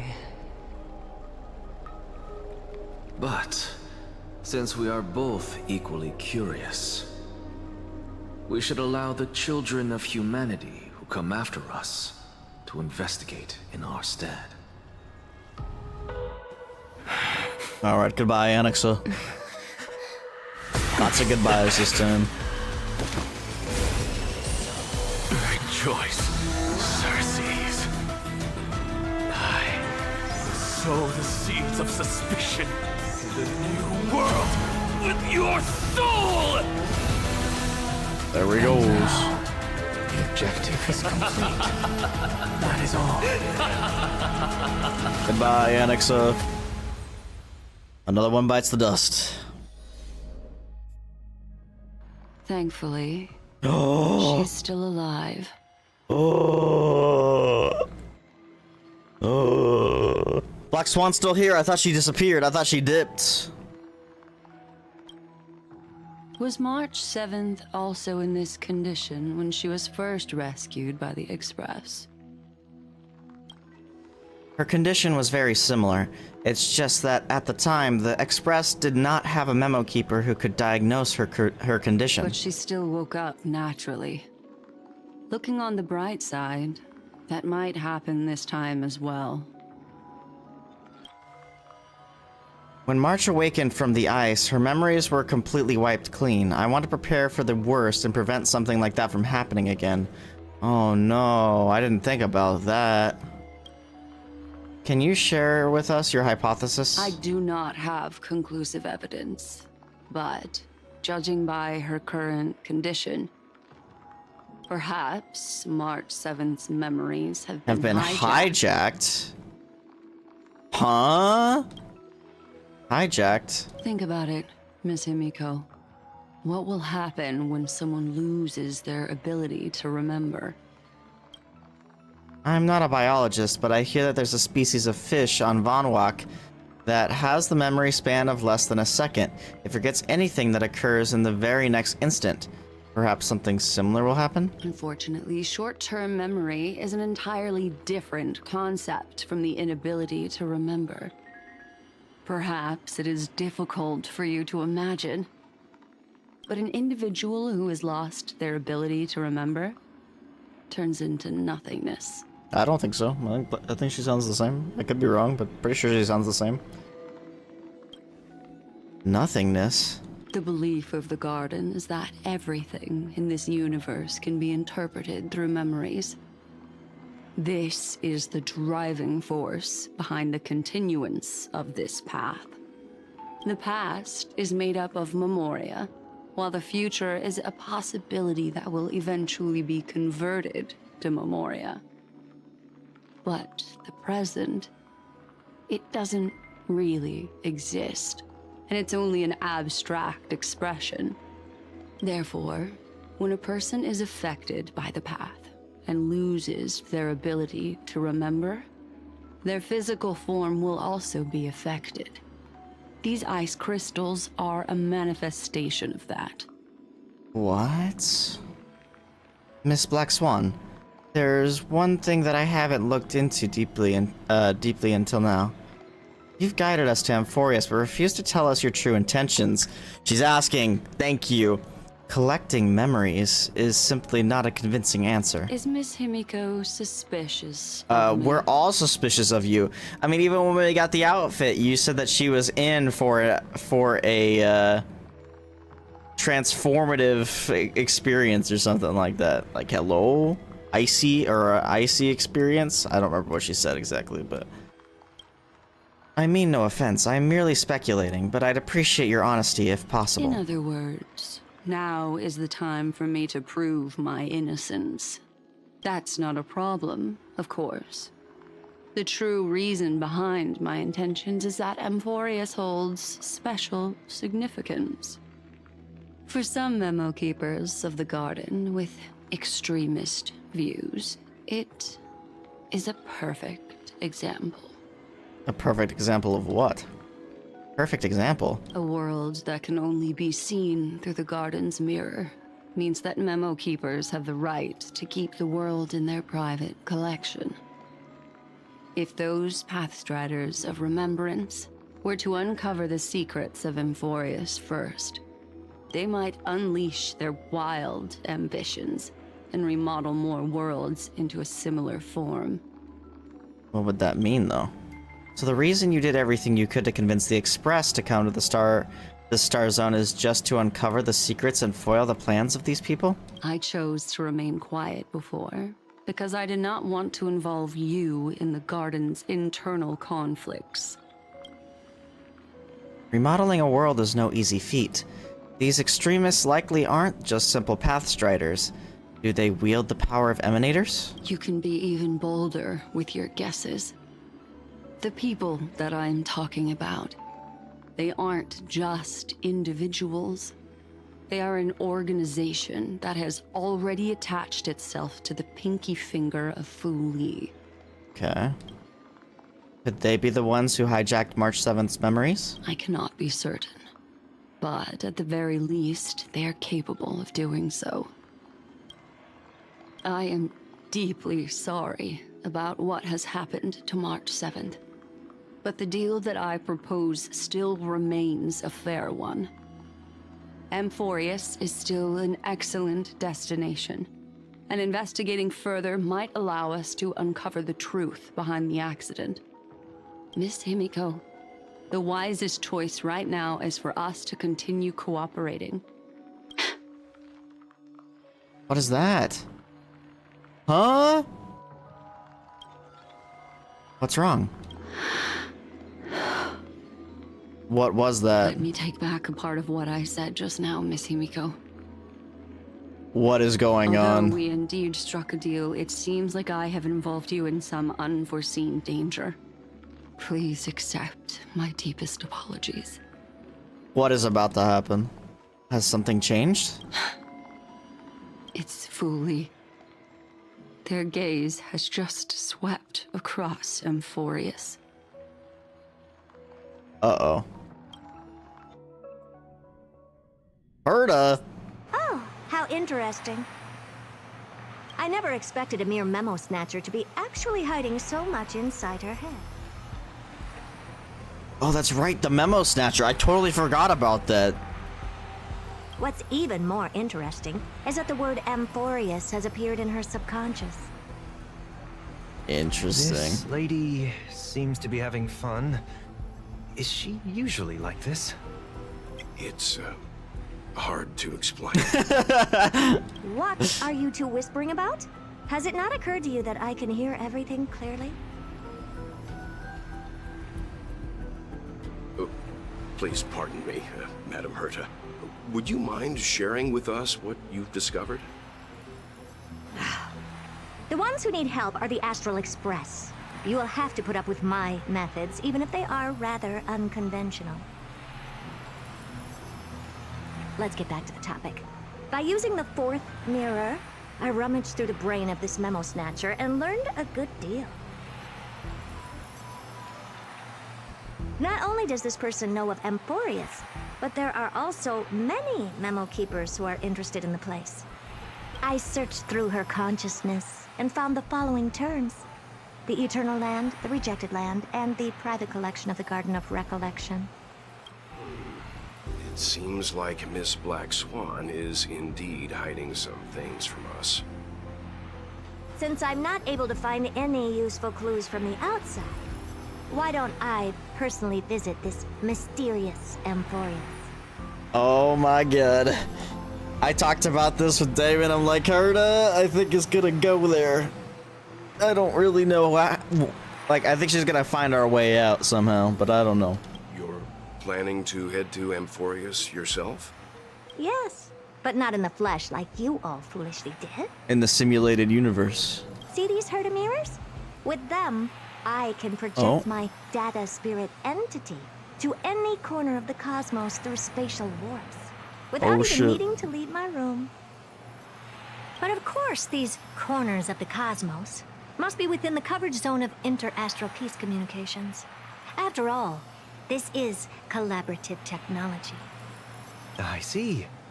You do seem like the more indoor type. Damn, Sunday, she's not gonna like that. Although that star zone is not within the network of the IPC, the Express itself can serve as a signal station. Come, give me the astral chart coordinates. Then, sit back and enjoy the show. Well, it shares the Astral Express's coordinates with the Herta.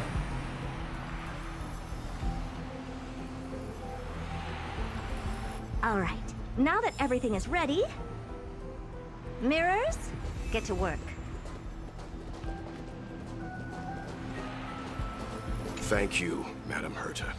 Companions are the lifeblood of the Astral Express.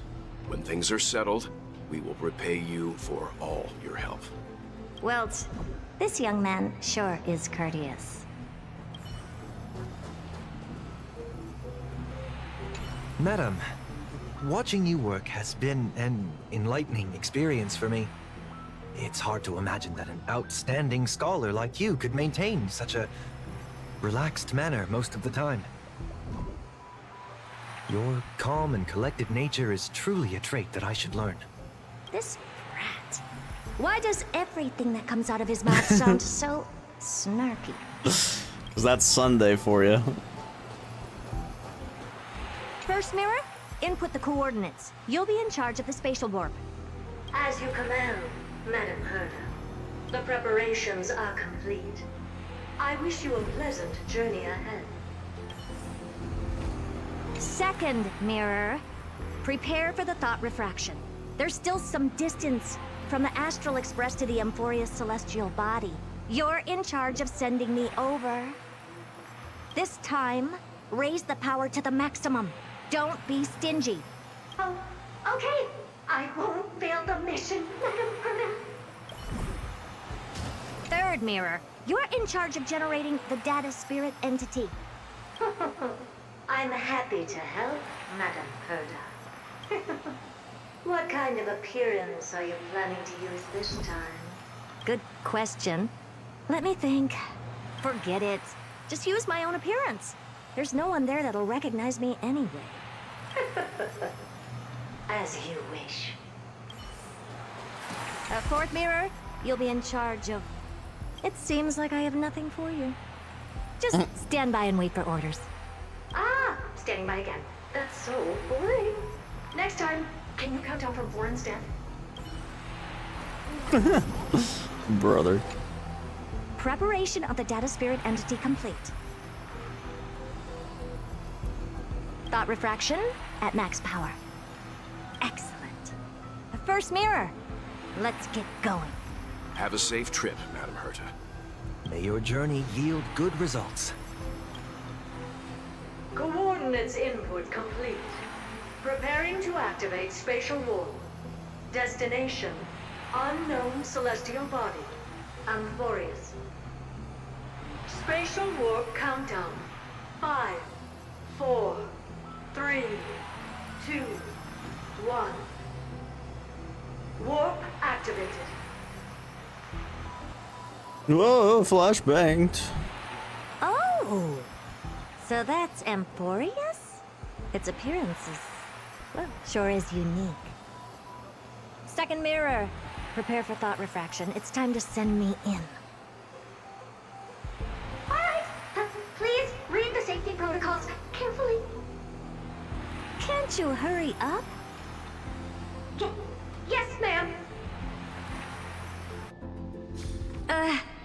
I didn't expect it to be so turbulent. I should have asked the second mirror to use slightly less power. Why is the Flame Reaver here? What a magnificent sight. Is this the entrance to Amphorius? Also, I see Don Hung and Trailblazer. Perhaps I'll be able to find a way in.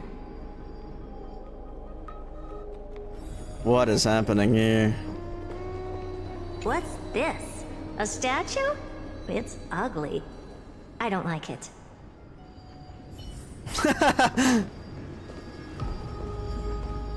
Oh, I finally found your traces.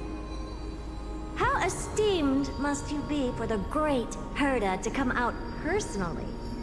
When we return, get ready to become free labor for the simulated universe for the rest of your lives. Aren't we already?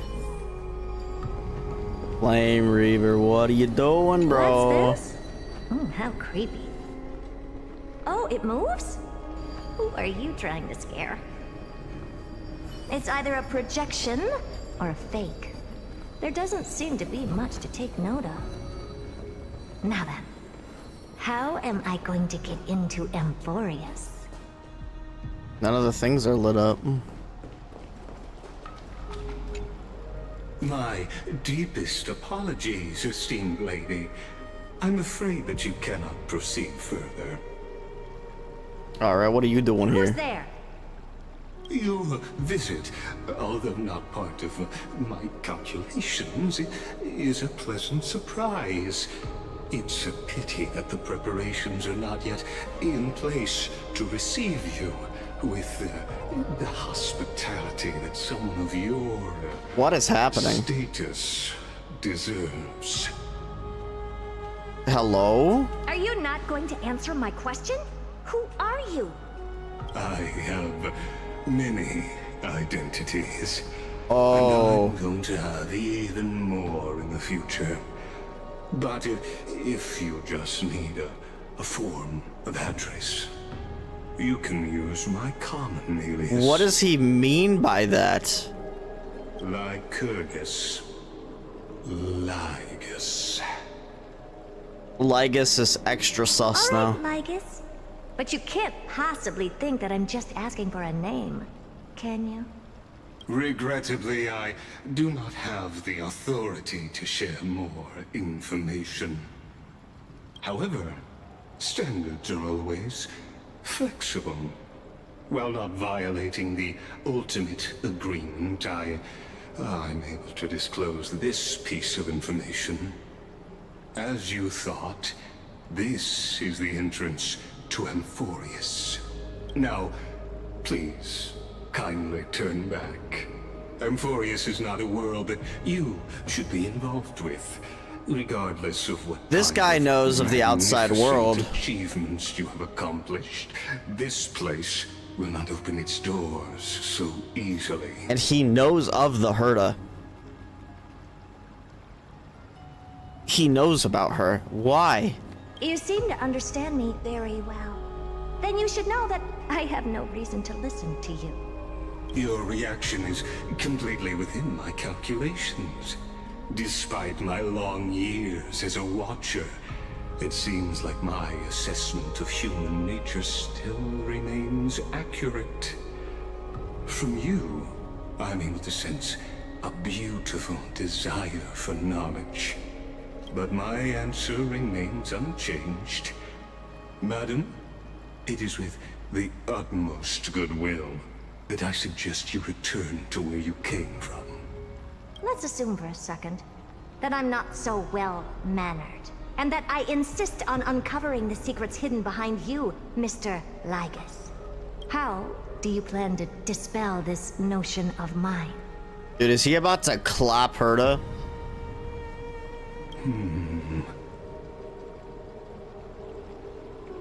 Within the scope of the ultimate agreement, there are 178,244 logic chains at my disposal to convince you. After filtering through them, I have determined that I only require 3 to attain the results that I desire. Oh? I'm all ears. We're about to get a bombshell. First, for reasons that cannot be disclosed, Amphorius is a completely isolated celestial body. Apart from me, no one else will be able to help you enter. That's not a good argument. Second, if your plan is, as you've alluded to previously, to force me into cooperating by showing hostility, do know that, just like you, I have basked in the gaze of the erudition. He knows of the erudition. I stake my honor and assure you that in this guy is sus as hell. Scenario, our mutual destruction will be inevitable. This guy is sus as fuck. Oh, no wonder I couldn't find a back door. When I did a scan of our surroundings, the safety protocols on you are comparable to Screwy's. How interesting. I assume that you still wish to hear the third logic chain. Of course. Why wouldn't I? Third, even if you exhaust all your means and find a way to break through, you will surely give up once you understand the consequences of your actions. After all, throughout your long life, as much as you'd hate to admit, your conscience has played a crucial role. What a brazen robot. You think that you can actually understand me through your paltry calculations? But since you put it that way, why don't you tell me what these consequences will be? It concerns the third path that is entangled with Amphorius. A path that you and your friends still very much lack understanding of. Okay. The destruction. The destruction? So, if you ignore my warnings and persist in your ways, you will break the shackles of a Lord Ravager. And when that happens, their fury will engulf the cosmos. What?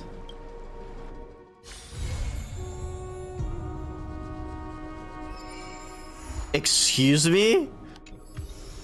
Hoyoverse?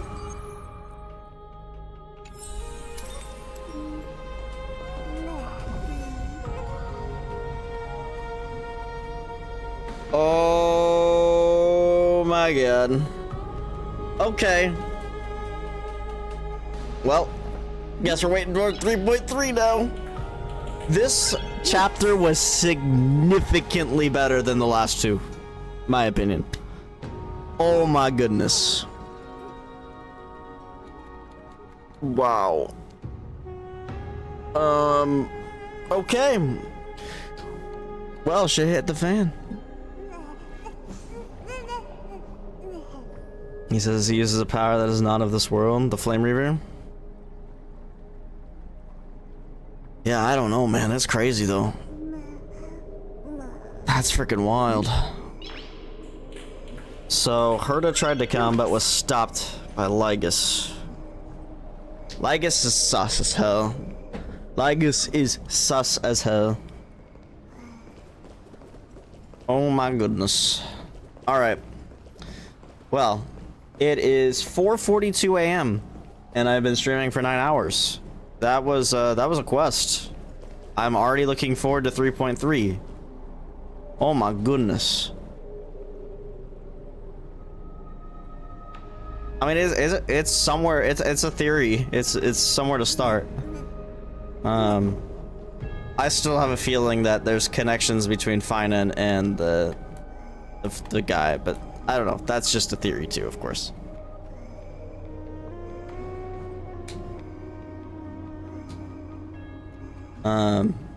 Man, that's crazy.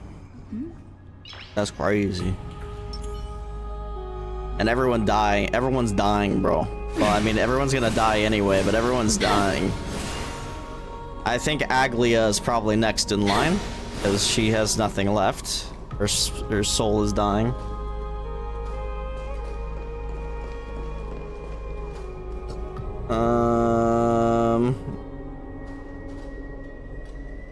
We'll obviously be seeing Cypher and who else next patch? Hyacine? So more Hyacine and Cypher, so we'll figure out what's up with them next patch as well. Yeah. Okay, anyway, it's late. I should definitely stop and do my dailies and go to bed. So anyway, thanks for hanging with me, Trinity. You were here pretty much the whole time. That's freaking crazy. I appreciate it. It was fun. That idle animation's sick as fuck. But yeah, I should end here. So thanks so much for watching, guys, and I will see you all